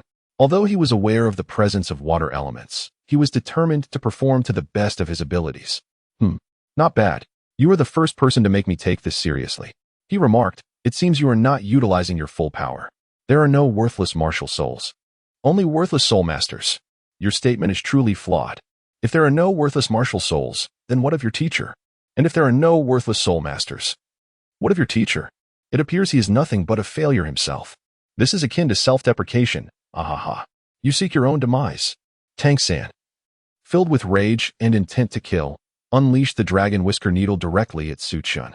Su-chun exchanged a knowing glance with the deep-sea demon whale king, who immediately understood and positioned itself protectively in front of him. Alas, the deep-sea demon whale king collapsed, clutching its chest just like Su-ching. Its trembling finger accusingly pointed at Tang-san, exclaiming, "Despicable villain." Tang-san was momentarily taken aback. Could his dragon beard needle possess such formidable power? The 9 treasures turned, revealing the illustrious Lioli, renowned for its strength. Ning Rongrong began to recite the soul incantation of her 7 treasures, glazed tile school. Meanwhile, the other members of Shrek swiftly unleashed their skills, launching an assault towards Su-chun. Su-chun's lips curled into a subtle smile as he softly remarked, "Have you finally decided to take this seriously? Yet, this is still insufficient." With that, he swiftly evaded the onslaught of attacks from the crowd. A flicker of astonishment crossed Tang-san's eyes. He had not anticipated Su-chun's speed to be so remarkable. Gritting his teeth internally, he summoned his second soul skill, White Tiger's Radiant Wave. Daimubai unleashed a beam of light towards Su-chun. Su-chun, with his hands clasped protectively over his chest, exclaimed, "Damn, is this truly the legendary wave? Indeed, it is formidable." Su-chun collapsed to the ground. Gyuna and Baiji exchanged glances, both struck by an overwhelming sense of incredulity. "Big sister, should we continue this charade? I feel as though I'm losing my mind following this lunatic." Gyuna confessed, her tone laced with disdain. "To be honest, I never anticipated Su-chun would reveal such a side of himself. I find it quite off-putting." "Big sister, don't feel alone in that sentiment. I share your sentiments as well." Only 2 adversaries remained. Let us conclude this swiftly. Daimubai glanced at Gyuna and Baiji, quickly urging them on. Tang-san observed the fallen Su-chun, lost in contemplation. He pondered whether victory would be too effortlessly attained. How could their seemingly formidable opponents be so weak? "Tang-san, what foolish thoughts are you indulging in? We must act decisively." "Oh." Tang-san resolved to dismiss his musings. Victory was of utmost importance. Daimubai unleashed his speed, his fist poised to strike at Gyuna's chest. Su-chun immediately opened his eyes. Damn it, his wife was taken advantage of, and how could she feign ignorance? This was not how the story was supposed to unfold. Chapter 31, The Rift Between Flander and Yu Xiaojiang. As Su-chun suddenly sprang into action, he slammed his palm against the ground and propelled himself forward, charging directly at Daimubai. "You seek death." Daimubai, upon noticing Su-chun's onslaught, shouted in alarm and instinctively raised his hands to defend himself. The impact was thunderous. Mubai. Boss Dai. Daimubai. In an instant, Daimubai was sent flying by an overwhelming force, crashing heavily off the stage. He felt a surge of heat in his chest before succumbing to unconsciousness. Bang! Yu Xiaojiang stood in shock, gazing at the scene before him. How despicable! What are they doing? Are they attempting murder? The entire Tyrannosaurus team gazed at Su-chun with expressions of utter bewilderment. Su-chun disregarded their gazes and swiftly approached Gyuna, inspecting her well-being. "How are you? My dear? Are you all right?" Gyuna sighed, covering her head. "Su-chun, why are you being so reckless? That person poses no threat to me. But that is unacceptable, allowing anyone to touch my wife." I now feel as though the clouds above are tinged with green. The two gazed at each other with deep affection, entirely oblivious to the audience around them. Some were gritting their teeth, others wore expressions of exasperation, some gazed with envy, while a few appeared utterly bewildered, and there were even those who applauded. Su-ching stood up abruptly, her face flushed with anger. She stormed towards Su-chun and, with a swift kick, sent him sprawling off the stage. How infuriating! While others toiled diligently in their performances, you, of all people, expose yourself even before it begins. The idea was yours, yet you were the first to falter. You were even less reliable than a mere fish.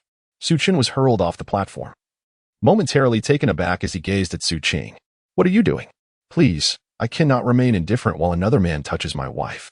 But the issue lies with that golden-haired fellow. Can he truly lay a finger on her?" Meanwhile, the remaining 4 members of the Tyrannosaurus squad rose to their feet, gathering around.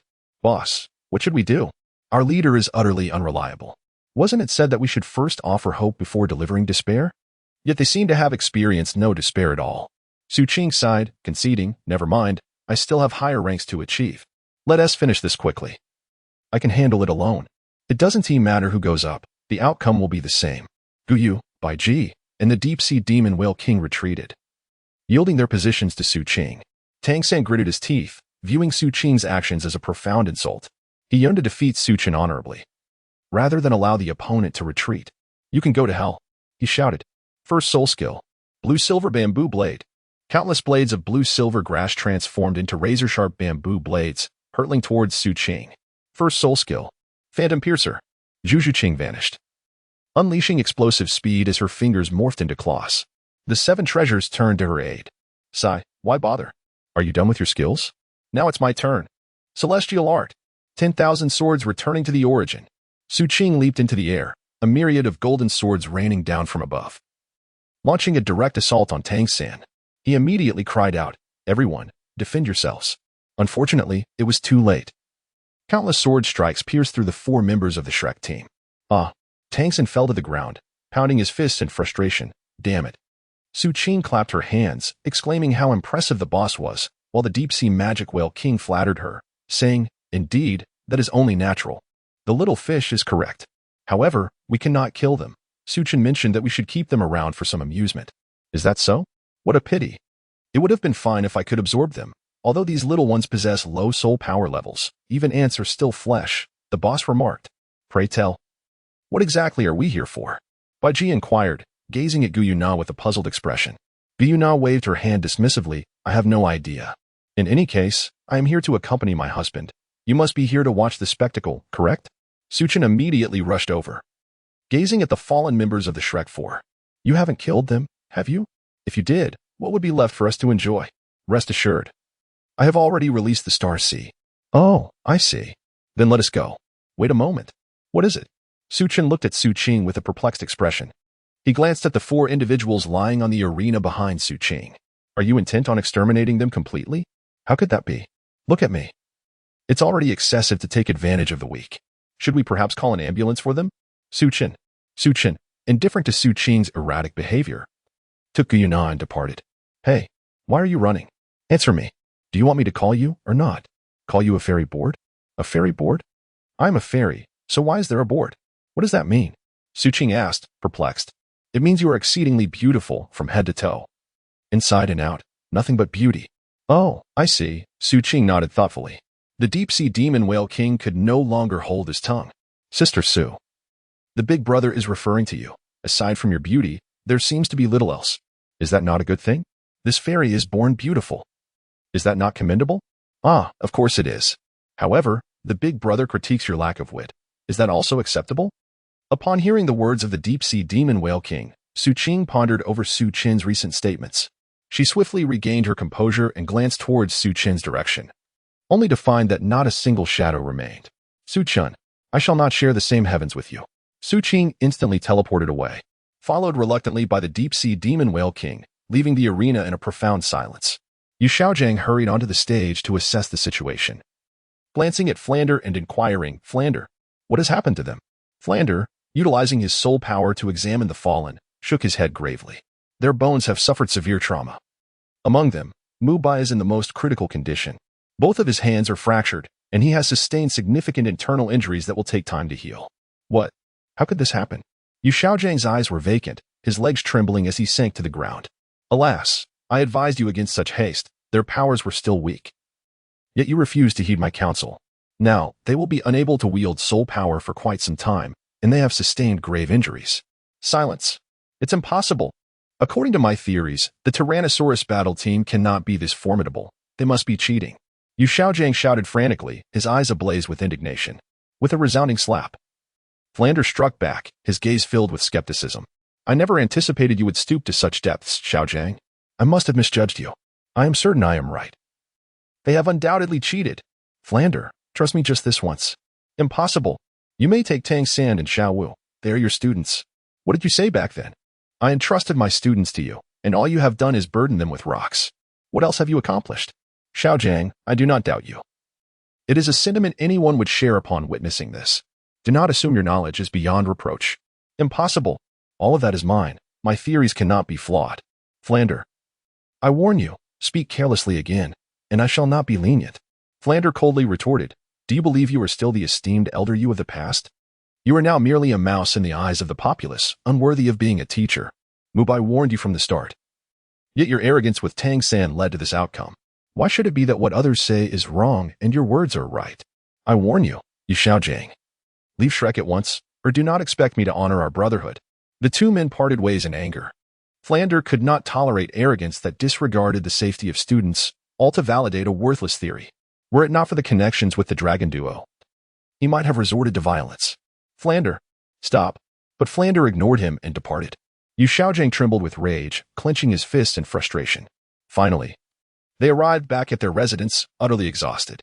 As everyone settled in with tea and conversation, Gu Yu and Bai Ji sat beside Su Qing, watching her engrossed in her phone.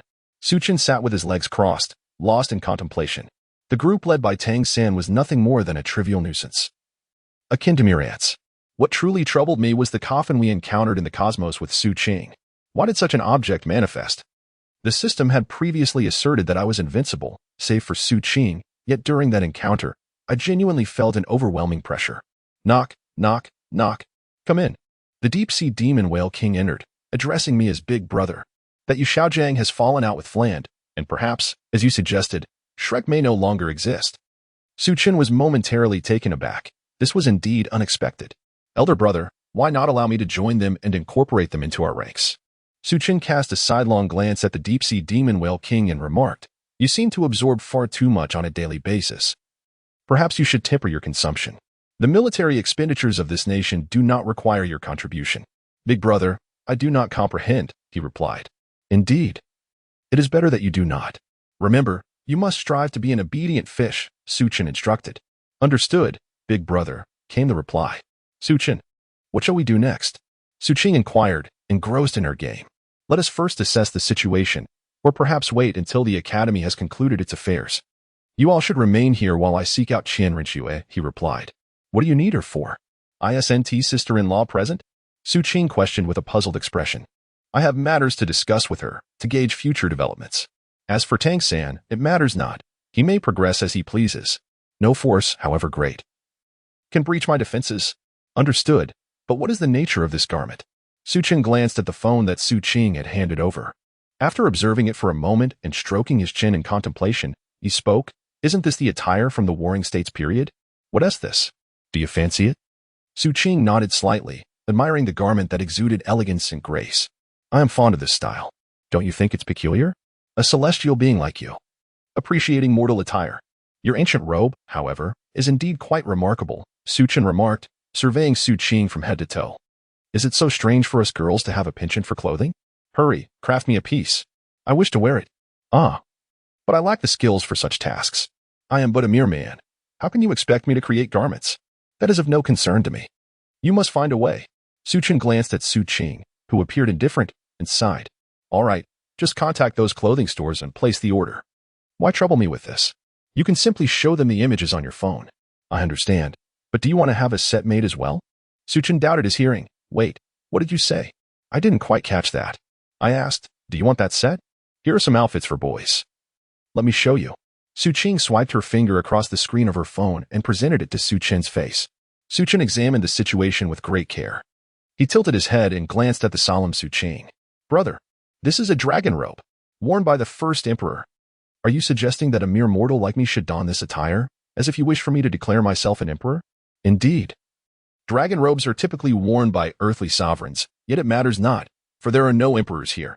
When I depart, you can manage this place in my stead. But no. I am speaking earnestly with you, and you expect me to work for you? I assure you, that is out of the question.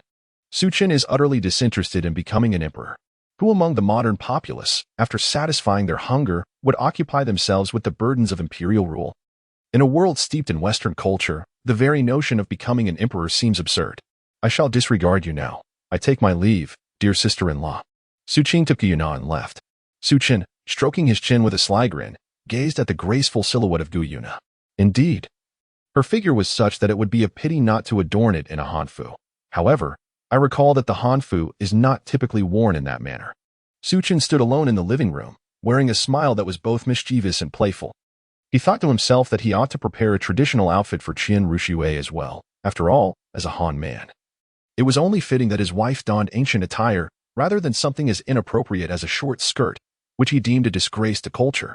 With this thought, Su Chen felt invigorated and left the house. Meanwhile, Qian Ruxue was lost in contemplation, her mind unyielding and restless, rendering her unable to focus on her cultivation. Xiao Xue, keep your mind calm. How can you hope to grow stronger in this state? She recalled her grandfather's admonitions. Yes, I understand, grandfather, she replied. A hint of defiance in her tone. Just don't let me see that insufferable brat, or I swear I'll end him. Humph. Hearing her grandfather's irritable words, Qian Ruxue swallowed hard, wishing for Su Chen to be far away. Suddenly, a young man appeared in her room, Qian Douluo. Upon hearing the commotion, Qian Ruxue turned to face him, and their eyes met in an instant, creating an awkward tension in the air. Su Chen glanced at the man before him, stroking his chin in contemplation. Hey, who are you, sir? How dare you intrude upon my wife's chamber? He paused, a flicker of recognition crossing his face. Qian Douluo. Upon hearing Su Chen's words, quickly grasped the situation. This was the very swine that had taken advantage of his granddaughter. Humph. So it is you, you wretched brat, who has sullied my granddaughter's honor. What brings you here? Are you plotting to silence me? Su Chen's curiosity piqued. Oh, I see. Wait, granddaughter? Su Chen glanced at Qian Douluo, who stood behind Qian Ruxue. Uncertain, he pointed with his finger, and Qian Ruxue quietly nodded in response. This feels like meeting the parents. Su Chen's breath quickened, and he thought, Humph, haven't you already met? I certainly remember the incident with Bibi Dong. Let me make it clear that you shouldn't think for a moment that I am oblivious. Although I cannot discern your true strength, I am aware of various matters, both large and small. There is no way I would entrust Xiao Xue to someone like you. I simply cannot place my trust in a person of your character. Qian Douluo, exasperated, pointed at Su Chen, babbling a torrent of words, his saliva flying directly onto Su Chen's face. Su Chen's forehead was throbbing with veins. Hey, old dang. Don't test my patience. I am here to rob you today. Your granddaughter is quite lovely. She would make an excellent wife for my stronghold. Be wise and quickly leave. What did you call me? Qian Douluo exclaimed, incredulous. Old dang, have you lived so long that you've gone deaf? Oh, you infuriate me. I thought I might spare you for Xiao Xue's sake, but today you shall not leave my sanctuary. Huh, who do you think you are? If it weren't for your connection to Qian Ruxue, you would have already been lying peacefully on the ground. Qian Ruxue was at a loss for what to do. She could only try to mediate. Xiao Xue, remember you are the granddaughter of Qian Douluo. If you choose to be with this brat, do not call me grandpa from now on. Grandpa, can you both please stop arguing? Qian Ruxue, do you look down on me, Su Chen? Let me tell you, following me will bring you a life of luxury. I assure you, I am far wealthier than your grandfather. Just look at him, though he appears young. His aura is dark, and he won't last much longer. Oh, you dare insult me.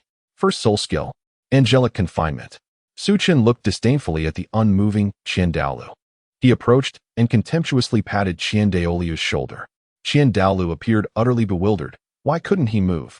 Old man, let me tell you, the times are changing. Why must you soul masters announce your skills? They can be unleashed without a declaration. He sighed, lamenting the inability to teach the younger generation.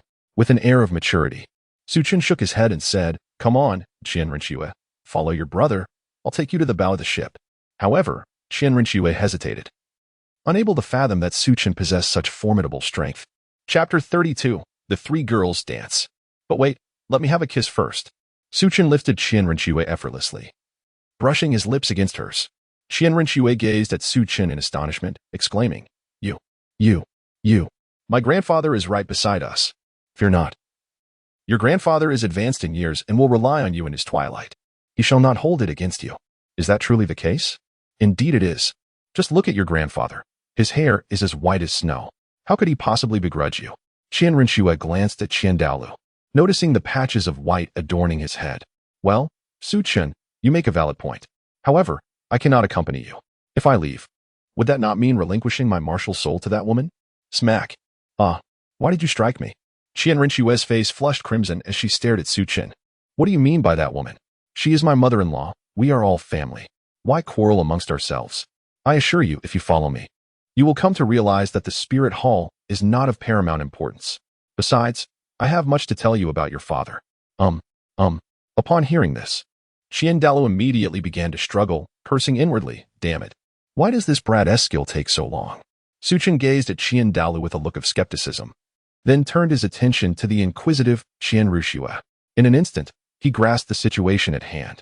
Clearing his throat, he remarked, Oh, It's nothing. I simply forgot. As for you, Qian Rushue, let us proceed. Very well, but could you perhaps release my grandfather? Ah, that is a simple matter. Su Chen waved his hand, lifting the constraints that bound Qian Douluo. As the shackles fell away, Qian Douluo inhaled deeply, suppressing his humiliation and burden. Regaining his composure, he glared fiercely at Su Chen, exclaiming, "You wretched youth! If you wish to take my granddaughter away, you must first contend with me, this old man."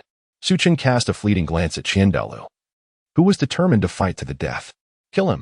Upon uttering these words, Su Chen swiftly teleported away with Qian Rinxue in his arms, leaving Qian Douluo in a state of bewilderment, pointing at the empty air. Hiss, that was so fast. Wait, where did that rascal go? Ah, how infuriating.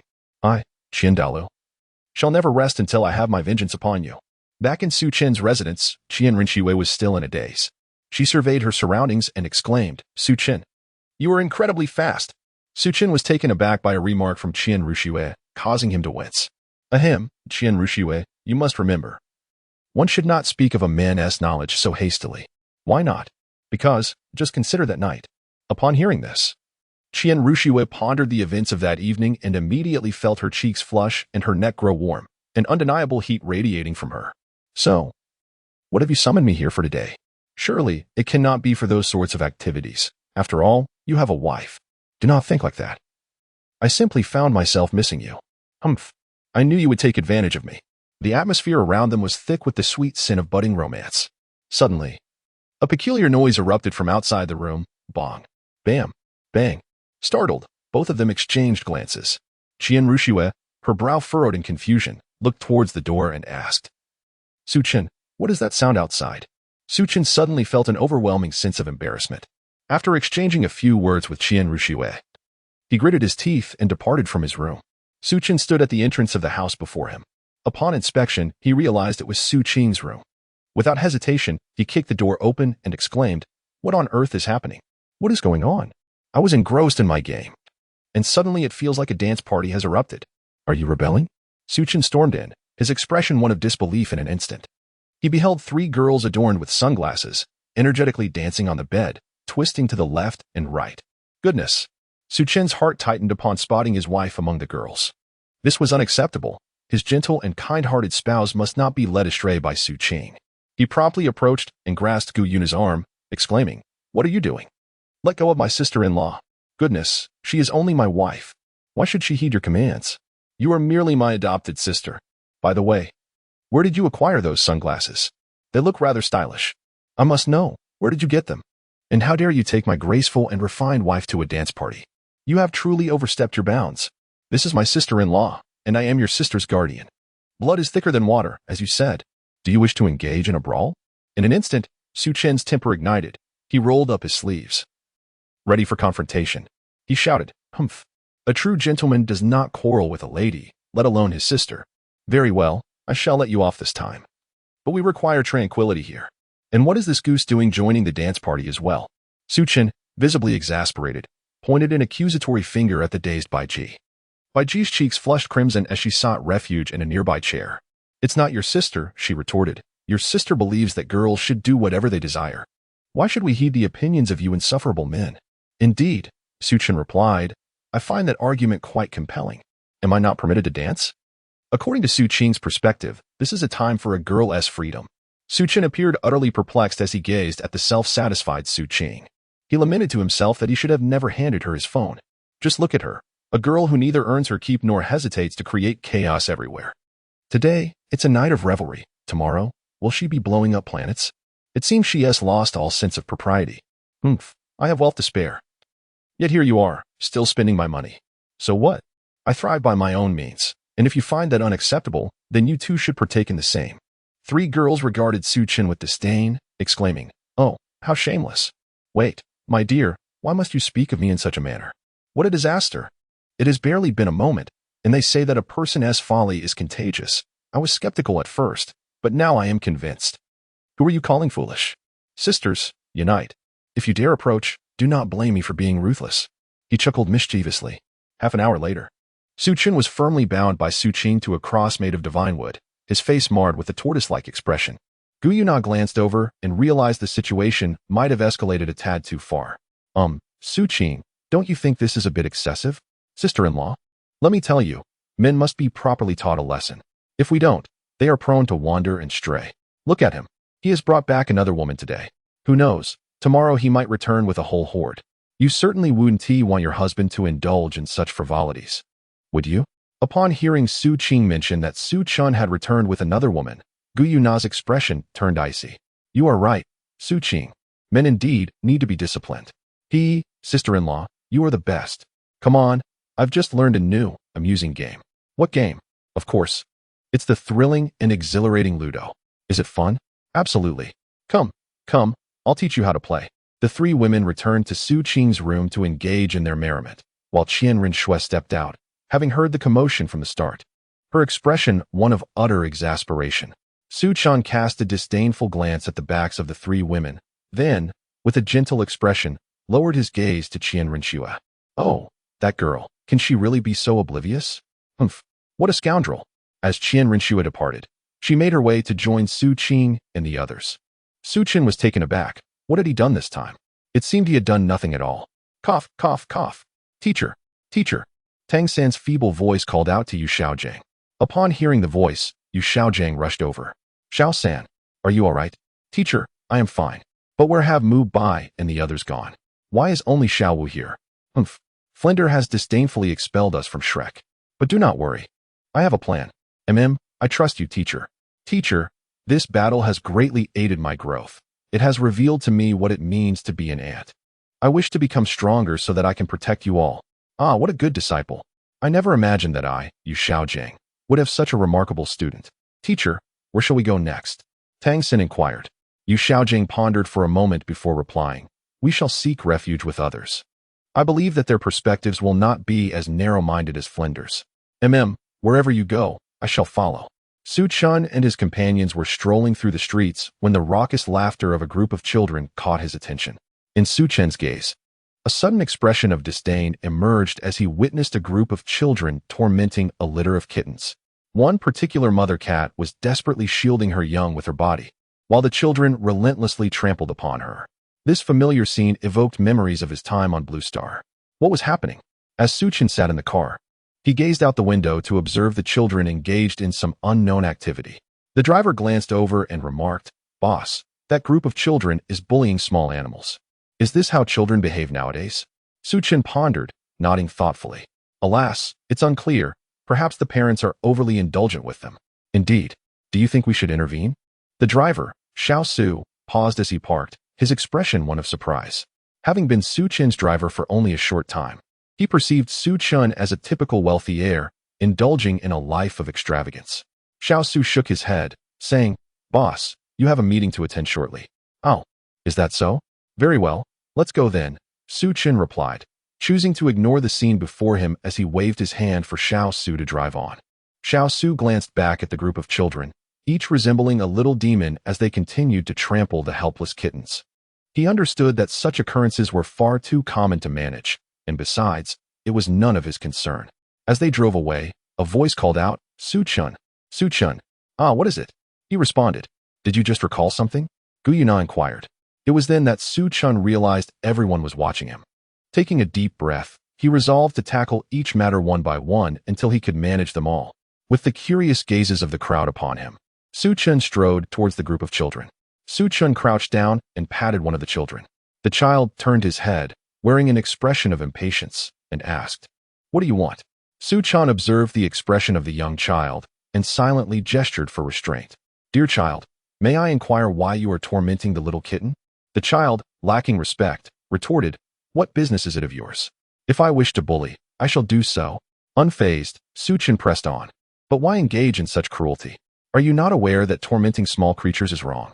The child dismissively replied, Mister, this is our affair.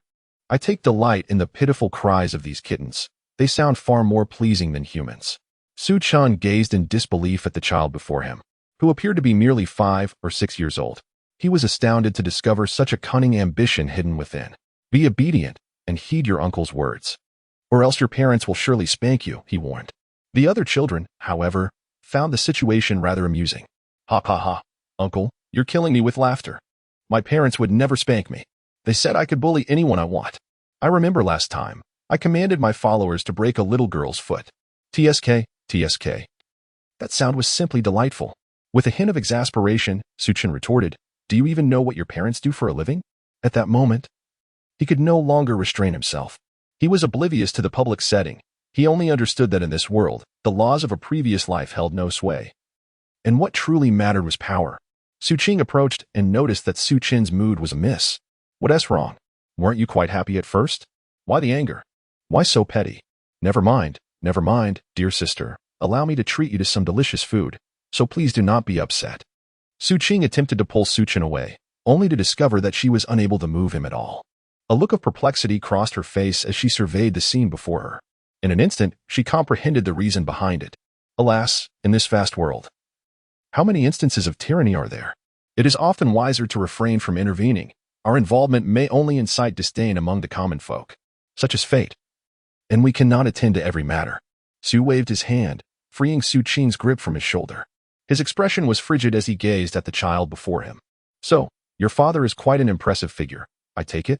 One of the children stepped forward with a sense of pride. "My father is the Bishop of Tiando. He tells me that these commoners can be treated however I wish, even to the extent of taking their lives without consequence. Do you truly believe that is just?" "Indeed. I find it quite delightful." Suchin gazed upon the 7 or 8 children before him, their smiles appearing to him as those of demons. "Heh. It seems you are beyond salvation," he remarked. "Uncle, what nonsense are you spouting?" Suchin approached a child with a cheerful smile, pressing forward to taunt. "Are you not afraid of death, being the child of the heavenly Dosek's leader?" Upon hearing these words, the child swallowed hard. However, recalling the formidable abilities of his parents, he immediately lifted his chin and puffed out his chest, retorting, "No one would dare to harm me. My father and mother love me dearly." With a surge of strength, Suchin pressed down forcefully, and in an instant, the child before him transformed into mere clay. The other 7 children, having never witnessed such a scene, were paralyzed with fear and immediately sought to flee. Despair. Suchin waved his hand, invoking the 7 Thunder technique, aimed at the fleeing child. In less than a second, a mound of flesh and ash appeared on the ground. Qian Renque, unable to believe her eyes, covered her mouth in shock as she gazed at Suchin. As the young master of the spirit hall, she felt an obligation to stop him. Yet she couldn't help but think that these children had indeed gone too far. Suchin approached the ailing mother cat, where he observed 7 kittens nestled beneath her.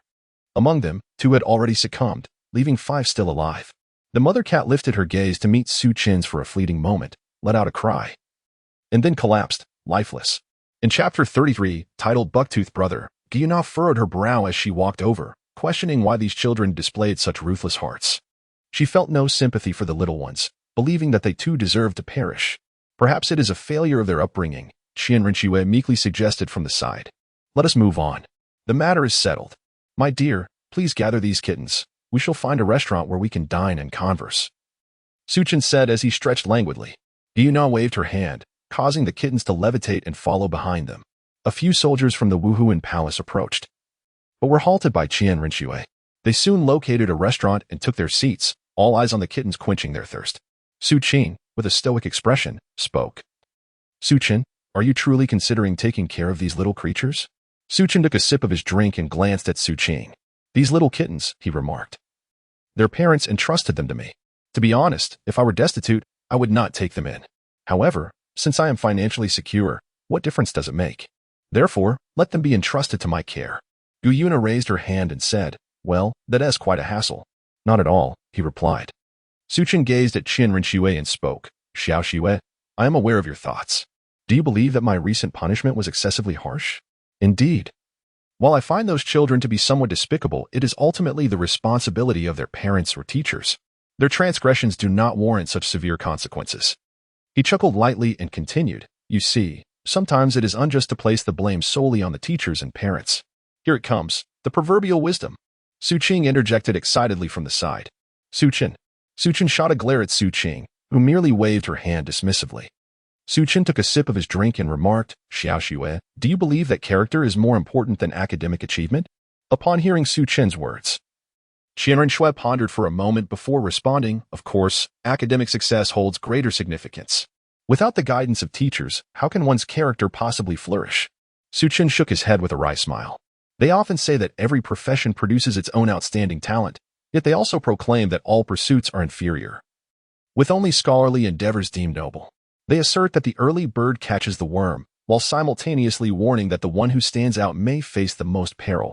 They encourage studying for the nation's rise, yet lament that examinations may not reflect true merit. They claim that grades are insignificant and character is paramount, but then question the value of character when grades falter. And what of you? Have you come to clarity regarding such contradictions? Or have you been compelled to choose without choice? Qian Rushiwei regarded Su Qin, her heart a tumult of emotions. To her, it seemed that some commoners would forever remain in obscurity, let alone the animals. The only change could arise from a unified nation, perhaps allowing for transformation. Thus, do you believe that those children will grow into malefactors? Not necessarily. Some are born wicked, yet we often fail to perceive the darkness lurking behind them, thus refraining from judgment. Conversely, some are innately virtuous, yet the hands that guide them may be stained crimson. Those children you referenced are inherently malevolent and resistant to guidance. The continent has endured for ages. In this era, is it not strength that prevails? Perhaps my recent actions will invite scorn or even assassination. Yet I am willing to embody the role of a benevolent figure.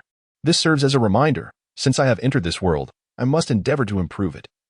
Rather than walk the streets and witness the oppression of the populace, with the soul hole turning a blind eye. I am no saint, in my view. My convictions are absolute. I will act against those I deem deserving of my wrath, without the need for justification. Strength speaks for itself.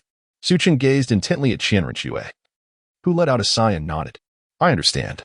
Regardless of the circumstances, since we share a marital bond, I shall stand by your side. I, Qian Rinxue, am not one to cower in fear. Rest assured, you shall not perish. After all, I am here to safeguard you. Even if a deity were to descend, I would confront them with unwavering resolve. Such boastfulness. You aspire to become a god, yet the path is fraught with uncertainty. Qian Rinxue retorted with a roll of her eyes. Do you not realize that sometimes, achieving divinity may not be a blessing? The gods you envision may stand just below the pinnacle of power, yet their hands are stained with countless lives. Trust me, refrain from seeking godhood. Perhaps the outcome would be more favorable. Impossible. If I do not ascend to divinity, what fate awaits the spirit hall? Shall we rely on that woman? I refuse to be looked down upon by her for the rest of my life. I shall prove that I, Qian Rinxue, can attain godhood through my own merits. Upon hearing these words, Gu Yuna's expression shifted, though she chose to remain silent. Su Qin gazed at Qian Rinxue in silence. Xiaxue, come, let us discuss this matter today. Tell me, whose body did you emerge from? Are you suggesting you simply sprang forth from a stone? And whose blood courses through your veins? Although she wronged you, it was due to her inability to accept the reality. You must consider her feelings rather than mindlessly seeking to validate your own existence. Why is it that other mothers cherish their children as if they were their very lives, yet you are different? Instead of introspecting on the reasons, you assume your perspective is the only truth. I am aware of your mother's circumstances, but I cannot divulge them to you. I fear you may not be able to bear the truth. As for your mother, let me assure you, any normal woman would have long since resolved her own struggles. Yet she chose to bring you into this world. Qian Rinxue looked at Su Qin with a face full of skepticism. Initially, she wished to inquire about her mother's situation. But upon seeing Su Qin's expression, she understood that he would not reveal anything. Let me ponder this for a moment. I believe I have grasped the essence. At that moment, a waitress approached. Are you two going to order, or will you continue to occupy this space? Other guests have nowhere to sit. Su Qin. Su Qin wore a bewildered expression as he glanced at Su Qing, who was engrossed in playing Honor of Kings. He gently tapped her shoulder and asked, Haven't you clicked yet? Su Qing shrugged and shook her head. Isn't it usually you who makes the decisions? Su Qin appeared utterly bewildered as he glanced at the drink in his hand. How did this wine come to be? He pondered. Did I order it?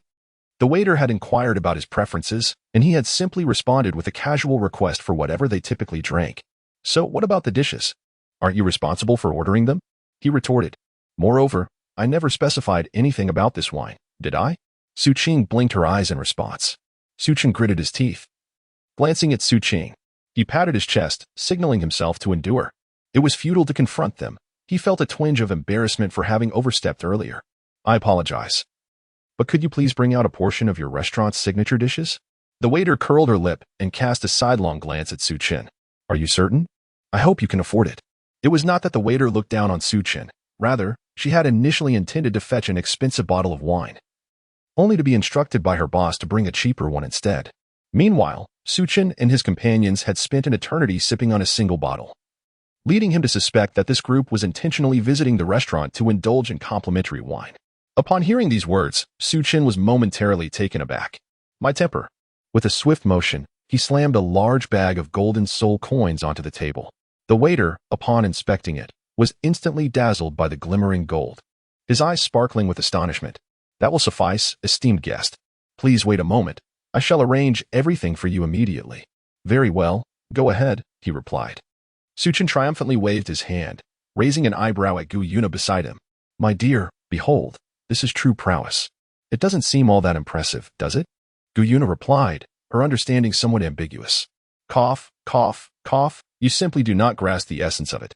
As the saying goes, money makes the world go round.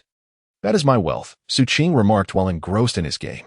Su Chen glared at Su Qing with an expression of disbelief, questioning her meaning. What do you mean? Where is my money? It was consumed, a staggering 100 million. I could have spent it all myself. Su Qing cast a glance and remarked. Did you not instruct Lu Ruyin to establish a school? She approached me alone, stating that the funds were insufficient. Thus, I provided her with an additional 200 million. Your contribution is still inadequate. How can one possibly require such a vast sum? I can't shake the feeling that I have been deceived. This is quite unreasonable. Isn't it? How was I to know? Enough of this. Do not disturb me as I strive to ascend in rank. Why are you still playing? It seems you spend all day engrossed in this game. Have you reached the rank of a king yet? Not yet. These wretched teammates have the audacity to criticize my skills. As a Liu Ban, have I not sacrificed 10 times merely to safeguard this bridge? Yet. This bridge dares to call me incompetent. How absurd. Su Chen rose to his feet and glanced at Su Qing's record, 0-15-1. Su Chen, system. Is there any way to enhance Su Qing's prowess in this game? It's baffling. How could she possibly struggle at a platinum level while others, like Lao Yi, ascend effortlessly? Who is this Lao Yi? That's irrelevant. The fact remains that I am at a loss. Doesn't Su Qing have her own system as well? Do you believe she plays so diligently every day without consulting it? Su Chen stroked his chin in contemplation, acknowledging the system's words as valid. My esteemed host. Might I offer you some assistance? He suggested. No. How dare they insult me, claiming I rely on others to ascend in rank? If I assist you and enhance your strength, wouldn't you also rise through your own efforts? That is not permissible. Look at this Lanling Wang. He claims that if he cannot succeed, he will resort to cheating, and I am certain he would look down upon me. So, what do you intend to do? I shall not waver. I will strive to ascend on my own merit. I want them to acknowledge my prowess. However, you have been playing for quite some time and have only reached platinum. That was by my own design. Enough of this. It's time for team battles. This time, I shall secure a pentakill. A minute later. How is this possible? I am being targeted. Why are they gunning for me? A mere Liu Ban. What is all this noise? Su Qing, why are you howling like a banshee in the dead of night? Came Su Chen's impatient voice from outside the door. Ahem. It's nothing. Just that my monthly visitor has arrived, Su Qing awkwardly replied. Upon hearing this, Su Chen hastily retreated, declaring he could not engage further. Su Chen pondered for a moment, her lips twitching as she gazed at Su Qing. You are several trillion years old, and you still have your menstrual cycle? What menstrual cycle? Su Qing looked up, bewildered by Su Chen's words. Do not pretend you do not understand. Let me tell you, oh dear. I just found out that it has arrived, and I am still a virgin. Su Chen immediately rushed over to cover Su Qing's mouth. Suddenly, he felt a chilling presence behind him. Turning around, he gasped in shock. Su Chen, I never imagined you would even. How could this be? Impossible, absolutely impossible. Let me assure you, I am a paragon of virtue. Huh? A paragon of virtue? A paragon of virtue who takes advantage of others' misfortunes? It was clearly you who acted first. Little sister, don't you agree with me? Yes, yes, I will never reveal the truth about your opportunism. Rest assured I will keep your secret, she giggled. Su Chen wore a look of astonishment, his hand trembling as he pointed at Su Qing, who was sticking out her tongue. What on earth? How utterly outrageous. Su Chen immediately turned to look at Gu Yuna and Qian Renshui, swearing, I assure you, I am not that kind of person. If I were, may Su Qing remain unmarried for life, covered in a web of spiders. The smile on Su Qing's face gradually faded as she gazed at the retreating figure of Su Chen with a look of dismay. Oh, you, Su Chen. Who would have thought that you would stoop to human trafficking? Not only that, but you would even sell your own sister. Are you even human? It's bad enough that you would sell her, but to curse her with a lifetime of never marrying and being covered in spider webs is beyond comprehension. With that, Su Qing shouted, Sisters, gather. In an instant, Qian Renshui, Gu Yuna, and Bai Ji teleported to Su Qing's side. Su Qing was taken aback, his head throbbing. Qian Rinxue, what are you doing over there? He scoffed. Humph. Su Qing's words ring true. All men are just a bunch of fools. Damn it. Su Qing, Su Qing will not let this go unpunished. One-on-one? Su Qing raised an eyebrow and replied, not a chance. Eating and sleeping are far more important. Su Qing, with unyielding conviction, took a seat. Those around them, eager for some excitement, shook their heads in disappointment. I thought we were in for a spectacle. Indeed. Who would have thought it would come to this? This guy has no sense of manliness, allowing a woman to dictate him. Su Qing was provoked to the brink by the incessant chatter surrounding him, his veins bulging with frustration. How dare you speak so freely? Let me remind you that arrogance comes with a price. In an instant, the atmosphere turned icy. A short, buck-toothed fellow, standing at a mere 1.60 meters, stepped forward defiantly, staring up at Su Qing. What is the matter? Care for a duel? Slap, slap, with a swift strike. Su Qing sent the buck-toothed man to his demise. In that fleeting moment, everyone else remained oblivious, continuing to partake in their meal. Su Qing gazed disdainfully at the gaping individual sprawled on the ground. Bah, lacking any real strength yet attempting to act all high and mighty. I am under my wife's guidance, and that is a blessing. You, on the other hand, are merely posturing in front of the ladies. Completely oblivious to the nature of our relationship. You possess neither charm nor capability, relying solely on that protruding tooth. Su Qing's maneuver left the other 4 women utterly astonished. Su Qing, with an air of nonchalance, flicked his flowing hair, prompting an enthusiastic response from the 4 women who raised their thumbs in admiration. By the way, where did that fish go? Su Qing inquired, a puzzled expression gracing his face. Oh, he mentioned wanting to explore the human world, claiming this place was dull. He asked a passerby yesterday and heard that the Starry Empire was entertaining, so off he went. I see. Let him be. As long as he doesn't engage in wanton slaughter. At that moment, the deep-sea demon whale king surveyed the multitude of corpses before him, lost in contemplation. I merely asked for directions, yet you resorted to plundering, demanding proof to ascertain whether I hail from the spirit hall. Do I require validation? Allow me to inform you. My leader is Su Qing. How dare you not recognize him, and worse, to belittle him? To insult my sister, claiming she is for sale, is utterly intolerable. Achio. Odd. My nose feels a bit itchy. After all, I am a fish. Chapter 34. The Black and White Impermanence Xiao San. Are you all right? Teacher, I'm fine. Have we arrived yet? We will be there shortly, just 50 more miles. What? Tang San, breathless and unable to endure any longer, collapsed. Third brother. Xiao San. Xiao San. Yu Xiaojing, frantic, shook Tang San repeatedly. Yu Xiaojing, what have you done to my son? A thunderous voice echoed in Yu Xiaojing's ears. How? Under the Haotian crown. Yu Xiaojing looked around, noticing no one before feeling a chill behind him. He quickly turned to meet Tang Hao's gaze, swallowing hard. Hee, master. What has happened to Xiao San? Tang Hao, eyes blazing with fury, scrutinized Tang San's condition, furrowing his brow. He instantly appeared before Yu Xiaojing, seizing his throat and lifting him. Hao Tian, please, don't kill me. I am Xiao San's teacher. Tang Hao cast a disdainful glance at Yu Xiaojing, dismissing him with a wave, sending him crashing to the ground. Master, if you do not provide a reasonable explanation, do not blame Tang for being unmerciful. Upon hearing this, Yu Xiaojing retorted angrily, your son is not my doing. If you seek blame, direct it at that fellow named Su Qing. But Xiao San has sustained such grave injuries. His bones are severely damaged. Why have you not sought a healing soul master for his treatment? Yu Xiaojing, feeling guilty, stammered. I was robbed by that group. What? I shall slay them. Yu Xiaojing's eyes gleamed with determination. Indeed, under the Haotian crown, these individuals are truly despicable. I had already conceded, acknowledging our inferiority. Yet the Tyrannosaurus team resorted to total annihilation. Tang Hao regarded Yu Xiaojing with skepticism. I believe half of what you say. Should I discover you are deceiving me? You are aware of the consequences. Rest assured, under the Haotian crown, my integrity is well known throughout the continent. Here, take these gold soul coins. First, get Xiao San to safety and seek treatment for him. If you dare to flee, Haotian crown, you need not worry. Tang Hao cast one final cold glance at Yu Xiaojing before vanishing. Yu Xiaojing, with a bitter smile, watched Tang Hao depart, shaking his head as he looked at the unconscious Tang San. Alas, Xiao San, you have truly brought me great trouble. Glancing at Xiaowu, who appeared dazed nearby, he barked, Xiaowu, why are you still standing there? Hurry and come help. Startled, Xiaowu shook herself from her stupor, frowning momentarily before running over to assist. Goodness, you actually defiled my bed. Suchin widened his eyes as he watched the kitten make a mess on the bed. Darling, why aren't you keeping an eye on them? Suchin gazed at Gu Yuna in exasperation. Gu Yuna, feeling a bit embarrassed, replied, I've never taken care of a kitten before. This is my first time. What? Why didn't you say so earlier? He retorted. Humph. Isn't it for our future? If we have a baby someday, we would gain some experience in caring for them. Suchin's lips twitched in disbelief. Who told you that taking care of a baby is as simple as looking after a cat?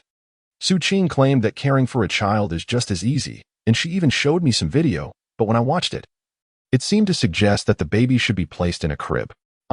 I can't take it any longer. I'm at my wit's end. For heaven's sake. The child hasn't even arrived yet, and you're already contemplating the future. You spend every day with that lazy Suchin. And how could we possibly have a child? Furthermore, you must understand that a cat cannot be compared to a human. Are you going to feed the cat fish bones? Would you feed our child the same? Gu Yuna glanced weakly at Suchin and spoke softly. Isn't that so? Suchin, I understand. My dear. You may go accompany Suchin in her playtime. I shall take care of the cat. In the future, I will also tend to the child. Shouldn't the responsibility of caring for the child primarily rest upon us women? I acknowledge that it is indeed a woman's duty. Yet I worry that our newborn might choke on a fishbone. In truth, cats do not solely consume fishbones. Suchin, is there anything else you wish to convey? Cats, too, partake in fish. Surely, the baby can enjoy fish as well. Ha ha ha.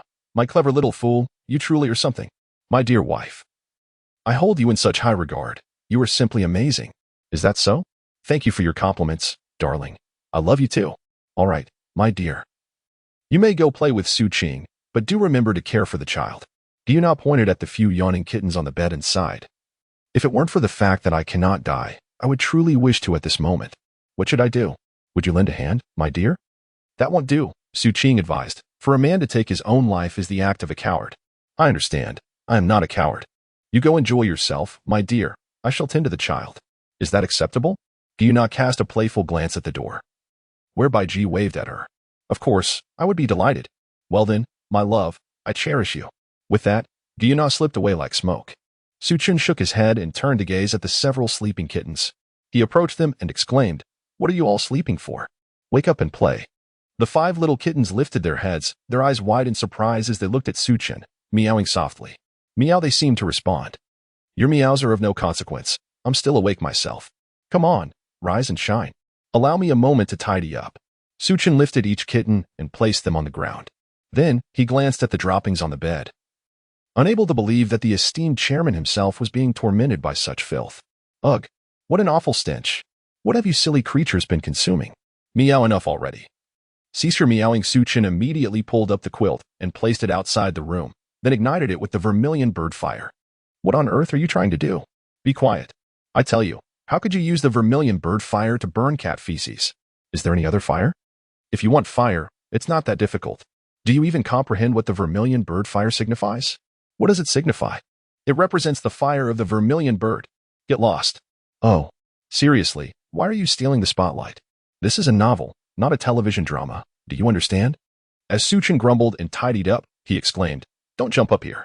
I've just organized everything. Suchin observed a small cat crouching down, seemingly preparing to do something. Alarmed, Suchin raised a hand to intervene, exclaiming, Wait, allow me to teleport over. Poof, Suchin gazed. His expression darkened at the fresh, steaming pile of cat excrement on the floor. Gritting his teeth, he turned his attention to the feline in his hands and demanded, Who, pray tell, has sent you as a spy? Meow no meowing aloud. The little cat promptly fell silent. Suchin, rendered speechless, glanced at the cat excrement on the bed and promptly incinerated it with a flame. With a flick of his hand, he sent the remaining ashes swirling away in a gust of wind. Sigh, this cat is more terrifying than a deity. Time to change the bedding. Damn it. If it weren't for the promise I made to your mother to take care of you, I wouldn't bother with you at all. Suchin set the cat down and instantly vanished from sight. He arrived at the entrance of a bed shop and stepped inside. Hello, esteemed guest. What type of bed may I assist you with? Asked the owner. The finest bed you have, Suchin replied. You have come to the right place. Allow me to introduce our newest arrivals. No need for introductions. I shall pay immediately and take it away. I fear that if I delay, I might find my residence changed. The owner was momentarily taken aback, then nodded in agreement. After Suchin settled the payment, one hand lifted the bed and instantly vanished from the room. Inside, two cats crouched low. Suchin instantaneously appeared, his eyes widening at the sight of two little kittens. He instinctively gave one a gentle kick, though lacking any real force. As the kitten tumbled to the ground, Suchin swiftly channeled his energy, causing the kitten to hover in midair before gracefully descending to the ground. Suchin wiped away non-existent sweat and returned the bed to its original position, nodding in satisfaction. Meow, no meowing, meow. If you meow again, do you believe I will pluck your kidneys? The little kitten glanced at Suchin with an expression of disbelief, shook its head, and then lay down to sleep. Suchin nodded with a look of satisfaction, affirming, indeed, this is the obedient little one. Suchin stifled a yawn and glanced at the bed before collapsing onto it, relishing its softness. A minute later, the room filled with a faint sound of breathing. Come on, it's my turn. Let me play with a life. No way, you've already had two. What? Qian Rinxue, remember who introduced you to Suchin? It was I. Your benefactor. Now, hand over the phone obediently. Humph. Am I supposed to thank you for that? I am Suchin's second wife. I have the right to manage his phone, don't I? Impossible. He wouldn't give it to you. Oh, I know you aren't his biological sister. How could someone who isn't a true sister compete with me, his wife? What? His calculating schemer. Suchin gasped. Ah, yes, I am a scheming vixen. Stop playing with the phone. Give it to me. It's mine. It's my husband's. Guyuna glanced at the side where Biji stood and asked, whom should we assist? Biji, observing the battle between the two women, shook her head. Big sister, you can take Suchin's phone. He has another one, right? While they fight here, we can go have some fun. Guyuna's eyes lit up. She left Suchin's room and headed to find Suchin. Arriving at his door, she noticed 5 sleeping kittens on the floor. With a serious expression, she glanced at the fragrant Suchin sleeping on the bed. It seems that without his women to care for the children, things just don't work out. How could he let the kittens sleep on the floor? Men are indeed unreliable. Guyuna picked up the 5 kittens and entered Suchin's room. She looked at the phone on the table, a mischievous smile spreading across her face. Gently placing the kittens on the bed, she carefully took the phone. Suchin was still nestled in bed, lost in a beautiful dream.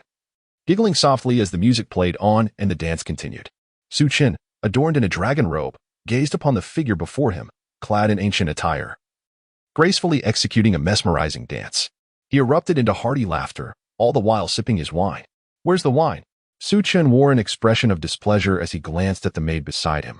He slammed his hand on the table and exclaimed, Suchin, how audacious of you. You dare to prevent me from enjoying my wine. Suchin immediately fell to her knees in fear, repeatedly bowing her head and pleading, Your Majesty, spare my life. Your Majesty, spare my life. Suchin raised her head and spoke with pride, Come forth, take her away, and deliver 50 strokes of the rod. Then tend to her wounds, and repeat the punishment, back and forth endlessly. The deep-sea demon whale king entered, kneeling on one knee, Your Majesty. Suchin shook her head, helplessly being dragged away by the deep-sea demon whale king. She pleaded desperately on the ground, Your Majesty, Your Majesty, spare me, Your Majesty. Suchin waved his hand, seated upon the dragon throne, and with a smile said, What are you still dawdling for? Let the music play on, and the dance continue. In an instant, Suchin experienced the euphoria of an emperor. He gazed at the dancing Guyuna, swallowing hard as he beckoned her to approach. Guyuna, with her enchanting eyes, glanced at Suchin seated upon the dragon throne, and in a moment of shyness, her cheeks flushed crimson. Your Majesty, she giggled, Oh, dear Queen. Please rise swiftly and come to me. Yes, I shall come at once. Guyuna approached Suchin, winking playfully. My beloved. Come give a kiss, Your Majesty, there are others present. Fear not. Come here. Come, let us kiss then. I shall oblige Your Majesty. The two embraced in a kiss. My dear, why are you sticking out your tongue? He chuckled. In a heartbeat, Suchin sensed something amiss. He hastily pushed Guyuna away. His face contorted in terror as he beheld what had once been the beautiful Guyuna, now transformed into a monstrous cat head. Ah, a demon! A demon! In reality, Suchin opened his eyes wide, awakening from slumber.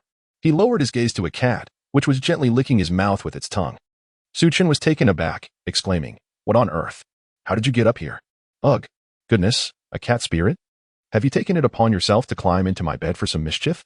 With a bewildered expression, Suchin added, Meow, what nonsense is this? Suchin picked up the kitten and approached us, waving his hand to reveal a large cleaver, which he pressed against the kitten's neck. However, he used the blunt side of the blade. Listen here, little creature, I am no longer pure, and today you shall not remain untainted either. I will make you acquainted with the torment of becoming a eunuch." The kitten looked up at Suchin with a smile, unfazed. "How dare you still smile?" Seeing the little cat in such a state, Suchin felt helpless. He could hardly believe that the cat had climbed in by itself. Could it be that someone had visited? Typically, the only individuals who came here were either Guyu Na or Qianrenxue. Suqing usually only visited when there was something of importance. Moreover, he prided himself on being vigilant. If someone had indeed come, there would surely have been some commotion. Why had he not noticed anything? Suchin clapped his hands and exclaimed, "Finished. The unsolved mysteries of Douluo continent have now emerged." He then added with a hint of frustration, "Darn it, I was just performing a comedic dialogue. This simply won't do. I can't let such trivial matters distract me." Suchin glanced at the few little cats at his doorstep, who nodded at him and shook their heads in an adorably endearing manner. Suchin, with a contemplative expression, stroked his chin while gazing skeptically at the little cat, adorned in hues of white, brown, black, and a blend of black and white. Suchin pondered for a moment and thought it might be appropriate to give them names. You, the white one, shall henceforth be known as Little White. Do you agree to this name with a call, or shall I call you regardless of your consent? Little White remained silent. Suchin wielded a large cleaver, pressing it against Xiaobai's neck, threatening, "If you do not call out, do you believe I will offer you as a sacrifice to the heavens?" Xiaobai let out a pitiful cry, while three little kittens looked on, their expressions filled with amusement at Xiaobai's predicament. Suchin glanced at the brown kitten, stroking his chin in contemplation. "Eureka! From this day forth, you shall be named Brown Silk. What do you think?" The kitten replied, "You might as well call me Little Brown." Suchin glanced at the disapproving gaze of the little cat and understood its sentiment. Nevertheless, the name seemed a tad excessive. "How about I call you Brown Master instead? Sounds quite distinguished, doesn't it?" The Brown Master beamed with satisfaction, looking over at the little white cat, and proudly rubbed its head. Suchin then turned his attention to the black cat. "You shall be named Little Black," he declared. "Meow, a single call signifies your agreement. Does it not?" Alas, Little Black is quite obedient, indeed. However, Little Black silently protested, "I absolutely refuse." Suchin glanced at the black and white kitten once more, a mischievous smile creeping across his face. The proud little creature lifted its head, eagerly awaiting its master's melodious name. "From this day forth, you shall be known as Black and White. Here it comes, at last, the name Black and White Impermanence." He chuckled, but the kitten, overwhelmed, fainted, frothing at the mouth. Suchin immediately approached and addressed the two figures clad in black and white. "Are you displeased? That shouldn't be the case. You embody both darkness and light. As the harbingers of yin and yang, is that not fitting?" Chapter 25, The Sacrifice. Suchin gazed at the black and white impermanence with a bewildered expression. He placed his ear close, listening intently, yet he could not discern a heartbeat. Had he perhaps passed away? Suchin appeared bewildered, glancing helplessly at the black and white impermanence. He never anticipated that today, upon invoking their names, they would actually depart. "Alas, fret not. I shall take good care of your brothers. Soon, I shall arrange for your cremation." Meow. The black and white impermanents widened their eyes in fright. "Oh, you have awakened." "Huh? Hee." Suchin gently caressed the heads of the black and white cats, nodding in acknowledgement. "Very well, you may continue to rest. I shall provide you with some nourishment at lunchtime." Suchin set aside the black and white impermanence and proceeded to Suqing's room, intending to inquire about what she would like to eat. "Haha, big sister, you are truly remarkable." As Suchin was enveloped by the sounds of laughter and merriment, he spotted Gyuna seated outside, engrossed in her phone. "Dear, why are you sitting outside playing with your phone?" he inquired. "Ah, Suchin, what brings you here?" "Wait, how is it that you are awake?" she responded, her surprise evident. "What do you mean by that? Do you not wish for my awakening?" Suchin replied, a hint of exasperation in his tone. No, that's not it." "So, Suchin, is there something you need?" "Nothing in particular.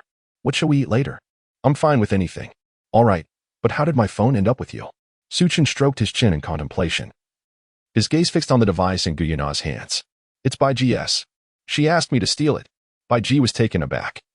Disbelief etched across her face. "Big sister, you sold it off way too quickly." "Humph. I am the big sister. Selling my own little brother is a breeze." "Isn't it? Very well, the sale was successful. It was I who encouraged the big sister to pilfer your phone, Suchin." Suchin wore an expression of disbelief.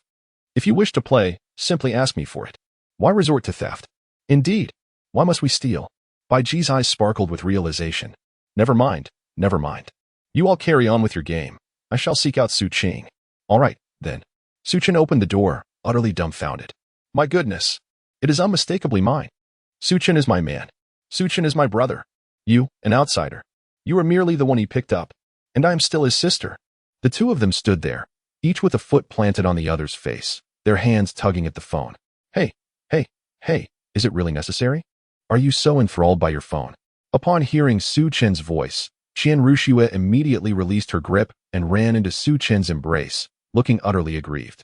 Su Chen, your sister is being too much. She is bullying me. Nonsense. You are the one bullying me. Stop. Speak plainly. Tears shimmered in Qian Rushue's eyes, making her appear pitiable, which tugged at Su Chen's heartstrings.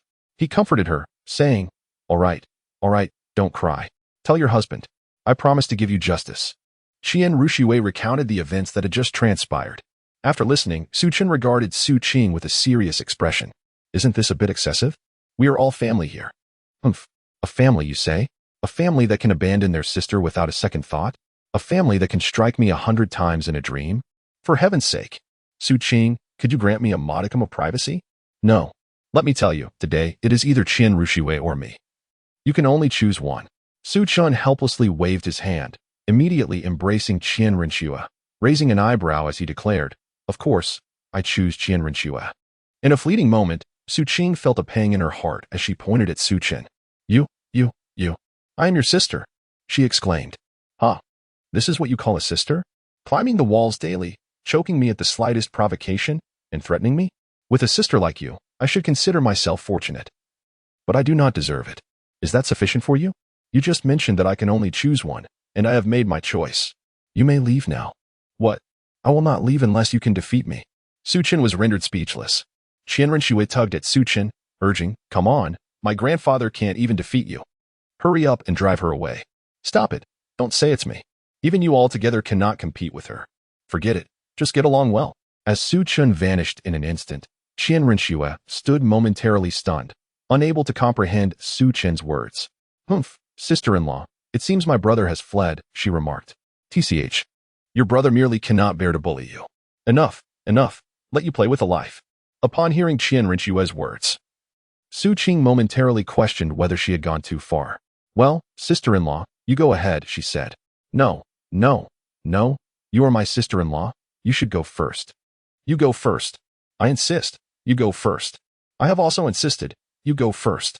The two engaged in a mutual understanding, tolerance, and a playful exchange of refusals. All right then, I shall go first, they both declared simultaneously. I go first? You clearly told me to go first. I am your sister-in-law. Bah. What do you mean, your sister-in-law? I allowed you to go. Please do not insist. Since you have permitted me, I must go. The two soon fell back into their lively banter. In an instant, Su Chen felt invigorated as he stepped onto the bustling street. Give. I've discovered you. A peculiar voice echoed in his ears. Who is it? No one? The voice returned. Give. Allow me to unveil your adversary. It came again. Could it be that I am losing my sanity? Su Chen was utterly bewildered. Suddenly, a cataclysmic roar reverberated through the air, and a radiant curtain of light appeared in the sky. Su Chen wore a grave expression. System, what is this? Did you create this? Show me. This is bad. They have actually come for us. Hurry. Flee. What do you mean, flee? System. I sense that you are concealing many things from me. Alas, there is no time for explanations. We must swiftly escape this universe. What nonsense. Escape this universe? Did you not claim that I was invincible? You possess merely 30% of your power. I can bestow upon you additional strength, but in doing so, you will ha-ha. So you were deceiving me all along, weren't you? I knew from the start you were not truthful. Su Qing was engaged in a heated argument with Qian Ruxue in their room. Suddenly, a noise interrupted them, causing both to pause. Su Qing, with a grave expression, gazed towards the sky, sensing a familiar presence. She urgently urged Qian Ruxue, hurry and take Gu Yuna and the others away from here. Quickly. What is happening? Qian Ruxue inquired. Nothing of consequence. It seems things are becoming increasingly intriguing. You must leave. This is not a place for you to be involved. I will seek out Su Chen. With that, Su Qing vanished in an instant. Su Chen stood there as Su Qing approached him. Her expression one of profound astonishment as she gazed at the sky. Do you not feel it? That expanse of the heavens seems so familiar, does it not? That very essence? Upon hearing Su Qing's words, Su Chen carefully contemplated the matter. Indeed, it was the enigmatic copper coffin we had discovered within the world barrier. How could such an artifact possibly appear here? Would that not imply that everyone on this continent would be aware of it? Su Chen recalled that day with a sense of dread. He felt an overwhelming aura of death that rendered him incapable of harnessing his strength. Su Chen, look. The light screen is reacting. He observed as the screen trembled, revealing something that left him utterly astonished. What is this? What on earth is this? Su Qing's expression mirrored his confusion. It's a little boy. Su Chen's voice trembled as he spoke, not out of fear of the power itself, but rather a growing realization that the situation was becoming increasingly complicated. A little boy? Suddenly, with a swift motion, the boy hurled something towards the Wuhuan temple, accompanied by the rhythmic ticking of a machine. We must certainly stop him. Su Chen immediately soared into the sky, wielding the divine spear of the nation with great might. Hurling it forth, an explosive sound reverberated, shattering the surrounding space. Bang! A brilliant light illuminated the heavens, rendering all those on the continent momentarily blinded. Su Qing conjured a formation, and a mystical array materialized. A layer of azure energy enveloped the entire spirit hall, shielding it from the impending force. Su Chen, what is happening? I am uncertain, he replied. Do you not sense that this aura bears a striking resemblance to that coffin? Ah, that explains the familiarity.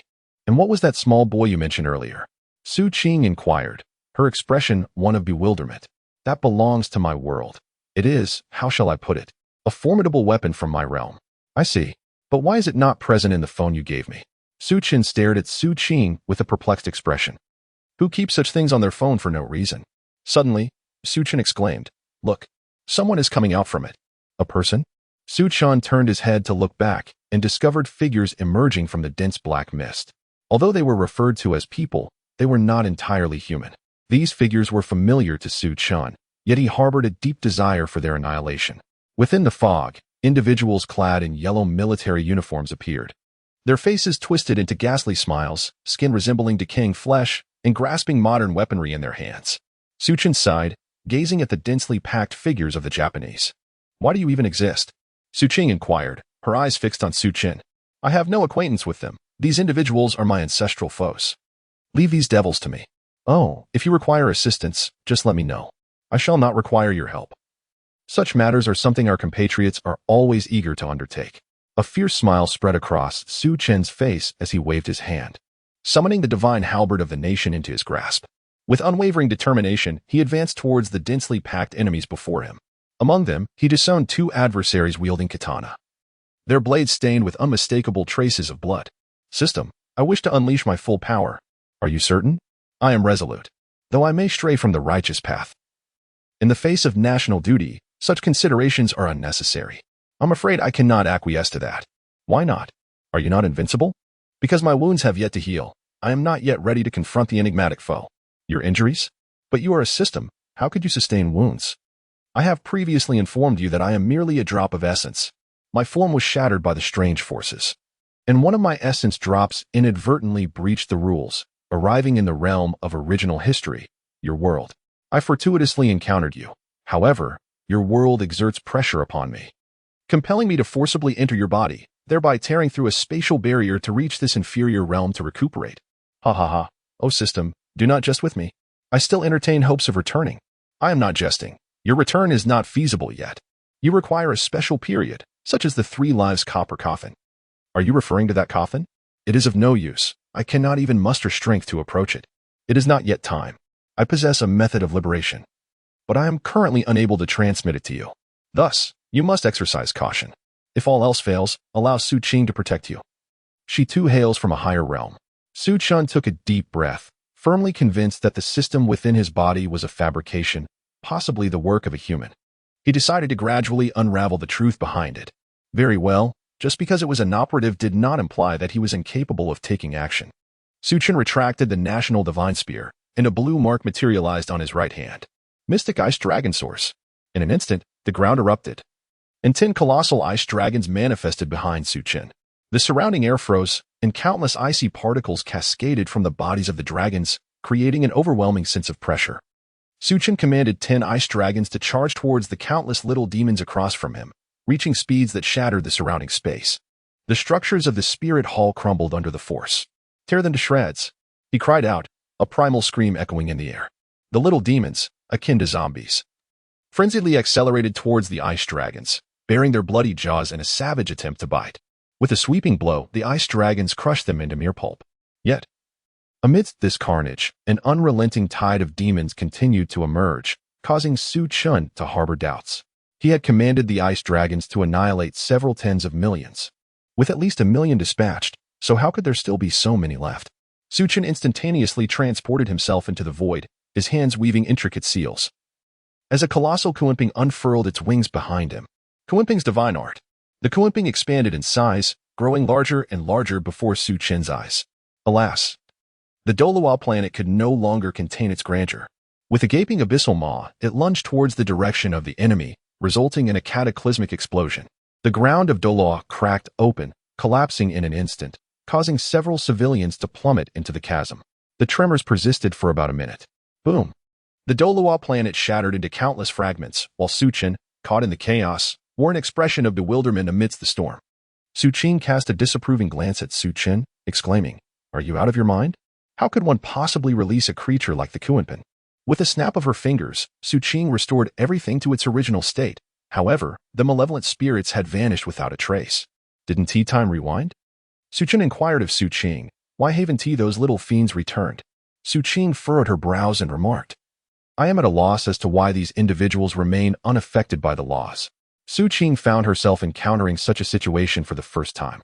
According to reason, mastering even one of the disciplines of law is already quite impressive. Su Chun gazed at Su Chun, her hands subtly stirred. The grass surrounding Su Chun gradually withered, transforming slowly into ash, yet the expression on Su Chun's face remained unchanged. I discerned the reason. What reason? Su Chun inquired with curiosity. Those clad in yellow garments. You recognize them, do you not? Of course I do. What of it? It is possible that in your realm, the concept of laws does not exist. Moreover, a formidable being has bestowed certain abilities upon these individuals. To put it plainly, they are akin to living corpses, devoid of the capacity for thought. In truth, they have already perished. I am aware of this. However, you mentioned that opening a rift from my world is impossible due to the absence of laws. How can it be done? It is indeed feasible, but it necessitates a sacrifice. Su Chun possesses the capability to unleash her power. However, the sacrifice of lives required is exceedingly high. Even if every inhabitant of Douluo Star were to contribute, it would only amount to a mere 1%. Thus, she relinquished her curiosity. If sacrifices are necessary, then let us find some malevolent individuals to offer, she mused. Su Chun, in bemusement, responded, "Is there a shortage of individuals? How many are required?"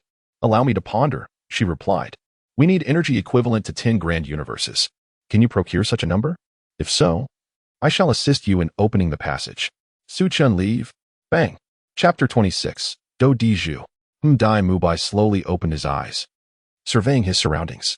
He attempted to rise from the bed, but the excruciating pain coursing through his body forced him to lie back down. "Mubai, you're awake," Flender exclaimed, hurriedly approaching with a concerned expression etched upon his face. "Dean, what has happened?" Dai Mubai inquired, his brow furrowed in confusion. With a resigned sigh, Flender recounted the events that had transpired. After listening, Dai Mubai's expression darkened. "Dean, I had my suspicions about you Xiaojang from the very beginning. A level 29 Soul Master, what could he possibly be capable of? Were it not for Tang Sen's reputation, I would not have heeded his words. By the way, how are the others faring?" "Alas, they remain in a state of unconsciousness. Mubai, we should relinquish our participation in the tournament. You are well aware of the strength of the Tyrannosaurus team. We must possess the wisdom to recognize our limitations." I understand." Su Chun gazed at the 3 women seated on his bed, resembling a trio of serene deities engrossed in a game of Do Diju. "What on earth is going on here? This is my bedroom. Don't you have your own rooms?" Su Chun replied, "There's no need to heed your words. Since I am in a relationship with Qian Ringshu, this home is equally ours. Do you know?" With a bashful expression, added.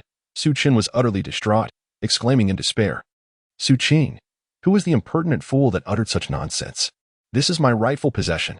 What do you mean by claiming half belongs to my wife?" With a face full of indignation, Su Chun spat out his frustration. Su Chun squinted her eyes, wiped the drool from her face with her hand, took out her phone and pressed a few buttons, then handed it to Su Chun, while continuing to enjoy her game of Do Diju.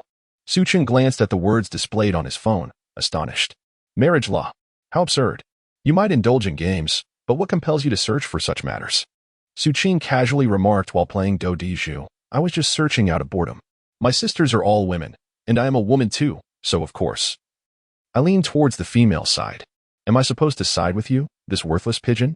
Su Qing observed Su Qing's demeanor, rubbed his temples, and expressed his frustration, questioning whether he could escape the situation.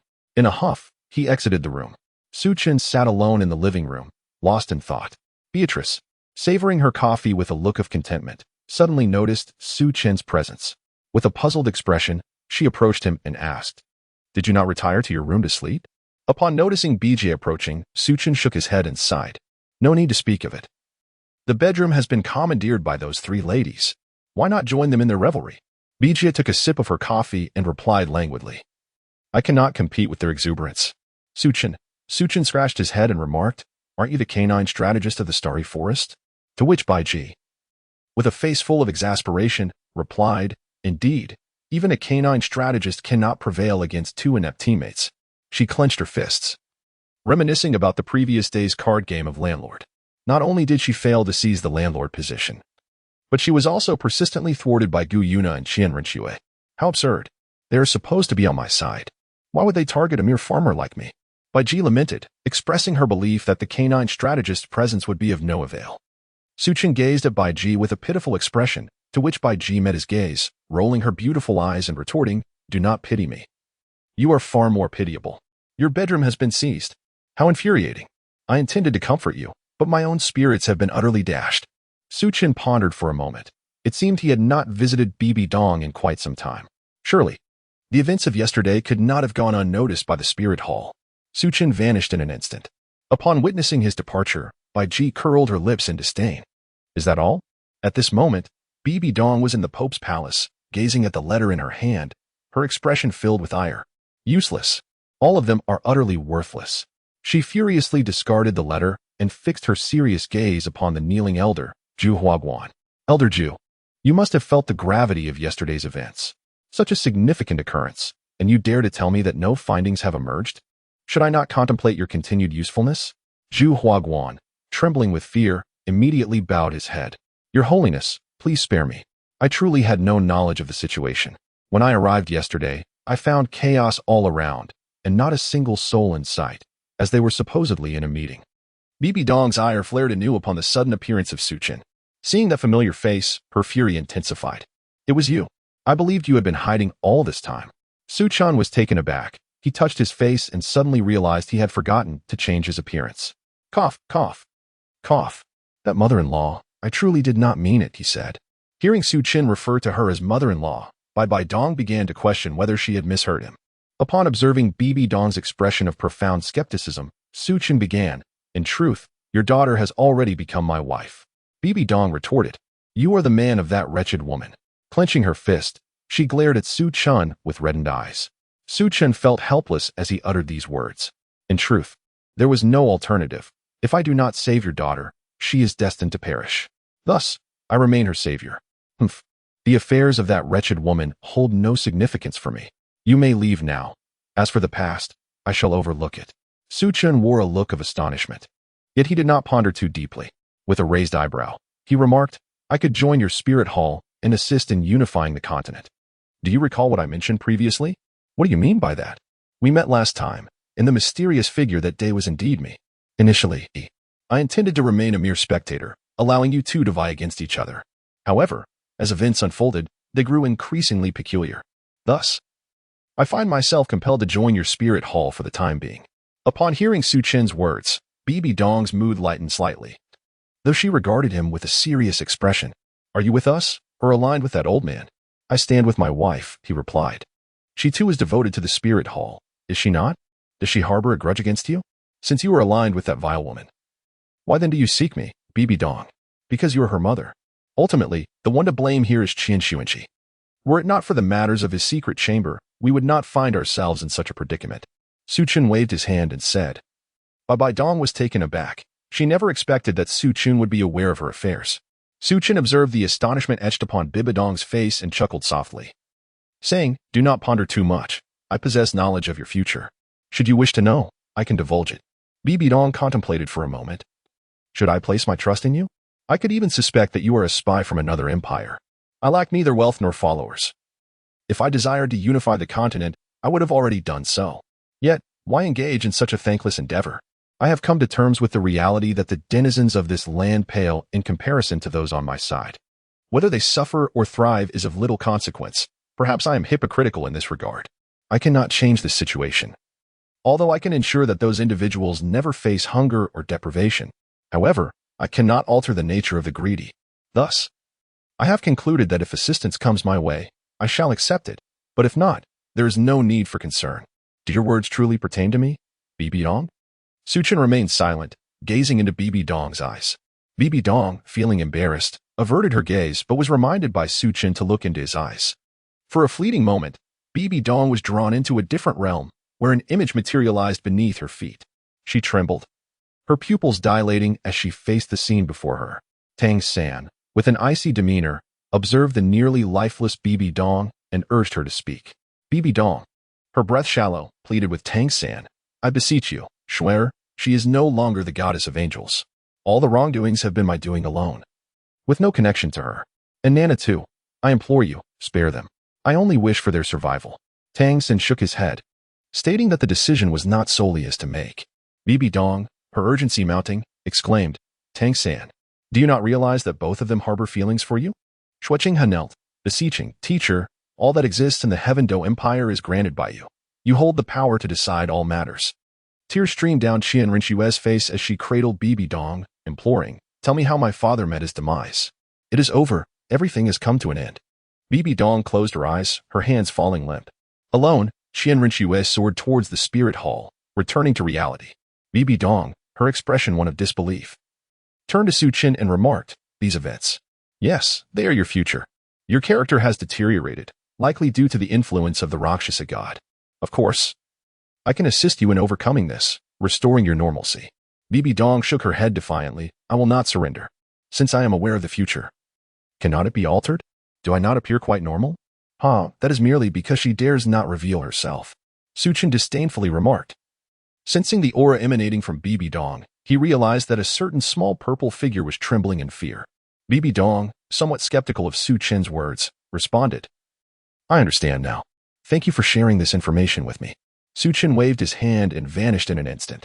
To his astonishment, Bibi Dong had spoken to him in such a manner. Why would he linger any longer? Bibi Dong fell into contemplation, regaining her focus as she glanced at the chrysanthemum pass. Elder Jew, find someone by the name of Tang San for me. You know what to do. Yes, Your Holiness. Elder Jew responded, retreating. Bibi Dong smiled softly, pondering the dual deities. How intriguing. You have yet to mature. Thus, I still possess the opportunity to alter the course of fate. Why, Xiaogang, are you so heartless? Since you show no compassion, do not blame me for lacking loyalty and forgetting the past. Suchin returned to the room and noticed that Suqing and several other girls were still engrossed in their game of Do Diju. Sai, how long do you intend to play? Suqing glanced at the bitter-faced Suchin and asked, are you in need of rest? Do you not know where to find solace in your sister-in-law's embrace? Suchin, I suddenly find your reasoning remarkably compelling. Suchin finished speaking and immediately dashed into Guyuna's room, collapsing onto the bed. He inhaled the fragrance lingering on the sheets and exclaimed, I never realized before, but now I know the sin of a girl is truly delightful. At that moment, Bai Ji entered the room. Her expression one of disdain as she regarded Suchin, who was lost in his reverie of the sheets. Upon hearing the commotion, Suchin looked up and was met with Bai Ji's disdainful gaze. He inquired, his voice trembling, what brings you here? Oh, it's nothing, she replied nonchalantly. I merely sought my older sister for a trivial matter. It appears she is still engrossed in her activities. Farewell. With that, she abruptly departed, slamming the door behind her. Suchin's face flushed crimson as she hastily covered her face with the blanket, overwhelmed by shyness. Oh no, my majestic demeanor has been utterly ruined today. Never mind. What use is pride? Sleep it is. Hurry up. I have been waiting for ages. The plane, no. I still have one card left. I explode. Suqing's forehead was adorned with prominent veins as she glanced at the card marked with the number 3 in her hand. Suqing trembled all over as she turned to look at Qian Rinxue, who was engrossed in her card game. Why did you blow me up? She exclaimed. I got too excited and forgot you were my teammate, Qian Rinxue replied sheepishly, scratching her head. Come on. Can we still enjoy this game? Suqing protested. This is the second time. I'm truly sorry. I'll be more careful next time. Humph. Just play your cards, Su Qing retorted. Qian Rinxue nodded, carefully examining her hand. Without further ado, she waved her hand and slapped a card down on the bed. 3. Gu Yuna was momentarily taken aback, her face lighting up with surprise. 4. Boom. Su Qing was utterly petrified, her hand gripping a 3, casting a murderous glare at Qian Rinxue. Alas, it seems I have lost my wager. No matter, there is always the next round. Su Qing gritted her teeth and exclaimed, Sister Qian Rinxue, do you wish to play another round? If you persist in this manner, I shall transform you into Marco Polo. Do you believe me? Upon hearing this, Qian Rinxue swallowed hard, envisioning her in-game character with that ridiculous rooster hairstyle trembling in fear.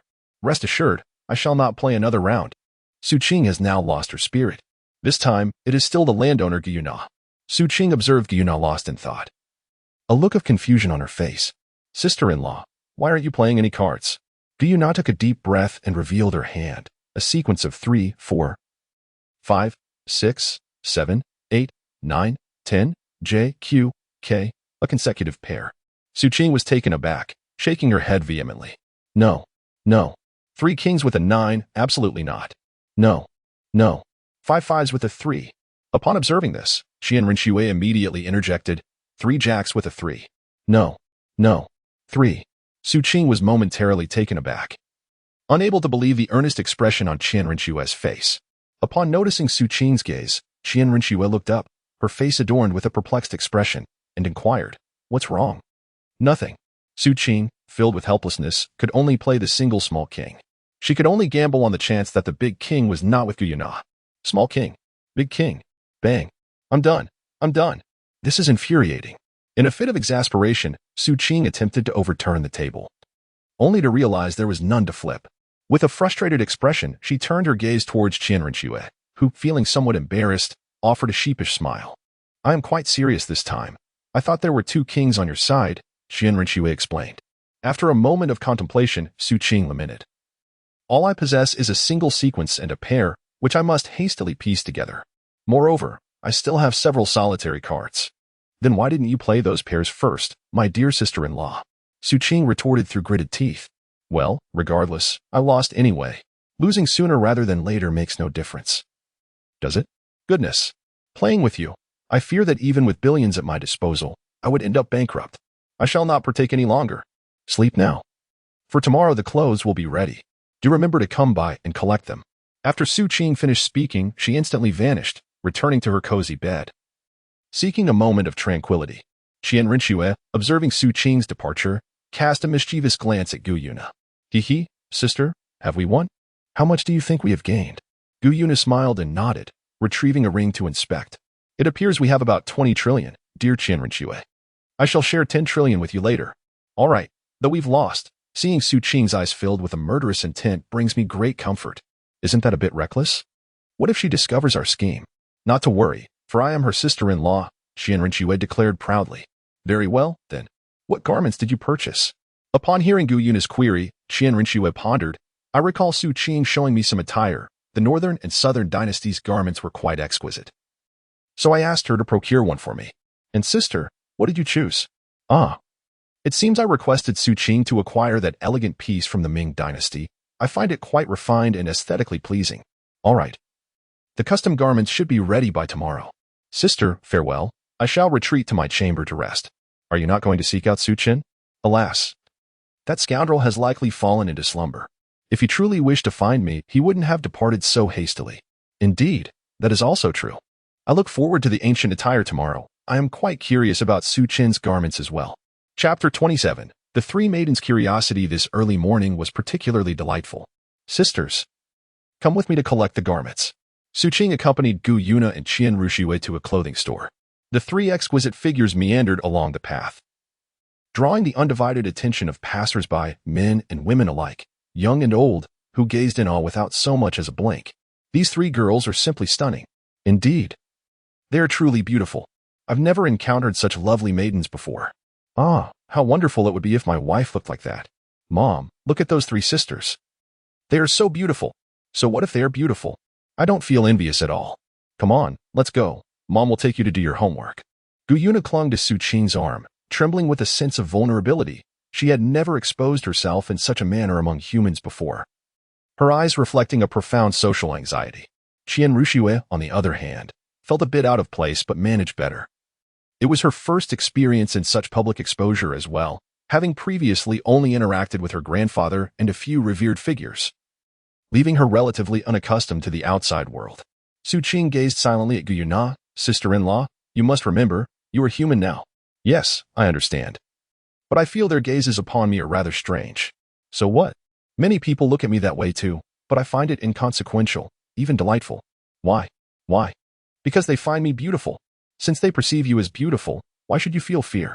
Ah, I see now, Su Qing nodded, her expression reflecting the realization.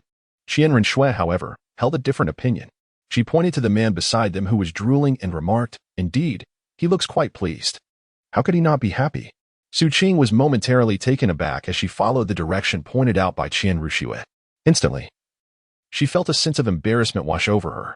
With a beaming smile, she glided gracefully towards the man, her steps light and airy. In contemporary times, many would undoubtedly remark that a spirit had arrived. Upon noticing the central figure among the trio of beauties approaching him, the man immediately felt a surge of nervousness. He quickly adjusted his hair and straightened his posture, lifting his chin with newfound confidence. Su Qing smiled sweetly at the man and asked, Am I beautiful? Upon hearing her soul-stirring voice, the man swallowed hard and nodded. Yes, you are beautiful.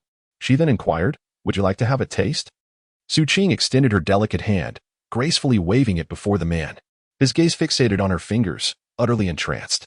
What a deal! 500. Wait, what? 500? He exclaimed, disbelief etched across his face as he held up 5 fingers. Indeed, are you expecting to dine without paying? He continued. No. It's just that this price is exorbitant. Even if you sold me, it wouldn't be worth such an amount. He chuckled. How about lowering the price a bit? Ah, in that case, all right. Handsome. Propose a figure, he said, grinning foolishly as he raised a single finger. How about 1 golden soul coin? Su Qing merely smiled. She exhaled into her palm, and amidst the man's bewildered gaze, she clapped her hands. Su Qing wore an expression devoid of anger as she effortlessly swatted the man aside. She placed her hand on her forehead and gazed up at the sky. Qian Renxue and Gu Yuna mirrored her actions. The 3 of them seemingly synchronized as they lifted their eyes to the heavens. It appeared that Su Qin, that scoundrel, had spoken falsely, clearly. There were stars visible during the day. Indeed, Su Qin had also told me that stars only appeared at night, asserting that they were merely stones. Aren't stars just stones? Gu Yuna looked at Qian Renxue with a perplexed expression. Qian Renxue replied, Yes, they are stones. Then what did you mean by that earlier? Gu Yuna inquired. Because Su Qin said that Sun Wukong sprang forth from a stone, claiming that the starry sky is filled with countless monkeys. Upon hearing Qian Renxue's statement, Gu Yuna was utterly bewildered. Although it sounded somewhat reasonable, she had no knowledge of who Sun Wukong was, only that he was a monkey. However, the notion that the stars were monkeys was entirely new to her. Since her days as a dragon, she had never heard of countless monkeys in the sky observing everything on the continent. Gu Yuna felt her mind was about to explode. She still could not comprehend this peculiar logic, stars in the sky as monkeys. At that moment, Su Qing remarked, Indeed, the stone monkey did spring forth from a rock. Specifically a 7-colored stone. This stone was carelessly discarded by our friend In while she was mending the heavens, as she noticed a leftover fragment. To her surprise, out leaped a monkey. Gu Yuna and Qian Renxue nodded in unison, resembling elementary school students. However, Qian Renxue pondered aloud, Yet, why does this sound somewhat implausible? With so many stars in the sky, if they were all 7-colored stones, could they truly be regarded as mere fragments? Su Qing cast a glance at Qian Renxue, who claims that the stars in the sky are merely colorful stones. I am referring to my own world. Does your world still desire monkeys? Even the monkeys disdain to come here, as there are no peaches to be had. Upon hearing this, Qian Renxue immediately felt indignant. Is it merely a peach? My spirit hall possesses a plethora of them. Let him indulge as he wishes. Those are spirit peaches. Are you certain your spirit hall possesses such? Spirit peaches? What kind of nonsense is that? A peach is simply a peach. How can there be a spiritual one? Qian Renxue asked, utterly bewildered. Never mind, it seems futile to explain this to the 2 of you. Let Su Qin elucidate the matter. We should hasten to fetch our garments. Oh, good morning, system. Su Qin stretched lazily, greeting the morning. Ah, young people must not be so indolent when faced with adversaries. How will you respond? Come, let us deliberate on this matter. What have you provided me in terms of cultivation? Moreover, your rewards are hardly formidable. Isn't there still Suqing? I have suddenly realized that living off another's success has its merits. I am not an emperor. Even though an emperor may have thousands of beautiful concubines, he must rise early each day. At present, I find my situation quite agreeable. Do you not wish to return? What purpose would that serve? I suspect the family inheritance has already been entrusted to my sister. If I were to return, it would merely be to rely on her support. While I grasp certain principles regarding the company, I still fall short in comparison to my sister. Initially, I believed inheriting the family fortune would allow me to live without care, free from oversight. However, upon reflecting on my existence in this world, I pondered, why not entrust it to someone more deserving, such as my sister? Brother Su, you must not harbor such thoughts. What thoughts do I possess? I already have 2 wives here. Could I possibly abandon them? I simply cannot. Though I may not be a virtuous man, forsaking my family is beyond my capabilities. You do not yet have a son. If you exert a little more effort, won't he that change? Look at the emperor, surrounded by 3,000 beauties in his harem. Changing them daily, yet he still has more than a dozen sons. I refuse to believe that I cannot conceive with 2 wives. If you find it impossible, that cannot be. Absolutely not. System, let me tell you, I realized something yesterday. That coffin in the sky was brought by you, or perhaps by Suqing. It certainly was not brought by me, a modern man. Where would I acquire such an impressive coffin? All right, it is indeed my doing. See. If you had not brought me here, I would not be entangled in so many issues. I am left with no choice, and I will compensate you for this. Very well, I do not currently ask for you to take me back. Just allow me to contend with Suqing. What? Is that not possible? At present, I cannot facilitate your confrontation with her. I have sustained severe injuries. However, I am confident that I can ensure you both meet your demise together.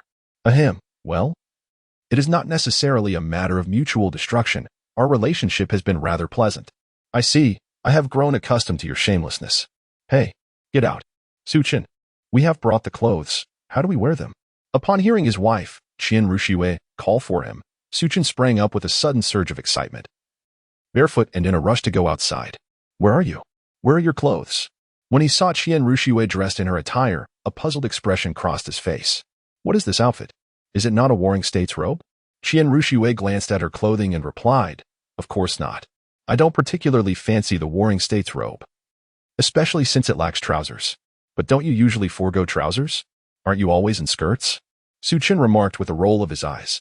Seeing the disappointment etched on his face, Qian Rushiwei retorted, That style, lacking anything underneath, how could I possibly wear it? Don't you know to wear something beneath? Is it necessary to follow the styles from your phone? Oh, how fashion has evolved. The transformation from short skirts to long flowing garments has birthed an art form that is both ethereal and graceful, with layered attire becoming a common sight.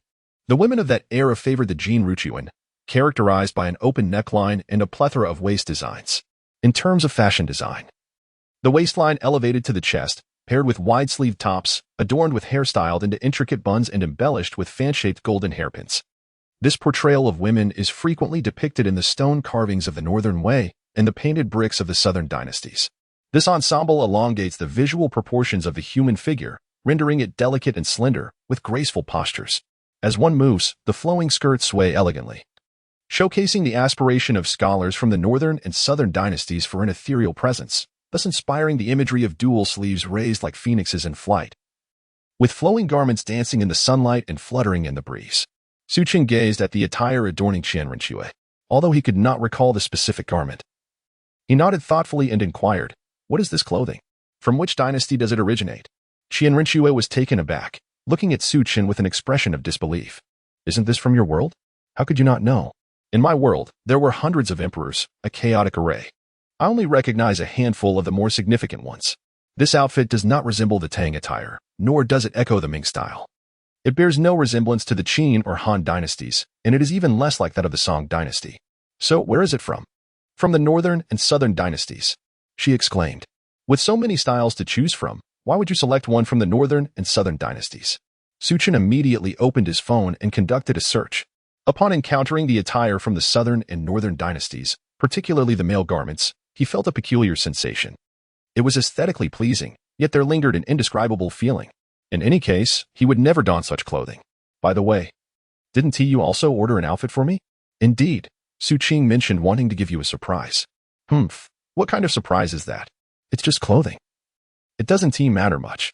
Su Chen wore a nonchalant expression, yet his eyes were brimming with anticipation. The king's servant has come to attend to you. A sultry female voice whispered into Su Chen's ear, causing him to startle. He turned his head in astonishment to behold a delicate figure. Her slender fingers playfully closing one eye as she stuck out her tongue at him, lifting her skirt to reveal a flawlessly smooth thigh. Su Qing wore a bewildered expression, pondering whether she lacked allure. How could he have missed the infatuated look on Su Chen's face? In that fleeting moment, she felt the weight of her own failure. Hey, could you at least show a little consideration? Su Chen regained his senses, a shiver coursing through him. He stepped back a few paces, warily regarding Su Qing. What do you intend to do? He inquired. What do I intend to do? Shouldn't you be the one to answer that? Does this statement not pique your interest in the slightest? Am I, your sister, lacking in beauty? Upon hearing Su Qing's words, Su Chen displayed an expression of realization, responding with a thoughtful Indeed, beautiful. Is there anything else? Su Qing. Haha, how dismissive. Well, it's only natural. Which man is fond of a domineering woman, especially one who lacks reason? Hey, can we still engage in pleasant conversation? Indeed, we can. Then tell me, princess, how beautiful you are. Upon witnessing Su Chen's expression of revulsion, Su Qing's forehead veins bulged as she glared at him with gritted teeth. Are you suggesting that I am repugnant? She exclaimed. Ahem, I do not wish to offend, yet I must speak candidly. I truly find myself lacking in interest towards you. Perhaps it is simply due to your constant presence beside me. I have grown accustomed to it. Su Chen beheld the exquisite attire of Su Qing, remarking sincerely on its beauty. However, for reasons unbeknownst to him, he found himself unable to rise, a peculiar sensation enveloping him. Humph. This time, I am pleased. I forgive you. Thank you for your forgiveness. By the way, where is Guyuna? Su Chen, with a look of perplexity, surveyed his surroundings but found no trace of Guyuna. Su Chen noticed the rosy-cheeked Guyuna entering with a light and graceful step, her head lowered in shyness. Su Chen's eyes brightened as he beheld the attire adorning Guyuna. It was from the Ming dynasty. Indeed, I find this style quite appealing. Guyuna, clad in a splendid long gown, appeared as if a celestial being had descended to earth. The exquisite embroidery upon her garment, intricate in every stitch, narrated tales of the Ming era. The vibrant colors of the attire resembled a living poem, captivating all who beheld it. The hairstyles of Ming dynasty women were also distinct, featuring elegantly high buns adorned with delicate hairpieces, exuding an air of grace and nobility. Su Chen felt a sense of propriety and decorum. He was enamored by this aesthetic. Is it beautiful? Guyuna inquired in a soft voice. Beautiful, of course it is. Then, among the three of us, who do you think is the most beautiful? Upon hearing this question, Su Chen's mood soured instantly. He glanced at one person glaring at him, another with a face full of curiosity, and yet another who was stealing glances in his direction. His expression conveyed a mix of amusement and exasperation. They were all quite captivating. With a grand gesture, Su Chen unexpectedly posed a perplexing question, one that was far from trivial for him. At that moment, Su Qing interrupted Su Chen with a single remark. No way. You can only choose one, right? Come on. Su Chen felt an overwhelming urge to flip the table in frustration, casting an irritable glance at Su Qing. Su Chen observed the curiosity of the three women, clenching his fist with a demeanor of valiant sacrifice. Indeed, it was the 40-meter broadsword from Chapter 28. Yet, what the hell? Which fool uttered such words, leaving a straightforward man like me at a loss for a response? Su Chen was caught off guard. He couldn't simply say that everything was beautiful. How else could he respond? Brother Su Chen, why have you fallen silent? I am eagerly awaiting your words. Su Qing inexplicably found herself in possession of over a dozen knives and forks. With a gentle exertion of strength, she effortlessly bent them. Su Chen swallowed hard, feeling that if he answered incorrectly, the very fabric of this world might unravel. Douluo star expressed its fatigue, indicating that it was weary of being bullied. Ahem. Look at you all. Each possesses unique qualities, do you not? The three women responded in unison. Observe, he continued. Qian Rinxue is exceptionally beautiful by nature, while Guyuna exudes grace and elegance. And then there is you, possessing an unparalleled beauty that captivates all. Therefore, I implore you not to compel me to respond to such trivial inquiries. Su Chen raised a middle finger and vanished in an instant, leaving the three women in a state of disarray amidst the wind. Upon hearing Su Chen declare her beauty to be unparalleled, Su Qing felt a surge of bashfulness. It is merely that Gij loves me, she remarked modestly, and speaks of me as a beauty of the realm. Guyuna, witnessing Su Qing's reaction, trembled slightly and took delicate steps towards Qian Renshui. Qian Renshui, observing Su Qing's demeanor, could not help but raise an eyebrow. What mischief are you up to now, Su Qing? Dear sister Qian Renshui, what do you mean by that? I am simply elated by Gija's words. Look. He said I'm captivating. You two possess only elegance and innate beauty. Yuna, bewildered by the exchange, glanced at the visibly irked Qian Renshui. What does this imply? With a hint of annoyance, Qian Renshui responded, what else could it mean but that he finds us less beautiful than her? Oh, I see. Yuna said, her expression one of realization. Qian Renshui, taken aback by Gyuna's innocent demeanor, asked in surprise, you are not upset? Why would I be? Gyuna replied. She is Su Qin's sister. It is only natural for him to praise her beauty. We are merely Su Qin's wives. And Su Qing will eventually be wed. When that time comes, it is we who will hold sway over this household. Ah, Qian Renshui gasped, absorbing this perspective. Indeed. You make a valid point. Su Qing was feeling discontent, her hands placed firmly on her waist. What is the big deal? If you want me to get married, you'll have to beat me first. Qian Renshui observed Su Qing's tempestuous demeanor and leaned closer to Gu Yuna, whispering. No wonder Su Qin said she is covered in spider webs. It turns out she is a violent maniac. It makes sense, though. How could anyone possibly like a girl like that? Gu Yuna glanced at Su Qing, who was eavesdropping nearby. Her face etched with confusion as she turned to Qian Renshui and asked, why are you speaking so softly? Qian Renshui was momentarily taken aback. Upon seeing Su Qing's intent to listen in, she abruptly fell silent. In a fit of anger, Su Qing instantaneously appeared before Qian Renshui, unleashing a mere 1% of her strength in a headbutt. Bang! Qian Renshui swayed unsteadily, stars dancing before her eyes. Gyuna, witnessing this, promptly supported Qian Renshui, exclaiming, where is there a sister-in-law who speaks to her sister-in-law in such a manner? By age, both of you ought to refer to me as your esteemed ancestor. After Su Qing finished speaking, she left promptly. Upon exiting, she spotted Su Qin and Bai Ji sitting outside on stools, gazing at the entrance. Su Qin was holding a watermelon, and the two were enjoying it together. Was it delicious? Su Qing instinctively swallowed at the sight of the watermelon. It wasn't that she had never tasted it before, but rather a natural reaction upon seeing it. Su Qin took a bite and looked at Su Qing, a puzzled expression adorning his face. How did you manage to come out so quickly? Su Qi, huh? What do you mean? You came out so quickly. How am I supposed to enjoy the gossip now? Hurry up, hurry up. Su Qing is a bit perplexed. What does it mean? If you do not quarrel. How can I enjoy the drama? Hurry up, hurry up. The watermelon is all ready. Su Qin waved his hand impatiently, exclaiming, you. What do you mean by you? Do not presume that being the emperor's sister grants you the liberty to act as you please. Su Qin slapped his thigh with determination. Handing the watermelon in his hand to the onlooker, Bijie, he then stood up, locking eyes with Su Qing. Su Qing, unwilling to show weakness, stepped forward. The two locked in a fierce gaze that crackled with electricity. Biki, witnessing the tempestuous intensity in their eyes, felt a spark of inspiration. She promptly seized a watermelon and began to indulge, squinting her eyes in delight. 5 minutes later, Su Qin tilted his neck to one side. Could you please not come so close? It's almost as if we're about to kiss. Su Qing was taken aback, her cheeks flushed with embarrassment as she turned away. Su Qin believed that Su Qing was upset. He felt that his recent actions may have indeed been a tad excessive. Are you all right? As Su Qin prepared to approach and offer comfort, the scene before him was too beautiful to contemplate. Oh my! Su Qin immediately vanished, leaving Bai Ji in a state of bewilderment.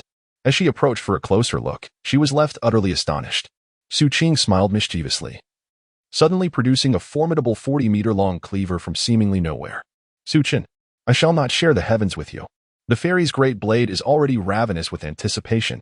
After Su Qing finished speaking, she vanished in an instant, determined to avenge this humiliation. Bai Ji stood in the square, momentarily stunned by the sight of an enormous knife. From within the clouds above, Su Qin's head gradually emerged. He furtively glanced around and let out a sigh of relief. Damn it, why must they wield knives so carelessly? A small dagger would suffice, but this time, it's a colossal 40-meter cleaver. What a fright. Su Qin mused, bewildered. Su Qin's breath hitched slightly as he turned to face her with a warm smile. Oh, it's nothing much, just that my sister Su Qing is truly beautiful, he remarked. I heard, brother, that you enjoy eating melons. No, he replied quickly. I do not fancy melons. Rather, I have a penchant for sweet peaches. Su Qin immediately shook his head vigorously, exclaiming, what do you take me for? Do you think I, Su Qing, can be easily deceived like my sister-in-law? Come. Witness my prowess. 3 parts will return to my vitality. Cheers. Su Qing raised the massive 40-meter sword and swung it towards Su Chen, whose eyes widened in astonishment. In a moment of utter despair, Su Chen cried out, "Do not come any closer." Suddenly, the sky shattered with a deafening roar. As if mountains were collapsing and the very land was quaking. Everyone lifted their gaze to behold a terrifying spectacle above. Chen Xian, while soaring on his sword, was abruptly captivated by the scene unfolding in the heavens. As he witnessed the shockwave barreling towards him, he was rendered speechless. Third soul skill. Sword wings like the wind. Chen Xian quickly activated his 7 killing sword, propelling himself forward with urgency, glancing back in a state of panic. The shockwave approached with an alarming velocity, compelling him to muster all his soul power in haste. Is it possible that the figure from the spirit hall has made an appearance? But the force of a level 99 is overwhelmingly immense. Chen Xian's expression morphed into one of despair as he was struck by the shockwave, sending him crashing to the ground. He felt every bone in his body ache as he lay in the crater he had created, furiously shouting, "Spirit Hall! I shall not rest until we settle this." Meanwhile, Qin Douluo in the sacrificial hall was quietly engrossed in his calligraphy. Splendid. My penmanship has indeed improved, he mused, preparing to add another stroke. Suddenly, a tremor jolted him, causing his hand to slip and draw a line. Stunned, he regained his composure and immediately darted out of the hall. "Who is it? Is it you, you little rascal? Return my granddaughter at once." Qin Douluo bellowed. Upon seeing the scene in the sky, he gulped. "It appears it is not that wretched boy," he scoffed, before swiftly returning to the spirit hall. Various factions gazed at the spectacle above, their eyes wide with astonishment. With a thunderous impact, Su Chen was sent crashing down by a single punch from Su Qing, creating a colossal crater spanning 2 kilometers. Su Chen spat out the dirt from his mouth, his expression resembling that of a ferocious beast as he glared at Su Qing in the sky. "What on earth are you doing? Why does it feel so soft?" Su Chen, puzzled, lowered his head to take a look. He was taken aback to find an elderly man, clad in a green helmet, lying beneath his feet with his eyes rolled back. Upon witnessing this scene, Su Chen became even more infuriated. Look at this. Look at this. What kind of fight is this? An elderly comrade of such advanced age has been treated in this manner." Su Chen, filled with fury, pointed an accusatory finger at the old man beneath his feet. Su Qing scoffed disdainfully, "It's not me who struck him. Isn't it you who trod upon him? I shall do as I please. Who dares to provoke me? Today, I shall uphold justice, even if it means betraying my own kin." Su Chen clenched his fist, his expression one of unwillingness as he pointed at Su Qing in the sky. "Let me tell you. And then what? 30 years in the east of the river. And then 30 years in the west, right? How dare you steal my lines? What do you mean by stealing?" A multitude of people have uttered this phrase. Is it not common knowledge? A warrior may be slain, but he cannot be humiliated. Su Chen immediately teleported before Su Qing and, without uttering a word, knelt down. Su Qing's lips twitched in disbelief. "You stirred up such fervor, and this is the outcome?" Su Chen looked up with a smug expression and said, "What do you know? This is called sincerity." Sighing, he continued, "With you acting this way, I no longer know how to tease you." "Then perhaps you should refrain from teasing," came the reply. "Quickly mend the hole in the sky. While it may appear aesthetically pleasing, it certainly does not bode well for the people of this world." Su Qing's initial expression reveals a longing that seems almost whimsical. "Do you think I'm like Sister Wang, constantly preoccupied with patching up holes? She possesses an abundance of stones, but I certainly do not have such a surplus." Su Chen also rose to his feet and remarked, "Isn't it your doing? You inexplicably attacked me with a knife, and while you failed to take my life, the heavens seemed to conspire against us, leading to such devastation. And now you dare to blame me? Should I express my gratitude for your misguided assault?" Su Qing pouted her lips innocently, expressing that it was not her intention. She added, "Even if I were to be killed, I could still be saved." Upon hearing Su Qing's words, Su Chen clutched his chest and took a few steps back, his expression one of disbelief. "Is this truly a coherent statement?" he questioned. "No, it isn't. It never was. I am not even human. Your reasoning is so compelling that I find myself utterly speechless." Su Chen gazed upon the elderly man lying on the ground, his eyes rolled back and froth escaping his lips. In that fleeting moment, a profound sense of guilt washed over Su Chen. Su Qing observed Su Chen gazing at the old man on the ground, pondering whether it could truly be happening so swiftly. After all, he was at least a titled Douluo in this realm, wasn't he? Surely, one could not be oblivious to that fact. Su Qing gazed at Su Chen with an expression of curiosity. Su Chen sighed and shook his head. "Of course. I can see that. I can't help but feel that this old man is rather unfortunate. If he had been struck in the city, I could understand that, however. To be hit in such a remote location as the forest is truly beyond my comprehension. Suchin looked up at Su Qing, wearing an expression of helplessness. Su Qing pondered thoughtfully, stroking her chin. Compensation? Suchin shook his head upon hearing this. It was evident that this was a case of fraud.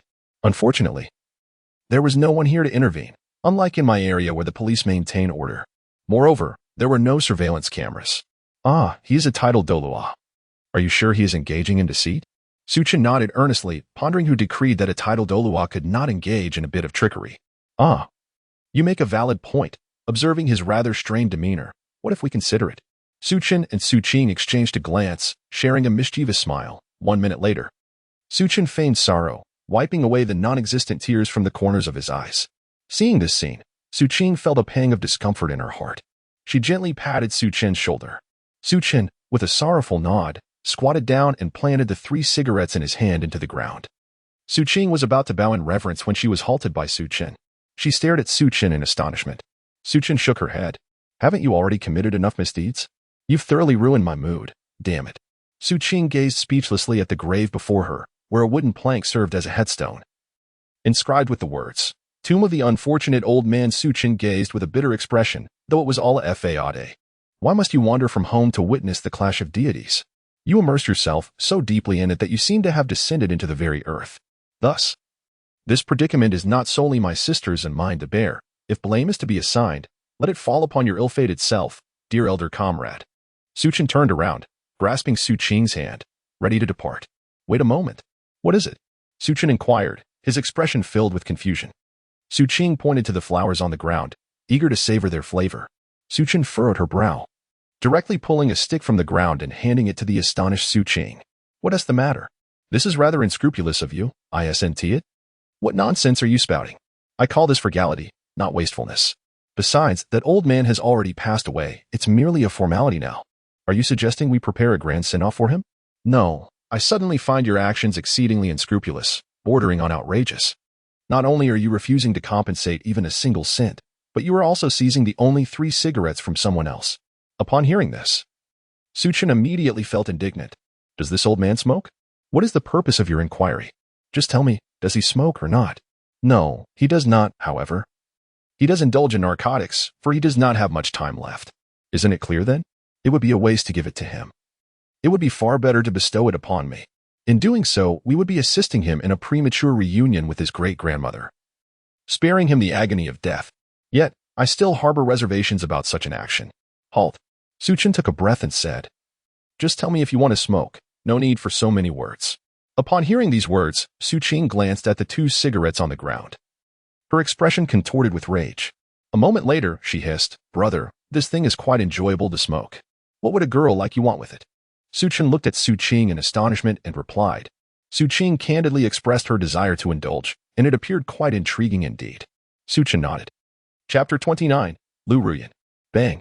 A hand emerged from the earth, and an elderly man with white hair sat up, bewildered as he surveyed his surroundings. I was clearly en route to the Heavendo Empire, yet I was suddenly struck by an unknown force. Who would dare to ambush me so shamelessly? Could it be the infamous Juhua Pass? I, Douluo, am a titled Douluo of this continent. Surely that old rascal from Juhua Pass would not resort to such underhanded tactics. As Douluo rose to his feet, he unexpectedly noticed a wooden board before him, upon which some words were clearly inscribed.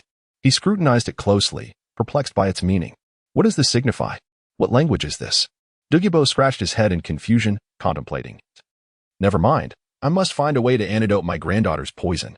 With that, he cast aside the wooden board and departed.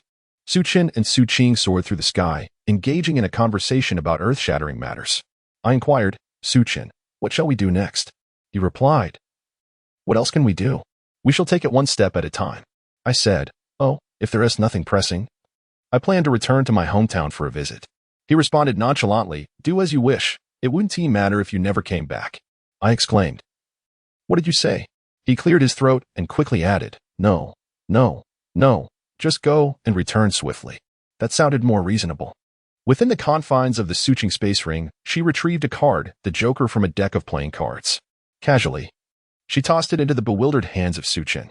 Suchin scrutinized the playing card in his hand meticulously, based on his observations. This particular card undoubtedly possessed some distinctive qualities. Su Qing gazed silently at Su Chen, who was intently focused on the playing cards in his hand. "What are you looking at?" she inquired. "Ah, are you admiring the treasure you bestowed upon me? This is merely a talisman. Should anything happen to you, just utter a word to it, and I shall come to your side without delay." Su Chen was momentarily taken aback as he waved the playing cards in his hand. "So, why is it the Joker?" he inquired. "I find it aesthetically pleasing. Is that not permissible?" "Of course it is. Absolutely. It's perfectly acceptable," he retorted with a hint of disdain. Su Chen pondered for a moment, then turned to Su Qing and inquired, "Are you leaving now?" "Indeed. Farewell, my dear brother. Should you require anything, do not hesitate to seek my assistance," Su Qing replied, before shattering the space and vanishing within. The departure of Su Qing left Su Chen feeling utterly disoriented. He gazed at the silent sky, realizing he was utterly alone. With a grimace, he exclaimed, "At least take me back. I have no idea how to find my way. Damn it, wretched woman." Su Chen, feeling rather disinclined to fly, shattered the space and entered directly. At this moment, the master and disciple gazed upon the shimmering academy before them, swallowing hard. "Teacher, why have I never heard of this Su Academy?" Upon hearing his student's inquiry, Yu Xiaojiang, eager to impress, replied, "It must be a newly established academy. Come, let us enter. With my extraordinary talent, they will surely welcome us, including your own potential." A girl clad in a fitted dress scrutinized the documents in her hand, her expression grave. "Strange, I have established the academy, and I already have students and teachers. Why have I not received any notifications?" Knock, knock, knock. "Come in." A respectful elder bowed slightly. "Director Liu, two individuals claim to be here for an interview." "I see. Take me to meet them." Lu Ruoyan set aside her documents, donned her high heels, and rose to exit. Meanwhile, the master and disciple awaited news at the academy's entrance. When Lu Ruoyan emerged and noticed their ragged appearance, her good mood dissipated instantly. "Are you two here for an interview?" Yu Xiaojiang turned around, astonished by Lu Ruoyan's beauty, realizing there existed such exquisite girls in the mainland. "What are you staring at?" An academy teacher, noticing Yu Xiaojiang's leering gaze at the director, became incensed. Snapping back to reality, Yu Xiaojiang felt displeased by the teacher's outburst. "Who said I was staring? I was merely observing the director, curious about her capabilities." Tang San, witnessing his teacher's shameless response, looked up, bewildered. Lu Ruoyan initially intended to extend a polite handshake, but upon seeing Yu Xiaojiang's lecherous demeanor, she withdrew her hand. "First, answer me. What position are you applying for? And the young boy beside you appears quite young. Surely, he intends to join the academy?" Yu Xiaojiang proudly declared, "Naturally, this is my student. He possesses a soul power of level 10 at birth and has currently reached level 20. Upon hearing this, Lu Ruoyan regarded Tang San with admiration, nodding. "Indeed, a prodigy." "And you?" Yu Xiaojiang beamed with pride. "As for me, I am renowned as one of the top 10 martial spirits in the continent. Have you heard of it?" Lu Ruoyan furrowed her brows, casting a questioning glance at the nearby teacher. "What is that?" The teacher, equally perplexed, pondered momentarily before shaking his head, indicating he had not heard of it. Cough, cough, cough. "May I ask your name, esteemed teacher?" Upon hearing Lu Ruoyan's inquiry, Yu Xiaojiang promptly replied, "My name is of little importance. Most simply refer to me as Master." "And what level of soul power do you possess?" Lu Ruoyan inquired, her skepticism evident. She sensed that this master might be a charlatan. "Ah, soul power is insignificant. Have you not heard? There are no worthless martial spirits, only worthless soul masters." "So, what level are you?" Tang San, feeling embarrassed, stepped forward. "My teacher is level 29. However, his knowledge of soul masters is among the rarest in the continent." Yu Xiaojiang, unfazed by his student's remarks, awaited Lu Ruoyan's admiring gaze. Lu Ruoyan narrowed her eyes and proceeded into the academy, muttering, "What a so-called theoretical master. He seems merely a lecher. What can a level 29 do? Our academy's teachers are all at level 70. Feeling humiliated by Lu Ruoyan's disregard, Yu Xiaojiang clenched his teeth, trembling with indignation. "You, how disrespectful. As a director, you exhibit such poor character. In my opinion, you are no better than I." The academy teachers were taken aback by Yu Xiaojiang's bold statement, secretly giving him a thumbs up in admiration. Seeing the teacher's approval, Yu Xiaojiang felt a surge of confidence. Gazing triumphantly at Lu Ruoyan, upon hearing his words, clenched her fists. As a titled Douluo, she had never endured such disrespect. Had it not been for her superior's admonition against bullying the common folk, she would have ended this man's life long ago. Taking a deep breath, Lu Ruoyan regarded Yu Xiaojiang. Are you merely here to create chaos? Speak. Have you been sent by the Blue Lightning Tyrant Dragon Academy? Humph. I have stated that I am here for an interview, to teach students. Lu Ruoyan's forehead twitched with fury, her eyes gleaming with menace. Have you ever seen a level 29 soul master hired as a teacher? At Susu Academy, the minimum requirement for hiring teachers is level 70 soul power. Do you truly believe you possess the qualifications? Return to being an ordinary person. I, Lu Ruoyan, would not deign to waste my hands on someone like you. Lu Ruoyan coldly regarded Yu Xiaojiang while caressing her delicate hands. Realizing the weight of her words, Yu Xiaojiang recognized his fault and prepared to leave with Tang San. Tang San frowned at Lu Ruoyan, taken aback by the behavior of such a high-ranking academy director who oppressed the common folk. Humph. My teacher looks down upon this place. Lu Ruoyan, overhearing Tang San's disdainful words, smirked coldly. I have changed my mind. You two may crawl away. Otherwise, do not blame me, Lu Ruoyan, for indiscriminately slaying the innocent. Suddenly, Lu Ruoyan sensed a presence and turned in surprise towards the wall, where a little girl in a pink dress was peeking in. What a surprise, a 10,000-year soul beast. What a pity. Lu Ruoyan, having no further need for it, recalled her encounter with Su Qing. Here. This is the card your second boss has given you. Lu Ruoyan, puzzled, stared at the more than 10 cards in her hand, examining the inscriptions indicating 10,000 and million years. Upon careful counting, she discovered there were 15. What is this? Lu Ruoyan inquired, bewildered, as Su Qing leisurely enjoyed her watermelon. She remarked, this is a soul ring card. It bears inscriptions that signify the soul ring. Since Su Qing has entrusted it to you, you might as well equip it. This trinket is of no use to either of us, nor to anyone else, so it is yours alone. Should you find it insufficient, do not hesitate to request more from Su Qing. That fellow possesses an abundance. Lu Ruoyan stared blankly at the soul ring card in her hand, her fingers trembling slightly, disbelief etched across her face. Are you suggesting that these cards are all soul rings? Su Qing observed Lu Ruoyan's naive demeanor, her expression one of utter disbelief. What is the matter? Is this not quite normal? As one of us, you ought to be extraordinary, unlike those dreary and dull figures. It is perfectly acceptable. Simply grasp it firmly, and you may use it directly. Rest assured, Su Qing has assured us it is painless, harmless, and entirely hygienic. Su Qing gently patted Lu Ruoyan's shoulder before departing, leaving Lu Ruoyan in a daze as she gazed at her hands. One hand clutched a ring containing 200 million gold soul coins, while the other held a soul ring card. Returning to reality, Lu Ruoyan took a deep breath. Her current soul power stood at level 98, having initially begun at level 95. The absorption of the soul ring card had directly enhanced her strength. Her soul rings were red, gold, and gray.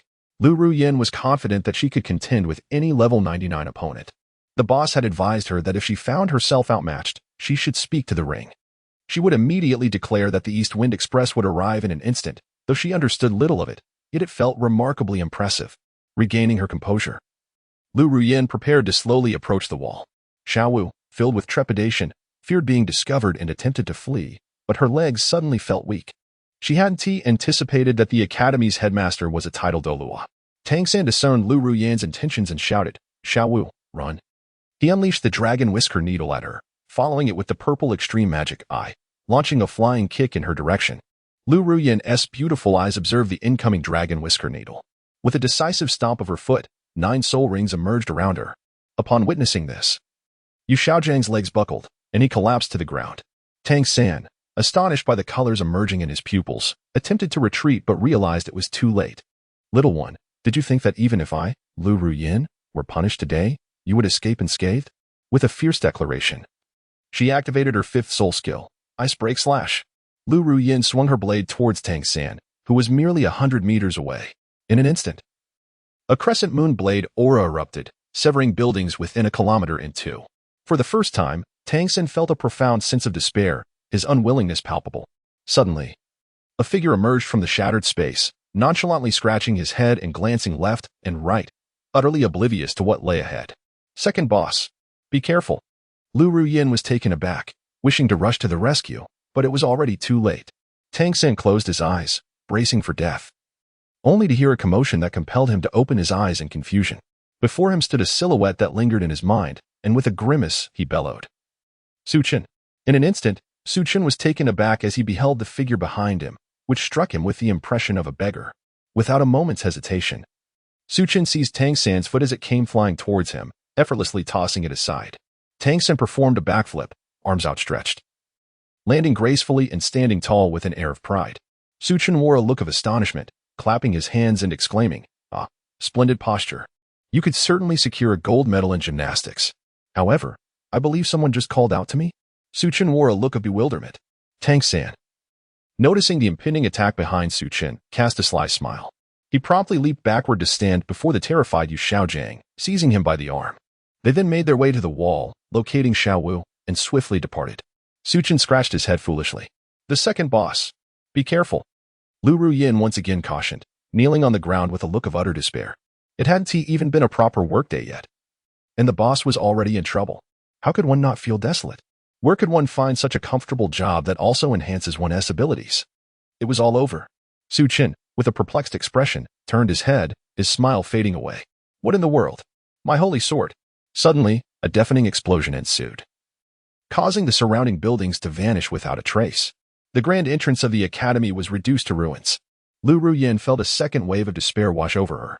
She glanced at the entrance, realizing the financial implications, although the money wasn't her own. If the big boss found out, her fate would be sealed. Why was the power of the explosion so immense? After absorbing the soul ring and enhancing her strength, she had been preoccupied with her role as a contractor, focused solely on constructing the academy, neglecting her own power. As the debris settled, the devastation became evident. Su Chen's cigarette was tragically extinguished. He gazed around in fury, exclaiming, "Who on earth is responsible for this? Is there no sense of public decorum? The conclusion has not yet arrived, so why the senseless attacks?" Lu Ruyin swiftly wiped the tears from her face, rose to her feet, and took a few small steps towards Su Chen, bowing respectfully. "Boss." Su Chen was taken aback as he meticulously scrutinized Lu Ruyin. "The boss? How intriguing. By the way, who are you, beautiful? I feel as though I have encountered you before."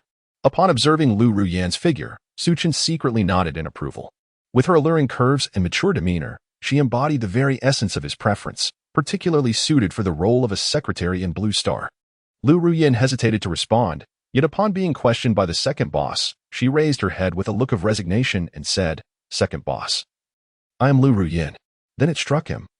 I remember now. Was it you who placed that moon just moments ago?" Su Chen pointed at himself, causing Lu Ruyin to blush with embarrassment as she nodded shyly. Su Chen looked on with a face full of skepticism, thinking to himself, "I don't believe I have wronged you in any way. I merely took a wrong turn, and yet I am being assailed by you, this employee." Su Chen suddenly recalled the unfortunate old man clad in green whom he encountered during his altercation with Su Qing today. Could it be that retribution has arrived so swiftly? "What?" Lu Ruyin inquired with a curious expression. "Ahem, it's nothing. Let me tell you, I merely came to see whether you have been diligently working and then." Chapter 30. The Blue-Silver Emperor. I simply wanted to ascertain how your academy has been faring. Lu Ruyin appeared rather embarrassed as she glanced at the now-vanished doorway, unsure of how to articulate her thoughts. Su Chen glanced at Lu Ruyin, who remained silent. He approached her and draped his arm over her shoulder, saying, "But rest assured, I am not in a hurry. The salary will be disbursed as usual, for it is not my money." Lu Ruyin trembled at Su Chen's sudden gesture, her back drenched in sweat, and nodded repeatedly, "Yes, yes, the second boss is right." "What on earth? Damn. Which fool dared to have you call me second boss? It cannot possibly be Su Chen, can it?" Lu Ruyin cautiously nodded in agreement. Su Chen was taken aback, feeling a sudden impact. "Cough, cough, cough. From now on, refer to me as handsome guy. Understood? Do not call me second boss, or pigeon will suffice as well." "Handsome guy? Cut it out?" "Ah, yes, yes, no, wait, that is incorrect. It is pigeon." "Cut? Pigeon. Please, refrain from cutting, all right? Come on, can't you speak Mandarin a bit more clearly?" Upon witnessing her boss's anger, Lu Ruyin immediately bowed her head and uttered an apology. From Su Chen's perspective, he caught sight of the surging waves. He swallowed hard, remaining silent. Lu Ruyin, filled with confusion, glanced up to find Su Chen gazing at her with an expression that could only be described as lecherous. In that instant, she felt an unsettling sensation. "Boss? Second boss?" As Lu Ruyin noticed Su Chen's continued silence, she let out a sigh. "Handsome guy, what's wrong? Sister? Have you had your fill?" "Not nearly enough. How could one ever tire of such a scene?" Lu Ruyin remarked. Su Chen glanced at the scene for a few moments, nodding in satisfaction. It was unavoidable. His eyes remained unblinking, causing discomfort. "Boss, this is our academy. Lu Ruyin awkwardly pointed to the Su Academy, which lacked a grand entrance. Suchin turned his head and glanced around, a look of confusion on his face. Is there no door to the academy? There is. Why didn't I see it? It was there 45 minutes ago, but now it's gone. Why 45 minutes? Because I dismantled it. Suchin suspected that he had misheard. He dug into his ears and tapped his fingers. Could you please repeat that? Lu Ruyin spoke cautiously. Noting Suchin's expression and realizing he was not angry, she too let out a sigh of relief. Suchin felt the onset of a heart ailment. His hand trembled as he pointed at the blank space. Upon witnessing this, Lu Ruyin hurried over to offer her consolation. It's all right, boss. It's not the end of the world. Upon hearing these words, Suchin felt a sudden lightness in his heart. He eagerly anticipated Lu Ruyin's next utterance. Take your time, speak slowly, he thought. At worst, I could work for you without compensation. Oh, so that's how it is. Wait, work for me without pay? Indeed. What did you think, boss? I assumed you would treat me as your secretary. Ahem, never mind, never mind. Working for free it is. Upon finishing his words, Suchin broke the silence and immediately departed. Lu Ruyin, noticing his exit, hurriedly called out, Wait, what is the matter? Suchin turned around, a puzzled expression adorning his face as he gazed at Lu Ruyin. Blushing, she replied, I'm out of money. Didn't I just give you 200 million? How could it be gone so soon? Indeed, but the big boss mentioned that money is no concern. She encouraged me to spend freely. When I run out, I can either ask her or you for more. So where has your money gone? Upon hearing Suchin's inquiry, Lu Ruyin shyly confessed. I hired workers and also recruited teachers, among other expenses. Upon hearing this, Suchin sensed something amiss. Surely, 1 billion should suffice. How could 2 billion possibly fall short? Was it not merely the lamentations of the formidable boss, Lu Ruyin, grumbling about her latest antics? After all, paying workers a salary is quite standard, is it not? The crux of the matter lies in the staggering sum of 1 million gold soul coins per worker. What? Are you certain that anyone would engage in such extravagant expenditure? Indeed, that day, the boss witnessed a sickly little boy in the slums and, moved by compassion, sought to alter their plight by offering exorbitant wages to those in need. I had initially suggested that merely 1 gold soul coin would suffice, yet the boss dismissed my counsel, asserting that money was no object, and with a flourish, she departed with an air of arrogance. It is no wonder that she later declared her funds depleted. It all makes sense now. In an instant, Suchin's anger reached a boiling point as he brandished the playing card of the king. He clenched his fist, but ultimately relented, for he knew he could not prevail. Suchin took out a card and tossed it directly to Lu Ruyin, then stepped into the space and vanished. There are 1 billion inside. Spend it freely, he said. Isn't that a bit excessive? She inquired. It's fine. After all, it's not my money. That woman's wealth is inexhaustible, he replied. Suchin is still searching for a way out, and he lets out a helpless sigh in the space. If all else fails, should he resort to coercion? No. That would surely lead to disdain. Besides, I am merely the boss. Last time, I failed to pay sufficient attention. Alas, my wretched obsession with lowly characters. After Suchin departed, Lu Ruyin's chest heaved as she took a deep breath. She gazed at the endless expanse of Su Academy, devoid of gates, and sighed, realizing she would have to continue her role as a foreman. How infuriating. If only that little rascal hadn't escaped. Otherwise, I would certainly make him aware of true cruelty. Tang San, dragging the eye-rolling Yu Xiaojiang, hurried along. Yu Xiaojiang struggled to catch his breath and patted Tang San's hand, urging him to slow down. Slow down. Little San. I can hardly breathe. Upon glancing back and noticing no one in pursuit, Tang San, in a disheveled state, released Yu Xiaojiang and let go of Xiaowu's hand, enduring humiliation as he sought a place to sit. However, the thought of Suchin being attacked by a tidal Douluo brought a grotesque grin to his face. Teacher, that Suchin is surely doomed. Why do you say that? Yu Xiaojiang asked, taken aback. Did you not see?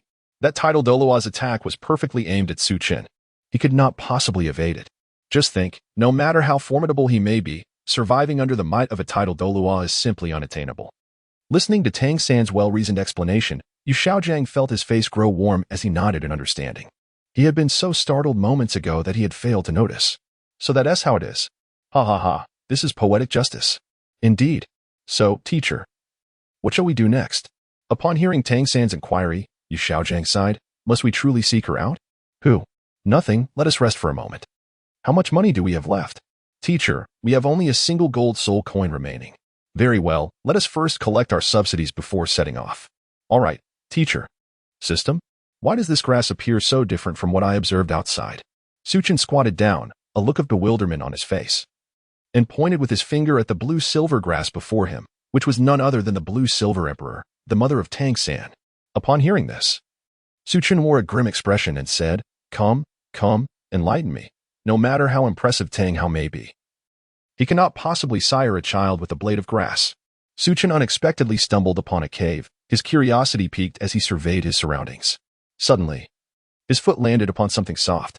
He bent down to investigate and discovered that the grass before him was unlike any other blue-silver grass he had encountered. You ought to immerse yourself in books, he mused, yet you chose to tend to cattle instead. I have told you time and again that in this world, spirit beasts can attain human form. Why should grass be any different? Is it truly possible for this grass to attain sentience?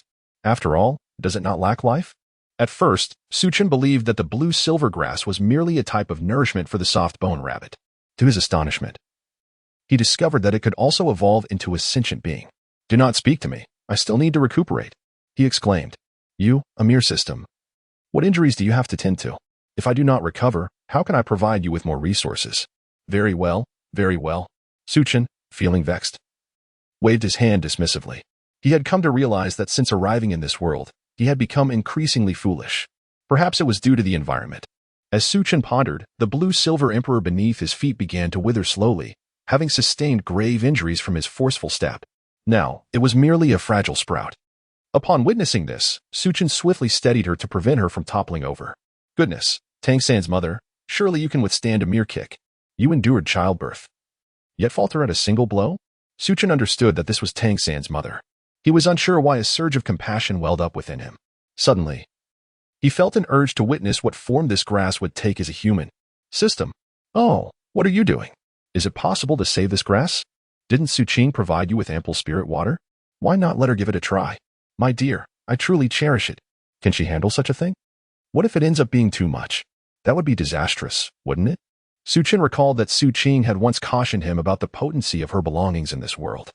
Even the most rudimentary elixirs should not be carelessly administered to the inhabitants of this realm, as they pose a risk of catastrophic consequences. Otherwise, she would have already treated Gyuna's injuries, but Suchin asserted that she could not gauge the appropriate dosage. If she overstepped, the ramifications would be dire. What should be done then? If all else fails, should one consume it? Is this herb palatable? How would I know, having never tasted it? Yet, I am inclined to try. Someone once advised me against waste. Very well, let us treat this as a last resort. Why do I feel as though you are merely curious about the appearance of Tang-san's mother? Ahem, how could that be? I pride myself on my integrity and unwavering principles. I would never exhibit the traits of Wei Wu. Humph. Do not assume I am oblivious to your intentions. We are all men, and I can comprehend. What do you understand? Never mind. Farewell then. This herb is on the verge of wilting. Suchin immediately retrieved a vial of spirit liquid from the ring, swallowing hard. He glanced at the twisted blue-silver emperor on the ground, then at the liquid in his hand. Suddenly, for reasons unbeknownst to him, he felt an inexplicable urge to drink it. Perhaps he should dare to taste the poison?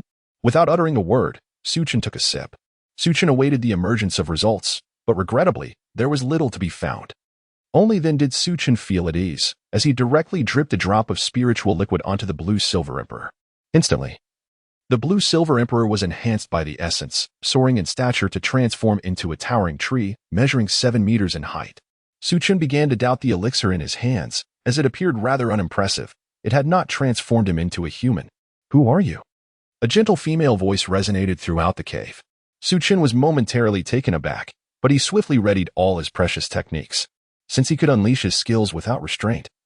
He prepared himself for the move he called Phobia of Firepower. Alas, that was the voice of the blue-silver emperor. At this moment, Suchin realized that it was the blue-silver emperor behind him who had just spoken. May I inquire who you are? He asked. Who am I? Why should I disclose that to you? Have you encountered my mistress? The voice carried a hint of urgency. Suchin smiled wryly. Of course I have encountered him. Your little mistress gave me quite a beating. I imagine he is now out begging. What? Who are you? Are you from the spirit hall? The blue-silver emperor trembled slightly, yearning to immediately seek out her son. Yet reality held her back. The spirit hall? How could that be? Although I initially intended to join the spirit hall, I can choose my own path without their interference. Then why do you torment my son? We have no grievances against you. Why? Simply because I find it amusing. I take pleasure in tormenting your son. Suchin waved his hand dismissively and said, You, humph. Once a Hao finds out, he certainly won't let you off easily. You mean Tang Hao, right? I met him once, although I am unaware of your appearance. Your taste is rather peculiar. How could you possibly indulge in such a visage? TSK, TSK, TSK. That has nothing to do with you. All right, I saved you. How do you intend to repay me? Offering yourself would suffice, but I am not so ruthless as Tang Hao to act upon you. A mere blade of grass. You. How dare you insult me? Is this what you call an insult? Please, you are merely a blade of grass. Wait until you transform into a person. And then I shall see how you look.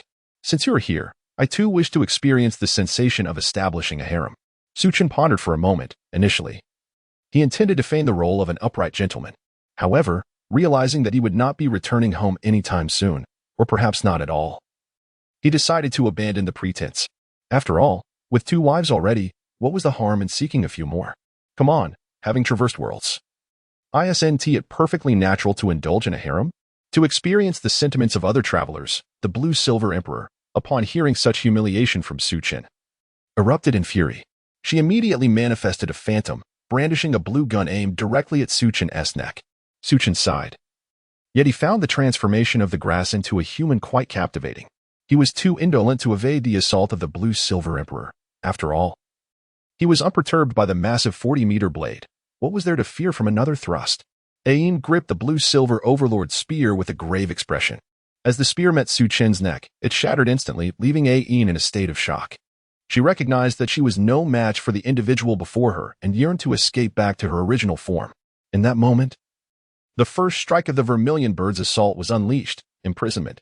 In an instant, Ain's body was ensnared by an invisible force, and despair flooded her mind.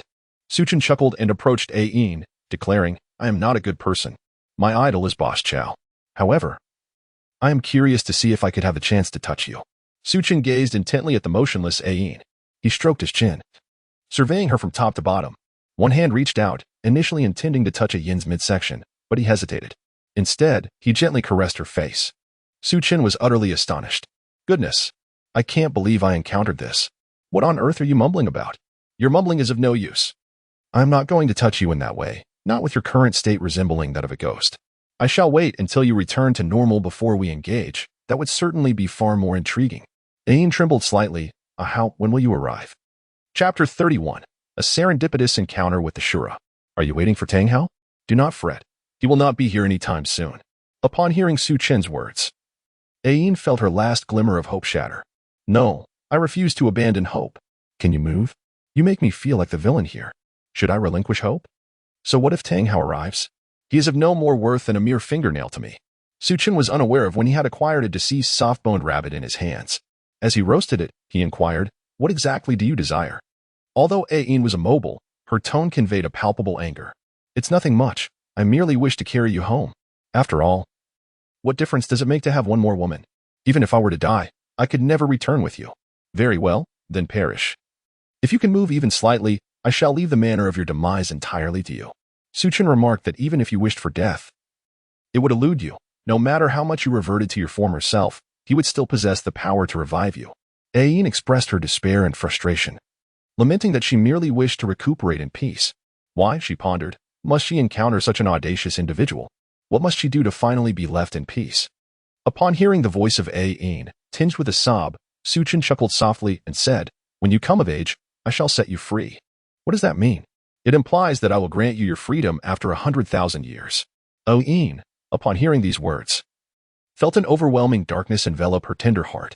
Initially, she believed the spirit hall to be malevolent, yet today she encountered something far more sinister. What do you mean? I am only 80,000 years old. You claim I must wait 100,000 years. Ah, so you are merely 80,000 years old. Thank you for enlightening me.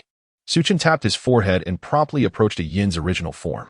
Amid Yin's perplexity, he carefully dripped a drop of spiritual liquid. In an instant, the entire cave was illuminated with a radiant, divine glow. A warm, familiar aura emanated from the Blue Silver Emperor, enveloping the surroundings and gradually dispersing. From within emerged a girl clad in a blue, form-fitting evening gown, slowly opening her beautiful eyes. Beside Suchin, Yin's ethereal form was drawn in, merging with her corporeal body. Ain trembled all over, regaining her senses, but when she attempted to flee, she realized with horror that escape was impossible. In an instant, her face paled in disbelief. Suchin wiped his nose and approached Ayin. He glanced left and right, then up and down, and said, "Not bad, you see. I am your savior. My demands are modest. All I ask is to dedicate myself to you." Upon hearing this, Ayin immediately declined, exclaiming, "Absolutely not. It is out of the question. Suchin, these words seem familiar to me. However, I shall not dwell on them. Regardless of the possibilities, you cannot refuse." What more can Ayin say? She can only resign herself to despair. She wishes to offer herself as a sacrifice, yet her body is immobilized, and her soul is confined. Suchin, in front of the astonished Ayin, inexplicably produced a burlap sack from seemingly nowhere, declaring that this was nearly sufficient. Suchin directly shoved Ayin into the burlap sack and hoisted it onto his shoulder. Then, he reinforced the sack with a protective layer to prevent Ayin from suffering due to the spatial passage. "Could you not be so harsh?" Ayin lamented from within the sack. "This is kidnapping. Who ever heard of a kidnapper being gentle? There's nothing on me worth stealing. Why not just let me go? I'll share a secret with you." "What?" Ayin asked, utterly bewildered. "In truth, I'm after something else entirely. Everything else is of no consequence. I will never let you off the hook. I advise you to release me immediately, or else Ahau will come and ensure you meet a most gruesome fate. Go ahead and summon him then." With that, Suchin prepared to step into the spatial passage but suddenly recalled a humorous idea. He set Ayin down and promptly found a common blue silvergrass to plant in Ayin's place. Suchin recalled Tang how tenderly speaking sweet nothings to an ordinary blue silvergrass, sharing romantic sentiments and discussing the intricacies of life. And he couldn't help but laugh heartily. Suchin couldn't help but chuckle at the thought, which immediately alarmed Ayin upon hearing his laughter. She was oblivious to what mischief Suchin had been up to, but she was certain it must be something troublesome. "What are you laughing at?" she exclaimed. "No, wait. What gives you the right to speak here?" Suchin directly slapped Ayin's posterior, exclaiming, "How shameless of you. I am still in shock. Do refrain from making such a commotion here. Do you understand?" "Ayin?" Suchin disregarded Ayin and directly shouldered his way into the spatial passage. Just then, the entrance of the cave unexpectedly swung open, and Tang Hao stepped in. His gaze softened as he beheld a sprig of blue silvergrass near Ayin. "Ayin, I miss you. I must tell you, our son has achieved great things." Throughout this exchange, Tang Hao remained oblivious to the fact that Ayin had changed into a different garment. Her previous gold and silver attire now transformed into a shade of blue. In Suchin's lair, Guyana and Qian Renshui were lost in thought. "Where has Suchin gone?" Qian Renshui inquired, a look of bewilderment on her face. "I am not certain. Could he have lost his way?" Guyana exclaimed in surprise. Upon hearing this, Qian Renshui's lips twitched in disbelief. "How could that be? He is so capable. There is no way he could get lost in such a small area." Guyana nodded in agreement, and the two exchanged smiles before returning to watch a movie on Suchin's phone. Suchin gazed incredulously at the towering figure before him, demanding, "Who are you to dare intrude upon my domain?" Suchin wore an expression of utter bewilderment as he surveyed his surroundings. Where was this place? The man opposite him, upon hearing his thoughts, gritted his teeth in frustration. "It appeared that you, a terrestrial soul master, are indeed beyond my comprehension. Therefore, who are you?" Suchin regarded the individual before him with a grave demeanor, feeling as though he were staring into the abyss. The man, towering and imposing, bore 6 arms, crimson hair, and skin of a deep violet hue. "I am Ashura. So, you are a deity?" "Indeed, human soul master, it is surprising that you have heard of my name. In that case, you may meet your demise." Upon hearing the mention of a deity, Suchin cared not whether the divine being was benevolent or malevolent. He resolved to take action, to avenge his beloved wife. Humph! Such audacity! Divine skills! The realm of Ashura! Upon witnessing this, Suchin remained utterly unperturbed. With a single step, the ground of the divine realm fractured beneath him, causing the surrounding structures to sway as if caught in the throes of an earthquake. The manifestation of celestial laws was indeed profound. Suchin's figure transformed into an imposing giant, enveloped in radiant gold. His golden eyes surveyed the divine realm as if gazing down upon mere ants. He swung his sword with a sweeping motion, obliterating all in his path. The Ashura god stood in astonishment, his hands trembling, overwhelmed by such formidable power. "Who on earth are you?" he exclaimed. Suchin remained silent, wielding his sword with a decisive stroke aimed at the entirety of the divine realm. The god of Ashura attempted to intervene, swiftly brandishing the Ashura demon sword to counter the attack. In an instant, the entire divine realm was cleaved in two, a singular sword energy shattering the void, as all surrounding matter was drawn into its abyss. Suchin responded coldly, glancing at the barely alive Azura. He scoffed. I thought you would fight with all your might. Is that all you've got? The Azura god, initially inclined to resist, suddenly sensed an overwhelming aura of death, compelling him to abandon that notion and flee immediately. He summoned all his strength to escape, but his divine weapon, the Azura sword, lay shattered, requiring meticulous effort to piece it back together. Haha, Azura. Who would have thought you would end up like this? A sharp female voice rang out, drawing the attention of those who had fallen, feigned death, or wore expressions of confusion and curiosity. All eyes turned to a figure clad in a purple dress, exuding a malevolent energy, who was currently on the ground, laughing and pounding the earth with her fists. Suchin gazed intently at the comical woman before him, inquiring, Who are you? The woman paused momentarily, pointing to herself in surprise. Suchin nodded solemnly and politely, signaling her to continue. I am the Rakshasa deity. Do you intend to kill me? Come forth. Suchin stroked his chin as he gazed at the foolish woman before him. He scrutinized her from head to toe, shook his head, and muttered, Not suitable for abduction. She is far too unattractive. Upon hearing Suchin's remark about her appearance, the Rakshasa goddess, as a woman, was incensed by such words. What do you mean? If you wish to kill me, then do it. If I so much as furrow my brow, I shall no longer be considered a brave soul. Suchin, you are impressive. Even the heroes have spoken. If you hadn't voiced this, I would have thought you were a time traveler. Suchin gave a thumbs up to the Rakshasa god, signifying his approval. The Rakshasa god lifted his head and puffed out his chest, displaying an air of defiance. Upon seeing this, Suchin suddenly found himself at a loss, unable to proceed. Sighing, he said, You may leave. Are you not going to kill me? I refuse to stoop to the level of a fool. Suchin waved her hand, dismissing the conversation. What do you mean? Do I not have the right to demand your life? If you were to kill me, then do it swiftly. If not, then begone. Now tell me, why do you hesitate to end my life? It is clear that neither of us is virtuous. Enough of this banter. Do not disturb me further. Ha ha, indeed. I am no paragon of goodness. I appreciate your mercy, and in return, once I grow stronger, I shall ensure you meet a slow and agonizing demise. He, Suchin, with a stoic expression, instantaneously teleported before the Rakshasa deity. With a swift motion, he delivered a resounding slap, then instinctively raised his head. Ah, this star shines the brightest thus far. Ugh, ugh. Oin, perched upon his shoulder, writhed incessantly, squirming about. Smack. Ugh. If you utter another sound, I shall strike again. Let me see if your dairy as a mere blade of grass, will turn crimson. Instantly, Ain fell silent.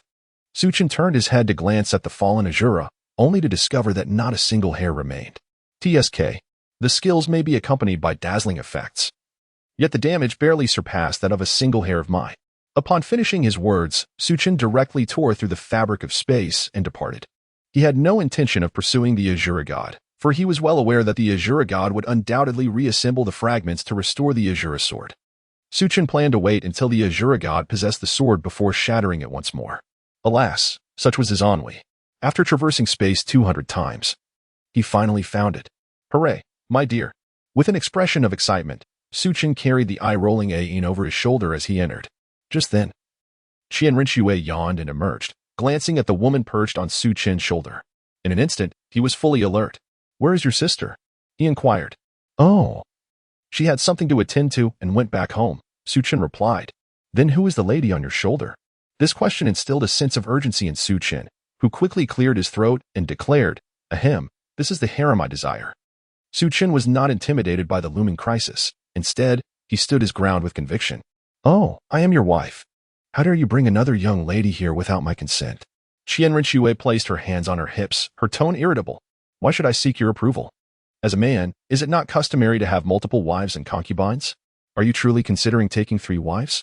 Who said anything about wives? These are concubines. She lacks the qualification to be my wife. TSK, TSK, TSK. I must say, Suchin, I did not expect this from you. What do you mean by that? To think you are even more unfaithful than a notorious philanderer. How could you let such a beautiful girl suffer? I cannot agree to this. Suchin was taken aback. He approached Qian Rinxue directly and playfully tapped her on the backside, exclaiming with an expression of disbelief, Whose side are you truly on? Of course. I stand with Sister Guyuna, she retorted. Just look, Guyuna certainly agrees with my perspective, thus you have no right to consent. You possess no voting power, but I am your second wife. She insisted. Enough. Had I known, I would never have allowed you to associate with that scoundrel Su Ching. Just look at how you've turned out. Su Chen felt a sharp pain in his head. Guyuna rubbed her eyes and stepped outside, her lips smacking. Upon seeing Ayin, her pupils widened in surprise, but she quickly regained her composure. Su Chen, what is going on? She inquired. Oh, it's nothing, Guyuna. I have brought you a sister. After Su Chen finished speaking, he playfully slapped the Yin's hip and asked, Are you certain this isn't the wife you're searching for? Guyuna rolled her eyes at Su Chen and retorted, Just say whether you are willing or not. Of course, I am willing. Once Su Qing arrives, we will have exactly 4 people for a game of Douluo. YG is far too unreliable. By the way, what about that dog? Why hasn't it brought back Xuannu and the others yet? At this moment, Su Chen suddenly recalled that he had initially dispatched 3 hellhounds to locate Xuannu, with Ice Emperor coming to assist. I don't know. Perhaps they got distracted along the way, causing a delay. Currently, there are no teams challenging us at the Dohan Arena. What can we do? Yuna shrugged her shoulders, indicating how lonely invincibility can be. All right, Ayin. You must remember to be extra clean today. I will come to find you tonight. Upon hearing this, Ayin immediately understood the implication and shook her head in acknowledgement. Su Chen observed Ayin shaking her head incessantly. He gently supported her head with his hand and remarked, Look, isn't that a nod? Don't be shy. I know you're embarrassed. However, after tonight, you shall be mine. He continued, Do you understand why I sought you out? It was merely to provoke Tang Hao. The 3 women stared at the audacious Su Chen in disbelief, gasping in shock. How can you be so shameless? Qian Rinxue exclaimed, her expression one of astonishment. Su Chen, suddenly serious, said, Let me share a secret, prompting the 3 women to lean in closer, intrigued. Su Chen glanced at Ayin, who had come over to listen. What brings you here? Ayin's face suddenly flushed with heat, and with a huff, she turned her head away. Hurry up and speak. Su Chen. Su Chen immediately turned to Qian Rinxue and Guyuna, saying, Indeed, in Chapter 32, Rocket Launch, it is simply a matter of having a thick skin. Why bother with so many concerns? I possess the strength, so why should I contemplate excessively? Unlike the 3 of you, well, 2. To be precise, I am currently ranked 3rd in this world. The first is that coffin, and the second is Su Qing. A coffin? What kind of coffin? Su Chen pondered deeply, meticulously recalling the words of the system, though it seemed he had forgotten much of it. Yet, one phrase lingered in his mind, Do not provoke the coffin. He remarked, What is it with you girls discussing coffins? Qian Rinxue, your curiosity about coffins. Is it for your grandfather? Get lost.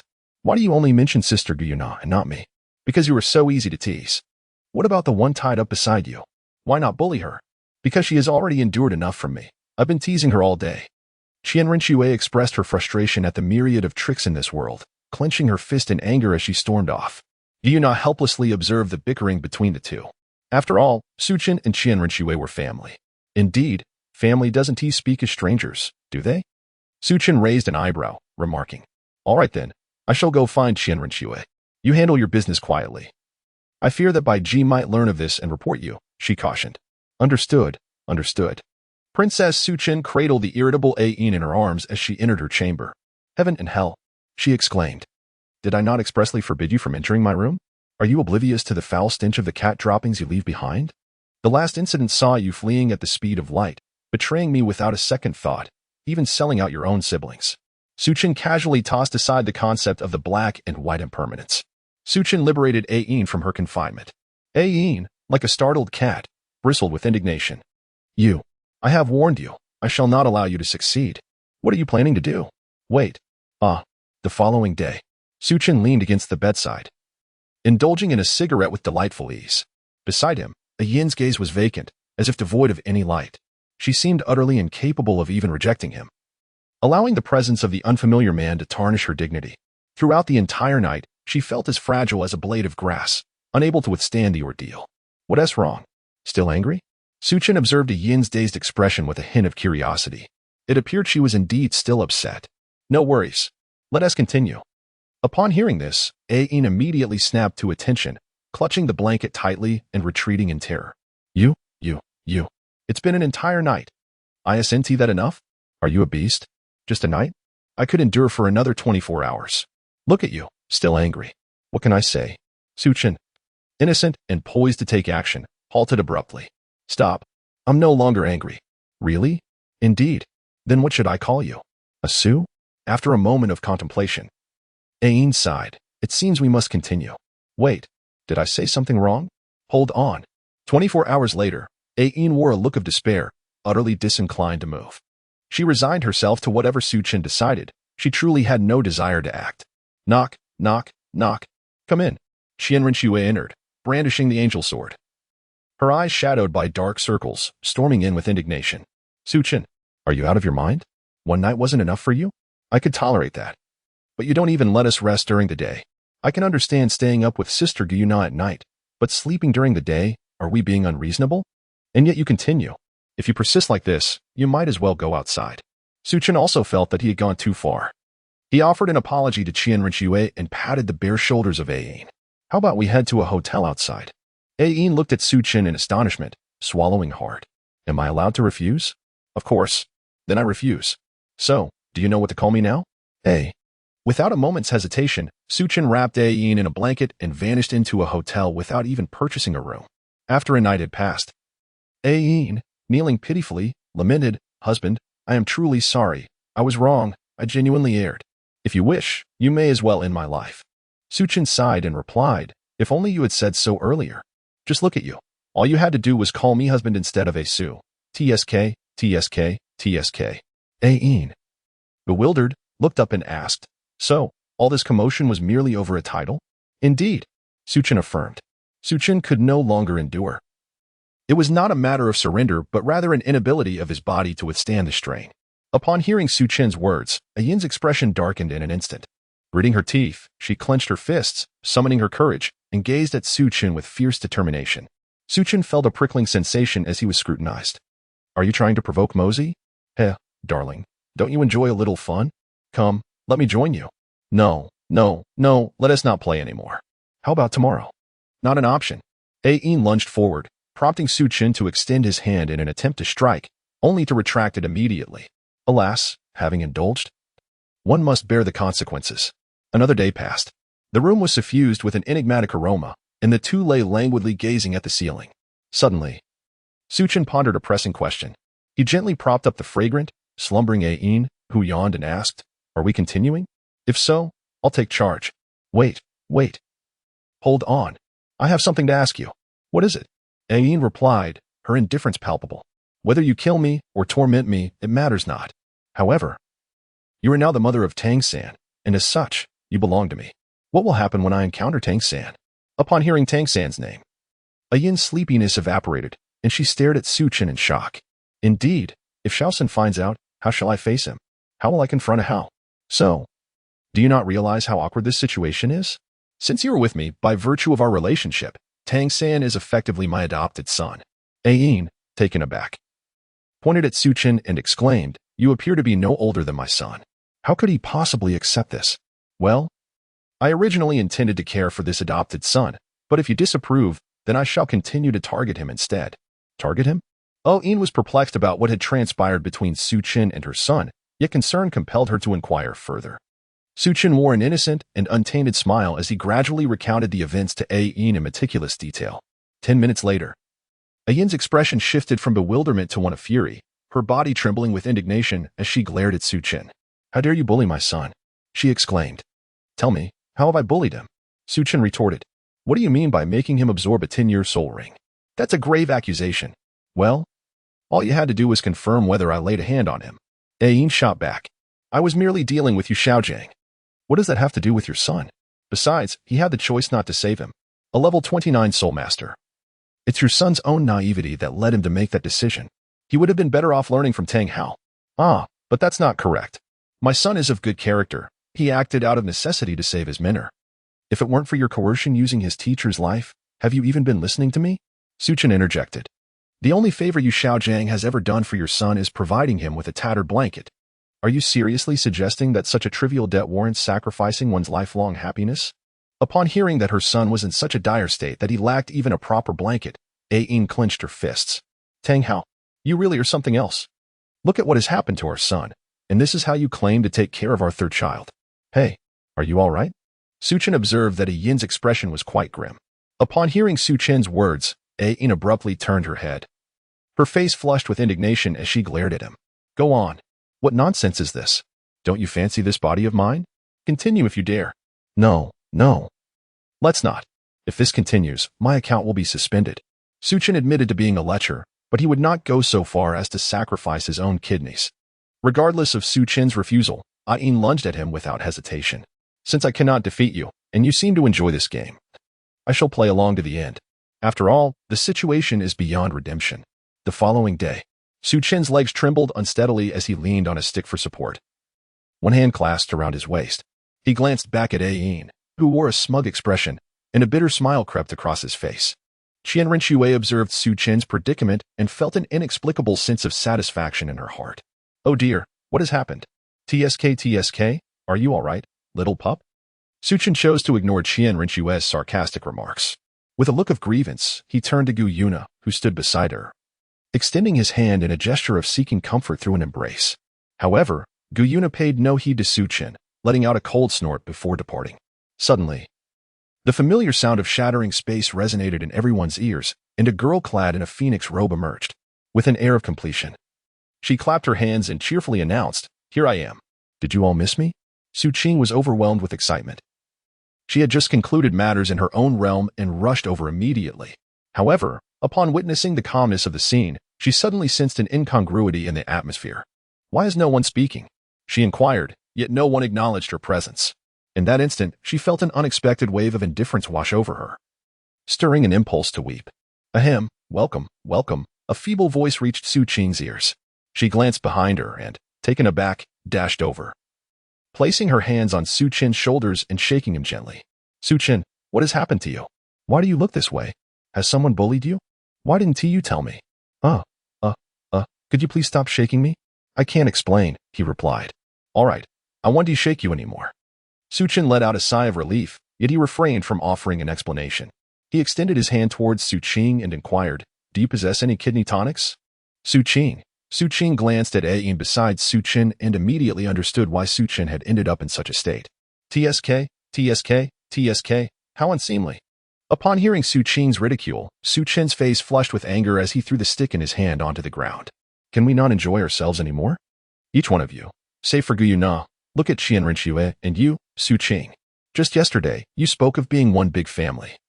And now this family has disbanded at an astonishing pace. Who considers you family? I certainly do not." Ayin continued to apply pressure from the side. Upon seeing Ayin's face, Suchin immediately retreated behind Gu Yuna, his expression one of sheer terror as he gazed at Ayin's fearless countenance. Observing Suchin's reaction, Gu Yuna's heart ached with concern. "Are you all right, Suchin?" Upon hearing the comforting words from his wife, Suchin nodded appreciatively. "Of course. I am fine. Well, if you are indeed well, there is no need for you to return. Continue enjoying your time at the hotel. Inform me when you require assistance." Suchin suspected he had misheard. He glanced at Suchin, who was watching with an amused expression. "You wretched creature, Suchin, my pure and innocent Bai Yue Guang. Gu Yuna has been led astray by you." The troublemaker, Suchin, who was enjoying the spectacle, could hardly tolerate such remarks from Suchin. She felt compelled to retort. "Humph! How dare you speak? You, who flits from flower to flower, gazing longingly at what is not yours.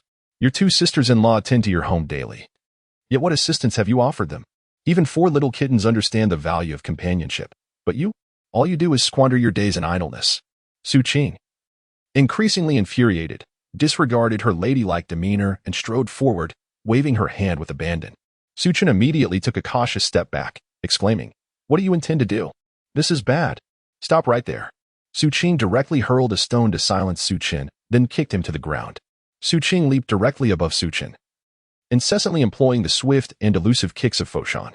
"Brother, you are well aware of your transgressions against your wife and against me, so bear with it for a moment," she exclaimed.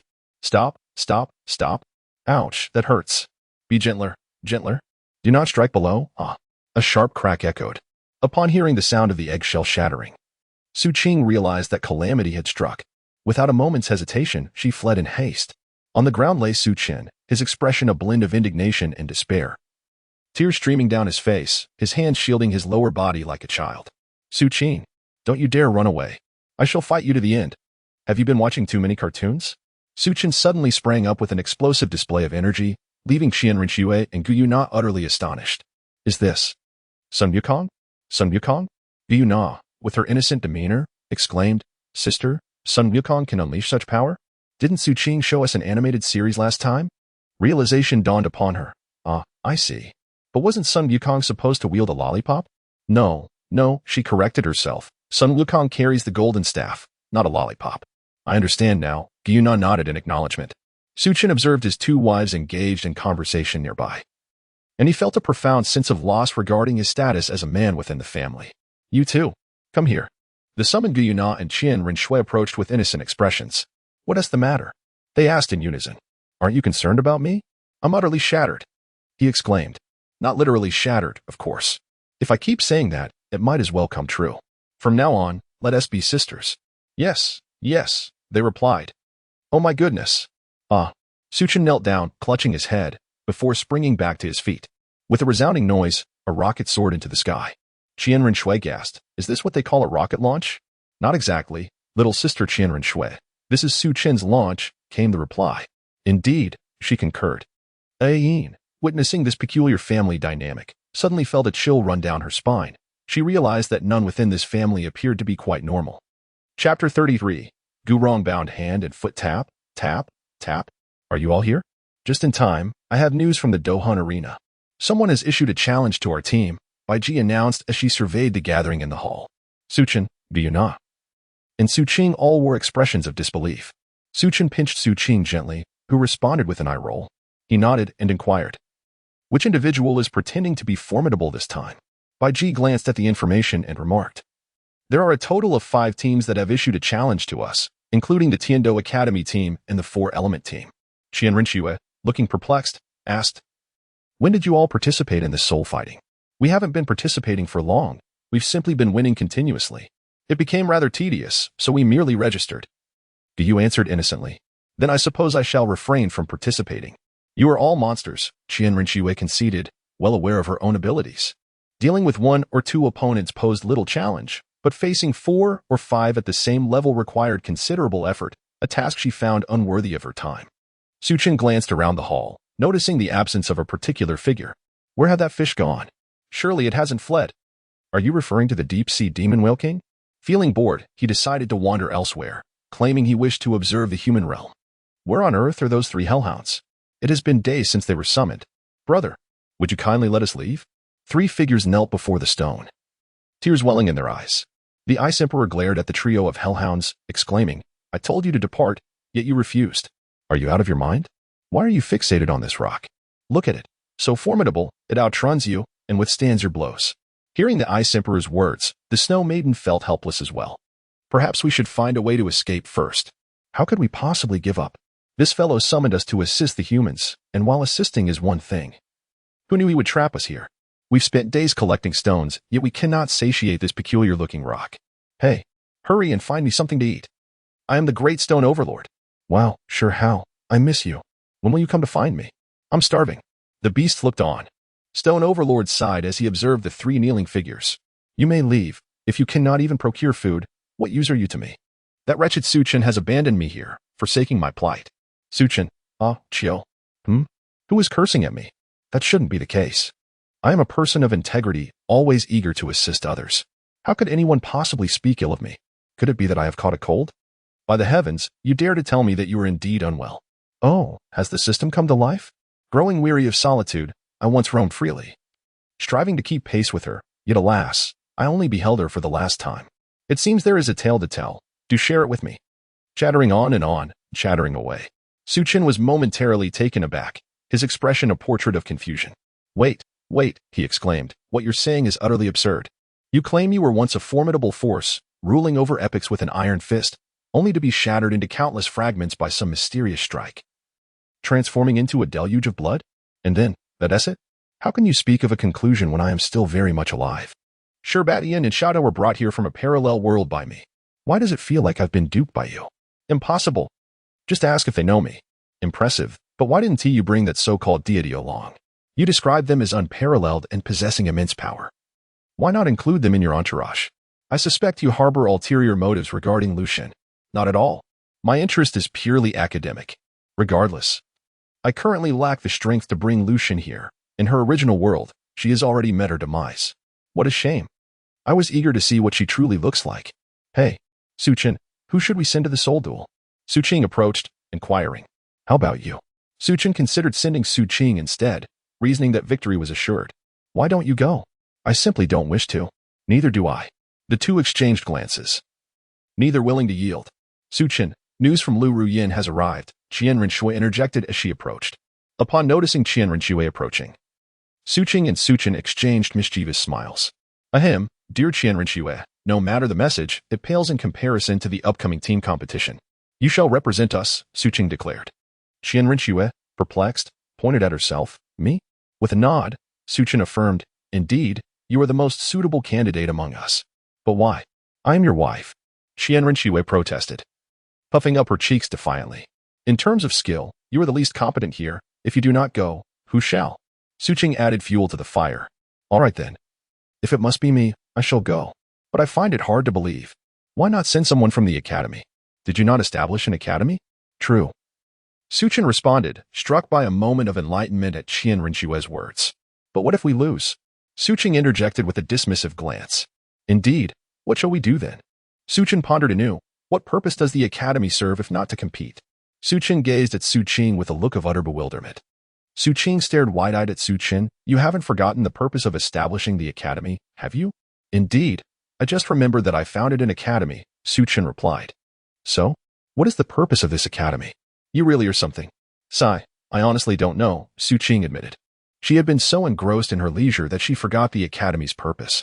It was only when Qian Renshui reminded her that she recalled giving Lu Ruyin a ring, and the funds within were sufficient. "So you engage in all this chaos and then disregard it?" Qian Renshui looked at the two in astonishment. "Well, I initially had plans for the academy. At the very least, one needs influence here, don't you agree?"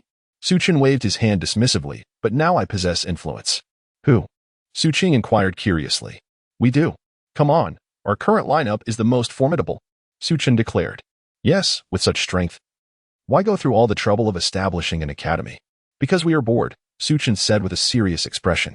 Qian Renshui watched the two with a twitching mouth. "You spend so much money to establish an academy and then just abandon it? Who said we abandoned it? What if there are beautiful young ladies in the academy?" Suchin retorted indignantly. "Forget it. I'll check it out when I have time," Qian Renshui sighed. "Do as you wish. Just let us know if you're short on funds." Suqing smiled at Qian Renshui. "Brother, I'm here." A familiar voice echoed as the deep-sea demon whale king entered, dragging a bruised man behind him. "Brother, I intend to explore outside. I stumbled upon a particularly intriguing place and entered, but this guy, resembling a skeleton, dared to stop me and threw bones at me nonstop. Furious, I slapped him." The deep-sea demon whale king babbled. The hall fell silent as Qian Renshui, Suchin, and Suqing stared at him in disbelief. "If others do not welcome you, you should leave, shouldn't you?" Ancient Oak interjected. "You see, even your brother speaks logically." Silence. The deep-sea demon whale king glared at Ancient Oak, who promptly fell silent, realizing he was outmatched. "Brother, you have no idea. This guy insulted you." Claiming that such a subordinate reflects the character of his leader. "He called me ugly. Does that mean you are also ugly?" There is some truth to that." Suchin mused, stroking his chin. Suddenly, he felt this fish spoke some sense. Ancient Oak, unable to endure the deep-sea demon whale king's nonsense, retorted, "You speak nonsense. You trespassed into my 7-treasure glazed tile school without reason and then spoke of robbery. You claim your brother robs from the rich to aid the poor. And you wish to do the same. Is it wrong to say that the character of a brother reflects on his subordinate? Shut up. Just admit whether your 7-treasure school has money or not. Can you even reason?" "No," Ancient Oak replied. "You are Douluo, right?" Qian Renshui recognized him. "Who are you?" Ancient Oak, puzzled by Qian Renshui's recognition, asked. "My identity is not important. I never imagined the illustrious Douluo would end up like this," Qian Renshui said, suppressing a laugh at Ancient Oak's disheveled appearance. "All right, are you from the 7-treasure glazed tile school? Speak quickly. If I furrow my brow, I am no true hero. Come on." Ancient Oak raised his head with a heroic demeanor. "Go away. I am still busy. You think you are a hero? A true hero knows not to suffer loss before their eyes, but you are merely cannon fodder," Suchin said, looking at Douluo with disdain. "What do you want from me? Let me be clear. I will not betray the 7-treasure glazed tile school." "Indeed, why did you bring him here tied up?" Suchin looked at the deep-sea demon whale king, bewildered. "I just wanted you to teach him a lesson. Isn't that appropriate?" "Brother, he insulted you." Silence. "Wasn't it you who caused this mess?" "We are not short on funds. Why would you rob others and even invade their home? That is not robbery. That is outright theft. But brother, you said I could do as I please, as long as I don't slaughter innocents and only defend myself if others strike first. I am obedient. They initiated the conflict. The deep-sea demon whale king protested, feeling wronged. Exactly, little demon, I support you. We must show them that we excel in pillaging, arson, and all manner of theft. Let them know our Sioux family is not to be trifled with. What the hell? Are you all insane? Are you suggesting we wage war against some nation? Ah, I just learned that impressive line. Why are you stopping me? Su Qing roared, her voice echoing through the hall. Su Qin had a habit of blocking one ear, wearing an expression of helplessness. Gu Rong was taken aback by the deafening roar. His senses suddenly sharpened. What do you wish for me to do? Gu Rong struggled, bellowing. Come on, enough with that noise. You are merely a younger brother. Su Qing remarked with disdain directed at Gu Rong. Let us not dwell on this. Why not have him assist us in the competition? Su Qin suggested with a cheerful smile at Gu Rong. Gu Rong's heart tightened. He suddenly felt the chill of winter approaching. Ah, is this old man up to the task? Do not speak so dismissively, Su Qing. He is, after all, the illustrious Bone Douluo, Qian Rinxue interjected. Her tone laced with respect. Level 95? That's rather inadequate, is it not? He pales in comparison to Lu Ruoyan, who is already at level 98, Su Qing said, casting a disapproving glance at the petrified Gu Rong. If you all look down upon me, then why drag me here? With a faint smile, Su Qing remarked. It's not that I look down upon you, but rather that we are simply idle. Hey, Su Qing, don't drag me into your mischief. Oh, I'm not like you. Su Qin retreated a few steps. Come on, haven't we committed our fair share of misdeeds? That's different. I am a civilized person. Does a civilized person secretly indulge in watching those videos? Su Qing gazed at Su Qin in disbelief. Come on. Isn't it perfectly normal for a man to watch such things? Don't you do it too? Su Qin immediately retorted, I'm a single dog. It's entirely reasonable for me to indulge. The issue is, you already have a wife. No, 2, wait, 3. You even brought one along. Tell me, do you not see the absurdity in that? Why would you watch such things when you are already married? Damn it, shut your mouth. Look at you, all flustered. Su Qing pointed at Su Qin with a thumb.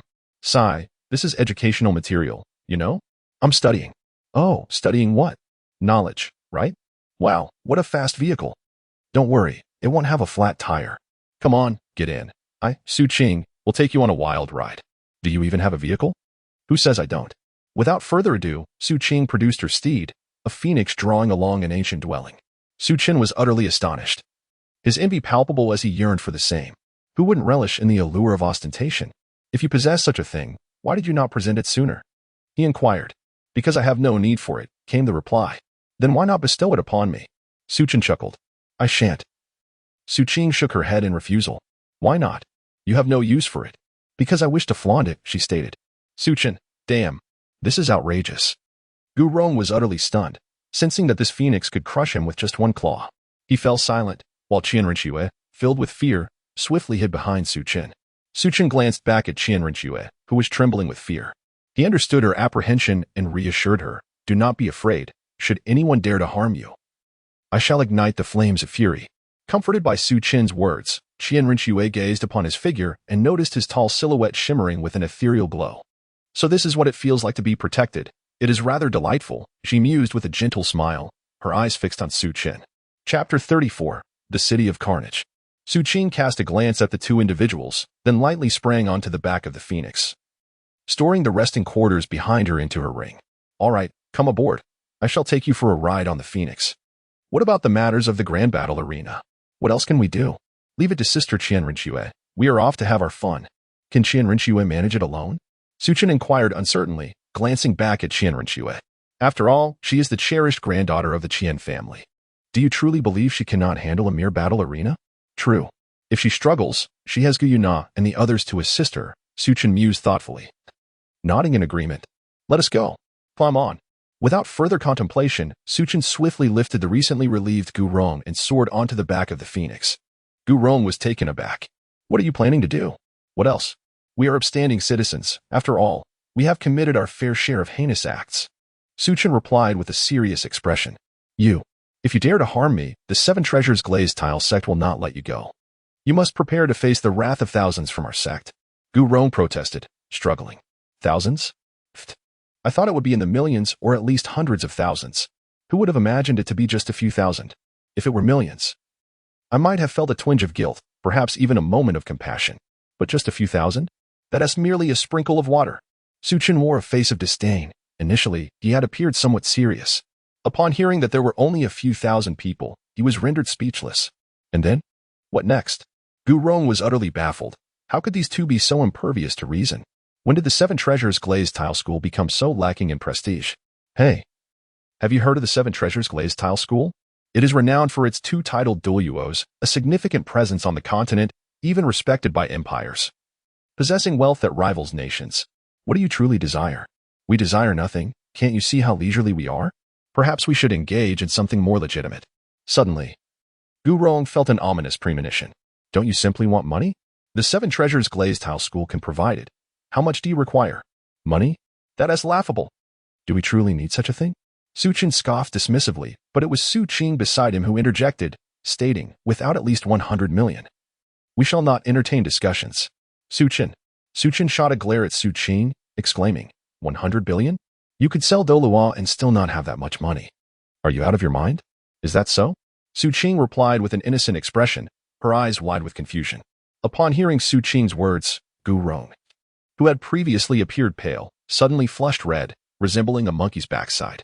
Can you two even continue this conversation? Just look at what you're saying. 100 billion? You might as well just kill me. All right. If we aren't negotiating, then let us not negotiate. Suchin. Wait. No, that's not right. What exactly do you intend to do? I'm not intending to do anything. Just let him go, Su Qing said, her demeanor adorably naive. Suchin and Gu Rong, two utterly unhinged individuals, were left completely numb. What? What did you say? Suchin inquired uncertainly. Release him. He is squandering our resources here. And once we eliminate the expendables, they will come for us one by one. Don't you find that troublesome? Indeed. As Suchin prepared to transform the ancient banyan tree into a star, a sudden roar erupted from the heavens. Bone. Upon hearing this familiar voice, the initial delight of the ancient banyan tree swiftly morphed into sheer terror. What does this swordsman intend to do? Please, do not approach. Suchin silently pleaded within. Like a superhero descending from the sky, Chen Xin landed on one knee, causing the ground to crack for several meters. His flowing white hair hovered around him as he cast a cold glare at the three individuals before him. Suchin and Su Qing turned to gaze at Jian Dao Chen Xin, feeling an uncanny familiarity with the old man. It seemed as though they had encountered him somewhere before. Suchin gazed at Su Qing, yet she remained silent, her forehead veins bulging with intensity. In an instant, she teleported before Jian Dao Chen Xin, delivering a devastating punch that shattered the very fabric of space. Jian Dao Chen Xin was momentarily taken aback. Sensing the ominous presence of death, without hesitation, he activated his ninth soul skill, the formidable god and demon duality. Bang. Ah, bones, wait for me. I shall return. Before Jian Dao Chen Xin could finish his desperate cry, he was sent soaring into the sky by Su Qing's punch, transforming him into a constellation of stars. Su Qing glared furiously at the floor, exclaiming, What the heck? You could have just landed without destroying my beautiful floor. Do you really think I'm a saint? Suchin weakly replied, I am, but I am certainly not the Virgin Mary. Just look at these exquisite tiles, ruined by this clumsy oaf. Do you understand how this affects my mood? Su Qing vented her frustration, pointing at the shattered tiles. Suchin, with a look of helplessness, gazed in the direction where Jian Dao Chen Xin had flown and remarked, You can simply descend as you please. Why must you mimic Superman and put on such a show? Others like Superman are impervious to blades and bullets with a body of steel. Yet here you are, an elderly gentleman in your 60s, neglecting the joys of retirement to engage in the pursuits of the youth. Suchin shook his head, gazing at the trembling Gu Rong. What is the matter? Gu Rong swallowed hard and looked at Suchin, responding, What are you talking about? Even if I have refined tastes, I would seek you out. What do you mean? Gu Rong replied coldly, I have no sister to offer you. Are you from the Seven Treasures Glazed Tile School? I am not. I belong to the Spirit Hall, Gu Rong replied earnestly, spinning a web of absurdities. Of course. If I were to provoke those two venerable ancestors from the Seven Treasures Glazed Tile School, it would be a grave mistake. Do you know who she is? Suchin asked, pointing at Qianren Chue. Who is she? Gu Rong, unfamiliar with the girl before him, inquired. She is the granddaughter of Qian Douluo. Gu Rong exclaimed. What? A plant? Bone Douluo. How could I not know you are from our Spirit Hall? Qianren Chue regarded Gu Rong with amusement, saying, Your Spirit Hall has committed numerous atrocities. Although I may have spoken out of turn, I still possess integrity. After Gu Rong spoke, he felt a radiant glow emanating from his body. Qian Rinxue frowned momentarily, then turned to Su Qin and playfully said, "Brother Su Qin." Upon hearing the tantalizing sound, Su Qin immediately gazed at Qian Rinxue with an expression of fascination. "What is it, Shui? Brother Su Qin, could I possibly handle the bone Douluo?" "Absolutely not." The pitiable expression on Qian Rinxue's face vanished as she was taken aback. "Why? I fear he may harbor ulterior motives towards you. Just look at this old fellow. He gives off a villainous aura. His appearance is reminiscent of a skeleton, and having seen goblins, I can assert with certainty that he is undoubtedly an antagonist. Hence, we must return him." Su Qin's serious analysis left Qian Rinxue bewildered, her mind struggling to comprehend the implications. "What do you mean?" "Nothing significant. I simply do not wish for you to associate with other men. But he is an old man. Precisely, that makes it even more unacceptable. Consider the idyllic lives of elderly couples in films. I must insist that aside from those you are intimately familiar with, your kin or subordinates, you must refrain from approaching unfamiliar men. Any stranger is off limits. Are you suggesting? I am not overthinking it. You are my wife. I can provide you with funds for whatever you desire.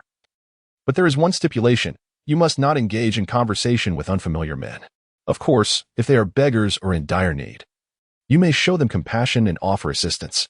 However, if someone requests your contact information, you must decline outright. Is that so? I can accept that. Qian Rinxue nodded. Then what of this old man? I no longer wish for him.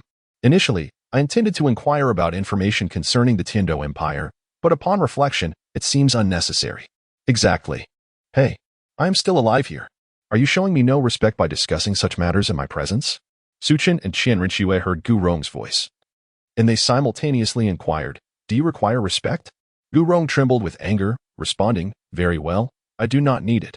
The essence lies in sincerity." In a fit of anger, Su Qing strode up to Gu Rong and extended her palm. "What do you intend to do?" Gu Rong inquired, perplexed. "Compensation," she retorted. "That pretentious fellow, are you certain he has no connection to you?" "Ah, so it is a matter of compensation. That's easy enough to discuss. How much?" Gu Rong exhaled with relief. As long as the demand was not unreasonable, he could acquiesce. 100 million. What? Gu Rong's eyes widened in astonishment as he gazed at Su Qing. "Are you attempting to rob me? Indeed, are we not engaged in a heist?" Su Qing pointed at the deep-sea demon whale king. "Your argument is surprisingly compelling. I find myself at a loss for words." Upon hearing his name mentioned, the deep-sea demon whale king promptly took action, approaching Gu Rong and delivering a resounding slap. "You dare to contradict what Sister Su has stated?" "I did not contest it. I merely find it exorbitant." "Look, this is not a contradiction. Just leave me one hand." "What do you think, Sister Su?" The deep-sea demon whale king inquired, casting a glance at Su Qing. As Su Qing donned his sunglasses, he exuded an air reminiscent of a gangster. However, there is still interest, 1 billion per minute. Upon hearing this, everyone stared at Su Qing in astonishment. Goodness, with such interest, even the god of wealth would kneel. Su Qin remarked in disbelief. "You are being utterly outrageous." Gu Rong could no longer contain himself. He felt insulted, intellectually insulted. 1 billion per minute? This protest is futile. Deep-sea demon whale king, take him to the 7 treasures glazed sect to demand payment. If they refuse, then obliterate them. Su Qing waved his hand dismissively, as if it were a trivial matter. The deep-sea demon whale king nodded, slapped Gu Rong, and carried him away. "With you around, even that crow brother has to submit, eating 9 meals a day," Su Qin lamented. "Who is crow brother?" Su Qing inquired with a curious expression. "I don't know either. It's best that you remain unaware." Su Qin would never reveal the identity of crow brother to Su Qing. Who knows what chaos might ensue? "Oh, come on, little sister. Let me take you for a thrilling ride." With a grand gesture, Su Qing assumed a commanding demeanor as the two boarded the Phoenix rocket, soaring into the sky. Qian Rinxue pouted, wishing to join in the fun. Why should she be the one to recruit these two for the soul fight competition when they had already left? Gyuna approached, holding a yin's hand. "Indeed, while they were off enjoying themselves, we were the ones left to toil." Seeing Qian Rinxue's discontent, Ayin inquired, "Why are you unhappy? What else could there be? We have work to do, and crucially, no pay. This is exploitation, you know? If it weren't for the connections with my sister-in-law, I would never have agreed to such a thing." "What do you mean?" Ayin asked, bewildered, as she struggled to comprehend. "Fine, let them go have their fun. Let's propose that Su Qin and Su Qing participate instead, as it isn't too taxing." Gyuna suggested as a mediator. "Am I included in this too?" Ayin pointed to herself. You are already one of us. And considering your bond with soul beasts, I manage the Stardow Forest, which makes you, by extension, a subordinate of Emperor Tian, so follow my lead. What? You are 100,000-year soul beast. Qian Rinxue's eyes narrowed. She understood the implications of such a title. Indeed, what of it? Didn't Suchen inform you? Yuna asked, her expression puzzled. He did. Of course, Qian Rinxue nodded quickly, attempting to mask her anxiety. Let me tell you. I am aware of your human soul master connections. Even if you were to seek a title Douluo, I would protect Ain, Yuna warned. No. She is a soul beast. A colossal soul beast. Qian Rinxue gazed at Yuna in disbelief. Yes, she is a soul beast, and I am a divine beast. Thus we are allies, leaving you isolated and defenseless. The revelation struck Qian Rinxue like a thunderbolt. She had never imagined herself amidst a gathering of soul beasts. Ahem, well? Just make sure no one else finds out about this, Qian Rinxue said in a hushed yet serious tone. Ain nodded nervously, while Yuna shot a glance at Qian Rinxue, saying, So what if they do? No one can rival me. Are you truly that formidable? How does your power compare to my grandfather's? Qian Rinxue looked at Yuna, bewildered. Who is your grandfather? My grandfather is a level 99 peerless title Douluo. Are you truly stronger than him? Is that so? I suppose I could withstand a few of your attacks. I currently possess only the strength of a level 1 deity. Yuna reflected. Qian Rinxue clasped her forehead, feeling out of place as if she were the weakest in the household. So, who is Su Qing's sidekick? You mean the Sea Devil Whale King? Yes, he's also a soul beast, but he will soon transform into a million-year soul beast. So, are Su Qin and Su Qing also divine beings? As for that, I cannot say. I cannot see through them, but I sense that with a mere slap. They could easily extinguish my life, Yuna said cheerfully. Qian Rinxue pondered over Su Qin and Su Qing, believing them to be merely titled Douluos at most. The key was their disinterest in human affairs. They acted less human than soul beasts. Who would dare to force a cat to do push-ups? Indeed, they did that. Who else would bomb others' latrines in the dead of night? Yes, they did that too. Given these instances, their actions seemed disproportionate to their power. Qian Rinxue felt the injustice of the world. I understand now. I see it clearly, haha. So that's how it is, haha. It felt as though snowflakes were falling upon her head, the backdrop reflecting her despondence. What is this place? Suchen gazed around in utter disbelief, enveloped by the acrid scent of blood, while some individuals appeared to be consuming it. He remained perplexed. Welcome to the City of Carnage. Chapter 44. My sword is ruined. Ouch. What are you doing? Suchen looked at Su Qing with a face full of irritation. Why did you eliminate all of them? Su Qing waved her hand in resignation and said, I perceive them to be rather unscrupulous individuals. However, I have discerned through my spiritual sense that there exists a passage over there. Su Qing pointed towards the tunnel. Suchen gazed over with a curious expression, finding nothing particularly remarkable. What is the matter? What is going on? Have you spotted a beauty? Upon hearing the commotion, Su Qing rushed over, her face alight with excitement. A beauty? Suchen looked at Su Qing in confusion. Yes, I have a particular fondness for beautiful women. Just take a look at this streamer on my phone. Su Qing showed him a picture on her device, but his expression darkened in disbelief. This is a man. Impossible. With my discerning eye, how could I possibly misidentify gender? Come, let me show you how to transform into a beauty. Suchen, feeling impatient, snatched the phone and made a few adjustments before handing it over to Su Qing. Su Qing glanced at her phone, and upon seeing her reflection on the screen, her expression turned to one of utter disbelief. Now do you believe it? Just look at yourself in your phone. Your chin could practically use some filler. Su Qing could only raise a thumb in silent admiration. However, I must tell you, this world is peculiar. I sense a malevolent aura, Su Qing remarked with a grave expression. Upon being suddenly confronted by Su Qing's serious tone, Suchen found himself bewildered. Evil aura? Allow me to clarify what true malevolence entails. Speak quickly. You are the epitome of wickedness, he exclaimed, gesturing towards Su Qing's ample figure. Is it merely 2 pieces of flesh? What purpose do they serve? You claim that men cannot resist, yet how do you manage to endure it? With a dismissive wave of his hand, Suchen continued, It's no surprise. I've grown accustomed to being beaten. It would be peculiar if I were intrigued. Suchen's sarcastic remarks left Su Qing at a loss for words. However, she had little interest in engaging in banter with Suchen. With a curious expression, she pointed towards the passage beneath them, suggesting, Shall we venture down and take a look? To which Suchen replied, You can go if you wish. But what if there is something unexpected lurking inside? Before Suchen could finish his words, he was abruptly pulled away by Su Qing. Welcome, everyone, to our Grand Soul Arena. The enthusiastic voice of the host resonated in the ears of every spectator, who responded with fervor. I trust everyone is aware of today's competitors? Indeed, it is our headline champion, the undefeated Tyrant Warrior team. Let us give them a warm welcome. The audience erupted in cheers, chanting 0 to N. 0 to N. Suchin, I love you. Miss Yuna. Please let your exquisite feet grace me with a kick. However, as the Tyrant Warriors made their entrance, a hush fell over the crowd. Suchin and Suqing had both vanished. Cough, cough, cough. Due to the sudden absence of the Tyrannosaurus team captain, the temporary vice-captain, Qian Renxue, was asked to take his place. Qian Renxue cast a cold glance at the team before her, contemplating how to tackle the impending battle. Currently, her soul power was merely at level 48, were it not for the attire gifted by Suqing. She might not have qualified to participate in such a soul-fighting arena. Qian Renxue, level 30 soul master. Please, enlighten us. Yuna stared blankly at Qian Renxue, whispering, Hey, what are you doing? Shouldn't you introduce yourself? Taken aback, Qian Renxue replied, No need. Let us finish this swiftly. I'm eager to watch bears in action. With a tender but rapid explanation, Yuna continued, All right. As the new sister, I should take the stage. Let me. Can you handle it? Qian Renxue regarded Ain with a strange expression. I can certainly do better than you. Ain retorted with a raised eyebrow. The host, bewildered to see Qian Renxue introduce herself alone, thought, Is it not sunny today? The Tyrannosaurus team is introducing themselves? Now, let us welcome the Wind God Academy team.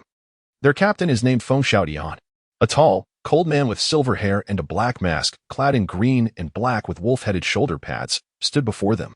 Beautiful lady, why not just surrender? Do not worry, losing to us is no disgrace. Feng Xiaodian observed Yuna, Qian Renxue, and Ain with a playful expression.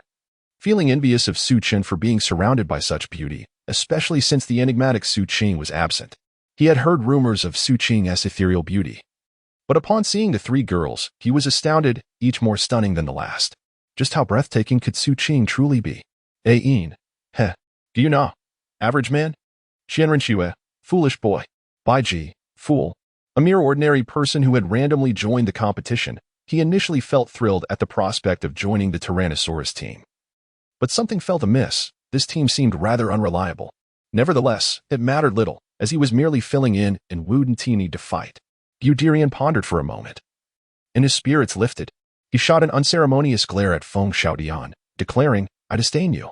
Feng Xiaodian felt a crushing blow, clutching his chest in pain. You. Very well. When I defeat you, I hope you can still remain so arrogant. Feng Xiaodian. Blue-silver tyrant spear. Without hesitation, Ain hurled a shimmering silver spear towards Feng Xiaodian and his team. Feng Xiaodian's pupils constricted as he activated his martial soul, the twin-headed wolf, to defend. But it was too late. The other four rushed in to shield him, yet upon contact, their defenses crumbled like paper.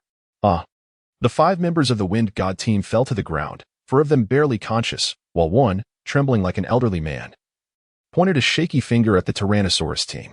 You have no martial ethics. Martial ethics? Pfft. How much is that worth? Do you want it? We can do without it, Yuna retorted brazenly, her composure unshaken. Upon hearing this, Feng Xiaodian erupted in fury. Martial ethics have betrayed me.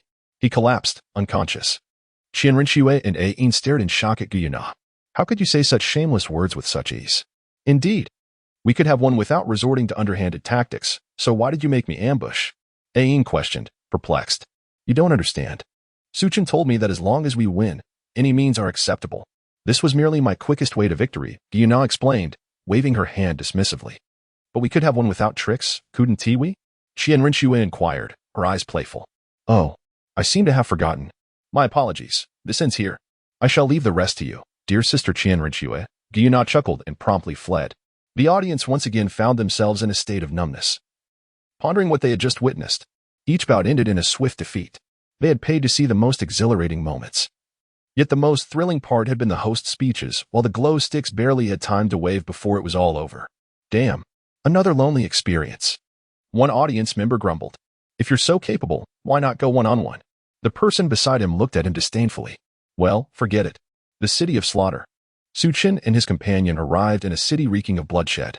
Suchin incessantly muttered for the malevolent spirits to depart, while Suqing, brimming with excitement, exclaimed, Let us go, let us have some fun. What is there to enjoy here? It certainly smells foul. Just then, A female envoy approached them, saying, "Hey, hey, hey, Suchin, look at this beauty." Suchi nudged Suchin. Suchin examined carefully, shaking his head, resembling a ghost. "If you like it, go ahead. I shan't partake." With skin so pale, she could star in a Chinese ghost story. Do you not appreciate fair skin? How delightful and tender it appears. Suchin teased, "Please, just look at her. All you see is paleness. Where's the tenderness? Oh, come on. It's rare to encounter someone who can be settled for."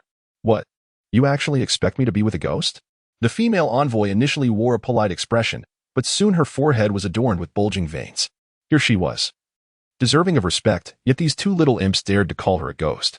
Had they ever seen such a sensual ghost? Silence. The female envoy could no longer contain herself. Her patience, though strong, had its limits. "Who are you to spew such filth? Who am I? You think everyone is like you? Pale as a corpse, and your tattoos are impressive? Why not ink a dragon? Wearing a stocking on your head is something to boast about? Don't think your darkness can entice someone like me, a handsome lad. You, with your lowly demeanor, should practice with a sword instead of wallowing in degradation. What about me? I know I'm handsome, but with that bitter melon and egg face. Are you here to feast on excrement? Shall I summon a fairy nearby to serve it to you? Suchin, hurry, pull. You, and you, what about you? Who are you referring to? My name is Suchin, Suchin with unparalleled cultivation in the mighty purple gold hammer. Ah, you've got one more ring than a four-ring. Pfft. Ko. Suchin was utterly astonished as she beheld the fallen envoy, blood spilling from her lips. You truly are the champion of rhetoric, she exclaimed, raising her thumb in admiration. From this moment forth, she would regard Suchin with newfound respect. This was the first time she had ever witnessed someone so ruthlessly provoke a ghost to the point of bleeding. All right, enough of that. The ghost is dead. Let us venture inside and see if there are any treasures to be found, Suchin suggested, swallowing nervously. Indeed, I share the same sentiment. Suchin nodded in agreement. The two of them stealthily made their way towards the main hall of the City of Slaughter. Hey, shouldn't we go invisible for this? Suchin proposed. That makes sense. How could we possibly engage in mischief without concealing ourselves? Allow me to take care of that. Suchin cast an invisibility spell upon Suchin, concealing their presence. And she followed suit with a similar charm. The two of them cautiously proceeded forward. The Azura King was genuinely immersed in his sanguine elixir when he suddenly felt a twitch in his eyelid, sensing that something was amiss. Initially indifferent, the Azura King soon grew increasingly uneasy and promptly summoned his Azura demon sword. The sword was merely a test artifact, not yet imbued with its true power. Only upon passing the trial would its strength infiltrate the blade, granting it authentic might. The Azura King scrutinized his sword, when, in an instant, it vanished from sight. Stunned, he gazed at the empty space where the sword had once been, utterly bewildered. Where has my grand sword gone? Let us hurry. Truly, this sword is quite unsightly. Especially that eyeball. It's simply one T detach. Suchin quipped. What on earth are you doing with the eyeball? It could very well be a treasure. What if it is the eye of the Avenger, Anima? The eye of Anima, Suchi exclaimed, her face awash with astonishment. Is it truly impressive? Of course it is. That eyeball reportedly glows and has the power to reverse time. Is that all? Isn't it remarkable? I can do that too. True enough. As the two of them sprinted away, engaged in their banter, they soon realized something was amiss. Before them lay a singular path, beneath which flowed a river of molten lava. Are you certain this is the route we took? Suchin questioned, his expression darkening as he regarded Suchin. Suchin nodded. But you just told me you know the way? If we break through here, isn't that the path? She blinked and continued. That makes sense. But will our actions defy the heavens? Is there even a heaven in this world? Can you see it? Suchin pointed above, exclaiming, hiss. Although I can't comprehend it. It feels incredibly powerful. Let's go. Let's see what this is all about. Suchin grasped Suchin's hand, while Suchin dragged the Shura sword along. As the two reached the midpoint, they suddenly trembled. One was vigilant, while the other wore a face full of anticipation. Just as they halted, a multitude of bats appeared above them. Goodness! So many bats! Oh yes, bats. What are you so excited about? They are bats, dear sister, not Batman. Suchin turned, placing both hands on Suchin's shoulders, shaking her in desperation. What are you afraid of? They are merely bats. Watch this. Celestial technique. All swords return to the origin. Goodness. This is quite powerful. No, this place might collapse. Suchin immediately intervened. Why don't you take a turn? Suchin halted, casting him a sidelong glance as she retorted, if I am to do it, then so be it. Suchin forcefully stomped on the ground. Crack. The two glanced at the surface, and then, bang, they successfully plunged into the molten lava below. Su Qing gazed at Su Chen with a face full of frustration. Su Chen cried out in desperation, I'm going to die. Help, help. What nonsense. You're fine. Su Qing retorted. Oh, it seems, actually. It is a bit pleasant, she gasped. Su Chen wore a look of sheer enjoyment, leaving Su Qing with a face full of exasperation. What to do? The sword has inadvertently been broken. Su Qing glanced at the two halves of the Azura sword in her hand. It's fine. The eyeball is intact. If necessary, I can always return it. Perhaps a kitchen knife would suffice, a kitchen knife with an eyeball. How cool would that be? Chapter 45. The crumbling Azura King snowflakes fluttered. And the northern wind howled, enveloping the world in a desolate haze. The two masters and disciples, after enduring countless hardships, finally reached their destination, accompanied by a little girl. We have arrived at last. I believe ere long will surely accept us. The master's face was alight with excitement, his hands trembling. Tang San looked at his teacher with a face filled with skepticism. Initially, he had respected and trusted his master. But the events of the past day and night had caused him to doubt the integrity of this so-called master. What kind of master deceives children for pocket money? He mused, only to find that the child's parent had given him a sound thrashing. It wasn't that they had not fought back. Rather, the child's parent turned out to be a soul saint. Thus, they had crawled and stumbled their way to the Blue Electric Tyrannosaurus Academy. Master, are you certain this place is reliable? Why don't we return to Shrek? Dean Flander will surely forgive you, Tang San implored earnestly. Upon hearing this, the master snorted haughtily. Humph! Isn't Flander looking down on me? Today, you Xiaojiang, shall show him that knowledge is power. But your knowledge won't fill our stomachs, Xiaowu interjected. Pouting and tapping her fingers, she suggested that it would be better to return to the forest, where she wouldn't have to worry about hunger. The blue-silver grass Tang San provided was far too unpalatable, much less enjoyable than the grass in the forest. What do you know? As a soul master, if you cannot overcome such trivial hardships, how can you expect to grow stronger? The master retorted, glaring at Xiaowu. Exactly. Tell me, have you grown stronger? You've only endured hardships, and instead, you seem to be getting weaker. Xiaowu replied bluntly. As a rabbit, she was no fool. Initially, she had truly been deceived by Yu Xiaojiang, but Tang San's reluctance to let her go and his sorrow had compelled her to stay. However, as time passed, her fears for her own safety grew. Xiaowu, you must not speak of the teacher that way, Tang San admonished sternly. Upon hearing Tang San defend him, the master smiled. Teacher, you must not speak ill of Xiaowu. Tang San turned to Yu Xiaojiang with a serious expression.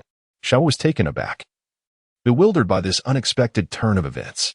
San, you actually, the master exclaimed in disbelief, unable to fathom that his student would challenge him for a little girl. Humph. If you want to go, then go. I'm not going with you. This master is utterly unreliable.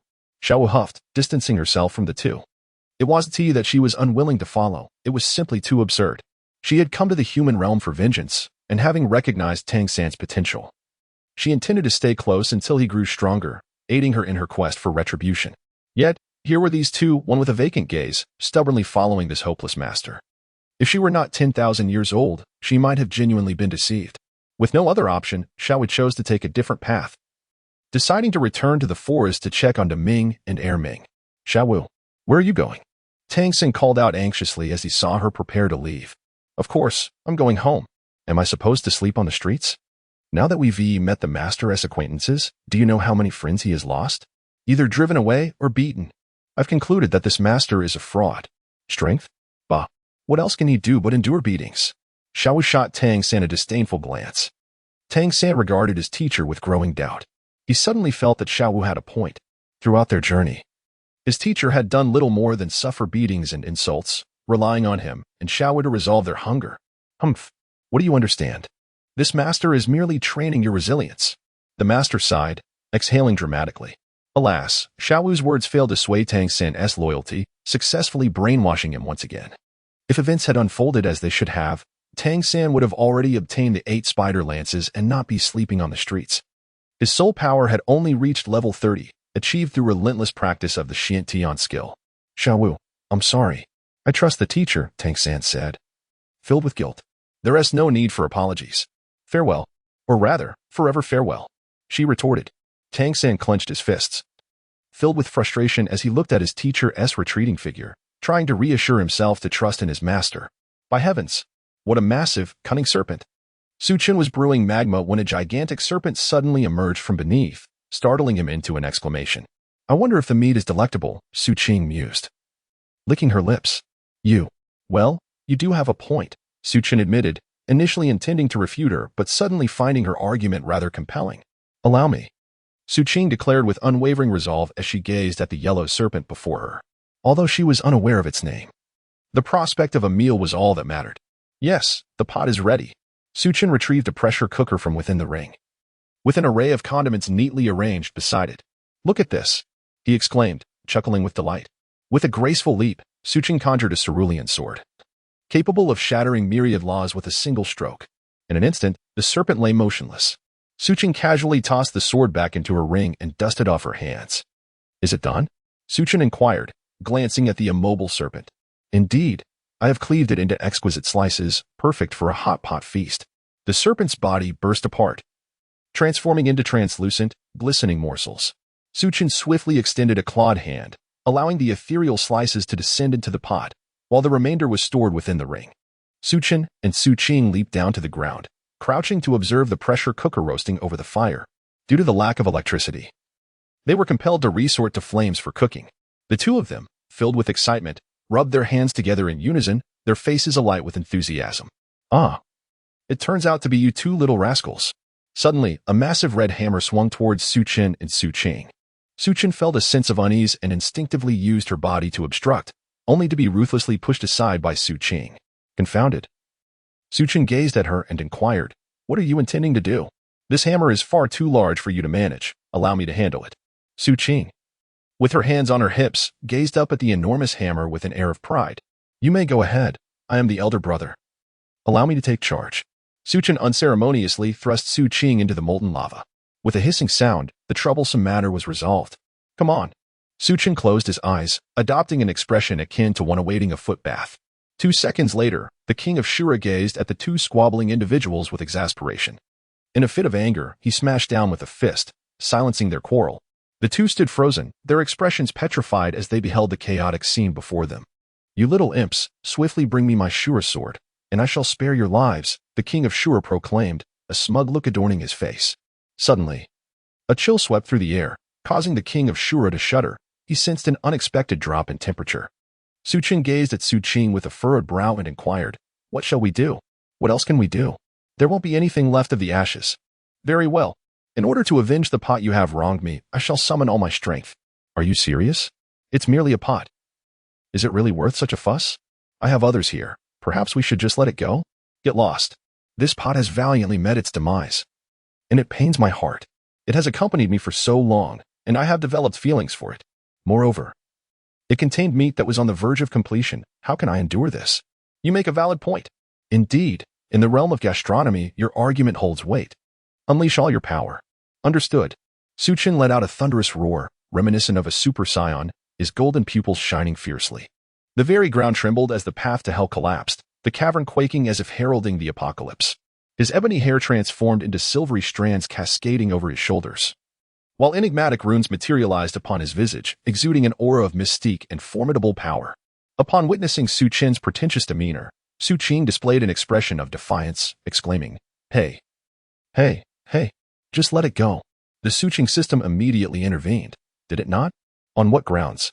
Su Qing wore an expression of discontent. You are already formidable enough. Just wait to safeguard this universe. Su Chen took action. Did you not see the ground outside already crumbling? It could explode at any moment. Whether he acts or I act, it will ultimately lead to destruction. Then let us embrace the inevitable. Douluo Star, I have my reservations. Indeed. Feel free to proceed as you wish. Su Qing stood upon the void, surrounded by the vast cosmos. Her hair transformed into a cascade of purest white, while behind her emerged a divine ring of the 8 trigrams. Her swords floated gracefully beside her, and she was adorned in a flowing white gown, her eyes resembling the brilliance of stars, piercing through the fabric of reality. With each step she took, lotuses blossomed. By the heavens! Su Chen exclaimed, his expression one of discontent.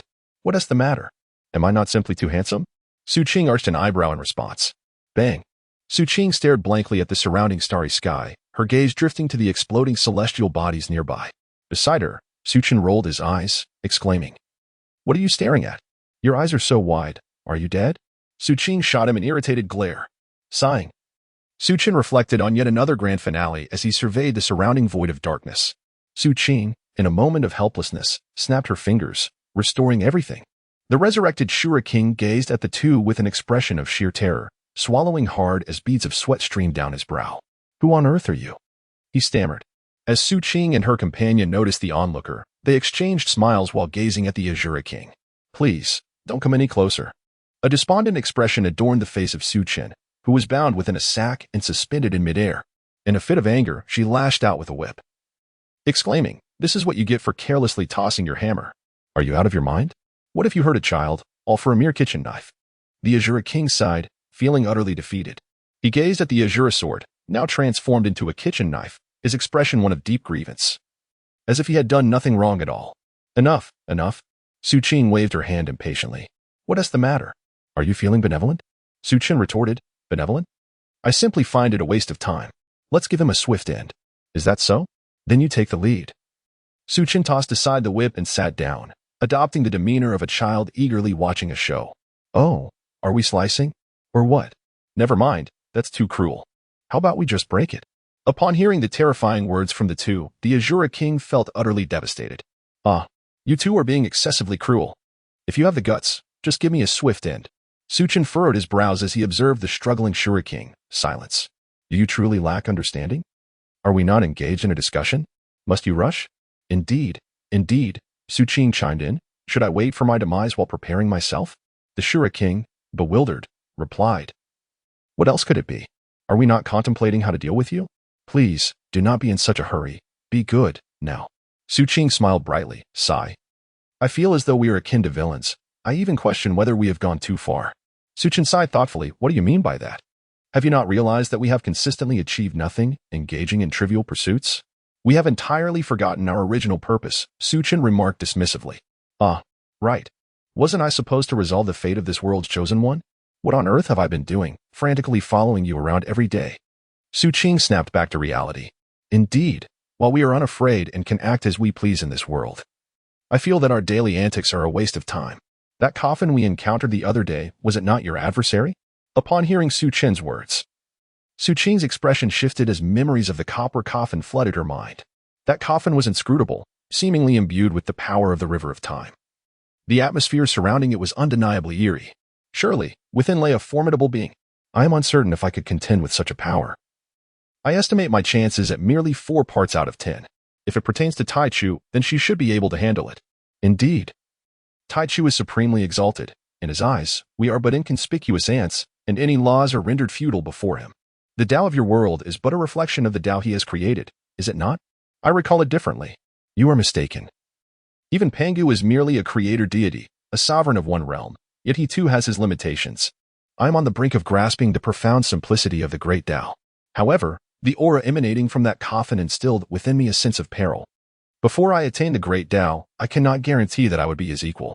The realm of that mysterious coffin is surely not inferior to mine. In this context, you mentioned coming to this world to eliminate the most formidable individuals. If it were me, would you still strike? Su Qin jested. Indeed. Ah, can you truly bring yourself to do so? Su Qin feigned a pained expression. To grow stronger, one must be prepared to forsake matters of the heart. My tribulation of affection has yet to pass. I have calculated that it will manifest in moments of life and death. What is there to fear? Rest assured. I have no family in this world, though I do have 2 wives and an additional one taken in by circumstance. Despite our lack of blood relation, you have become my sister. Should the need arise to strike against me, do not hesitate. I shall not retaliate. Su Qin patted his chest and assured. This is your promise. Don't blame me for being ruthless when the time comes. Su Qing raised an eyebrow and replied, a true man keeps his word. The two exchanged smiles, took out their phones, and began playing King of Glory, while the other side, the Azura King, was of no concern to them. Chapter 46. Spicy Rabbit Head, I would like an order. Su Qing gazed at the dark screen before her, the veins on her forehead bulging prominently. The smile that had graced her lips gradually faded away as she glared at Su Qin, who was whistling nonchalantly beside her. Am I the marksman, or are you the marksman? She demanded. You are, he replied. Then why do you steal my kills? Because I am the support. Being the support doesn't give you the right to snatch kills. That bailing support of yours, every time the enemy is low on health, you claim the kill. What does that mean? Am I merely your laborer? Why don't you just say whether the enemy is dead or not? This game is about pushing towers. Kills aren't that important. All right. You make a valid point. Look, you're getting anxious again. Ahem, have you all forgotten there's still one person here? The awkward voice of Xiao Luowang interjected as two faces turned towards him. Oh yes, we seem to have forgotten you, Su Qing said. Her voice as clear as a mountain spring. She immediately rose, retrieved a kitchen knife, and fetched a whetstone, squatting down to sharpen the blade. Well, my apologies. We got a bit carried away. But what on earth are you sharpening a knife for?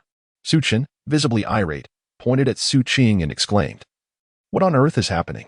Su Qing looked up with an innocent expression and replied, Oh, please continue your work. A man sat in meditation. His eyes closed in deep concentration. His brow furrowed as he murmured, Ling Er. Awakening with a start, Shi Hao surveyed the ethereal surroundings. Letting out a deep sigh.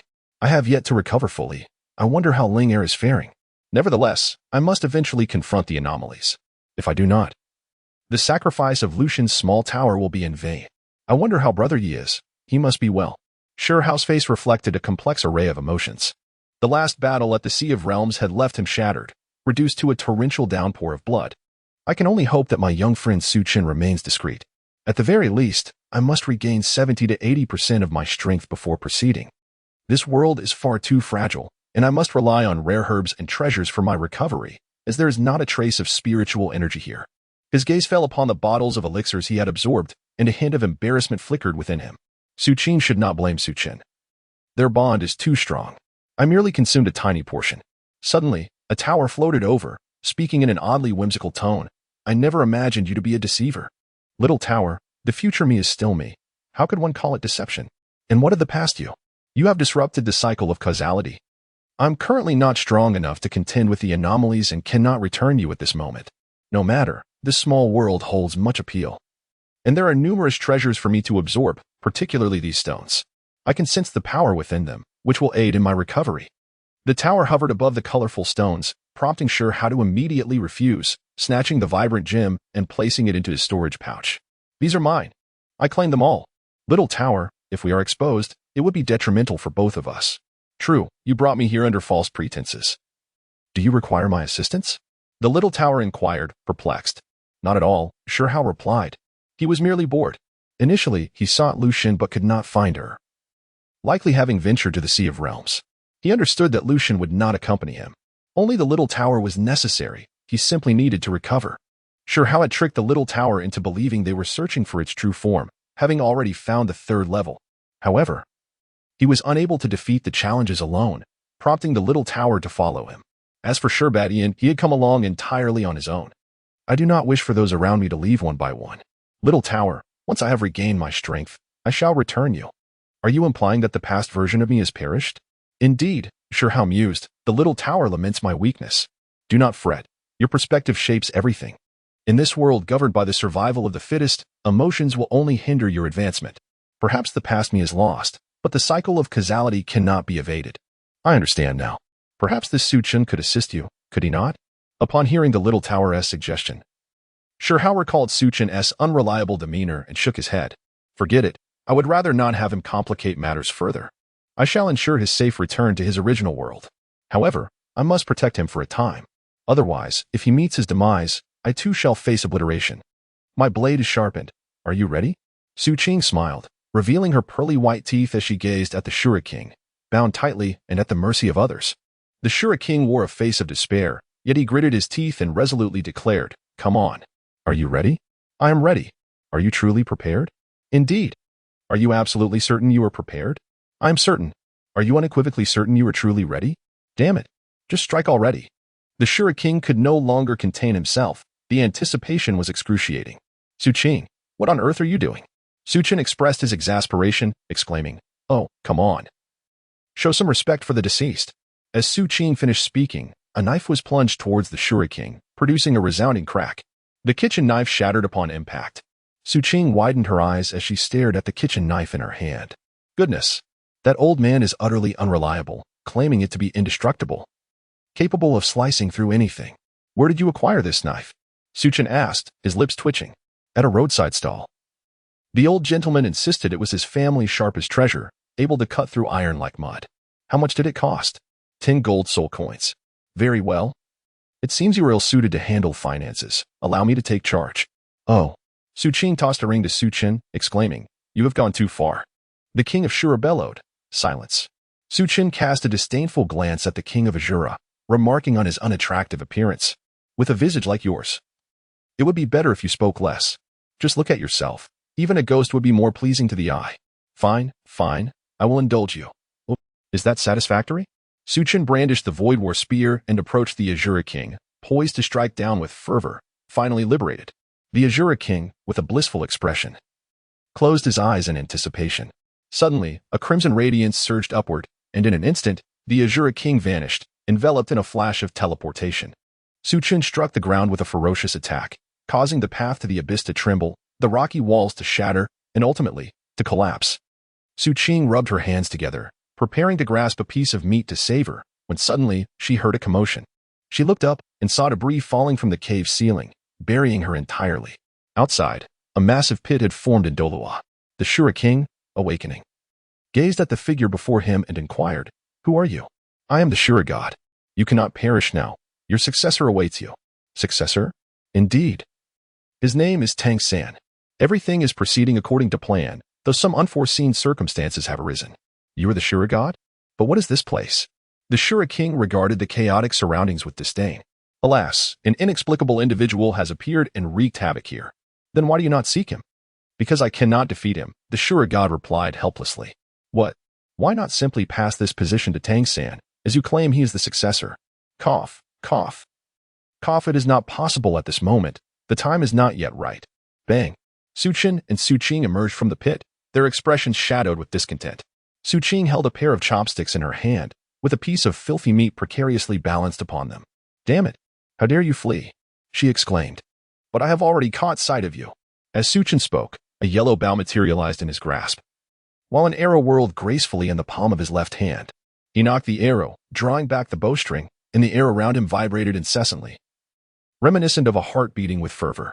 Su Chen aimed at the sky and released a powerful blast, the sound of shattering air resonating around him as the void itself fractured. Su Qing also conjured a bow, the divine bow of the scorching sun, knocking 3 arrows and drawing it to the half-moon. Gritting her teeth, she declared, You may hurl insults at me, but you shall not deprive this fairy of her meal. After waiting so long for this delectable feast, to have it snatched away before I could even savor a bite, may you perish. Su Qing released her grip, and 3 arrows whirled around in a circular dance, akin to a guiding compass, piercing through the fabric of space as they soared forth. Su Chen gazed in bewilderment at the blushing Su Qing, pondering the depths of their apparent enmity. Was there truly such animosity between them? Who could assert otherwise? In the grand scheme of existence, nothing surpasses the necessity of sustenance, a truth that should not be overlooked. After a prolonged wait, the meat had finally reached the point of readiness, yet why the excessive force? It is all you're doing. Just look at that. The meat is now sullied. Su Qing pouted her lips with a hint of grievance. So, is it just for a piece of meat? If necessary, I can always make it again. Very well. I leave it to you. It's merely that inner elixir from the snake. It holds no significance for me. What do you think you can derive from it? Su Qing tossed a yellow inner elixir to Su Chen. Su Chen examined the item in his hand meticulously, realizing it held no value for him. This trinket is of no use to me. Perhaps I should sell it? With that, the 2 figures vanished in an instant. Xiao Gang. Is that you? Ere long. It is I, Xiao Gang. The 2 shared a tender gaze. Xiao Gang, at long last, I have found you. Where have you been? Alas, ere long. Master Flinder expelled me from Shrek, the master lamented. Flinder? Impossible. He is not that kind of person, ere long said, furrowing her brow in disbelief. Humph. Otherwise, how could I be in such a predicament? Ere long, allow me to introduce my student, Tang San. Tang San, quickly greet your teacher's wife. Tang San looked at Ere Long with skepticism, then at his teacher. Comparing the two, he noted that Ere Long was strikingly beautiful while his teacher appeared rather scruffy. The disparity was stark, yet Tang San held his thoughts at bay and bowed respectfully. Greetings, teacher's wife. Good boy. You both should come inside. Xiao Gang. I have so much to discuss with you. Ere Long, I am sorry, the master said, his face contorted in pain as he forced out a tear. Tang San watched from the side, his mouth agape in admiration for his teacher's acting skills. Just returning is enough. However, Ere Long remained unconvinced by the master's words. No matter the circumstances, she believed Xiao Gang must have done something to provoke Flinder, leading to their discord. At that moment, Tang San, standing behind them, gazed at the sky, lost in thoughts of Xiaowu. You. Su Qin, what are you doing here? Xiaowu exclaimed. Her face a mask of fear as she looked at Su Qin and Su Qing. Su Qin squinted his eyes as he observed Su Qing engrossed in her phone. Enough of the games. How did this rabbit end up here? A rabbit? It's time to eat. Su Qing exclaimed with delight, gazing at Su Qin in surprise. Su Qin felt utterly exhausted, casting a disdainful glance at Su Qing. Are you a pig? What are you saying? Coughing lightly, he added. Oh, it's nothing. I was merely wondering why this rabbit is here. Su Qin pointed at the trembling Xiaowu beside him. Coincidentally, both Su Qin and Su Qing instantaneously teleported, suddenly materializing in front of Xiaowu. This unexpected encounter caused Xiaowu to collide with Su Qin's chest. As Xiaowu looked up and beheld that familiar visage, he was momentarily stunned, doubting his own perception. He rubbed his eyes, only to realize that he was not mistaken. Upon seeing Xiaowu, Su Qin immediately broke into a mischievous grin and let out a sly, mocking laugh. Xiaowu, upon hearing Su Qin's words, felt a surge of panic wash over her, contemplating an immediate escape. She had never anticipated that Su Qin could see through her disguise. What was she to do? Su Qin casually restrained Xiaowu, exclaiming, Isn't this the rabbit we encountered during our battle? Su Qing approached with a hint of surprise, saying, So, what exactly brings you here? Otherwise, I might have to take action. Xiaowu, trembling and drenched in sweat, swallowed hard and replied, I'm just trying to escape. Are you planning to kill me? Why would I want to harm you? You hardly possess any valuable traits, and besides, what is so delectable about a rabbit? Upon hearing this, Xiaowu sighed in relief, realizing she had yet to exact her revenge. However, spicy rabbit heads are truly the most delicious, Su Qing remarked in agreement. Su Qing gazed at Su Qing with a satisfied expression, and the two exchanged high fives. However, Xiaowu's smile gradually faded, and she huffed. How dare you consume my fellow rabbit? I shall haunt you for this transgression. Aware of her inevitable fate, Xiaowu, in a fit of anger, retorted. How could a mere rabbit aspire to be a specter? You would be better off as a dog. Su Qin interjected with a smirk. I shall bite you to death. Struggling in vain, Xiaowu realized she was utterly immobilized. Alas, Su Qin sighed, shaking his head at the tearful Xiaowu. Did you not desire my soul ring? I shall never relinquish it to you malevolent soul masters. With that, Xiaowu closed her eyes, bracing herself for the sacrifice. Su Qin snapped his fingers, and the sacrifice ritual faltered. Xiaowu, taken aback, glared at Su Qin in exasperation and exclaimed, Oh dear, what are you doing? Who would ever find your hula hoop appealing? It pales in comparison to ours. I still have a whole heap of red hula hoop cards in my warehouse. Upon finishing his words, Su Qin stepped forward, and a myriad of colorful soul rings emerged one after another. He placed one of the soul rings around his waist and gave it a twist. Xiaowu was rendered speechless, her eyes wide with disbelief. She questioned in astonishment. Are you human or a ghost?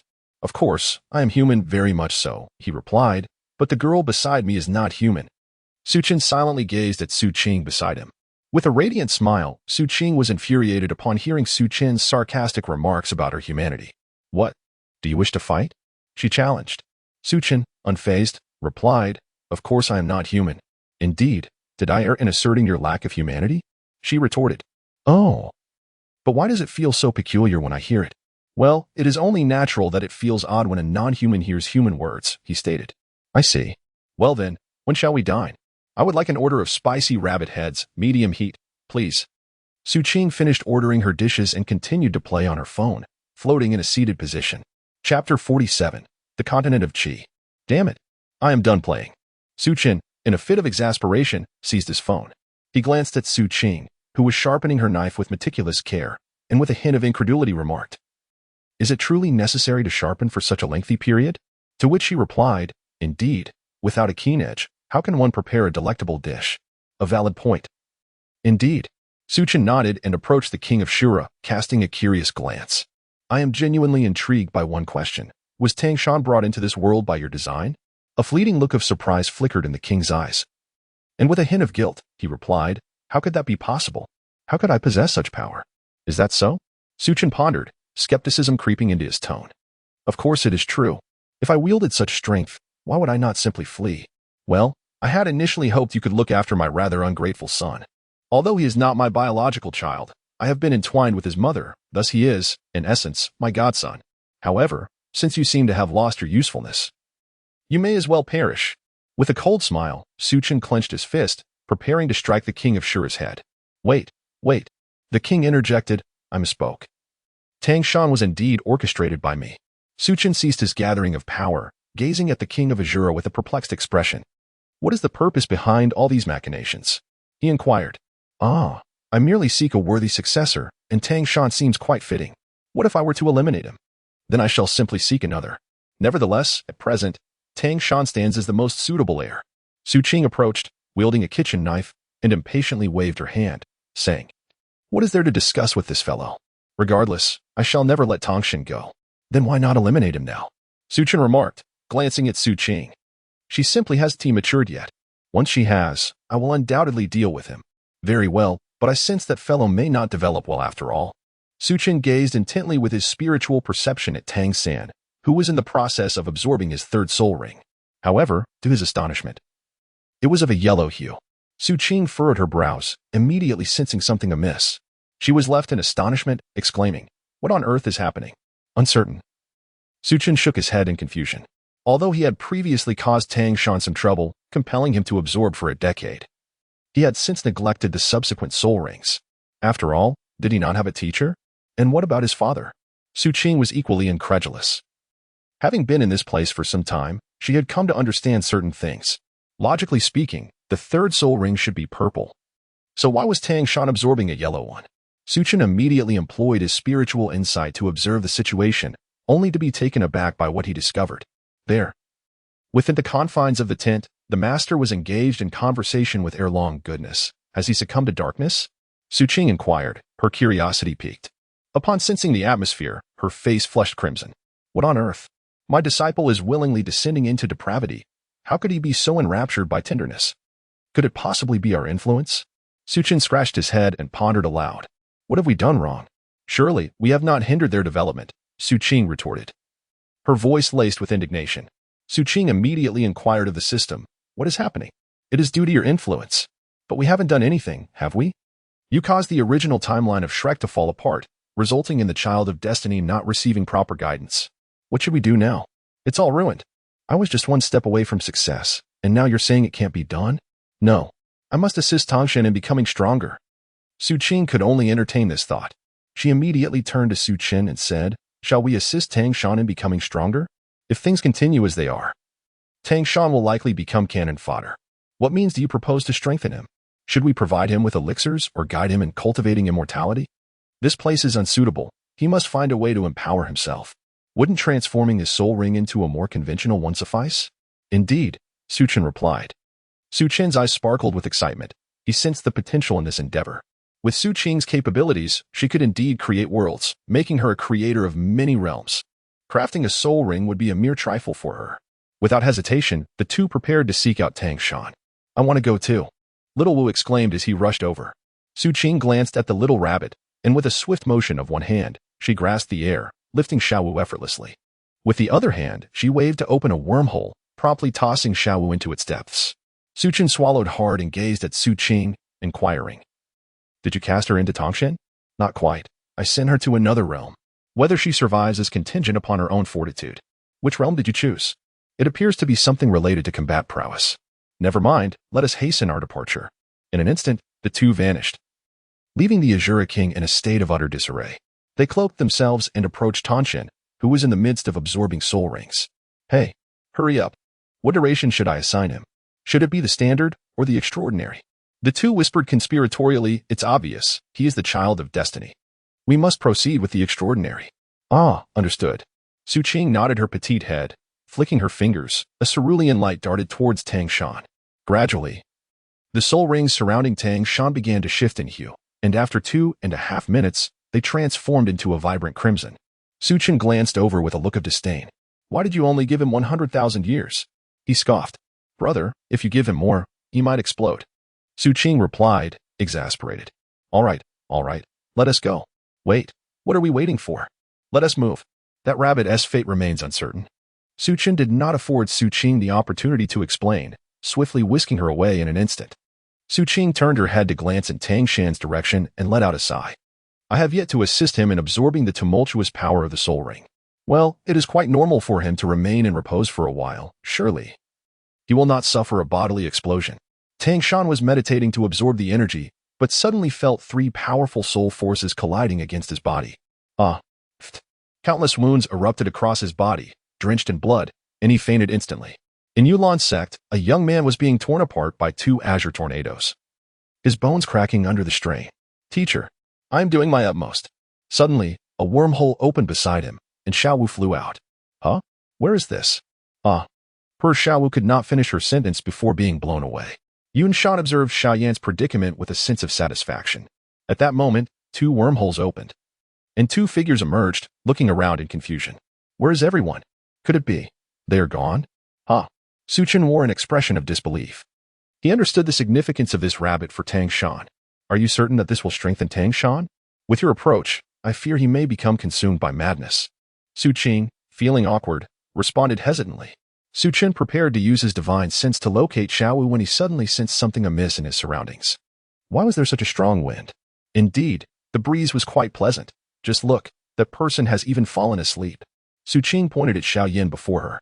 Su Chen glanced at Xiaoyan, finding him somewhat familiar. Suddenly, he noticed a swirl of white flames enveloping Xiaoyan, who slowly opened his eyes, his entire being radiating a chilling fire that made the very space tremble. He felt at ease entrusting matters to. Elder Yao stared blankly at Su Chen and Su Qing before him. Who are you? We are outsiders, here to seek someone.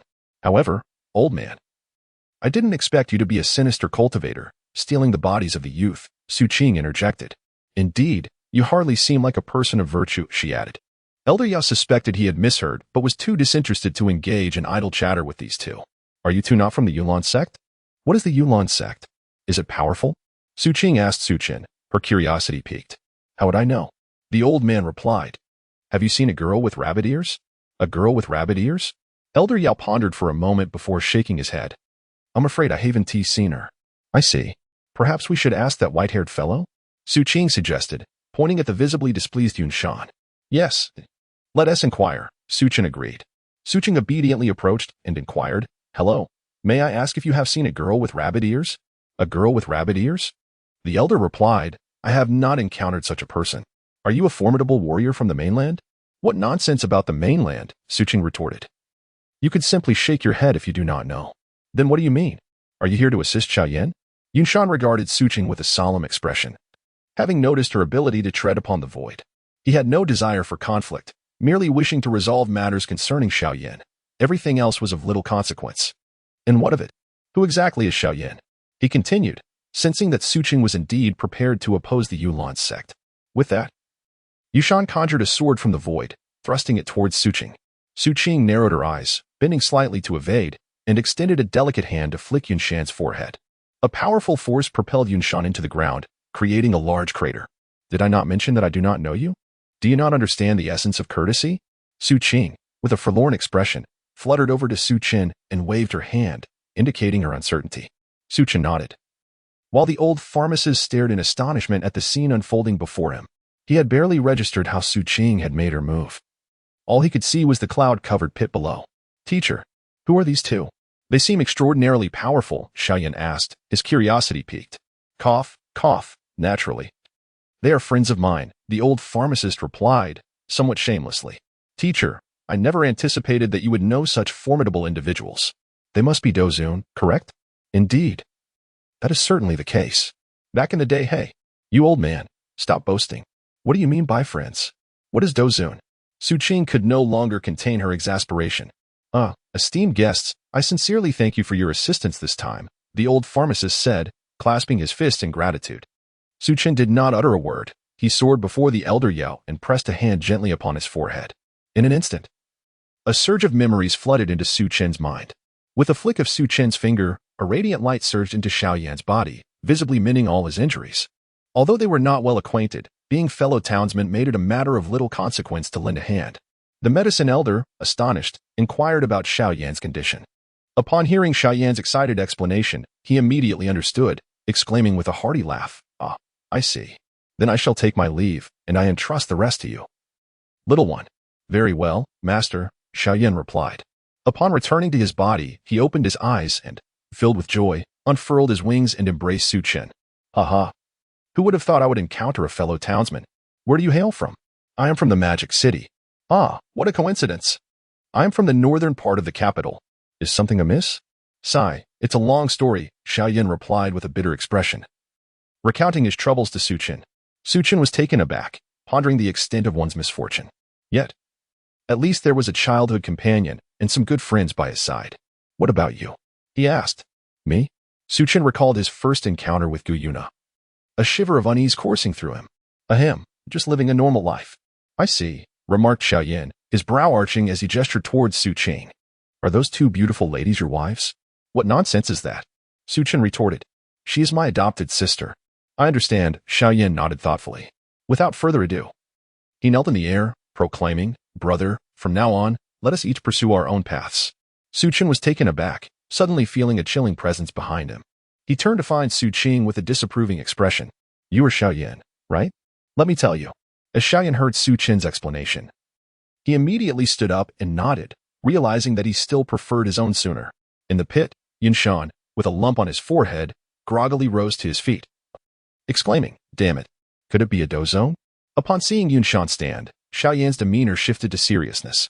Yunshan, if you do not provide me with an explanation today, then there will be no need for your Yunlan sect to exist any longer. Xiaoyan, you only dare to act this way because you see two Douzongs backing you. How about a one-on-one challenge? Yunshan retorted angrily. Xiaoyan raised his head proudly, unfazed, and replied, I apologize, but I summoned my friends to assist me. Isn't that only natural? With that, Xiaoyan summoned two flames of unique fire, preparing for their fusion. Su Chen, filled with curiosity, extended his hand to touch, but Xiaoyan swiftly evaded. Brother, this thing cannot be touched, he exclaimed. Rest assured. I find it rather warm. Thus, one soared through the air while the other pursued, and all eyes were drawn upwards, then downwards, caught in the spectacle. Is it not merely a touch? What harm could it do? Xiaoyan, visibly flustered, retorted, You are merely coveting my extraordinary flame. What extraordinary flame? I am merely curious. Come on, let me touch it. You truly won't snatch it away? Fear not, I shall not. In that case, may I gaze upon it for just a second? Xiaoyan cautiously inquired. Su Chen's forehead was etched with prominent veins. Without uttering a word, he instantly teleported behind Xiaoyan, sweeping his hand forward. Bring it here. Xiaoyan, taken aback, snapped back to reality and immediately lunged to seize it. No, to take it. Su Chen gazed at the azure flames in his hand, and an epiphany struck him. He promptly retrieved a piece of meat from his ring to roast. Upon witnessing this, the old alchemist, irked, floated out and exclaimed, Young Su, this is a rare fire. How could you use it to roast meat? Just as he felt a pang of hunger and yearned to taste it, he inquired, Would you like a piece? The old alchemist sighed, Alas. When did the Kuan? Falling Destruction. Chapter 48. An unexpected encounter with the little medical sage. A beam of azure light shot towards the four individuals. Xiaoyan and the old alchemist snapped back to reality, each pulling a soul to evade. Yet, they remained motionless. Damn it, Su Chen, quickly evade. Su Chen is not one to shy away. He fears not even the explosion of the universe. Why would he be afraid of this trivial matter? Hehehe, it's perfectly roasted now. Would you care to sample a piece? Xiaoyan, Yao Lao, Su Qing, brimming with excitement, rubbed her hands together and exclaimed, I want to taste it. Please. Su Chen smiled sweetly as he handed the skewer to Su Qing. However, in an instant, with a swift motion, the roasted meat vanished from his hand. Su Qing's heart raced with emotion, her forehead creased with veins as she glared at Yunshan, whose lips curved slightly upwards, exuding the demeanor of a victor. Esteemed one. Yunshan cautioned, I advise you to depart. Do not presume that attaining the status of a Douzong allows you to act with impunity. In a flash of brilliance, Su Qing erupted with a speed reminiscent of a fleeting ray of light, materializing before Yunshan in an instant. With a powerful rising dragon fist, she sent Yunshan soaring, his anguished cry escaping him too late as he ascended into the air. Su Qing then brandished a colossal 40-meter-long blade, transforming its essence into an imposing shadow, and executed a vertical strike aimed directly at Yunshan. Both Yao Lao and Xiaoyan were left stupefied by the spectacle. Xiaoyan swallowed hard, gesturing toward Yao Lao. Teacher, are Douzun warriors truly this formidable? Brat, I was also a Douzun in my prime. Why am I not so powerful? Yao Lao retorted. Yet, upon witnessing the towering shadow, he quickly addressed Su Chen. Young friend Su Chen, you must intervene at once. If this attack proceeds, I fear that Wutan City may be obliterated. Su Chen tapped her ear, questioning if he had poor eyesight. What does that signify? She did not destroy Wutan City, which is a relief. Yao Lao sighed in relief, and so did Xiaoyan. He did not merely devastate the Duki continent. Rather, he obliterated this planet. Yao Lao did not comprehend what a planet entailed, but he certainly understood the Duki continent. So why aren't you going to stop her? Is it truly necessary for the sake of Emir Yunshan? Indeed. Su brother, hurry and prevent your sister. The disciples of Yunlanzong, witnessing Yunshan in a near-death state, were left agape, unable to regain their composure. Upon seeing this, Haibuodong and a few others swiftly spread their wings and fled at great speed. What on earth is Yunshan doing? Why has he provoked such a terrifying being? Haibuodong gritted his teeth and remarked. Su Chen shook his head and instantaneously appeared beside Su Qing. Let it go. We should not harm the innocent. Our purpose is to find Xiaowu. Using a cannon to swat a mosquito seems rather excessive, does it not? Su Qing, acknowledging the wisdom in his words, ceased her assault. The cloud-like figure of Yunshan, which had been descending from the sky, vanished completely, his eyes closed in serene repose. Su Qing sheathed her dagger and drew forth the crimson sword. In an instant, the atmosphere was saturated with an aura of slaughter, causing the very fabric of space to tremble.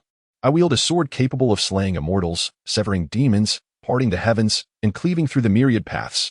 Dao slash. As Su Qing executed a sweeping strike, the form of Yunshan collided with the sword aura, dissipating into a myriad of luminous points. The sword energy did not retract but instead surged toward the Yunlan sect. The sect leader, Yun, immediately soared forward, positioning herself protectively before her sect. Yunji, quickly, take cover. Upon witnessing this, Xiaoyan became frantic, shouting, Master, I implore you. Fear not, you insolent brat. The medicine elder possessed Xiaoyan, endowing him with the formidable power of a dozo. In an instant, he shattered the fabric of space, arriving before Yun in less than a second, forcefully pulling her away. Let go. Xiaoyan, the Yunlan sect is my home. I cannot bear to witness its destruction. Even Yunshan could not withstand it. How could you? Yun, come with me. Yet, Yun hesitated. Gazing upon the expressions of terror etched upon the faces of her sect members, her resolve solidified. Let go. Even if it leads to death, I wish to remain with the Yunlan sect. My master is gone. I cannot bear to see the downfall of my home. At that moment, Su Chen arrived, tugging at Xiaoyan. Let us go. She has chosen her fate, and you cannot change it. How can you? A person of the modern era hope to save someone intent on jumping from a building? You might succeed once, but can you do it a second or third time? Xiaoyan, seeing a glimmer of hope, immediately spoke up. Brother Su Chen, could you stop? Not even I would dare to face that sword strike. Look at it. This sword aura obliterates all matter in its vicinity, including the very fabric of space. You have witnessed the fate of Yunshan. Even the king of hell may not retrieve him. Upon hearing this, Xiaoyan, filled with reluctance, turned to the medicine elder. Master, alas, Xiaoyan, perhaps this is fate. Even I have never encountered such a bizarre assault. Hey, Su Chen, what are you doing over there? Su Qing approached, observing the impending strike of her attack drawing ever closer. Is everything all right? Can't you call off this attack? Why should I? Do you understand the anguish of a gourmand when food, so tantalizingly close, is destroyed? I have shown enough mercy by not obliterating this place entirely. Alas, these individuals are innocent. Must they suffer? Su Chen observed that some individuals from the Yunlan sect had already knelt before them. Su Chen, do you understand? Compassion can lead to your downfall. I am aware. Yet I believe these individuals do not deserve to perish. Is that so? Then you should intervene. I shall seek the rabbit. Upon finishing her words, Su Qing vanished in an instant. Su Chen helplessly gazed at the sword aura, which was already 100 meters away. He glanced at Yun, who was resolutely facing her fate, and then looked at Xiaoyan, who was preparing to rush to her aid, only to be halted by Yao Lao. Su Chen gritted his teeth, desperately seeking solace in the chaos within his mind. Chaos? What is it? He inquired. Can you halt this blade of energy? Yes, but my current condition is far from optimal. In the realm of space, the Emperor of Chaos sighed in resignation. To be frank, he had no desire to involve himself with individuals of little significance to him. Upon investigating the members of the Yunlan sect, he discovered that only a small fraction were innocent. The majority were bullies, preying on the weak. Do you require my intervention? The small tower inquired as it hovered nearby. The Emperor of Chaos nodded slightly, choosing to continue his meditation. You owe me a chance to act, the small tower remarked before departing.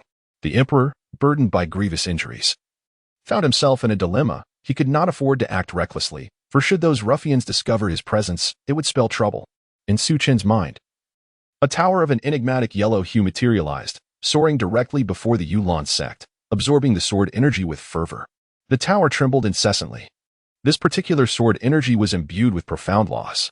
Such a method would require no small effort on my part, the small tower remarked before erupting forth. The surrounding mountains of the Yulon sect crumbled, and the pavilions collapsed. Suchen soared over, and you must be the tower he spoke of, correct? Indeed. This attack requires me to absorb it gradually. It may take some time. Would you like me to assist you? No need. I have sensed the laws within this attack, which may prove beneficial to me. I see. Then do take care. After Suchen spoke, he approached Xiaoyan, as there was still some time to spare. Lingering here was of no consequence. How are things progressing, Suchen? Xiaoyan inquired with concern. It's nothing to worry about. Leave it to the small tower. However, it will take a while, so please ensure that these individuals do not disturb him. If they choose to ignore this warning, it will be their own demise. And I can do nothing about it. Understood. Thank you, Xiaoyan replied with a respectful gesture. You need not thank me, it is only natural. Whenever you require assistance, do not hesitate to call upon me, for I shall face any peril for you. Upon hearing this, Suchen glanced into the distance, raised an eyebrow, and remarked, then, would you be so kind as to give me your childhood companion? Ah, that one? Could we perhaps exchange for another? I am afraid that request is one that Xiaoyan cannot acquiesce to. How could he possibly agree? After all, it has taken us so long to reach this point. And now you want to take her from me? That is simply out of the question. I see. In that case, let it be. However, I must express my disdain for those who engage in surreptitious eavesdropping. Come forth. Suchen coldly surveyed his surroundings. With a swift motion, he drew in the air. And suddenly an ominous mist coiled around his palm. In his grasp appeared a diminutive figure. You, young one, do you intend to oppose my soul palace? The old medicine master, astonished by the figure in Suchen's hand, exclaimed, I never anticipated it would be you, Protector Wu. I advise you to behave yourself and promptly instruct this little rascal to release me. The Protector Wu cautioned, cough, cough, cough. I am afraid I cannot compel this young friend to let go, the old medicine master said awkwardly. Suchen gazed at the figurine in his hand with a look of perplexity. Is this character a villain? He mused. I believe not, with such an appearance. It must surely be a nefarious character. Xiaoyan stroked his chin and shook his head in disagreement. Ouch. Teacher, why did you hit me? Xiaoyan remarked, rubbing the back of his head in bewilderment. Master Yao, stroking his beard with satisfaction, responded, have you forgotten how I taught you? One cannot judge the nature of a person solely by their appearance. So, do you deem it a good or bad person? A villain, Xiaoyan concluded. Upon hearing that there were villains present, Suchen prepared to take action. The guardian, Yu, became anxious and immediately began to explain, stating that he was merely passing by and had come to investigate the commotion he had heard. Suchen halted his actions, a playful expression adorning his face. So, you consider yourself a good person? The guardian, indifferent to the implications, nodded incessantly, exclaiming, Yes, yes, indeed I am a good person. Is that so? Suchen replied, a hint of disappointment evident in his tone. The guardian felt a surge of joy within, yet Suchen, with a mischievous glint in his eyes, declared, I am a villain. You. How dare you? The guardian realized he had been tricked. Could he endure such mockery? Enough, enough. Stop the banner. It is time to set forth, Suchen announced, clenching his fist, causing the guardian to shatter into fragments, dissipating into nothingness. Upon witnessing this, Elder Yao felt a sudden shiver run down his spine. Suchen glanced over at the small tower, noticing that it was still in the process of absorbing energy. How much longer will you require on your end? He inquired. Approximately a day's time, came the response. In that case, shall I return tomorrow? Upon finishing his words, Suchen prepared to seek out the rabbit, but Xiaoyan hastily caught up with him, breathless and extending a hand. Return it to me, he exclaimed. Return what to you? Suchen replied, utterly bewildered. The heart of Blue Lotus fire. Xiaoyan weakly stated, Did you not say you would merely take a glance? Suchen glanced around, suddenly recalling something. He extended his palm, and azure flames erupted forth, which he then tossed towards Xiaoyan before soaring away. Xiaoyan observed the heavenly heart fire of the azure lotus with utmost caution, pouting as he said, Master, Brother Suchen, what exactly is his level of power? Why do I feel as if you are attempting to deceive me? Is this truly the prowess of a Dozun? Yao Lao, feeling somewhat awkward, also found himself unable to discern the true strength of the two. It must be that of a Dosheng. Hiss, it's astonishing to think that Brother Suchen has achieved Dosheng status at such a young age. How enviable! As Suchen searched He suddenly spotted a girl with white hair clad in a purple long dress. In his recollection, girls who were somewhat attractive were often closely associated with the male protagonist. He descended swiftly. At that moment, the little medical fairy was meditating amidst the mountains, surrounded by a swirling miasma of purple poison. As insects approached, they disintegrated into nothingness. Hiss, this is far more effective than mosquito repellent, Su Chen remarked with a sense of wonder. Upon hearing a noise behind her, the little medical fairy abruptly opened her eyes, sprang to her feet, and distanced herself from Su Chen. Who are you? She inquired. Me? I'm merely passing by. He replied casually. Since you were just passing through, you may leave. Oh, come on. I find you rather pleasing to the eye, he continued. A wave of anxiety washed over the little medical fairy as she thought, damn it, this guy possesses unfathomable strength. What should I do?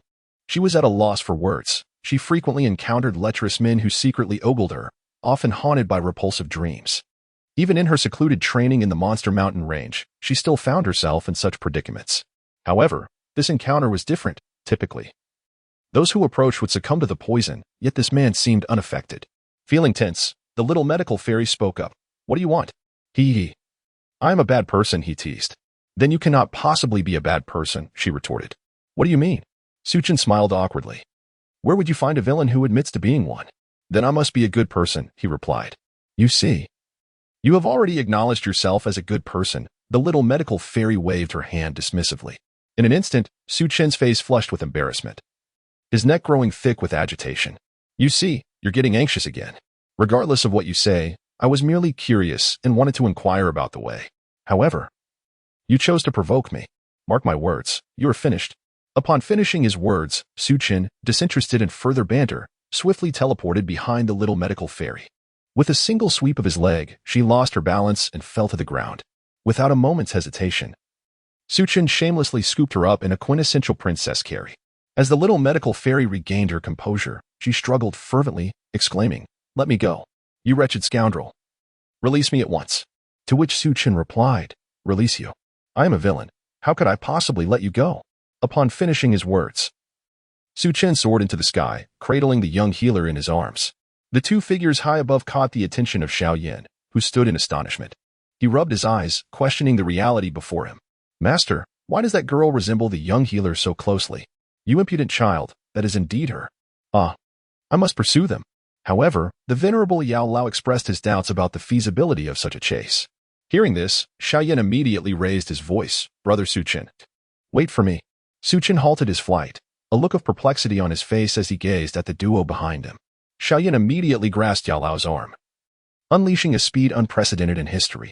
After merely 2.5 seconds, Xiao Yin, panting and wiping the sweat from his brow, exclaimed, Little doctor, is that truly you? Xiao, apologies, but I do not recognize you. Little doctor, it's me, Xiao Yin. Where have you been all this time? Ever since that day in the cabin when you left, I have sought news of you, but to no avail. Upon hearing this, the little doctor appeared hesitant, her violet pupils darting towards Xiao Yin. So, this is also your harem? Su Chen interjected suddenly, causing both Xiao Yin and the little doctor to flush crimson, turning away to avoid each other's gaze. We are merely friends. Do not speak nonsense, Xiao Yin retorted. Is that so? Are you certain you harbor no interest in her? Su Chen regarded Xiao Yin with skepticism. Indeed, I consider the little doctor solely as a friend. Then why the blush? I can understand if you declare yourself indifferent, but knowing she is a girl and still caring so much, ask your teacher, if he were an outsider witnessing your interactions, what would he think your relationship was? Xiao Yin turned to Yao Lao, who wore a knowing smile, raising an eyebrow. Xiao Yin, from my perspective as an outsider, I would surmise that you two are childhood sweethearts or perhaps even a married couple, Yao Lao remarked, stroking his beard. Teacher, you have always been solitary. I have never heard of you having a wife. How would you comprehend such matters? From the time of the magical Beast Mountains, I knew you were no ordinary person. Xiao Yin countered defiantly. You rascal. In my day, I was renowned as one of the 4 great beauties of the continent, pursued by many. Where have they all gone? You, young one, have barely ventured beyond Wuten City and have not matured enough to understand, Yao Lao retorted. Is that so? So, after all this time, you remain a solitary elder? You impudent child. Yao Lao playfully smacked the back of Xiao Yan's head. Teacher, look, you're getting flustered again. Enough, enough. What brings you to Yunlan's sect with such fervor? Oh no, I nearly forgot. Alas, Yinshan has vanished without a trace. How will I uncover my father's whereabouts? Prompted by Yao Lao's reminder, Xiaoyan recalled the pressing matter at hand. As he pondered his dilemma, he caught sight of Su Qin, who was engrossed in his phone. The little doctor observed curiously. A spark of inspiration ignited within Xiaoyan. Su Qin, please, do not disturb me. I'm in the midst of a ranked match. Su Qin ceased her gaming for a moment. I require your assistance with a matter. With all due respect, do you comprehend the nature of this world? It's the Dochi continent. Why? Clearly, it is a fantastical realm. How can you keep asking for assistance while seeking to grow stronger? Yet, I merely wish for you to help me locate my father. Su Qin was driven to distraction by the incessant chatter of Xiaoyan beside him. And with a wave of his hand, he expressed his impatience. He is not even your biological father, even if this world were to claim that title. What of your Earth? Have you forsaken it?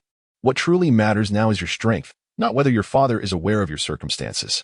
If you can abandon even familial affection, how can you hope to grow stronger? Xiaoyan immediately retorted, do you have any idea what my life was like on Earth?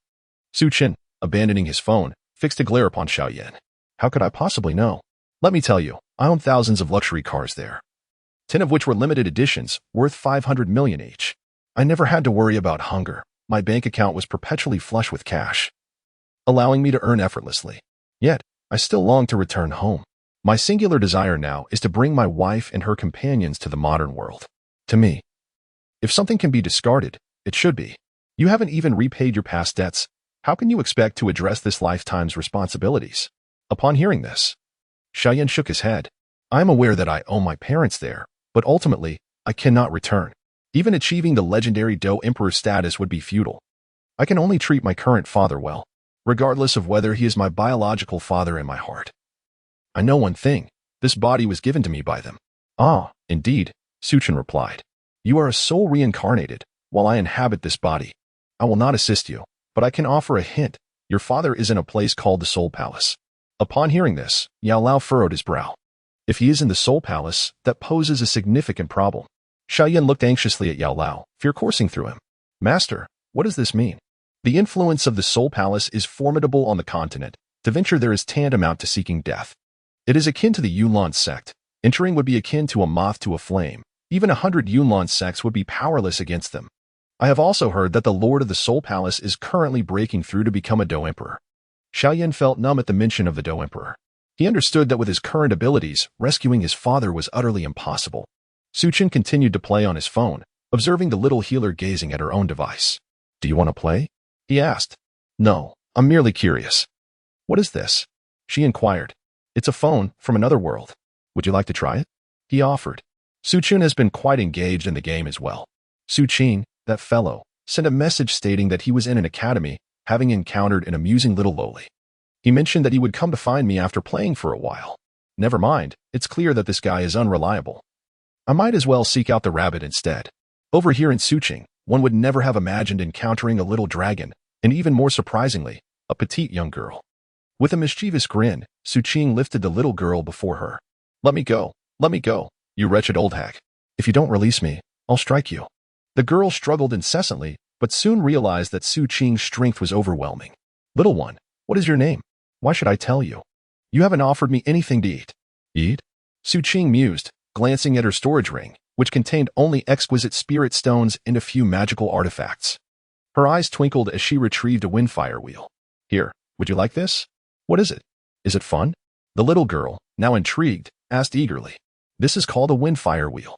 I originally intended to give it to a mischievous little scamp, but now it's yours. Just step on it. And you can soar into the sky. Of course, I've enhanced its flames with true threefold fire. Wow, it looks amazing. Quickly, give it to me. Give it to me. And what is your name? Listen well, I am called Ziyin, and from this day forth, I am your boss. What nonsense. This little one is truly remarkable. Do you even know how old your elder sister is? Su Qing raised her brow and leaned closer to Ziyin's face, huffing. So what? I don't care. I'm determined to be the leader. All right, I want to bicker with you, you little brat. I have matters to attend to. So this fiery wheel is yours. As Su Qing casually tossed it aside, the fire wheel transformed into a miniature figurine, landing gently in Ziyin's palm. Where are you headed? Ziyin inquired, glancing at the fire wheel in her hand, her curious gaze lifting to meet Su Qing's.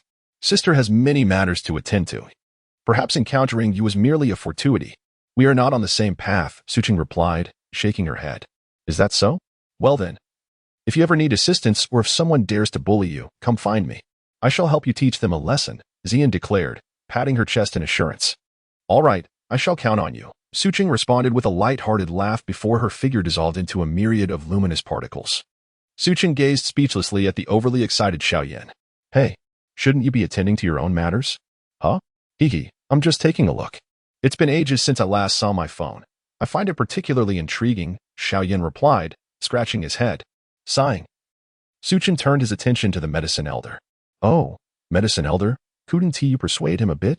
Come on, little medicine fairy. You can unleash your poison without worry, and you even have the ability to heal. Do not be afraid.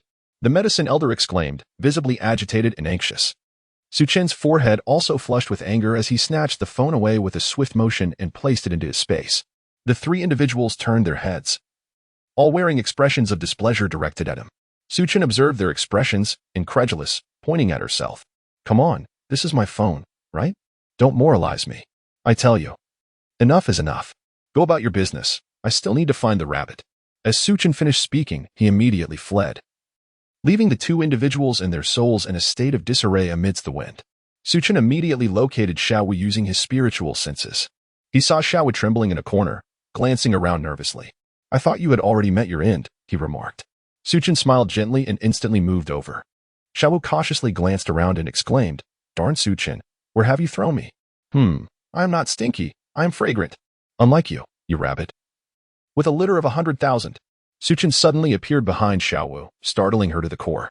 Upon glancing back and realizing it was Suchen, she let out a sigh of relief. Though Suchen was unreliable and potentially dangerous, there was no one else she knew in the vicinity, was there? Humph. I detest you. Well, if you despise me, then be gone. I will take you back later. Suchen, indifferent to this rabbit's complaints, remarked, Oh, are you waiting for me? Suching emerged from the passage and saw the two individuals at the scene. Hurry up, get this rabbit sent away, Suchen said. Growing increasingly impatient, Suching opened a spatial tunnel and a wormhole materialized. Upon witnessing the scene, Suchen swiftly lifted Xiaowu and cast her into the fray. What is the rush? Suching remarked with an expression of exasperation. What is going on? Suchen responded, bewildered. I have only just opened it. And I haven't even set my coordinates, yet you toss her in. What do you mean by that? It means you have sent her to another world. We can retrieve her later, Suching explained. Suchen, still puzzled, asked, Isn't that a problem? The portal has opened. And the mark I left on her has long since faded, Suching shook her head. What now? Will it affect Tongshan? Suching's primary concern lay with the development of Tongshan. Everything else seemed secondary. Perhaps not, Suchen mused, uncertain. I doubt Tongshan would descend into madness over a mere rabbit. Does Tongshan have a particular fondness for this rabbit? Suching inquired, her curiosity piqued. Indeed. The promotional material for the anime depicts the two of them together. If we follow the narrative, they are bound by a love that defies death itself. That could pose a significant issue. I have no idea where the rabbit has ended up. It might have been torn apart by the chaos of time and space. Suchen lamented. Never mind, let us search for her. If all else fails, you could fashion a replica out of clay, Suching suggested. Very well. Let us commence the search. Suching entered the corridor and noticed Suchen hesitating in place. What's the matter? She inquired. I seem to have forgotten something. Suchen replied, pondering deeply. It felt as though he had overlooked something of great significance, yet the details eluded him. Never mind. Let us first search for that rabbit before discussing further. Suchen entered without hesitation, while Yunlanzong's Yunyun gazed anxiously at the mysterious little tower in the sky. After the tower absorbed its energy, it let out a sigh of relief. Finally resolved. Suchen, let us return, came the serene silence. The little tower expressed gratitude. Thank you, senior, for saving Yunlanzong. Yunyun clasped her hands in respect. The tower remained silent, lost in contemplation. Strange, why is there not a trace of it? Could it be? The tower exclaimed excitedly, soaring into the sky, cursing, Suchen. Within the passage, Suchen remarked, who is cursing my name? Rubbing his nose. He suddenly noticed a white-haired man who looked exactly like him, rolling his eyes in disdain. Where's the little tower? Suchen mused. I remember now. I forgot about the little tower. His eyes brightened, yet he felt something amiss. Turning his head, he asked, Who are you? I am Huang. Came the high and aloof response, staring at Suchen. So you are Huang, the system? Suchen realized. Then where is the little tower? Huang rolled his eyes again. I left him on the Duki continent. He won't be in danger, will he? There is no danger, but you abandoned the little tower like that? If he finds out, he will surely give you trouble for leaving him in the lurch. I just forgot, and he is safe. Let him play there for a while. I'll retrieve him later. Huang said nothing further and vanished, needing to recuperate. Hey, why does that guy look exactly like you? Su Qing asked, puzzled. How would I know? He can't possibly be your twin brother, can he? Su Qing replied with a mischievous grin. Impossible. I swear, I have but one sister. Indeed. You only have one sister. Don't worry, your sister will take care of you in the future. Su Qing nodded seriously. Su Qing disregarded the shameless individual, furrowing his brow as he scanned the surrounding scenes, yet he had not yet located her. No, he replied, I have no idea where she was discarded. Su Qing shook her head, exclaiming, Alas, I am utterly speechless. How could I have known you would be in such a hurry if you did not remind me? Suddenly, Su Qing wore an uncomfortable expression. Turning his head, he caught sight of a scene that compelled him to tug at Su Qing beside him. What is it? Su Qing responded, equally irked, her mind preoccupied with the matter of Tang Shan's development. Why not establish a harem? Losing one wouldn't matter. Why settle for just one in this world? Su Qing pointed towards the unfolding image. This world? Su Qing furrowed her brow and leaned in for a closer look. Isn't that Neza? What is going on? She inquired. Nothing, just a mere curiosity. Aren't you in the primordial world? This place is also related to the primordial. So in terms of power, how do you compare with this world? Upon hearing this, Su Qing displayed a look of disdain. This is merely a lowly realm. My world is one of higher order. Can they be compared? What is it? Do you wish to rescue Neza's mother? Ah, the spirit of a benevolent savior has arisen. Su Qing mocked. I am not a saint. I merely feel that the world as Neza is indeed unjust. Is this truly unfair? You have yet to witness genuine injustice. Is there more injustice? Certainly. Consider a man whose family perished, whose wife is gone, after enduring countless hardships to achieve success in his cultivation. Do you know what happens next? What happens? He becomes nothing more than a pawn in the hands of an immortal, rendering all his arduous efforts utterly futile. Condemned to eternal solitude.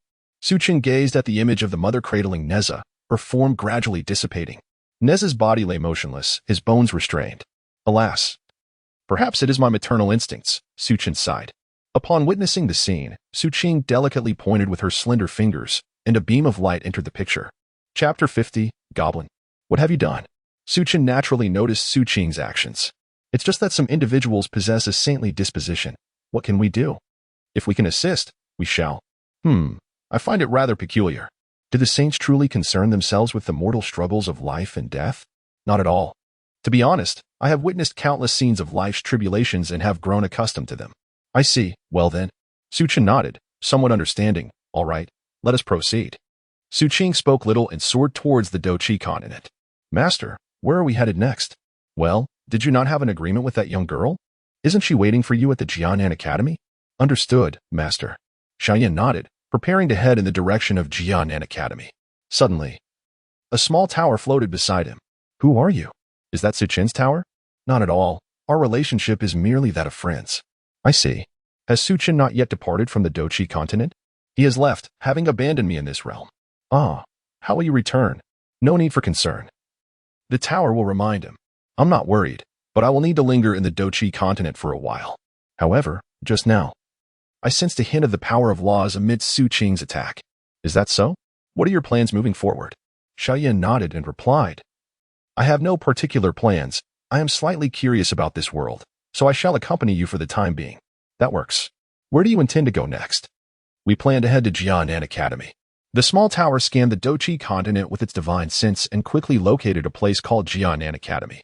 It flew in front of Xiaoyan and opened a spatial rift. If we fly, it will take too long. This way will be swifter.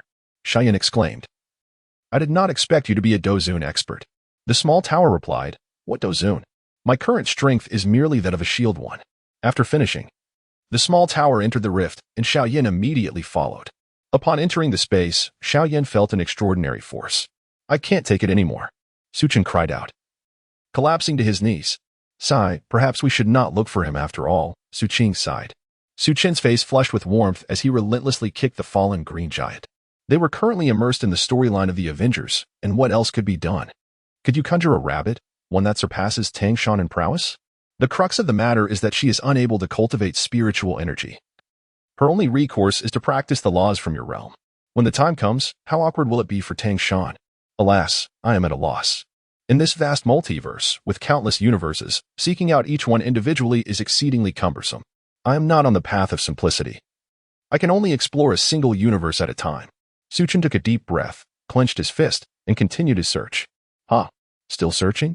Su Qing exclaimed in astonishment, giving a thumbs up. Impressive. Thus, the absence of the Hulk led to a shift in the plot of the Avengers.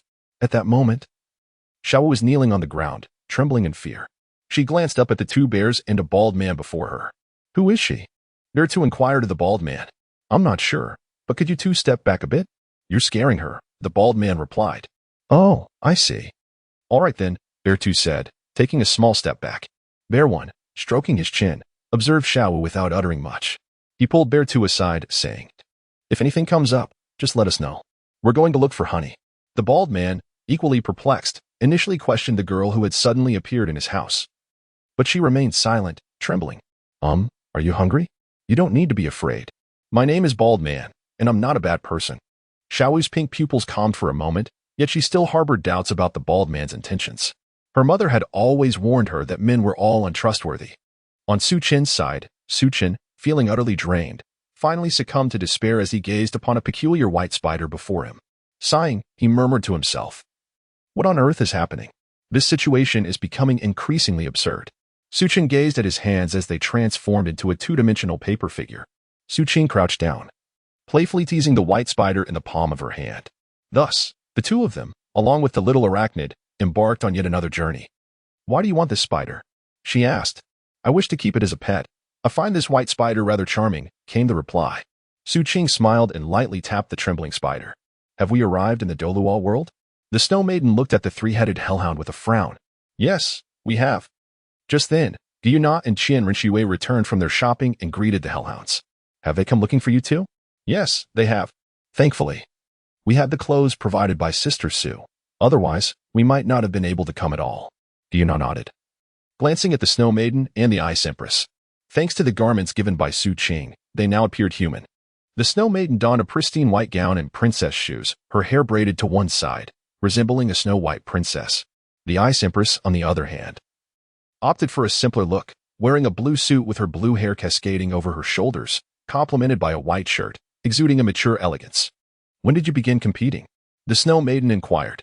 I initially had no intention of coming to the human realm, but upon hearing from the hellhound that you were here, I felt compelled to see for myself. Why hasn't the mythical beast come along? The Snow Maiden asked curiously. It's unsafe for her here. You know how crucial she is to the beings of the Stardow Forest. I once asked Suchin about it, and he mentioned that the divine protection stone would suffice to keep her safe. The Snow Maiden recalled a peculiar stone she encountered in the Stardow Forest, which had relentlessly compelled them to find it, or else it would strike them. A shiver ran down her spine. You must have encountered it, right? It seemed odd. But I believe that stone possesses the ability to protect Xiaorui. Indeed, we have encountered it, even engaging in a battle. Regrettably, the Ice Empress, fell short by a move, allowing it to claim victory, she said, her expression one of defiance. The hellhounds and the Snow Maiden stared at her in disbelief. Was it merely a move you were lacking? It was clearly a cosmic gap. Gyuna found the Ice Empress's claims peculiar. Logically, Suchin wouldn't deceive her. And that stone couldn't possibly have matched the Ice Empress in combat. Are you certain you aren't lying? It was just 2 moves, the Ice Empress retorted, sulking silently afterward. Gyuna looked at her incredulously, realizing that the Ice Empress was simply unwilling to accept defeat, likely having been soundly thrashed by the divine protection stone. All right. Why did you call us here? Gyuna asked. Weren't we supposed to participate in some competition? Where have Su Qin and the others gone? Gyuna turned to Qian Rinxue. Qian Rinxue waved her hand dismissively, indicating they had probably gone off on another escapade. They were accustomed to witnessing the antics of those 2 siblings.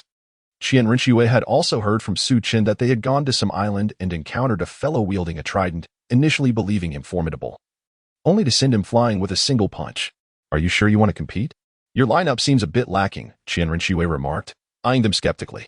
While this competition is exclusive to humans, there's no rule against soul beasts participating, right? Isn't that akin to throwing a rigged match? Besides, Su Qin and Ayin are supposedly targeting Tank San, yet given Su Qin's current relationship with Ayin, How can you bring yourselves to act against him? Qian Rinxue pointed out weakly. What do we do then? Should we go easy on him? Guiyuna pondered, feeling conflicted. Is it merely a matter of going easy?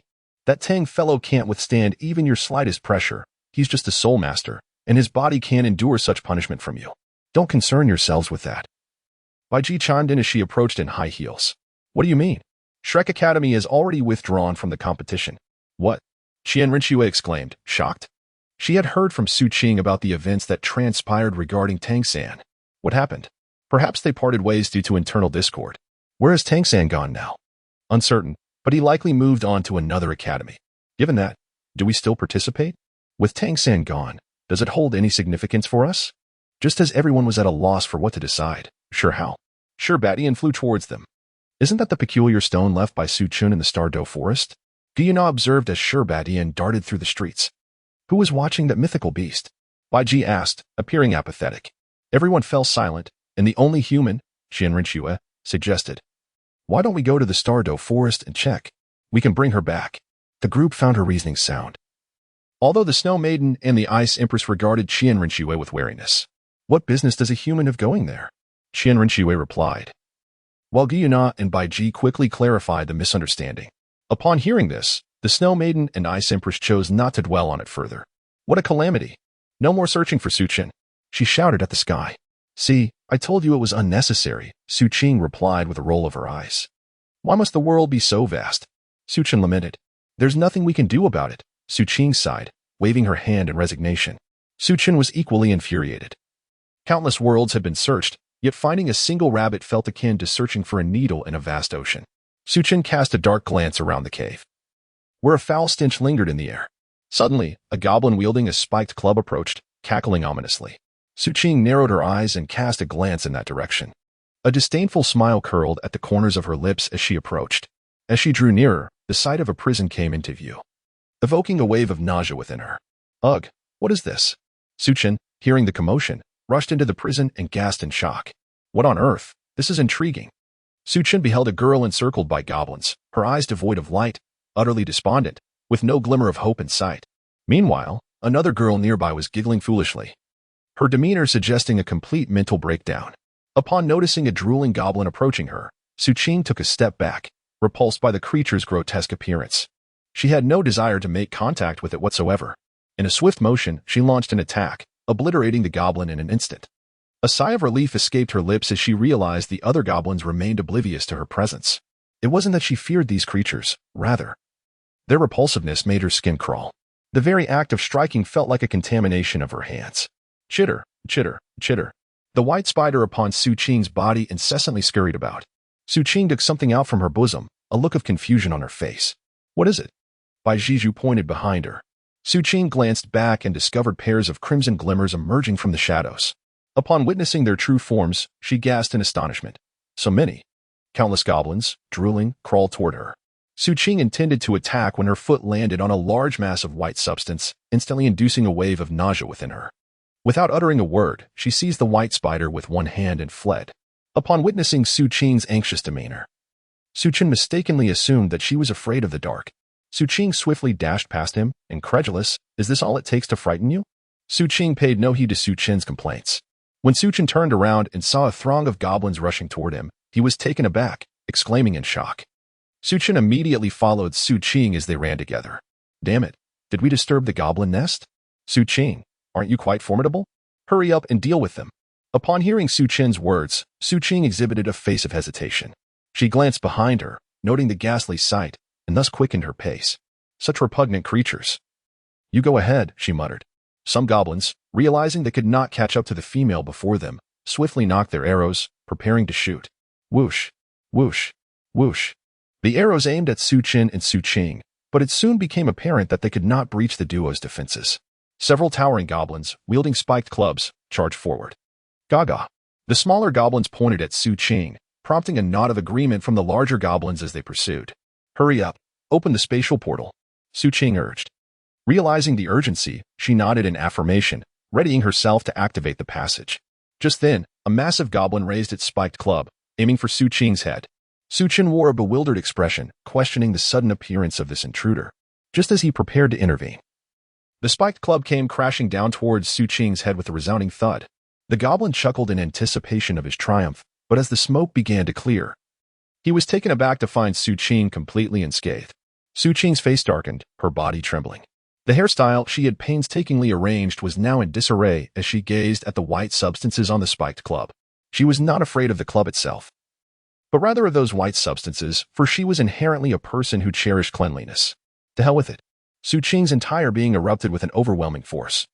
And with a resounding boom, a colossal mushroom cloud slowly ascended. Su Qing appeared in a daze, glancing around. There was no cave in sight, only an empty, vast pit. How terrifying indeed. The white spider trembling on Su Qing's shoulder conveyed her sentiments of being unable to provoke, truly unable to provoke. Synopsis. Individuals from the modern world or alternate realms traverse into the Douluo continent, often retaining memories from their previous lives or acquiring extraordinary abilities.